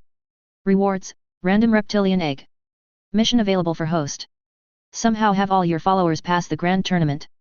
Rewards, 1 legendary ticket. Mission available for host. Kill over 1000 fellow disciples during the course of the tournament. Rewards, extreme violence bracelet, extremely violent ring, god-slaying spear of justice. Mission available for host. Help over 1000 fellow disciples during the course of the tournament. Rewards, pure cloud pearl, heavenly armor, angel's blade of righteousness. Hu Tao and Wanqing. Hu Tao was taken to an entirely new world after taking that first step. He was no longer at the Golden Serpent sect but instead some sort of large cave with dark red stone that resembled dried blood. Long and tall pillars that dwarfed him in size were spread across the giant cave. His mind wondered what this place was before remembering he had to take on some heart demons. All of his spirit tools and weapons were gone inside this place. The only thing Hu Tao had was the clothes on his body, which happened to be just his robes hung around his waist, exposing his bare chest and his trousers underneath. No sandals or shoes because it feels better to kick people without them. He felt vulnerable without his chains. Ever since Jing gave him those chains, there hasn't been a day since they weren't wrapped around his body. Hu Tao showered with those chains, ate with those chains, had sex with those chains around him. Shit, he couldn't even remember what it felt like fighting without them. That's just how used to them he's gotten. Why? A pair of hands grabbed him from down below. It latched onto his ankle and stopped him from moving. Why did you kill me? Another pair took hold of his other leg. Why did you kill us? Bodies upon bodies started to rise from the ground to grab onto Hu Tao's body and drag him down with them. Ha? Ha ha ha ha ha ha ha. This is my heart demon. Hu Tao crushed the skull of some guy he already killed long ago. All these weaklings are supposed to make me repent and feel guilt for what I've done. Hu Tao lashed out with his fist, killing even more with his chi. Bah ha ha ha ha ha. There is no guilt in my heart for killing weaklings. Cursing me after your death? You should be cursing the fact that you were born so weak. He tore through the thousands of people without a single shred of mercy, repentance, or guilt. The many victims of Hu Tao began to move like an ocean current as they flowed together. A mass of bodies started to pile up high. It was an unbelievable sight as the numerous corpses merged together to form one gigantic human figure that was even taller than the rock pillars. Hu Tao barely matched up to the giant's big toe. But regardless of that fact, an uncontrollable grin was on his face as he ran towards the giant. There was no need to kill us. Why must you be so merciless? Can't you spare some kindness? Aren't you afraid of killing too much? Is there a point to all these bodies? Apologize. Repent for your crimes. Mercy will be given to those that make up for their evil actions. Hu Tao felt nothing for his past actions. Why should he feel sorry for a few weaklings that were too weak to survive? It wasn't like he intentionally went after weak cultivator either. He fought against those who were known to be strong. Surprisingly, it just so happened that they just weren't as strong as him and died because of it. The truly strong ate the strong and the weak. It was the way of the world and no one would be able to change Hu Tao's mind about that. All of his actions were just and natural. He was raised, complimented, and treated positively because of his behavior and mindset. There was absolutely nothing wrong with how Hu Tao thought and acted in his mind and heart. Which is why despite the size difference, Hu Tao was steadily tearing the giant mass of humans apart. His heart became clearer as it aligned with his ideals. Not a single part of Hu Tao disagreed with his past actions and current self. All of it agreed with him. And this is what gave him the strength to defeat this heart demon that could barely be considered a heart demon to Hu Tao. A piece of cake. Hu Tao leisurely relaxed, covered head to toe in blood amongst a sea of corpses. The ocean of bodies and blood gently rocked him back and forth. Deep in thought, Hu Tao began to doze off since there was nothing left to fight. His mind, body, and soul became even clearer after going through this test. He was pretty sure it would be a piece of cake to break through right now with how good he feels. Congratulations! You are the first out of thousands to pass the first test. Some old fogey was talking to him. Oh, I'm done already. Hu Tao smirked, looking back at all the other disciples below him. You can wait here till the end of the test. The clarity in this youth's eyes was astonishing. He would definitely go far as long as nothing stops him. Guess I'll take a nap. This'll probably take all day. Hu Tao saw many people stuck on the first step. Wan Qing stared at the male version of herself. They were in a field of flowers and butterflies. The flower field expanded endlessly into the horizon. She figured if she tried running from this place, there would still only be more flowers and butterflies. How does it feel becoming her slave? He asked. You and I both know how I feel about my choice regarding Jing. But to throw away everything just to serve her? You barely know anything about her. I didn't throw away everything. I am still me. I am just a me that is willing to give my everything for Jing if she asks.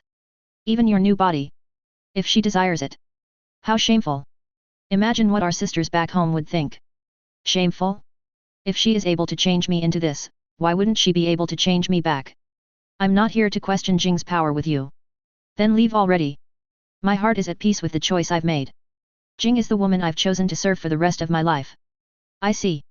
But don't forget everything you've been through with me, all right? He asked. Humph. Don't ask stupid questions. She turned her back as he dispersed into butterflies. Like I could forget something like that. Wan returned to the sect at the top of the steps, only to see that Hu Tao was waving at her with a cocky grin on his face. She clicked her tongue at the sight but didn't give him the pleasure of seeing her annoyed. With an elegant and graceful gait, she made her way over to him to wait for the rest. His smile didn't rest even as she sat next to him. Quit looking at me. Wan was getting annoyed. I'm not surprised a freak like you got through so fast. You finally got your wish granted. It only took you a few seconds later than me, you know? If you didn't show up, I would have been asleep right now. I'm surprised someone like you could get through this so fast, but I guess you aren't the type of person to hold regrets in your heart anyway. Juan figured Hu Tao was the type of man to live life according to his desires, never questioning himself unless forced to. Ha ha ha ha. Regrets? Can I eat that? Of course, I don't have any of that shit. He laughed. I didn't think so. Juan pulled out a small fan from her robes and began fanning herself. Hey, fan me too. It's hot as hell and I don't think this will go by as quickly as I want it to. Hu Tao requested. Fan yourself, dog. She didn't even give him a passing glance as he tried snatching her fan from her. She saw his hand coming close to her face and let him take the fan, then laughed as it burst into a small number of butterflies and flew back towards her. Juan then continued to fan herself as Hu Tao pouted, knowing he couldn't take it away from her. Where the hell is Runt it? What kind of heart demons could a brat his age even have? He yelled, frustrated at his small loss. You'd be surprised. Children can hold deep trauma.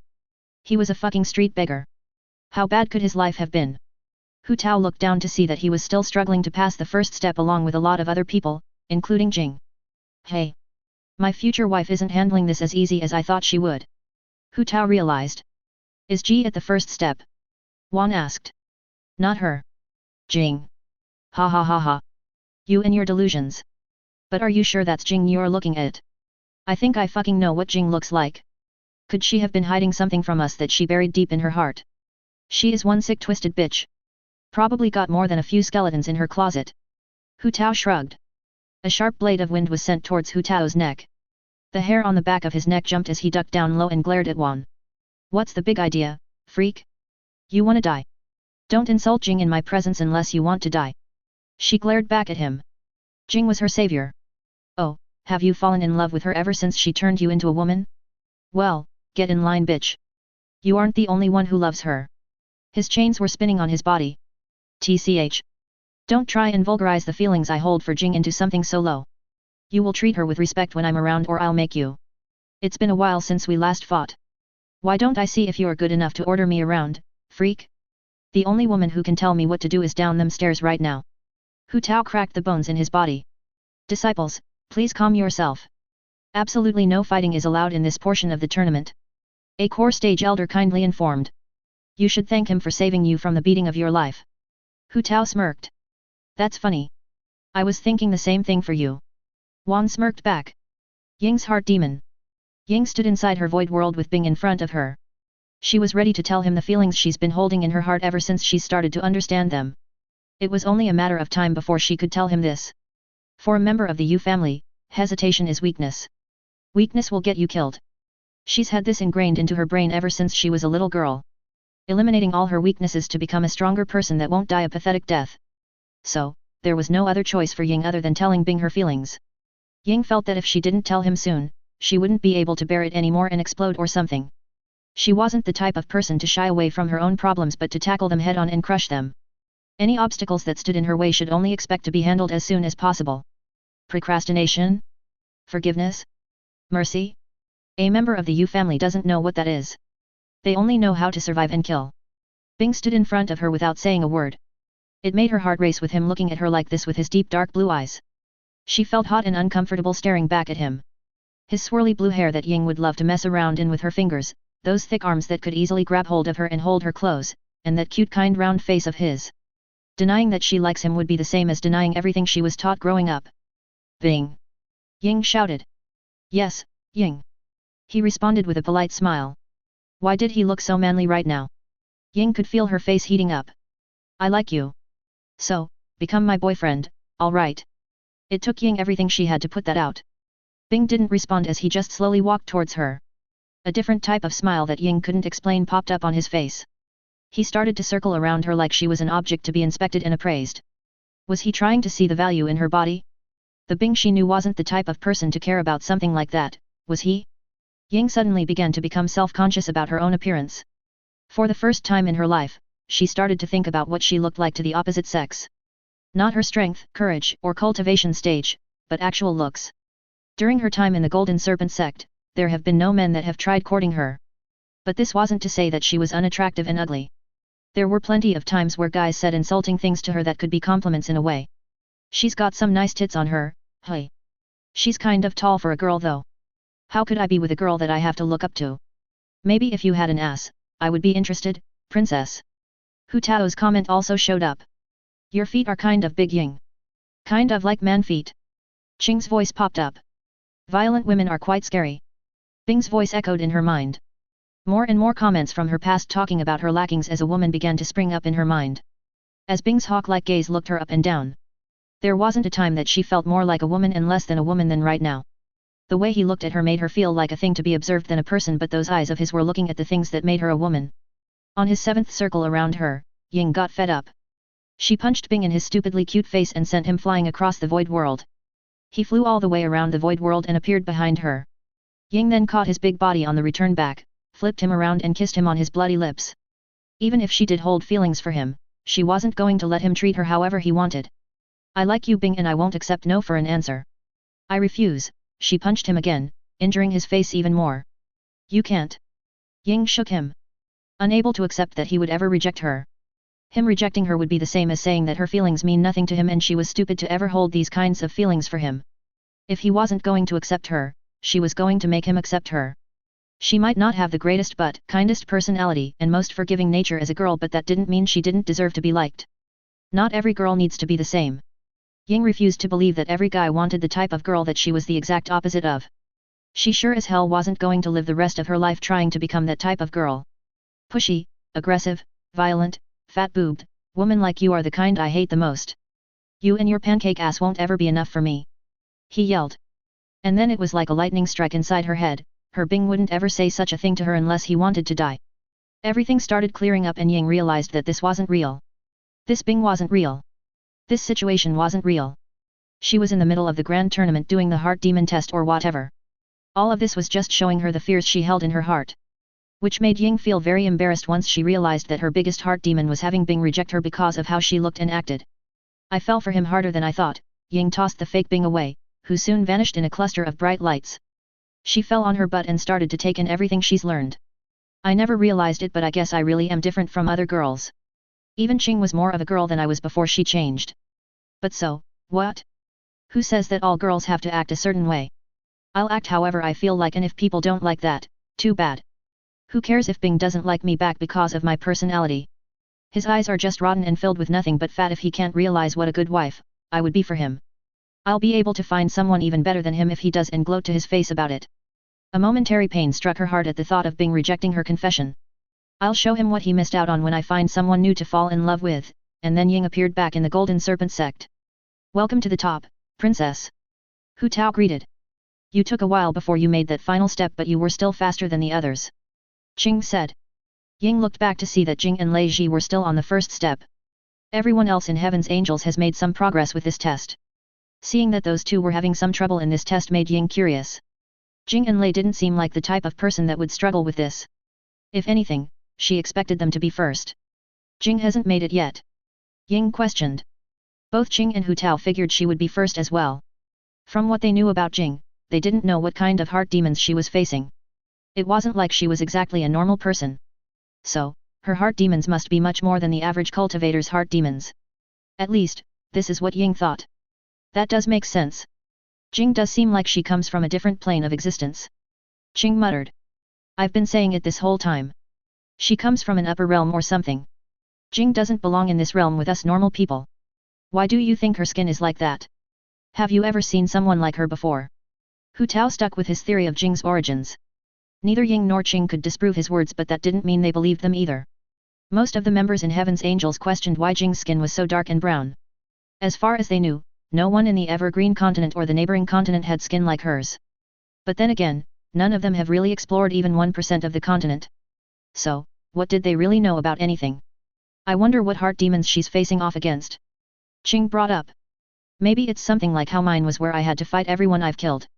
Hu Tao suggested. How many people do you think Jing's killed? No idea. A freak like her?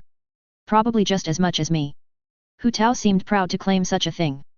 Jing doesn't seem like the type to enjoy killing people. Qing muttered. Are you nuts? Ying asked.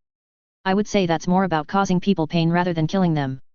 Qing knew exactly what Ying was talking about. That's true. Whatever. She'll just tell us once she makes it. Hu Tao said, glancing at Jing, who he noticed had a small tear running down her left eye. Li Li. You know she's not your birth mother. His deep mocking voice danced around his ears. How could an owl be born from a human? His soothing and calm voice questioned as if it was a fact of life. Stop rejecting reality and accept it. You are an owl. She is a human. Its voice stated plainly. Li Li stood in front of the people talking nonsense. Looking down at his brown arms, he turned around and looked at his soul. His soul was everything he was as a being, and looking at his soul, he saw what he really was. A young boy who looked to be around the age of 5 or 6 was grinning. This boy had skin as brown as a bear's fur, hair whiter than snow, and a face that brought absolutely no attention to it whatsoever. For those in Heaven's Angel, it would be simple for them to realize that this child had to be Jing's relative. The similarities between them were too obvious. These stupid ignorant people behind him might not know, but Li knew exactly where he came from. Without his mom, he would have never been born. Without his mom, he would have never grown as strong as he is now. And without his mom, he would have been a cripple if she didn't save him. So, for these idiots to say that he isn't his mom's son, isn't that just insulting him and his mom? In front of him were 3 people. The big monkey from the Treasured Plains, the Supreme Commander, and that stupid statue that broke his neck. Li Li prepared himself to perform his martial arts. With his left fist held out like a mighty spear and his right fist held close to his core, Li Li smiled. Mr. Owl's self-defense lessons were ingrained into his mind, body, and soul. Just like his mom, Li Li couldn't use Fire Girl's shadows to directly improve his martial arts. He had to take on his shadow without hitting it once. The shadow clone of himself would then use his martial arts to their full potential, forcing Li Li to avoid and block everything it threw at him as he took in the new ways of using his martial arts. Humph! I'll handle this stubborn idiot. The big monkey stepped forward first. Walking on 2 legs, like a human, he ran towards Li Li. Li Li extended a finger out from his left fist, and with that finger, a bright purple beam of chi fired out of it. This chi attack was so quick that the monkey didn't even realize his heart was pierced until he towered over Li Li with his arms raised to crush him. With a satisfied smirk, Li Li gently pushed his corpse out of the way to take on the next opponent. You won't take me out that easily. Have you forgotten? I've bested you in souls. The Supreme Commander laughed. If this was the real world, I wouldn't stand a chance against you. But here? I am supreme. Li Li released all 1,000 souls of spirit beasts he's captured with his auxiliary art, Ghost King's chilling breath. It was like an unstoppable tsunami of ghostly spirit beasts that surged forward to kill the Supreme Commander's clone. The loud bang from behind him didn't even startle him as the statue tried to sneak behind him and snap his neck like before. With his body martial art, Li Li created a dome of chi to protect himself the moment he lost sight of the statue. He turned his head 270 degrees to make eye contact with the statue beating down on his barrier. The statue was helpless as it could no longer move now that he was staring at it. Li Li gathered and concentrated his chi into his right fist and struck the statue with everything he had. Upon impact with the statue, a giant ray of chi burst from out of his fist, shattering the statue into multiple pieces. Behind him, all 1,000 of his spirit beasts were dealt with by the Supreme Commander. However, he didn't come out of it in one piece. Multiple life-threatening wounds covered his body from head to toe. Bloody gashes, bites, and even a torn-off arm were some of the injuries he suffered. He glared at Li Li and, using the energy from his soul, attempted to obliterate him into nothingness. The young human child contested with his own soul force. By separating his soul from his body, he flew into the air and directly attacked the Supreme Commander's soul as he destroyed his physical body. Being attacked in such a dangerous moment could only spell disaster for the Supreme Commander. Putting everything he had into killing Li Li was his mistake, as he had no way to intercept this incredibly risky attack made by Li Li. No sane cultivator would ever separate their soul from their body. Li Li gave an innocent childish laugh as he killed the Supreme Commander and swallowed his soul. None of this was real. Knowing that, he could have literally done anything he wanted to try and kill the 3. There were no repercussions for doing suicidal attacks. He was just simply interested in what his heart demons would be and wanted to know if he could beat the test like his mom. Maybe there were times that he questioned where he came from, but as he gained more knowledge on souls, they eventually disappeared. Being able to see, control, and understand souls allows Li Li to learn more about people than they probably knew about themselves. This included himself as well. His own soul could be manipulated and studied just like anybody else's. By comparing his soul to his mother's, he's learned all he needed to know about their relation. They might not share blood, but they do share similarities in their souls. So, there is no doubt in his mind that he wouldn't exist in this world without his mother. He doesn't know how his mom made him, but it was irrefutable that she did birthed him in some way. You made it up, but Jing didn't. Hu Tao questioned as Li Li opened his eyes at the top of the steps. Li Li looked down to see his mom still on the first step. A look of shock and worry flashed in his eyes as he saw that her soul was in complete disarray. As he was about to fly down and do whatever he could to help her, he was suddenly stopped by the real Supreme Commander. With a wave of his hand that had a funny smell to it, Li, all of a sudden fell asleep and dropped to the ground. Supreme Commander! Wanqing and Ying shouted in surprise. Don't mind me. Just continue doing what you were doing before. Just as soon as he came over, he walked away. Why the hell did he put Li to sleep after he looked at Jing? Hu Tao noticed. Hey? What are you talking about? Ying asked. Something is going on with Jing, Hu Tao had a feeling in his gut. Why else would someone like the Supreme Commander come over here? You noticed as well, hey? Wan said, picking up Li and gently carrying him in her arms. Does anyone mind explaining what's happening for me? Ying yelled. Jing could fail. Hu Tao state what he felt. Jing could fail. Ying almost couldn't believe her ears. It's more of a possibility now, Wanqing agreed with him. Whatever Li was about to do probably could have helped Jing pass, but the Supreme Commander noticed. So, he stopped him. This is a test for Jing. Hu Tao realized. Seeing how much she's struggling against her heart demons is probably a test from the sect leader has for her to see if she's worthy of taking their place in the future. Wanqing figured. So, if Jing passes this, we're definitely going to become the top faction in the section. Ying muttered. Ha! Maybe if you weaklings got a bit stronger. Hu Tao laughed. We're nothing compared to the truly strong disciples in the inner court. Even if Jing passes this and the sect leader declares her the next head of the sect, that won't mean anything for the rest of us. We could all die just by bumping into the wrong person.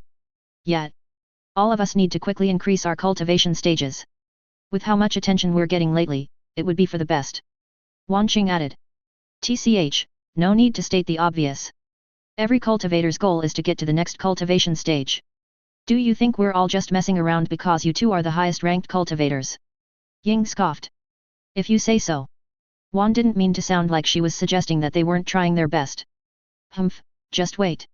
Me, Bing, and Lei will be climbing through the ranks so fast after this tournament that your eyes will probably pop out. Ying claimed. That'll be the fucking day, princess. I can't wait to see it. Hu Tao cackled, obviously not believing her in the slightest. You'll see. Ying was confident. G. In the first reality, Ji found herself brutally stabbing her sword into Jing's body. Blood spraying all over herself, Jing's screams ringing throughout the deep forest they were, far from anyone's sight.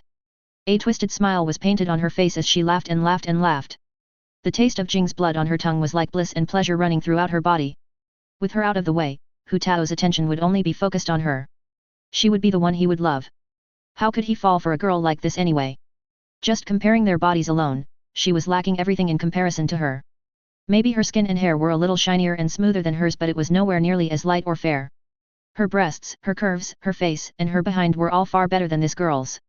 What else did she have that Ji didn't? Ji already knew the answer to that question. It was a simple answer to a question that plagued her from time to time. Because of this answer that she already knew, Ji realized that this wasn't real. There was no way that she could kill Jing. She just wasn't strong enough.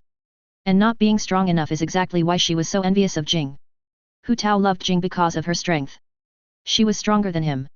He cared more about her strength than anything else about her. Because that was the type of person he was and the type of person she had to fall in love with. Killing Jing wouldn't solve her problems. Besting Hu Tao and proving that she was stronger than him would be how to gain his love. But deep down, Ji realized that was impossible. She wasn't talented enough. Her skill with the sword has improved greatly while inside Ying's void world, but compared to everyone else she saw in Heaven's Angels, it was nothing more than child's play. For someone who was raised in a lofty noble family and regularly praised for her talent and skill, it was the first time in her life that she could say that she felt utterly outclassed by the people around her. Ji realized that she was trash. Her swordsmanship was worth less than a fart against Ying's fierce and flexible swordsmanship. She wouldn't be able to get past Bing's shield no matter how hard she tried. Lei's combination attack with his spirit beasts would overwhelm her before she had the chance to defeat him.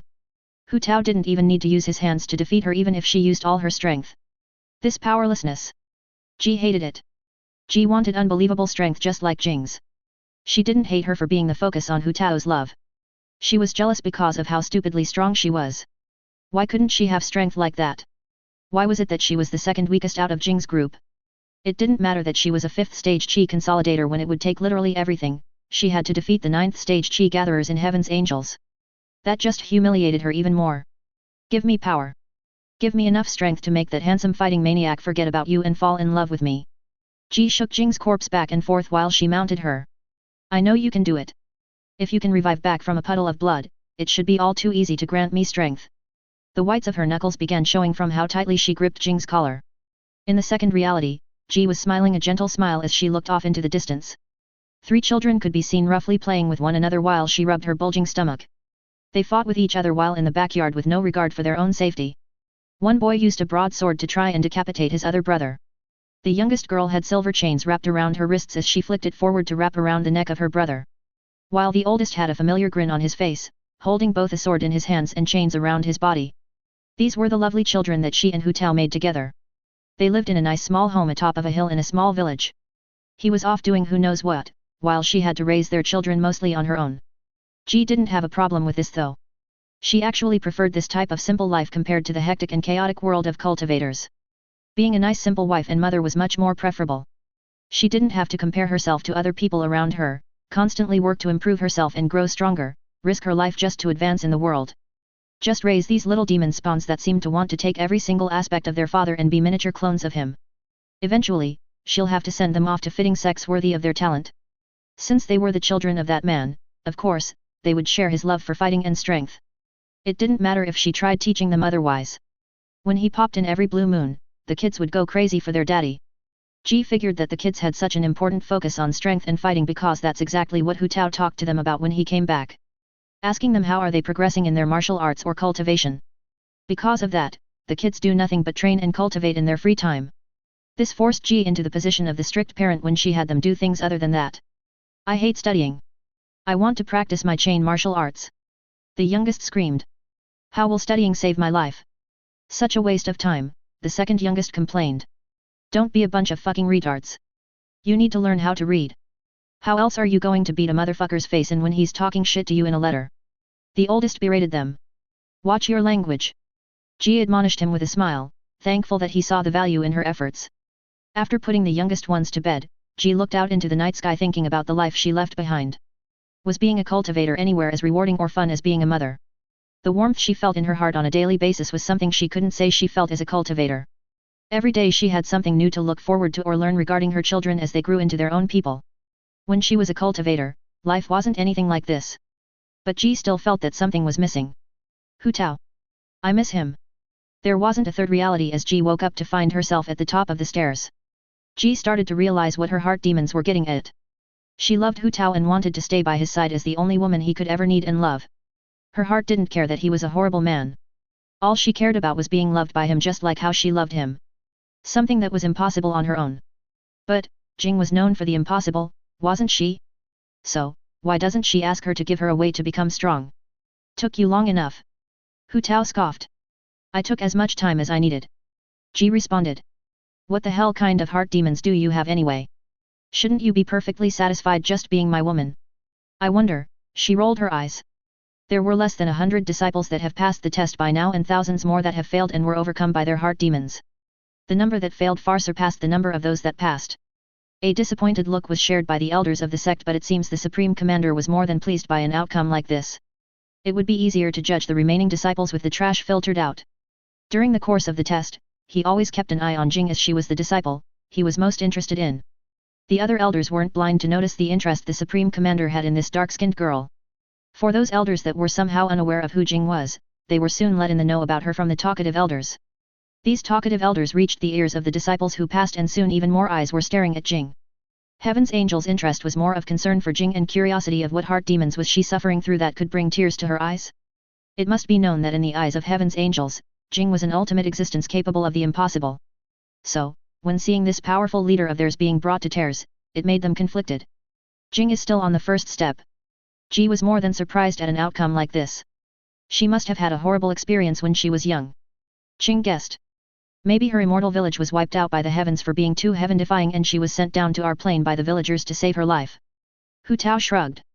That would be a difficult heart demon to face, Ji thought. Shut up, Hu Tao. Jing isn't from a divine race of immortals. Ying yelled.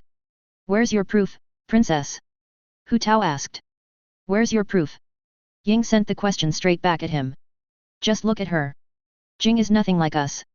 Her strength, her skin, her face, all of it is so different from the normal person. She has to be a divine child. What else could explain it? A bloodline. Ying smugly answered. You bitch! He cursed. That was a good answer. What did you call me? Ying's fist turned into a blazing dragon as it headed for Hu Tao's face. No violence allowed during this portion of the test. Wan waved her fan and stopped Ying's punch from reaching Hu Tao with a wall of wind. I'll deal with you later, bastard. Ying turned and crossed her arms. I'll be waiting, flat ass. He blew a kiss. CaptainBoyHole. I'm going to release an additional chapter today even when I shouldn't because I don't feel good leaving you guys off with just a chapter about G for the weekend. She isn't really one of the main cast but more a supporting cast member.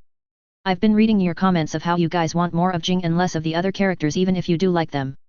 You all want more Jing. Don't worry.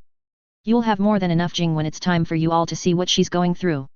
I'm going to throw so much Jing at you guys, I'm gonna make you all fucking sick of her. Haha, that'll start in 3 or 4 chapters. So get ready in 2 weeks for an onslaught of non-stop Jing Jing Jing Jing Jing Jing. Minor note, I don't want you all to think that I hate or dislike Jing or anything. I'm just giving way more effort into this Xiangxia story than I should be by focusing so much on the other characters. My inspiration for the way I write this story is inspired by One Punch Man in how most of the story's conflict could be solved by Saitama but the world gives so much life and focus to things besides Saitama. I want my writing to be like that but it's hard finding a balance between showing the satisfying onus of Jing and making the world interesting and the side characters interesting. Runt. Ganglei was a man amongst men now that he was a young man. A fit, muscular body but not muscular to the point where his shinai was about to burst from his muscles. Long pink hair that flowed down his back and into the wind when it was windy. A slightly chubby, handsome, but still immature face that could charm any passing woman. Green ethereal chains were wrapped around his waist like a belt for his robes while a camera could be seen in his hands. Inside his robes, lied a golden ocarina. After being taught everything by his boss, Lei felt that he was finally strong enough to take revenge for his parents' killers. He didn't know who they were, how strong they were, or if their group even existed anymore. But he would look for them anyway. Otherwise, it would feel like he's failed his parents. If he could avenge them then, why wouldn't he? Wouldn't he be considered an unfilial son to his loving parents, if he didn't do everything he could to make up for their wronged deaths? Or at the very least, try and find out why they were killed. This led him to seeking out her. If there was anyone that could help him find his parents' killers, it would be her. But he knew that asking her for a favor would come at a price and that it did. When asking her to help him with his goal, she gave him an impossible task, knowing how much this meant to him. Her purple swirling sharp eyes seemingly stared straight into his soul. She saw all of his being with just a single look. Just trying to look at her appearance was impossible as it was nothing but a towering mass of darkness that put the wickedness of Bings to shame. His boss helped in convincing her to make it less arduous because of all the good work he's done for her. Giving a deep bow to his boss for his help and an even deeper bow to the sect leader for being so kind. Gang was asked to cripple or kill the 9 Swords sect's most talented disciples instead of the entire sect as a whole. It forced him into a difficult position. He believed that she gave him the first choice of crippling them because of the old guy who was staring at him with a gentle smile along with a few dozen terrifying spirit beasts behind him. That look of his was telling him to only kill those that are irredeemable. What classified a cultivator as irredeemable? How the hell was he supposed to know? But that fearsome orange blob waving at him on his shoulder was more than enough of a deterrent for Gang. Looks like he was going to cripple everyone as the fear of killing someone innocent and suffering re-education from that orange thing and the old guy was terrifying, to say the least. No one was allowed to help him but he was given a single talisman in case the 9 Swords sect's higher UPS interfered in her task for him. He had the choice of using it to save his life or finishing his task. The usage would be on him and if he messed up and used it at an inappropriate moment, he only had himself to blame. Upon ripping the talisman, numerous swords made out of water chi would form around him and slice at anything around him for 10 seconds. These swords held 30% of the power held by the sect leader. To Gang Lei, this meant that he would have only 10 seconds to be completely invincible in both offense and defense. The sect leader was more than benevolent enough to give him what he needed to start his task. She told him the current locations of all the talented disciples that he needed to cripple. Gang quickly moved out to get started before they started to move away from where they were last seen. It would be a pain in the behind if they made their way deep into the 9 Swords sect where it would be even more difficult to sneak inside to and cripple them. Gang Lei isn't an unknown face for the Golden Serpent sect. Being the boss's sole disciple meant that more often than not, he was dragged into whatever trouble he decided to be involved with. Those troubles were usually tasks given by Jing but other times, the boss just wanted to cause trouble and chaos all on his own. Forcing him to survive by fighting, bluffing, and sometimes killing just to survive in the high-level battles that his boss fought in. His first target was located in a well-known city. He frequently visited a highly reputable brothel inside for a certain woman called Liquid Diamond. Upon making it to the establishment, Gang used his heaven-given bloodline to work his way in and convince everyone that he was a friend of Iron Sword. Before waiting behind the VIP door of him having sex with Liquid Diamond, and blowing into his ocarina. The Silent God's ocarina was completely unfair to anyone that wasn't aware of its capabilities. As this spirit tool allowed him to control sound itself, it didn't take much effort for Gang to cripple the busy iron sword by severing his spinal cord from behind the door. His screams filled the building, but by the time anyone could come to investigate, Gang was already on his way to the second target in her home village. Little Sword was her nickname. When he made it to her small little village in the middle of nowhere, the villagers were more than happy to tell him all about the rising of Little Sword. Coming from a small village and reaching such lofty heights, like becoming a prodigy for the righteous Nine Swords sect. She was basically their pride, joy, and deity.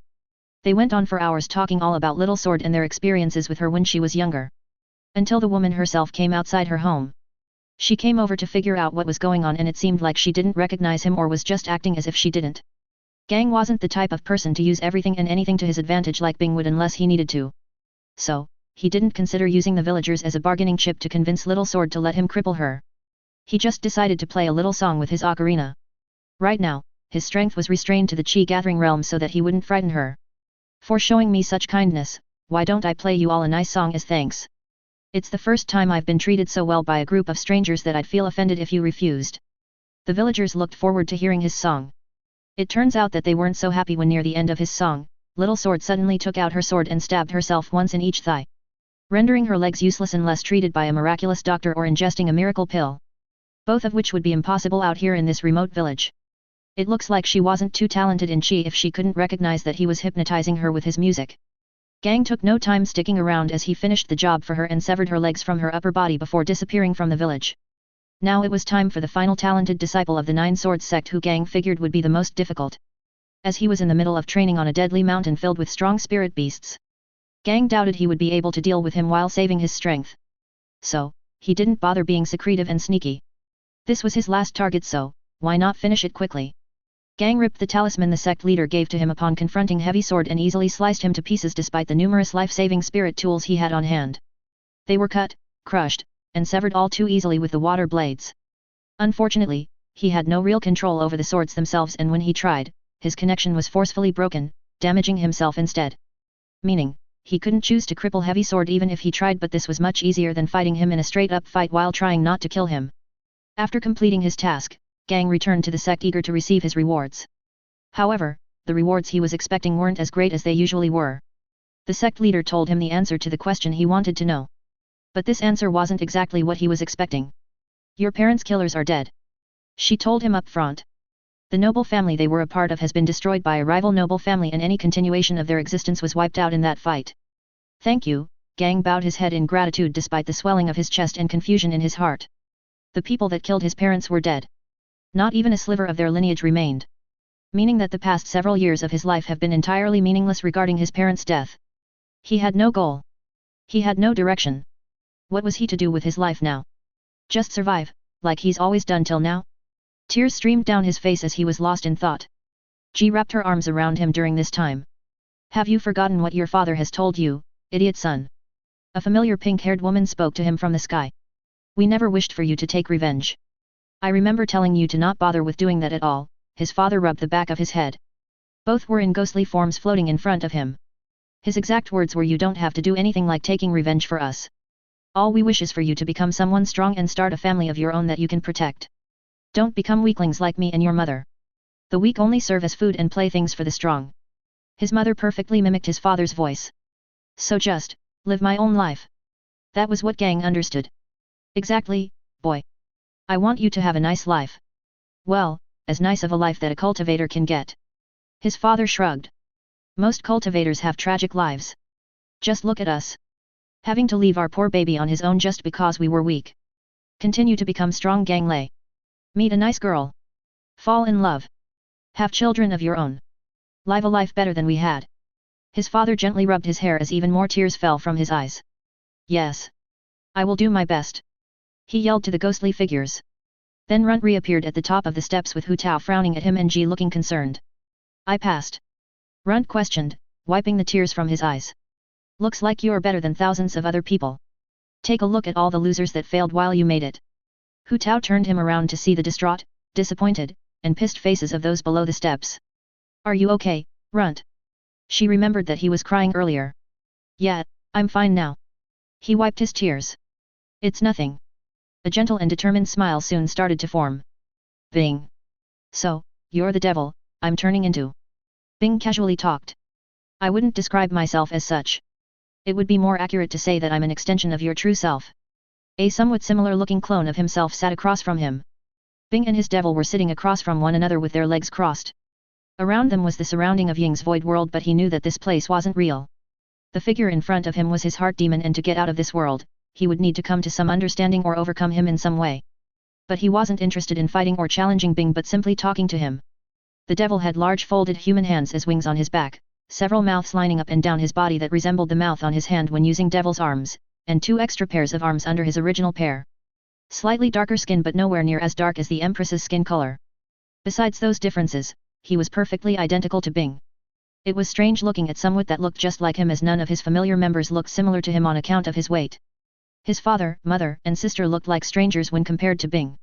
That difference between him and his family actually prompted him to wonder several times if he was adopted by the AI clan or not. My true self? What do you mean by that? Bing questioned. I am everything you repress and hide from your friends. He explained. Oh. Bing now understood.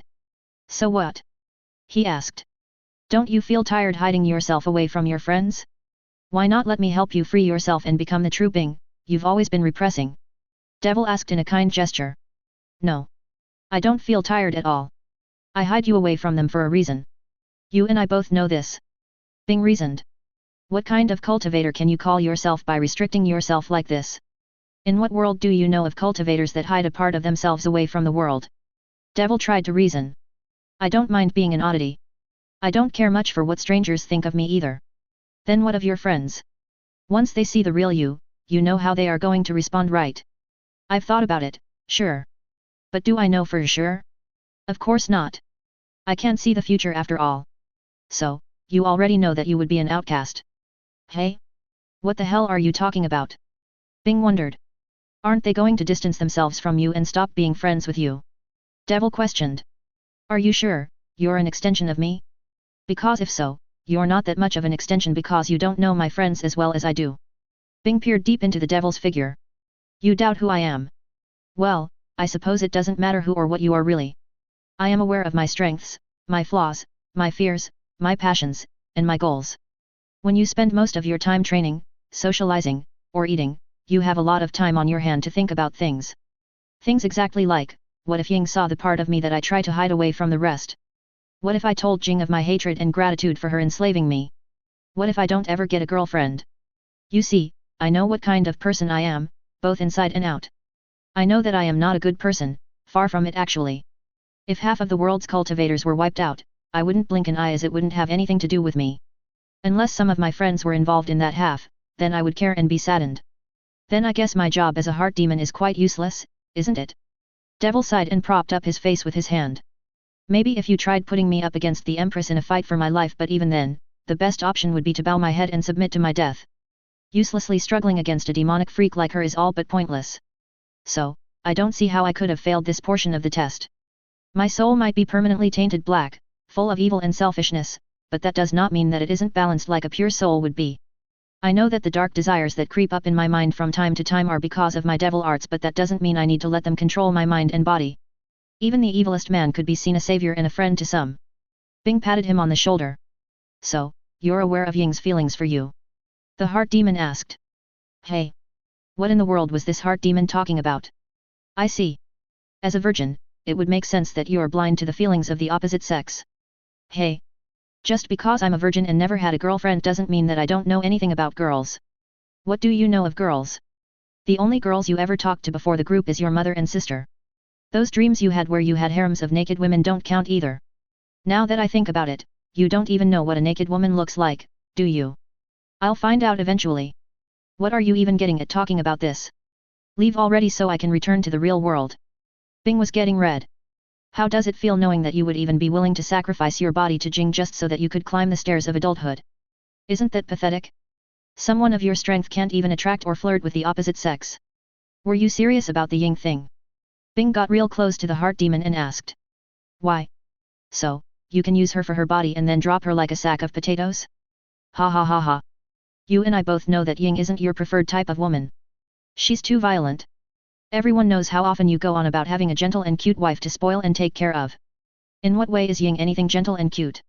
Hell, that freak Wan Qing is more of your ideal type of woman even if she's a bitch sometimes. You know, they say love changes a woman. Bing argued. You really are desperate to lose your virginity. The heart demon looked at him as if he was trash. I'm 18 years old and haven't even had my first kiss yet. Do you know how shameful that is for a man? Even Lei Ji has had multiple sexual partners in his youth at an age even younger than me. His talent was even worse than mine, I think. I didn't realize how much of a sensitive subject this was for you. It is pretty pathetic compared to the person I was talking to earlier. Shut up. Don't underestimate a young virgin. Now that I think about it, you even had a dream about having sex with Jing, didn't you? Multiple times even though you think she's the ugliest and most lackluster girl you've ever seen. Don't bring that up. Dreams should stay as they are. Simply dreams. Some would consider it a nightmare to have someone like her forcing themselves on them. That skin, it's just so repulsive from the standard view of beauty. Her face is nothing decent either. It really is a shame that someone so powerful can't just make themselves more beautiful. Hey, why do you think Ying is interested in me? Bing suddenly changed the subject. How am I supposed to know, fatty? It definitely isn't because of your looks though. I can say that much. What the hell? I'm pretty handsome for a man of my size, you know? A random girl from the inner court even told me that she would have been willing to have me warm her bed if my stomach wasn't so large. Bing boasted. To think that you would be satisfied with something like that. Truly pathetic. I feel bad for the poor girl. Being interested in someone like you who will only care about her body. Not her needs, wants, likes, dislikes, and personality. Ying's my friend. Of course, I wouldn't treat her like trash. Because now that I think about it, I'm pretty sure she'll cripple me if I don't satisfy her in a relationship or think about breaking up with her. Do you even like her in that way? I don't know, but at this point, I'm willing to give almost anything a shot. Maybe I'll start to fall in love with her as we spend more time together. I'm already in love with her baking skills, but of course, there is more to Ying than just how well she can bake cakes. While in my selfish heart, sex may be the main goal, I have to realize that if things go well, I can have sex whenever I want if I don't fuck it up. If I do fall in love with Ying and be a great boyfriend, she'll be willing to have sex with me whenever. Scum. The heart demon shook his head and disappeared, leaving Bing alone. Maybe there's another side to Ying, I could find out through our relationship. She can't be all violence, confrontation, and aggression. Right. Bing blinked and found himself at the top of the stairs. Looks like you finally made it, Bing. Ying slapped his shoulder using way more force than she needed to. Ow. Bing couldn't help but cry out. And thanks, he rubbed his sore shoulder. Oh, come on, I barely used any strength in that. Don't be such a girl. She smiled. This smile of hers wasn't the first time he's ever looked at Ying as a woman. But after his experience with his heart demon, it certainly made his heart unstable. It made him question how long has she liked him. Why did she like him? As a man, he should properly respond to her feelings, but she hasn't even told him about her feelings? What if that heart demon was screwing with him?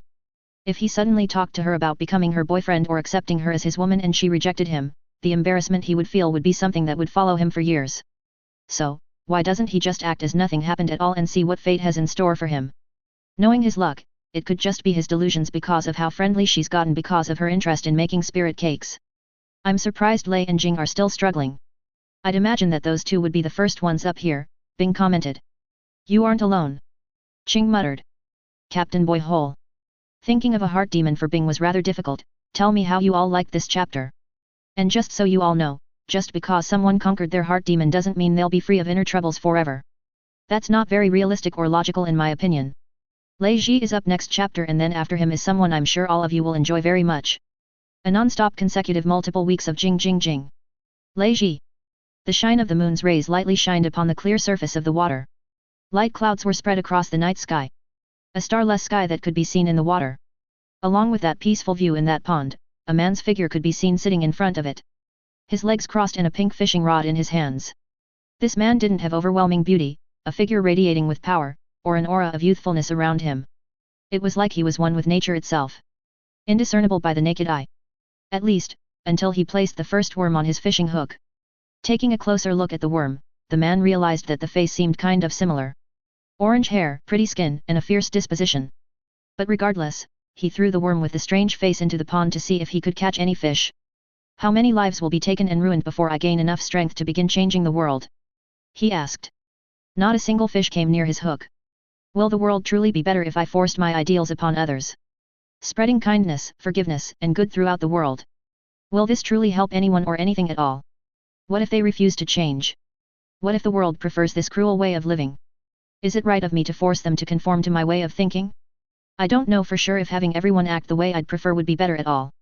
But my thoughts don't matter. My strength is too weak to make an impact on this world. Even my allies are not people I can affect with my ideals. What gain is there to being righteous, kind, and fair, in comparison to being wicked, cruel, and selfish? Lei Ji felt a tug on his line, and once the fish took the bait, he swiftly pulled on his rod and fished up a red fish. Unless you force everyone to act the way you like, I don't see how you can reform anyone. Only those with the strongest fist can make demands of others. Ying's voice said to him. Relying on force instead of words isn't what I'd like to do. The pen is mightier than the sword, but the pen by itself isn't enough for anyone to change anything. Lei placed the fish to the side of him before throwing another piece of bait inside the pond. There have been more than a few occasions where both Bing and himself tried to use words to save themselves from dangerous situations. Out of all of those times, it has worked 0 times. As the two known lovers of peace and nonviolence in Heaven's Angels, they don't ever start conflicts with others. It was a known fact and accepted by everyone in the group. But it was only because of the fact that they defended themselves to protect their own lives that they are still alive today. They don't care if you beg. They don't care if you are maimed or disabled. And they don't care about what you say. Unless it involves something that speaks to their innate cultivator desires. This usually being treasures, martial skills, and other objects that can increase a cultivator's strength. Lei Ji has tried countless times to try and reason with cultivators in situations where death and bloodshed could easily be avoided. Cultivators being greedy, selfish, and uncaring beings only change when forced on the brink of death. And even then, it's still a stretch to say that they would change or face their faults as human beings later on. Facing your own faults? Isn't that the same as a heart demon? Lei muttered. Your goal is entirely idiotic and impossible in my opinion, but I don't really care either way. Do as you like. With enough strength, anything is possible. Wan Qing's voice spoke to him as he fished up a beautiful fish that radiated nobility and pride. Once again it comes to strength, but what if I didn't need to rely on raw strength? Instead of trying to force people to become better humans, why don't I make them see the error of their ways by using something similar to heart demons? If people had to see the darkness and evil festering in their hearts, would they be fine with such a thing? Being forced to see the type of terrible human they're becoming and realizing that they don't want such a thing would be perfect. Lei suddenly stood up. While he realized that making people see their inner selves isn't a 100% foolproof plan to make them become better people, it is a good start. If they can handle or withstand the same thing that they put others through, and still be a horrible person, then at that point, they are beyond redemption. Unfortunately, Lei Ji will have to use force when it comes to these types of people if they want to continue doing evil. Ha ha ha. So, are you going to try and reform me? I can't wait to see the day, old man. I'll let you know ahead of time, if you make me wait too long, I might just kill you for bringing my hopes up. Ha ha ha. A grinning fish that was too large to fit inside the pond was fished up. Covered in metal-like scales, spiky white hair, and sharp teeth that could shred through steel and metal alike. That boy. Lei Ji knew Hu Tao was a lost cause. Reforming him was going to be a nigh impossible task. His reformation process was most likely going to lead to his own death or Hu Tao's death. Even if Hu Tao has to relieve what he put through, probably the hundreds of victims he has under his name, he would still come through fine. But there was a chance of Hu Tao actually changing for the better, albeit not actually changing at all though. If he made a deal with him before the start of their fight, Hu Tao might stay true to it. As that was the reason why he was Jing's slave in the first place. He lost in their fight where he proposed that he would become the slave of whoever managed to beat him. So, if Lei managed to beat him in their fight, he may start doing more positive actions for the world because of it, but inwardly, he wouldn't have changed a bit. Eventually, this would come to a breaking point, as Hu Tao isn't the type of person to restrain himself for long.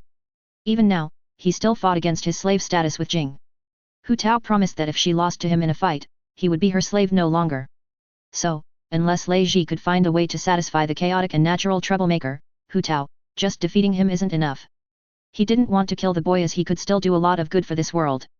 By making the world a better place to make up for all those he has wronged in the past, would lead to a better afterlife for the youth. But at the end of the day, Hu Tao was more trouble than he was worth.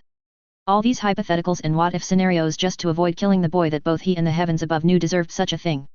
Deciding to kill him for the better of the world was a simple but difficult matter, as Hu Tao was a strong cultivator. Even if Lei summoned an army of spirit beasts with his fishing rod, he still doubted that would be enough to finish Hu Tao. There was also the matter of Jing.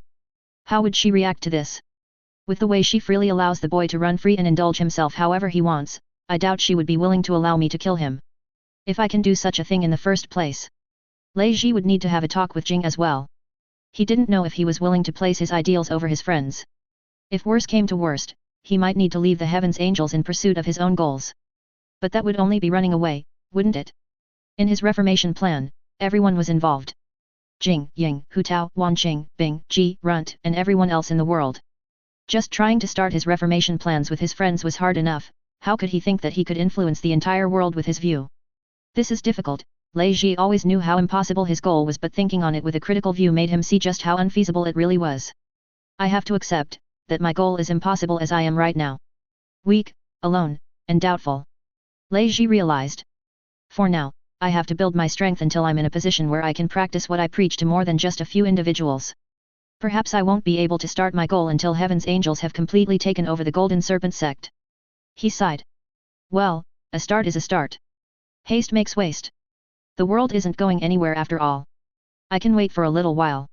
I also don't think the world is going to change significantly in a few years anyway. Lei Ji found himself at the top of the giant set of steps. Took you long enough, Lei. Ying snickered.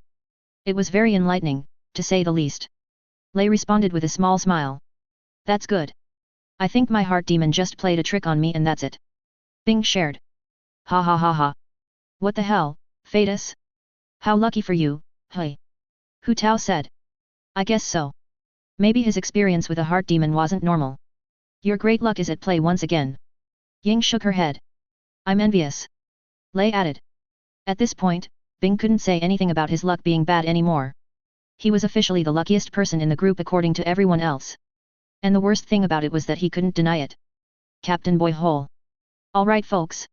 Friday is officially the start of Jing month, I actually don't know how long this little mini arc of Jing's is going to last, but I will tell you all that I have finished 11 chapters dedicated to Jing solely as of now.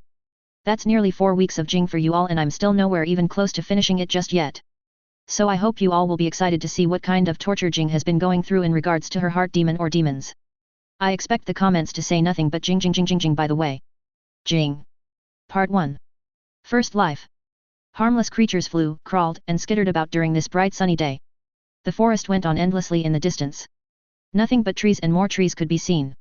Along the way, small bushes filled with red berries were avoided by the animals as they gave off a delicious fruity smell. A small squirrel on top of a tree noticed a strange creature underneath its home and curiously came down to take a look. It sniffed the head of the animal before crawling on its face to investigate further. Only to see 2 giant white eyeballs slowly opening to take a look at it before they screamed. This scream badly frightened the poor squirrel and caused it to faint from shock. The dark-skinned young girl held her chest as her heart rapidly beat inside her body. She violently tossed the wild animal off of herself and stood up before taking in her surroundings. Why am I inside a forest? Who am I? Why can't I remember anything? Why am I dressed like some Neanderthal? Her current attire consisted of a primitive orange dress with a single strap over her right shoulder and black spots over it. She was without a bra and panties for some reason, so, right now she was as free as a bird in a sense. It wasn't comfortable and she disliked it immensely. But there were more important things to focus on right now. Like getting the hell out of this forest and finding civilization. There were all sorts of disgusting and dangerous creatures in the woods. All she had was her 2 little fists to defend herself. She had no knowledge of how to survive in the forest and would definitely die a horrible death if she had to. Since there was nothing in her already basically empty memories about surviving in the woods, she had to guess that she was a city girl or something. The young girl didn't know which direction to head to first. From the tree she woke up under, there was nothing but an endless sea of trees around her. She could literally head in any direction and there's no telling if it would be right or wrong. So, that's what she did, as there really wasn't any other choice she could make. Staying at the tree she woke up at wouldn't help anyone. Who's to say that there are even people looking for her? She didn't know anything at all. Who just wakes up in the middle of the forest without any memories of who they are at all, dressed like this? Hell, she couldn't even remember her own name. As of now, her hopes about finding help and getting out of the forest were slim. The only reason why she hasn't broken down and cried herself into a pathetic heap was because of the warm and bright rays of the sun shining down on her skin. It gave her hope that things weren't all bad just yet and she still had a chance to survive. Now when the sun starting to set was when she could contemplate committing suicide. Not really, but, you know, things will be a bit direr then. Her first goal right now was to try and find some people. While they wouldn't be able to answer any questions about her, they should be able to lead her to some place safer than this forest. The second goal, find some food and water. She didn't know the first thing about preparing and cooking wild animals. Unless it was a small lizard, which was not something she was looking forward to eating, or a fish that could easily be cooked over a campfire, she would not be able to cook it. There was also the issue where she didn't know how to make a fire. The third goal, to not die in a stupid forest. So, she began her dangerous journey through the forest. She picked a random direction to walk towards and made her way through the woods. Along the way she picked up a sizable rock for protection that could be carried in both of her hands without slowing her down. This could probably crack an animal's skull in as long as she aimed properly and didn't freak out. Her heart was telling her that was an impossibility, and facing off against any wild animal was going to end terribly for her. Maybe if she knew how to make a spear or something things would be slightly better, but she doubted it. As she traveled through the forest, there were multiple times where she heard a sound and immediately prepared herself for combat. She jumped in fright, raised her rock above her head, and waited for something to run at her while her legs shook terribly. Out of all of those times, nothing dangerous at all was hiding in wait to get her. Just some birds, small critters, or insects. But she didn't let this lower her guard. Just because nothing dangerous came out at her those few times doesn't mean it couldn't happen. There was a vital need to stay alert and ready at all times in this precarious situation. It was a situation where she was completely out of her element. During her dangerous and life-threatening journey, she stumbled upon a bush filled with bright red berries. Her eyes lingered on the bush momentarily as the tantalizing fruit aroma flowed into her nostrils before walking away and leaving the bush alone. She might have been just a little bit hungry, but she wasn't a complete idiot. Those berries were definitely poisonous with their bright colors and huge numbers. Like animals wouldn't have been able to smell those berries from a mile away and have a feast munching on them all. There were just too many of them growing on that bush for her to believe that they weren't poisonous. They smelled really good though, she sadly muttered as she walked past them, dreaming of what could have been if they weren't obviously poisonous. The morning was coming to an end as the sky turned golden and her stomach was starting to rumble more fiercely now. The pain of her hungry stomach was forcing her to think of horrible things that no civilized person would even consider doing. If worse came to worst, she might have to force herself to eat some of these insects on the ground. Or maybe catch one of these tiny reptiles and eat them. It looks like she might have to force herself to learn how to make a fire very soon. She knew the process of how to do it but felt like it was something she never had to put into practice. Her ears caught the sound of flowing water and she immediately made her way towards it. With how parched and dry her throat was becoming by constantly swallowing her saliva, some water would be heavenly right now. There might also be some fish inside the water that she could try and catch like a proper cave girl with her hands. After filling herself with water and maybe some cooked fish later, she could sleep on top of one of these trees. Upon making it to the water source, she didn't spot any animals nearby this stream. She carefully came out of the woods caressing her rock and scanned her surrounding before quickly tiptoeing over to the water. Her ears opened up and listened out for any sounds as she cupped the water into her hands and took multiple sips. After drinking the clear, cold, and refreshing water, she finally got a good look at herself. She wasn't all too impressed by what she saw of her face. Lame glasses, a face that she felt wouldn't stand out in a crowd, but good skin complexion. Just overall, unimpressive. Maybe if she was a cave girl with beautiful looks, someone would have found and saved her already by now. Or maybe her good looks would be a curse and they'll want to take advantage of her. That was something she needed to be careful of. Men weren't entirely trustworthy when it came to a lady in trouble. They could have ulterior motives.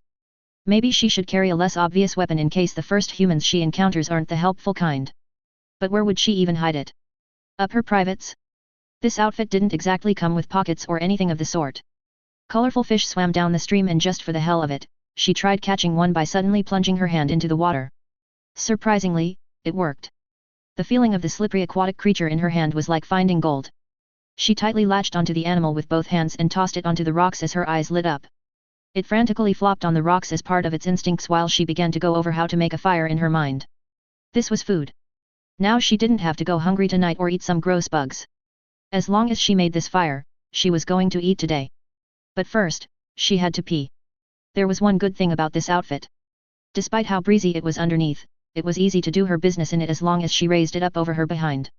If she didn't raise it up, there was a chance of her getting pee on her outfit. Being a cave girl was bad enough already, but being a cave girl covered in piss? She absolutely refused to allow something like that to happen. It was a matter of pride as a human. After crouching and doing her business in the grass, she started collecting branches and leaves to get ready to start this fire. It looks like I'm sleeping in a tree tonight, she muttered looking at the evening rays fading away with moonlight taking its place. That was quick. It took her well until darkness took the skies to finally get the fire started. Her hands were red and sore from rubbing the stick for so long, and if her stomach wasn't demanding her to feed, she would go to sleep. But she has finally succeeded in her task of making a fire. Such a simple task honestly took hours, and from her experience with it, she was not a very patient woman. If it wasn't a matter of life and death, she would have given up on the 10th failed attempt because at that point she was ready to say screw it.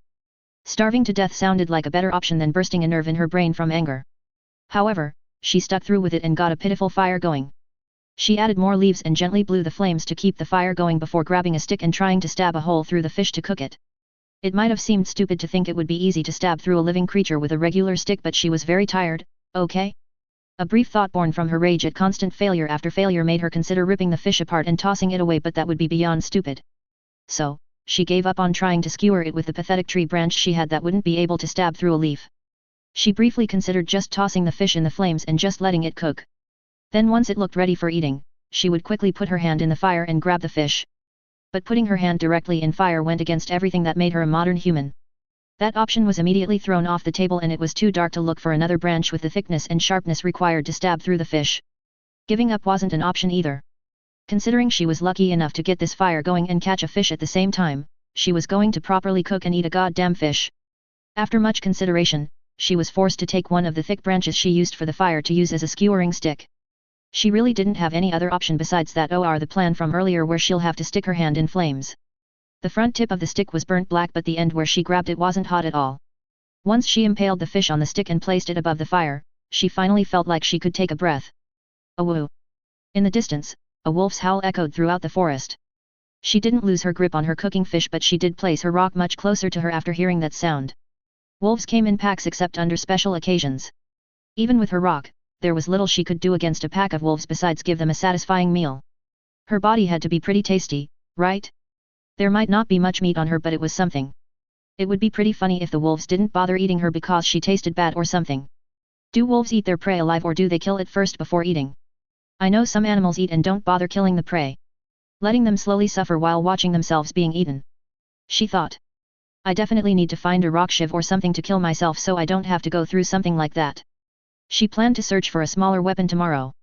Several minutes went by of more scary noises going through the forest, but nothing at all happening around her.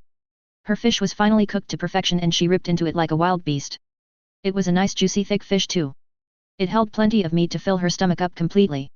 Once she ate every part of it, including the wide open eyes of the poor little fishy, she tossed the bones away and realized it was pretty cold. It was going to be tough falling asleep tonight with all these sounds and this wind. Taking more than 5 infuriating tries to successfully climb up the tallest tree in sight, she cradled her knees to her chest and rested her head against her legs.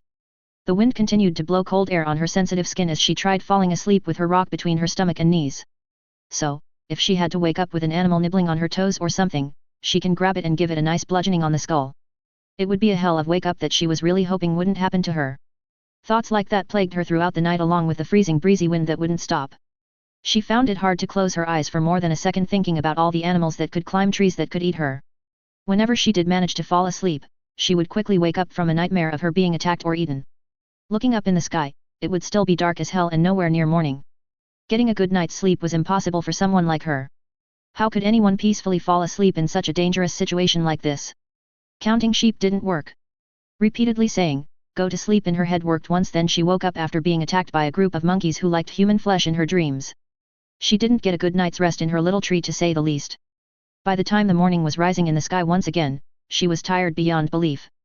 Her stomach softly grumbled once she started carefully making her way down the tree. The fear she felt throughout the night was reduced in the daytime, even though she knew that animals could attack her regardless if it was day or night. Walking to the stream, she saw heavy bags under her eyes. I look like crap. She dunked her hands in the stream and began washing her face. Grr, her heart jumped into her throat as she heard that sound behind her. This wasn't a dream. This wasn't a drill. This was a real animal behind her right now that probably wanted to eat her. Where was her freaking rock? God! Why now of all times did this have to happen? Her eyes frantically looked around for a rock that was similar in size to her other rock as she heard the sounds of paws running across the rocks. She screamed as her body went into flight or fight mode. Ignoring the large rock just a few meters in front of her, she ran as fast as she could towards the nearest tree and climbed up it faster than any monkey or squirrel could. Turning around to see the stupid animal that scared the life out of her, it turned out that it was some weird white weasel thing with sharp teeth around the size of a wolf. It bared its teeth at her as it circled around her tree while keeping its eye on her. Her heart was still beating out of her chest, and seeing that such a strange animal that she's never seen before come after her like that, pissed her off. Tearing off a piece of bark, she threw it down at the head of the weasel, who barked and tried climbing up the tree to get her for doing so. In response to this, she only threw more and more bark down at it for scaring the life out of her. It tried with all its heart to climb up the tree and sink its fangs into her throat. She laughed and laughed as she ripped more bark off the tree and threw it down, antagonizing the big weasel more. Pissed, aren't you? Not as pissed as me, you stupid wiener dog. I hope you get a brain concussion from all this bark I'm throwing at your stupid head. Go die. She yelled. Growl. Bark. Bark. Oh ow. It cursed. Get the hell out of here before I cook you up tonight. A nice little wiener dog sounds about good tonight. Fish isn't bad but I've never had weasel before. Keep messing with me and you'll be in my stomach. She threatened. She actually wasn't interested in eating it at all. Caw. Caw. She looked up and behind her to see a giant bird flying down towards her with its talons stretched out. She was snatched out of the tree by a giant bird with its feet tightly gripped around her shoulders. It felt like it was crushing her bones with its grip. Struggling with all her might, she reached up to free herself before this stupid bird flew her too high up. Pinching, squeezing, clawing, and wildly flailing, did nothing to help her situation. Because of her actions, the bird figured she was more trouble than she was worth when they were about 3,000 m up. So, she fell from the sky as that bird flew off into the distance. So, this was it, huh? She didn't have enough courage to turn around to see how far she was from the ground as death was imminent regardless. Waking up in this crapsack world with no idea about anything at all, only to die like this. How was that fair? It wasn't fair at all. Who said she wanted to wake up in this place? Why did she have to die like this? Why was all of this even happening? Suddenly waking up in the middle of a forest with no memory about who she is or even the world she was in. She knew for a damn fact that that weasel and that huge bird weren't normal animals. I don't want to die. I really don't want to die. Someone save me please. Her tears were swallowed by the sky as the ground suddenly became covered in blood, bones, and organs. CaptainBoyHole. I wanted to make this chapter as realistic as possible as someone from another world coming to Nxiangxia 1 with nothing but the clothes on their back. Feel free to tell me how I did in the comments and how I could have improved the tension or flow of the chapter. Jing. Part 2. Second Life. What the hell is even going on? A dark-skinned young girl kicked a rock into a bush filled with bright orange berries. The smell of the berry bush nearly sent her off her feet from its delicious fragrance. But she didn't grab one to take a bite.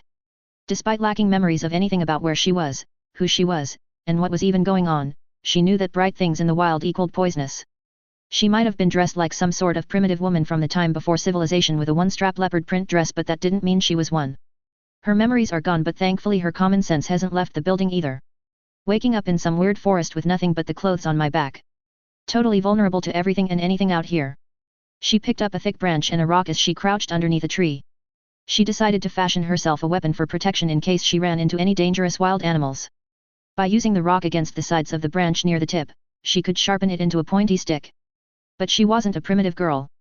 There just weren't any modern and civilized weapons out here for her to utilize. It was only natural to make do with what was available as a normal girl with common sense. The rock was sharp enough that it kind of resembled a knife, but who would choose to use a knife over a spear? Someone without common sense, that's who. But just on the off chance that her spear breaks, this rock could be nice as a backup weapon. The thing was, she had nowhere to pocket it. Her dress didn't come with pockets and she wasn't shoving anything inside herself. She briefly thought about putting it between her breasts, but unfortunately, they weren't big enough to keep it from slipping through and falling to the ground. Where is civilization? Where is civilization?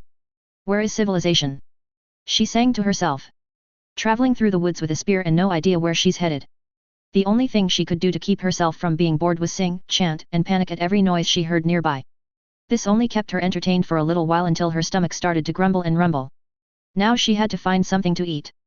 Hopefully, she could find some berries that didn't look poisonous or fruits, because she didn't know the first thing about hunting or preparing dead animals. Hours went by without any signs of any fruits or berries, leaving her quite starved and desperate. The sun was about to go bye-bye and the moon would soon take its place in the sky. She would have to find some place to rest soon. Maybe some sleep would take her mind off the pain in her gut. Sleeping for dinner isn't that uncommon for some people her age.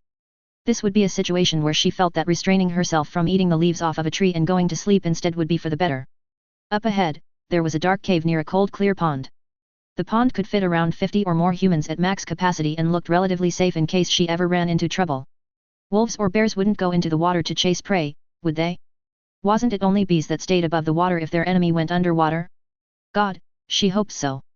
After taking several sips of the pond water, she went to explore the cave where she could see nothing inside. It only took a few moments for her to instantly regret that decision. In a matter of a single minute, she was soon running out of the cave at full speed, screaming her lungs out as an animal was right on her tail. No, she didn't jump into the pond like she was pondering about earlier. You're kidding. You're kidding. I'm so stupid. Of course, a freaking giant lizard would be sleeping inside a cave. It makes perfect sense. She inwardly cursed with every breath. The big lizard wouldn't pass up a free meal and chased the slow prey. It believed it would catch up to the food in no time, but even after an entire minute of chasing them, they've yet to stop, and it was pretty cold out. Exerting this much energy for prey that seemed like it was more trouble than it was worth wasn't worth it. If it tried too hard and still didn't manage to catch the food, it would die of the cold. So, it stopped chasing the meal and slowly made its way back to its cave. The human on the other hand doubled over and puked out the water she drank earlier after pushing herself beyond her limits. Then she fainted in her puddle of vomit and didn't wake up till it was morning. What greeted her when waking up was a horrid rancid stench of stomach bile and morning breath. She had puke all over the left side of her face and hair, stomach roaring to the heavens, and stained piss etched on her legs. As the civilized and modern girl she was, she swiftly returned to the pond and dunked herself inside to clean herself. Without drying herself, she quickly made her way elsewhere to hopefully find people or a way out of this damn forest. Humans weren't suited to live in the wild anymore. They've moved past that point in their evolutionary history. Now they belonged in cities and such. A city sounded much more pleasant than this disgusting, terrifying forest. God, I'm so hungry, she groaned. By this point, even the fat little round bugs crawling on the ground looked like juicy little snacks ripe for the taking. Maybe it wouldn't be so bad to just try one bug. Should she cook them or eat it raw? If she wanted to cook them, then she'd need to make a fire and collect a good amount of them that would fill her stomach. But 1. Making a fire was not something she had experience with, and 2. Having a bunch of bugs crawling around in her hands without squishing them was going to be impossible. Her hunger was beginning to think for her, but she still had an innate dislike for insects. Keeping them alive doesn't matter. What matters is that I eat their stupid tasty looking meat. Just don't squish them and it'll be fine. I have to put something in my stomach or I'm going to go crazy. Her eyes frantically looked around in search of the biggest insects. The best she could find was a single ant carrying a small leaf somewhere. She followed the little ant without disturbing it. While she wouldn't be able to eat big insects, ants usually number in the hundreds, thousands, or millions in their ant hills. As she was crawling on the forest's floor following a mindless ant, something stumbled into her during her search for food. Scree! An emerald green fox with a large fluffy tail around the size of a large dog pounced at her. An instinctive scream rang out from her as she was bit and clawed by the wild beast. Her survival instincts kicked in as she did everything she could to protect her throat and kick this animal away from herself. It latched onto her arm with its sharp teeth and caused her to scream even louder from the pain shooting up in her arm. She used the small rock from earlier to stab the fox in its eye, but it still didn't release her arm. So, she stabbed it until it did. Gushing blood from both herself and the animal, as its growling and her screaming combined into one horrible symphony between man vs nature. Stab. Stab. Stab. Stab. Stab stab stab stab stab stab stab stab stab. By the time she felt its jaw loosen, there was little feeling in her arm. She didn't realize when she started crying, but tears were falling down her face as she dry heaved from killing the animal. The fox was dead and she wasn't in a better condition. That pond was too far away to try to travel to for cleaning her wounds. It was shameful, but dealing with her injuries came first. Why did it have to hurt so badly? She moved away from the dead fox with both her spear and rock in hand. With the rock, she started to cut off a piece of her clothing to use as wrappings for her injured arm. Cutting from the top or bottom wasn't an option unless she wanted to reveal her breasts or vagina to anybody she meets. So, she had to make do with the middle section of her leopard skirt. Exposing her navel didn't seem like much of a problem when compared to the other two. After doing an absolutely amateur and horrible job at cutting the dress and patching up her wounds, she grabbed the dead fox by the tail and dragged it away. For nearly killing her, becoming her meal was the least it could do. Right? Unfortunately, everything started to get blurry for some reason. She tried taking her glasses off, scrubbing her eyes and then putting them back on, but that still didn't work. Why does it take so much effort just to walk now? Did I eat one of those berries and just blocked it out of my memory? The ground suddenly came straight towards her before everything went black. CaptainBoyHole. This one was even quicker than the one before. Not having the system really changes things starting out, hey? No starter gift, no missions, no help whatsoever. Jing. Part 10. 10th Life. Hello? Can you guys help me out here? I need some help, bad. She shouted at the two passing figures ahead. Covered in blood and injuries, she was barely able to wobble her way towards them. She just got done killing some huge weird squirrel thing that had a taste for human blood and nearly became its meal. It was only thanks to the fact that she found an abandoned sword lying in a bush that she was alive right now. The quality of the sword wasn't good and it broke in half after she killed the animal, but it was better than just using her fists. The two figures weren't the same height. One was much taller than the other, which made her wonder if it was a child and an adult coming towards her. Hunters? Hopefully, they would be kind enough to save a girl on the verge of death. Even if she wasn't all that pretty. She soon passed out and the two figures finally caught up to her. The taller man looked down at the girl with a strange gaze in his eyes. The young boy crouched down low and cupped her face with his hand to get a better look at her. A look of disappointment flashed across his face before he looked up at the older gentleman. I would be a laughingstock if I brought her back as my servant, wouldn't I? He asked. I wouldn't recommend it, young master. We know nothing of her background or how she ended up like this. Plus, a servant with an appearance such as this would only bring trouble. She's a mortal Liang. How much of a background could she have, and isn't obvious how she ended up like this? Look at those wounds. I also find her appearance interesting. Have you ever seen anyone with skin like this before? She could be a rare talent among mortals. Young Master Kai, I don't suggest taking this girl in. It might just be a passing whim of yours, but who's to say she even wants to become your servant? What if she has a family or is an ungrateful mortal? Don't care. She's my servant now. Kai placed a small white pellet in the girl's mouth before picking her up and carrying her over his shoulder with a smile on his face. I don't believe this is wise, young Master Kai, Liang sighed, knowing that he wouldn't be able to convince the young master otherwise at this point. I can already see it now. Her becoming a famous well-known swordsman, being able to contend with geniuses and prodigies alike even with her poor background. Kai continued to smile, dreaming of the future. And also, if she's strong enough, she could beat away all those annoying women trying to get close to me because of my family. I'll say, no woman is worth considering unless she can defeat my servant. He grinned. What if she's absolutely hopeless in both martial and cultivation affairs? That was something to think about. I guess she could still serve as my bed warmer.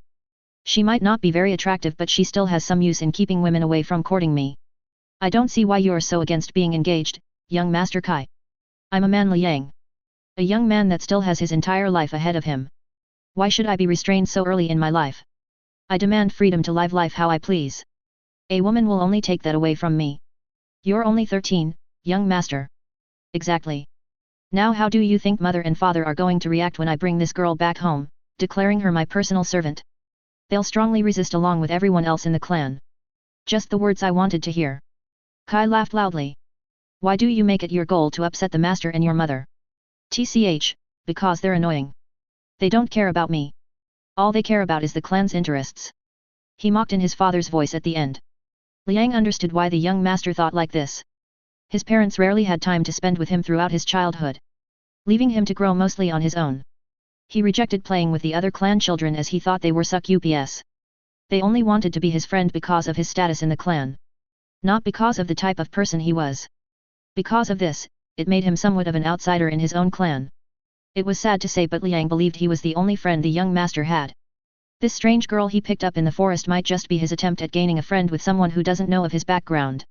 He was 13 years old this year. Going 13 years with a middle-aged man as your only friend would be quite strange. So, maybe he shouldn't be too harsh on this girl. She could be the only chance of making the young master happy and potentially make him more accepting of others. Finally awake, Kai smiled as he looked down on the brown-skinned girl. Where am I? She asked, still a bit dazed. You're at the magnificent Yingzhi clan.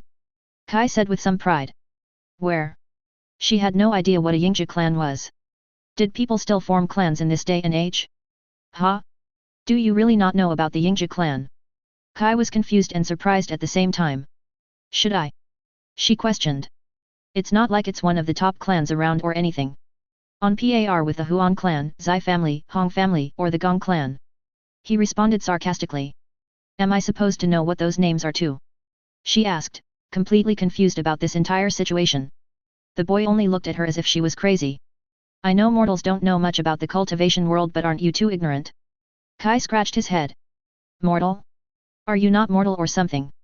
She was getting irritated with his attitude. Not since I was a child. He grinned before creating a ball of electricity in his hand. She jumped back from the supernatural act out of shock. Her eyes widened as she looked at the young boy who just created lightning from his fingertips. Hee hee. Amazing, isn't it? He tossed the ball into the air and juggled it. How are you? No, wait. How is that even possible? Magic isn't. But, everything about this situation seemed wrong. Nothing made any sense. Humans aren't supposed to harness the powers of nature at their hands just yet. They haven't reached that stage in tech. She suddenly gripped her head as a massive spike of pain struck her. Whoa. Are you okay? What's wrong? Kai tried to help her up. I'm fine, she lied. I just have a severe case of amnesia and don't understand what the hell is going on. She shared. Amnesia. Kai didn't know that word. Memory loss. I don't know who I am, where I am, and why I'm even here. Well, I already answered the second question. I can answer that third one too. You're here because I saved you from dying. Thank you for that. She adjusted her glasses and looked into his eyes. I didn't save you for a thanks. He giggled. Then why did you save me? She would like to know. To become my servant. He announced as if it was some huge great deal in becoming his servant. No thanks, but I do appreciate your help in saving me from dying. Pfft. He suddenly burst out laughing. Do you know how many women would kill to take your spot if I told them that very same thing? Kai asked. What does that have to do with me? While she appreciated him saving her life, that didn't mean she was willing to give her life to him. I saved your life. That means you are indebted to me for the rest of your life. Get it? Kai tried to explain simply. No. Saving someone's life doesn't give you control over their life. In what world does that make sense? Oh hey, I did this one little act, now your entire future belongs to me. Herder. She mocked with a stupid tone. You're not right in the head. Kai insulted. You're kind of stupid too. She insulted back. Now you're calling me stupid? You don't even know your own name. You say it like that's some fault of mine. That's like blaming a blind person for being blind. You see how dumb you sound now? Shut up. You. Ugly girl. I'd rather be ugly than be an idiot any day. Why did I even save you? You ungrateful woman. I already said thanks for saving me. But you're seriously messed up in the brain if you expect me to get on my knees, bow my head to you, and give you my life for saving me. Maybe I'll give you a gift or something later when I get myself together, but I'm definitely not being your servant. Get yourself together? How could someone like you without any idea of how the world works with an appearance like that get anywhere? The only chance of you making it anywhere is 6 feet under. Maybe if I was a fool like a certain someone else, that would be the case. You know, if anyone else was in my place right now, you would have been smacked 10 times now. You should be grateful that I'm such a kind and forgiving master. Pfft. You seriously think I'm going to be your servant with an attitude like that? How low is your IQ? How would saying something like that make me want to serve you at all? Oh, you should be happy I'm not beating your face in. I know some other people that would, and you should be glad I'm not one of them. She mocked once again. Liang. Kai shouted. A white-haired middle-aged man came into the room with a sword on his waist. He was dressed in long robes and had a kind look on his face. I'm afraid, young lady, that you don't really have a choice in the matter. If you want a better chance of living. Liang told her. CaptainBoyHole. How do you guys think of Jing's personality without the system? I'll probably ask this again later down this mini-arc with Jing, but what are your first impressions of it? I tried to replicate early chapter Jing as well as I could and kind of expand upon that. Michelle? Why is that? Hazel frowned at the man. Because news of your status has already been spread among the clan. Liang informed. And how does that affect me? You will be killed if you separate yourself from the young master. What? She chuckled and thought he was speaking nonsense just to scare her. I'm pretty popular with the ladies. Many of those ladies wouldn't mind killing you to take your place as my servant. So, if they happen to see you wandering about alone, well, you can say goodbye to any sort of future you wish to have. Kai grinned. Was I seriously saved by a bunch of nutcases? She muttered. I understand your confusion and disbelief, but this world isn't forgiving just because you're ignorant or logical. There are only 2 paths for you. Become young Master Kai's servant and grow strong enough to protect yourself from any assassinations, or leave and be helplessly killed. Yep. Only those 2 choices. Kai annoying added. Just show me the way out already. She refused to believe them. What? Do you seriously not believe us? You will die, you know. Kai anxiously yelled. I'll take my chances. Just point me in the direction of the nearest city. She hoped these nut jobs would let her leave. Fine. Go and die, stupid ugly girl. Show her to the city, Liang. Kai crossed his arms and turned away with a pout. Liang led her out of the Yingzhi clan and brought her to Yellow Jade City. She thanked him for showing her the way and ventured inside the city. He only looked at her with pity before turning away. Now that she was finally in a city surrounded by humans and no dangerous wild animals.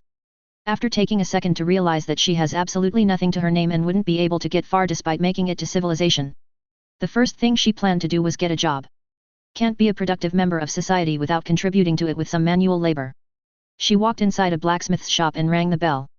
There was no particular reason why she chose a blacksmith's shop over any other shop.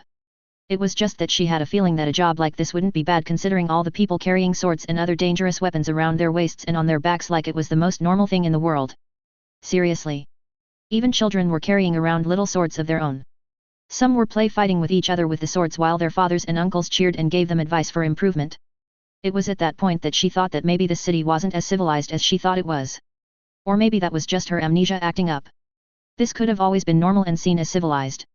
She couldn't remember anything about how society functioned, she only had a feeling that things were different from how she thought they should be. What do you want, girlie? A bearded heavy-set man with a large gut and a hand-sized hammer in his hand greeted her. Are you hiring? I'd like to work in your establishment. She got straight to the point.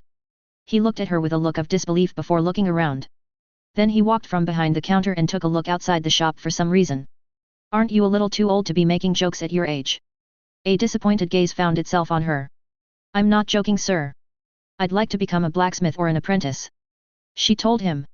So, you're saying you want to be a blacksmith over being a seamstress or something more ladylike? He was confused why a young gal like her was even looking for a job. Didn't she have a family or something to take care of her? Teng Fei knew he wouldn't have his daughter out and about looking for a job. He'd have her cleaning, cooking, and being at home while looking for a nice respectable man for her to marry and take care of her. Either this lass's family situation is horrible or she's nuts. Yes, sir. She nodded. What's your name, girlie? Teng Fei sighed, moving back behind the counter. A name is required to fit into society. Call me Michelle. Michelle told him. What's your real name, kid? Teng Fei asked again. That is my real name. Michelle doubled down. Fine. Teng Fei didn't want to argue with her. If the kid wants to have a weird name, who is he to stop her? What do you know about metalwork? Your father did any smithing? I know absolutely nothing, but I'm eager to learn. Michelle lied about that last part with a big smile on her face. What use are you then? Teng Fei shouted in an annoyed tone. I could man the counter or clean up the back while watching you work. When you have the time, you could teach me how to work the metals, and when you're busy, I can just do other stuff. Eventually, I'll be able to help you and lighten up your load. She tried to reason. You think a little lass like you can handle working in a place like this for more than a week? Teng Fei chuckled. I know so, sir. She didn't really have any other options unless she wanted to sell her body. Which was not going to happen under any circumstance. Fine, me Michelle. He still had issues trying to pronounce that name. Get to sweeping. He handed her a broom. Thank you for the opportunity. Teng Fei. Boss Teng Fei. Thank you for the opportunity, Boss Teng Fei. Michelle gladly grabbed the broom and began sweeping the front area. If anyone comes in, just tell them to ring the bell. He told her before lumbering to the smithing area. Yes, sir. Michelle figured older men like spunky go-getters to work for them. She didn't mind acting unlike herself for the job. Money made the world go round after all. With money, you were set. Without money, you are nothing. So, Michelle worked her tail off doing menial tasks around the shop for hours. By the end of the working day, when the shop was about to close, Boss Teng Fei handed her some silver coins in a small little bag. Michelle guessed this was the currency here. You cleaned up well. Here's some yuan for your work. Come back early in the morning tomorrow. I'm heading home. He said his goodbyes as he led her out of the shop. Thank you so much, Boss Teng Fei. Michelle shouted as he walked off in the distance. He didn't have to pay her today, but she guessed he figured out her dire circumstances. Hopefully, with this, she'll be able to afford some food and a place to sleep tonight. Considering she had work tomorrow of probably the same thing she went through today. It would be for the best if she spent her money on food if she can't do both. A full stomach is more important than a comfortable rest. Michelle found herself a decent reputable inn to spend the night at. Decent and reputable by having the least number of men and women with swords going into the building.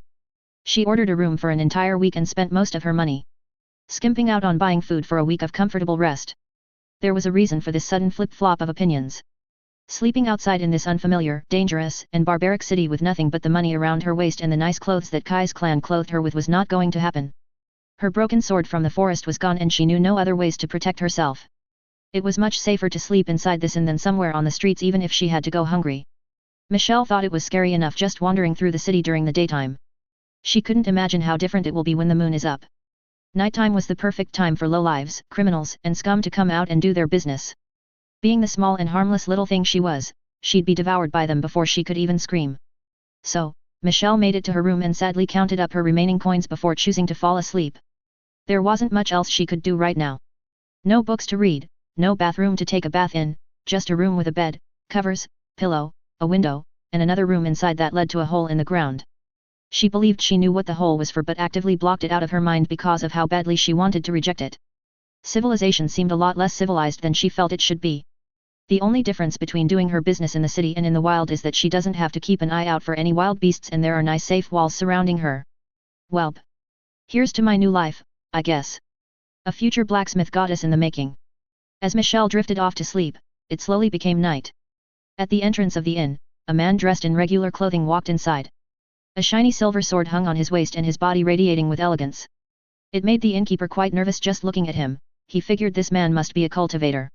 What can I help you with, respected sir? The innkeeper asked. Have you seen a dark-skinned girl coming into this establishment? He asked plainly. Yes, sir. She's on the second floor, room 215. He answered without pause. Thank you. He walked past the innkeeper and pulled out his sword as he headed to the room. The innkeeper let out a breath of relief as it wasn't his life that was in danger anymore. It sucked that girl was going to die but it was better her than him. He had a family to raise and take care of. If she didn't want to die, she should have never offended whoever that cultivator was. Once the cultivator made it to room 215, he easily broke into the locked room. With some not-so-silent footsteps, he made his way over to the sleeping girl. She was a heavy sleeper it seems. That was good for him. There wasn't going to be much of a struggle. I apologize but you must die for my lady's sake. He plunged his sword into the chest of the girl who suddenly opened her eyes and stared into his eyes. She reached out with her hands to grip the sword but it did nothing to prevent her from dying. In a matter of seconds, she passed away and Banbang exited the building after accomplishing his task. CaptainBoyHole. Now bear with me, this chapter isn't like the other two chapters of Jing dying.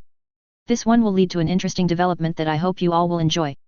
There is a point to this heart demon and why it's taking so long that I feel will be very impactful and important to Jing's character going forward. Unfortunately, I think that this heart demon is going to increase the chapters for this story like a bunch more. I wouldn't be surprised if, by the end of this story, I've made over 500 chapters. I refuse to even go near 700 chapters. While I love this story, I don't want to spend years writing it. There are several other stories I want to begin writing too that I have in development. But don't worry, I won't abruptly stop writing this story out of the blue and I will give it a satisfactory conclusion. Guess this path wasn't it?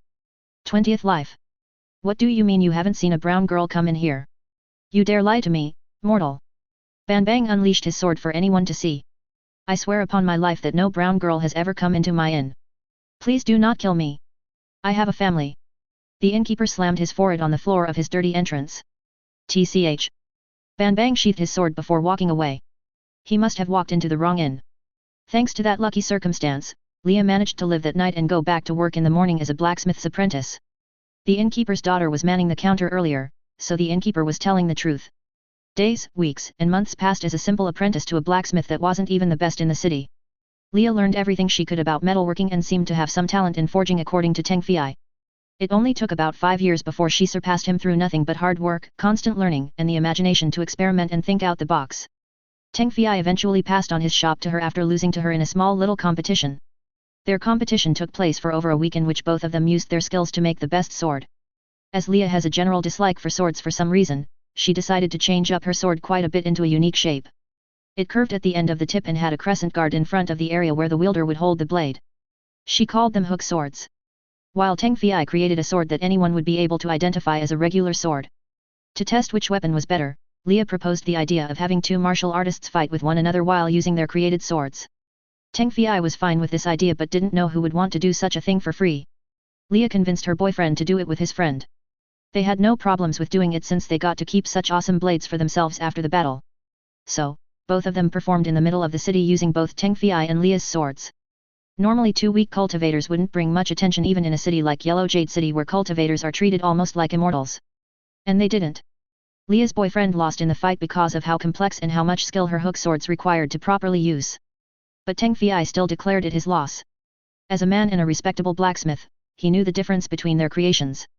There was no point trying to be stubborn. He taught the girl everything she knew. Using what he taught her, she began trying new things to become even better than he was.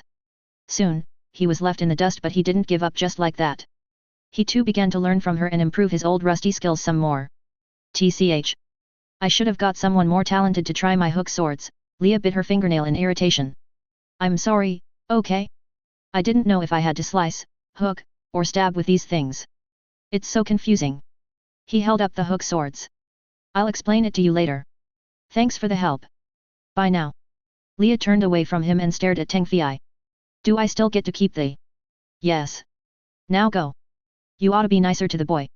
Keep treating him like that, he might run away to a nicer gal who will support him in his dreams. Teng Fei loudly laughed. Aiming to be a cultivator is suicidal and stupid. It's an impossible dream that leads to an early death for people like him. He has no resources, a weak spine, and little talent for cultivation. I don't see why he still tries. Leah shook her head. It's every young man's dream to become a powerful immortal lass. Roaming through the world without restriction. The freedom to do whatever you please whenever you want. It's the ideal life. Complete and utter nonsense. What's wrong with a simple and safe life? Isn't your dream even more ridiculous than his though? All he wants to become is a powerful cultivator. You want to become the greatest blacksmith. I don't think I need to tell you, whose dream is crazier. Blacksmithing is different from actively defying the heavens.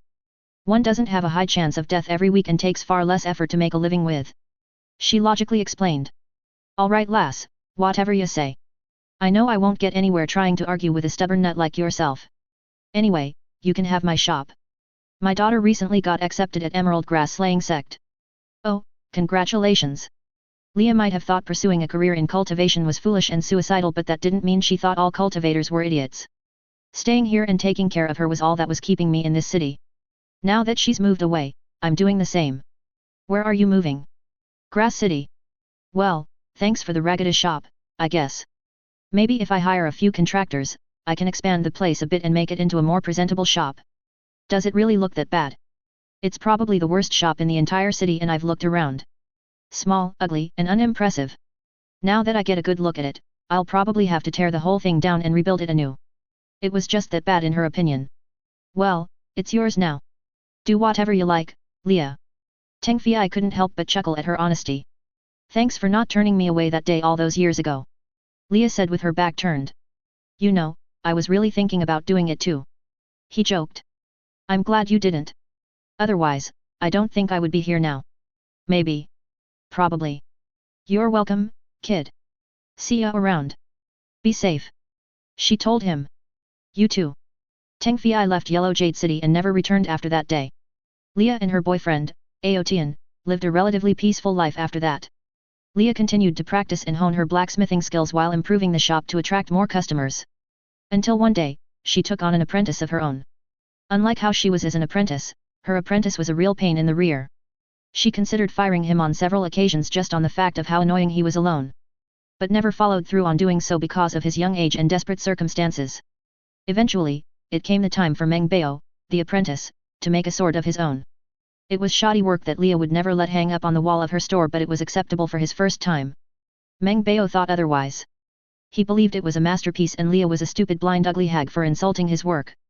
So, while she was out one day, he sold the sword to a customer at the same price that Leah would sell one of her weapons. Meng Bao didn't understand why, but Leah didn't sell regular swords at her shop. A customer would need to place a custom order in if they wanted her to make a sword for them, which would cost more money than just buying one of the long-handled axes on the wall or spears or knives. So, a few days later, Leah was met face to face with an angry customer who had no problems threatening her life and wrecking her shop for selling him a trash sword. Do you know how I got this scar? It's because of this useless sword that I bought from here. He angrily yelled while pointing to the carved X on his face. Sir! I've told you before that the weapon in your hand is not something that I've put up for sale. Every single one of my works has been etched with a signature of mine. Just take a look. She grabbed several of the weapons knocked on the floor from his tantrum and pointed to the signature with the letter L on each of them. Not that anyone understood what this letter was in this place, but she did make it look cool. Mortals loved what cultivators thought was cool, strong, beautiful, or whatever. So Leah played with that to her advantage and had her cultivator boyfriend sew some free advertising for her. By making a little show in front of her shop praising her L signature and how masterfully designed her weapon was, she got some nice new customers. So, you're calling me a liar? A mortal woman like you is calling me, a cultivator, an immortal. A liar. I see. You truly don't value your life, do you? Do you think I won't kill you? He was beyond belligerent at this point. Leah realized that there was no point trying to reason with someone like this. As a mortal through and through, there was no chance of her being able to escape or fight her way out of this. He was in front of the only exit of the shop and she had no way to get in contact with Aotian.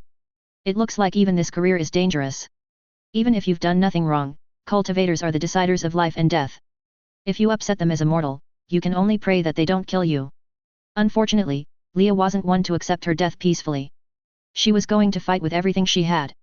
Even if she looked pathetic or retarded. It was better to die fighting than to accept an unjust, unreasonable, and completely stupid death. It pissed her off that this stranger was spouting off at the mouth at her with some nonsense and had the right to kill her at his whim. Nothing would happen to him after her death because she was just a woman and a mortal. Screw that. A small regret welled up in her heart upon realizing how powerless she was in this situation.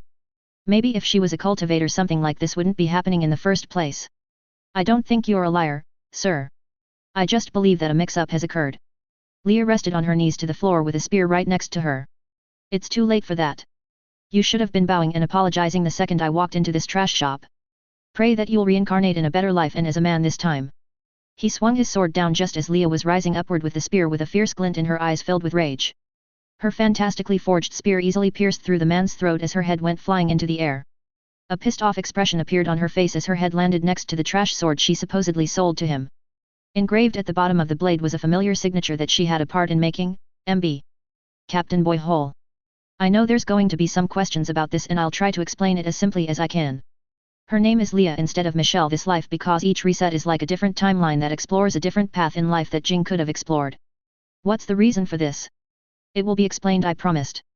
Is there a reason why she has to go through all this because of the test at the stairs? Yes, I promise there is. Will any of this matter at all by the end of it? Yes, otherwise I wouldn't be writing it. I promise this is not just useless filler to pad for something. Jing. Part 30. 30th Life. I wouldn't do that if I were you. Liang advised from the open window. Banbang's blade stopped just above the girl's breasts as she continued to sleep. His eyes looked over to Liang sitting on the windowsill with a calm look on his face. It was Ying Jikai's personal bodyguard. What was he doing here instead of protecting Kai? Did this girl really hold that much value that he would send someone like Liang just to protect her even after she refused to become Kai's servant? What would happen if I lower my blade some more? Banbang asked while doing exactly what he was asking. Do you really not value your life? You're courting death. Liang glared. From his shout, Hazel's eyes sprung open as her legs kicked out at Banbang's figure. Being the 8th stage chi gatherer he was, it was more than simple for him to dodge a mortal's kick. But, Liang was even stronger than he was. And from the chi he was releasing from his body right now, it would be a very bad idea for him to try to do anything to this mortal right now. Hazel tried to kick the freak away only to push herself out of the bed. She couldn't move the weirdo's body even with all of her strength. After falling to the ground, she got up and looked around the room for the nearest object she could use as a weapon. Which happened to be the uncomfortable pillow that fell out the bed with her. What the hell do you want? Hazel held the pillow in both of her hands like a weapon, looking at the still intruder. I just wanted your life but it looks like my young lady won't be getting what she asked. He sighed. I'm leaving. Don't kill me when my back is turned, please. Banbang requested to Liang. Why did you want to kill me? What did I even do? Hazel shouted, taking in the existence of Liang on the window. You were an eyesore to my lady. She isn't the only one who thinks so either. Then he left the room and walked down the hallway. I suppose it was a good idea of young Master Kai to have me follow you in secret. Otherwise, you would have died in your sleep. Liang muttered more to himself than the girl. Isn't that right? Kai suddenly appeared in the front door with a smug look on his face. Are you ready to become my servant now? I just saved your life, you know? Again. I might add. He straightened his back and rose his nose. Shut up. For just a second, Hazel held the bridge in between her nose and forehead as she tried to take in everything that just happened. You ungrateful woman. Kai pointed his finger as his face grew red. She was about to die. No, she was going to die if it wasn't for Liang. Why was she going to die? Because Kai told everyone that she was his servant. Kai was really special to a number of women for some reason. Sure, he was a handsome kid but killing her just because she was said to be his servant? Something about this situation didn't make any sense and that bothered her. Nothing about this seemed reasonable and logical. That only infuriated Hazel even more. She hated things that she couldn't understand when they should be easily understood. A person should understand why someone is trying to kill them. Hazel has nothing to her name at all. There was no value in killing her that she could see. But apparently, there was value in being a woman and being close to Kai. With that value, it gave a number of people a reason to want to kill her. If I become your servant or whatever, will people stop trying to kill me? Hazel asked. Kai turned his head as if he didn't hear her say a thing. Hazel sighed and took a breath of air in an annoyed manner. Maybe if she thought of it as a babysitting job, dealing with him would be easier. I'm sorry for yelling at you. Thank you for saving my life once again. That's more like it. A smile soon returned to his face. And nope. People will only want to kill you even more as my personal servant. He answered her. Why in the hell would I want to become your personal servant then? She didn't understand. Because Liang will personally teach you how to defend yourself. He explained. Defend myself. Martial arts. Lightning generated around his fist with a crackle and pop. It's an opportunity few mortals ever get to have. It would be in your best interest to take it. Liang added. While learning supernatural martial arts sounds good and all, is it worth giving my life to some brat? Hazel tried to reason. How often will I get paid? She asked, this was the most important point for her. Paid? Kai questioned. Money, cash, whatever is used to pay people here. I'm not going to work for you for free, even if you saved my life twice. Hazel broke it down in simpler terms for him. Do I have to pay her? Kai asked Liang. It seems so if you truly wish for her to be your personal servant. If not, she will refuse and suffer multiple more attempts on her life. Liang said. Why are you being so troublesome? Don't you understand that you will die if you don't become my personal servant? You're acting like a greedy merchant. Kai huffed angrily. I only asked to be paid. I don't see what you're so angry about. Hazel figured learning super martial arts would be better than not learning them even if she wasn't getting paid. She just added the getting paid part to see if he really would. There's no reason why she shouldn't try to get benefits to herself when possible. It looks like it was going to work out well in her favor as well with how hard little Kai was thinking over there. Fine. I'll pay you, but you must listen to all of my commands like a servant should. And no calling me stupid either. Most commands in a place of my own to cook, sleep, and store my belongings, and we have a deal.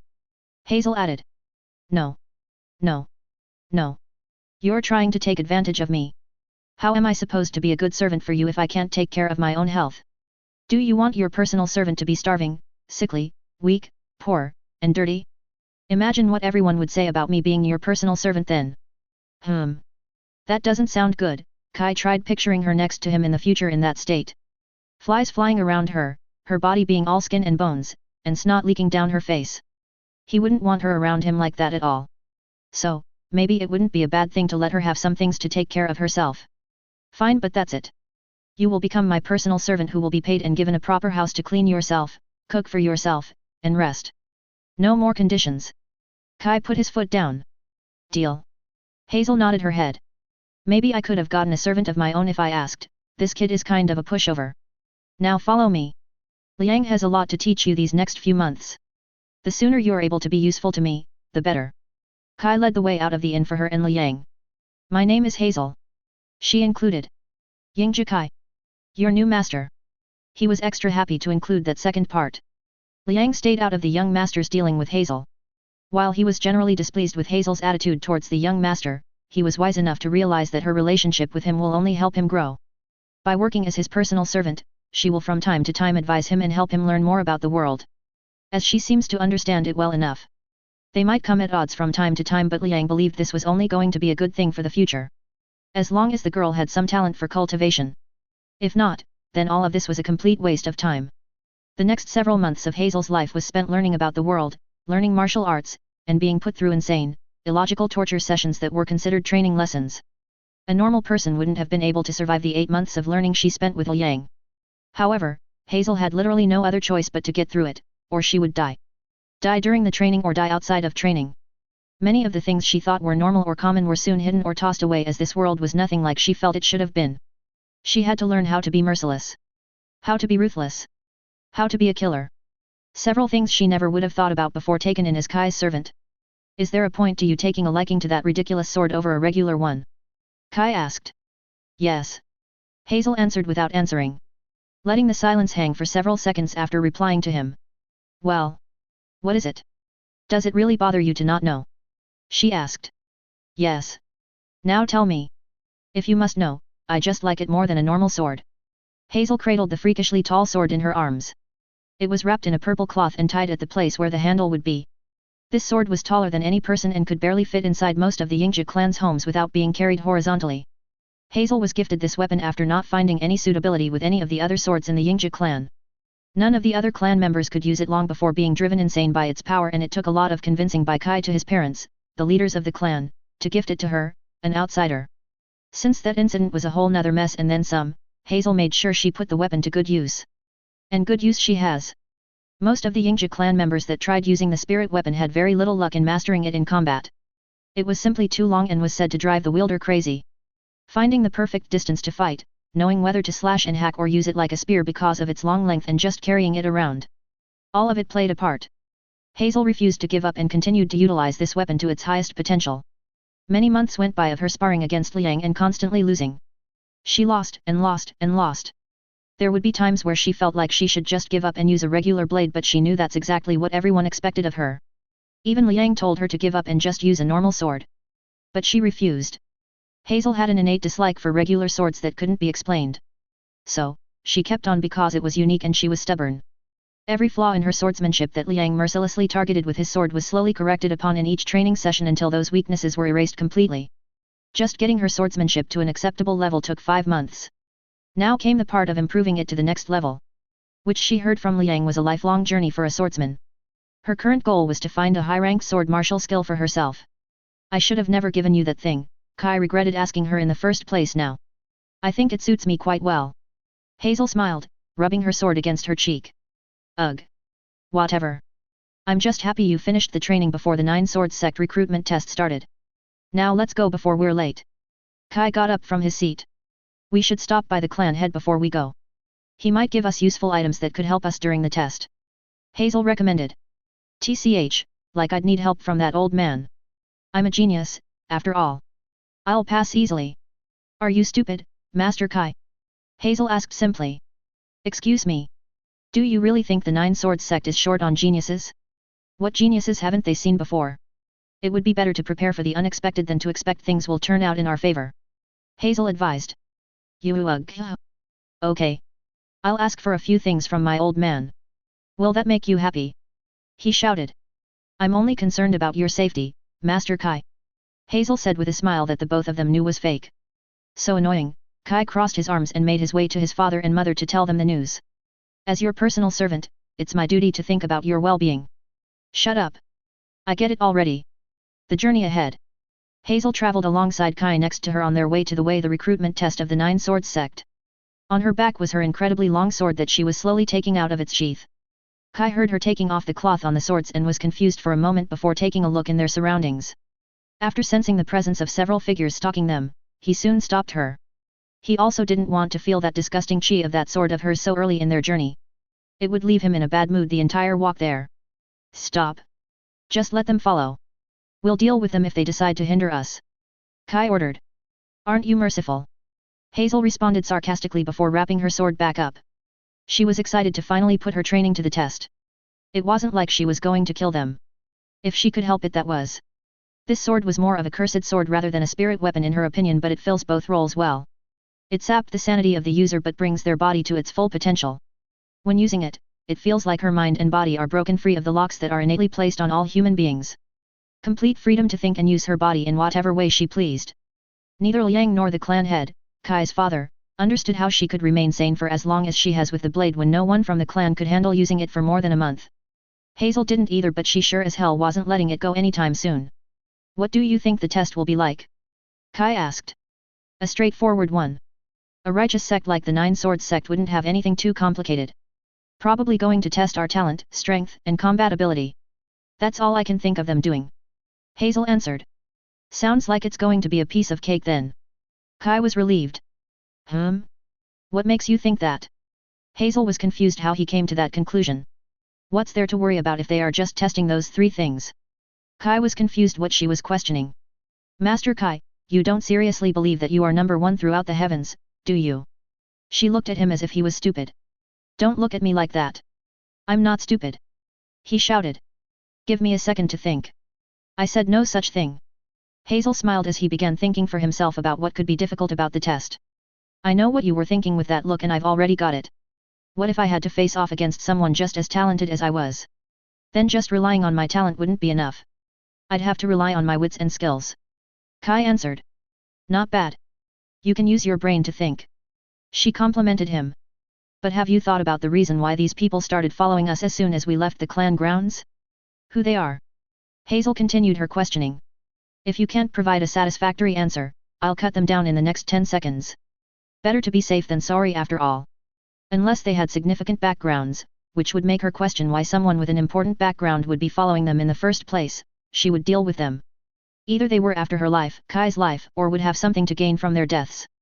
None of the Yingzhi clan said they would follow them, but Hazel wasn't naive enough to believe something like that. To let the golden child of their clan on his own with just her by his side?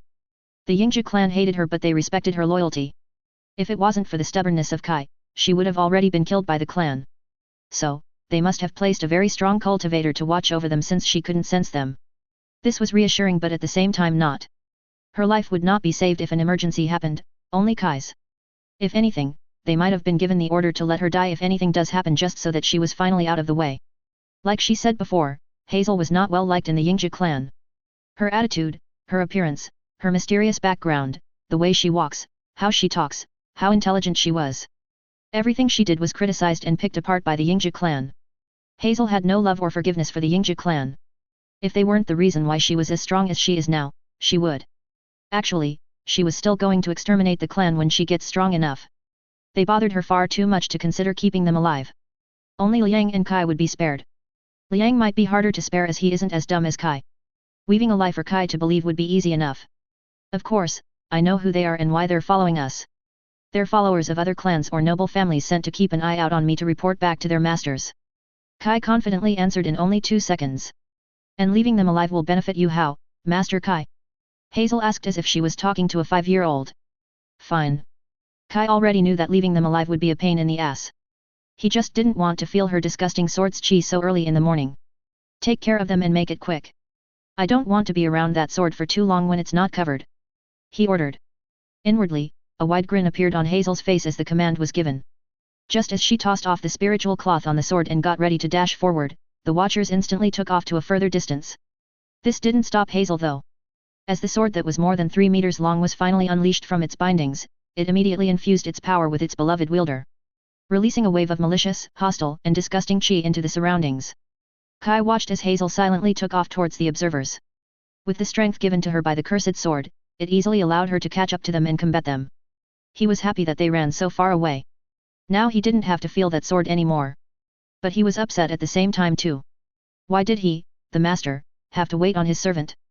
And why the hell was his servant doing things on her own without his command? Multiple times his family has told him to properly train her as his servant. Beat her when she didn't listen, punish her when she didn't do an adequate job, and more, but he never did any of those things. It wasn't that he's never tried. It was just that it never worked. All of his attempts were met with violent rejection. If he slapped her, she slapped him. If he punched her, she kicked him in the balls. If he ran to get Liang to help him punish her, she would sneak into his room when he slept and ambush him. It was like they were equals and she was only acting the part of his servant so that his family wouldn't execute her. From time to time, he really questioned what she thought about him. Did she see him as her master or just an equal? Kai wondered why has he allowed this to go on for so long, but deep down, he knew why. Finding a replacement for Hazel wouldn't be hard. Women would be coming out in droves for the chance of being by his side. But Hazel wasn't like those women. She was different.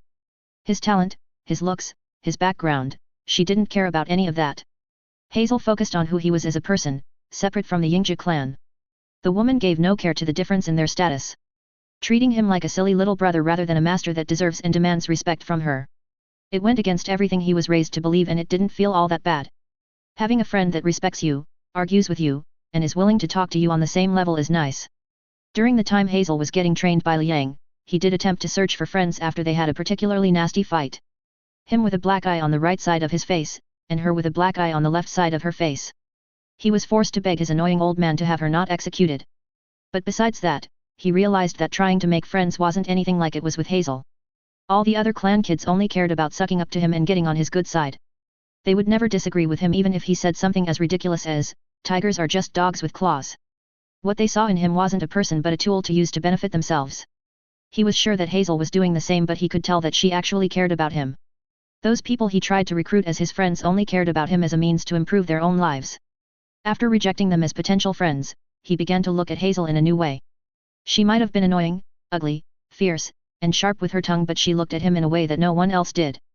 I've returned. Hazel slowly walked towards Kai with her sword wrapped in her body completely free of blood. Let's get a move on already. He turned and crossed his arms with a small smile. Such an annoying servant. It was the smart thing to do. Hazel wanted to make sure he knew that. Whatever.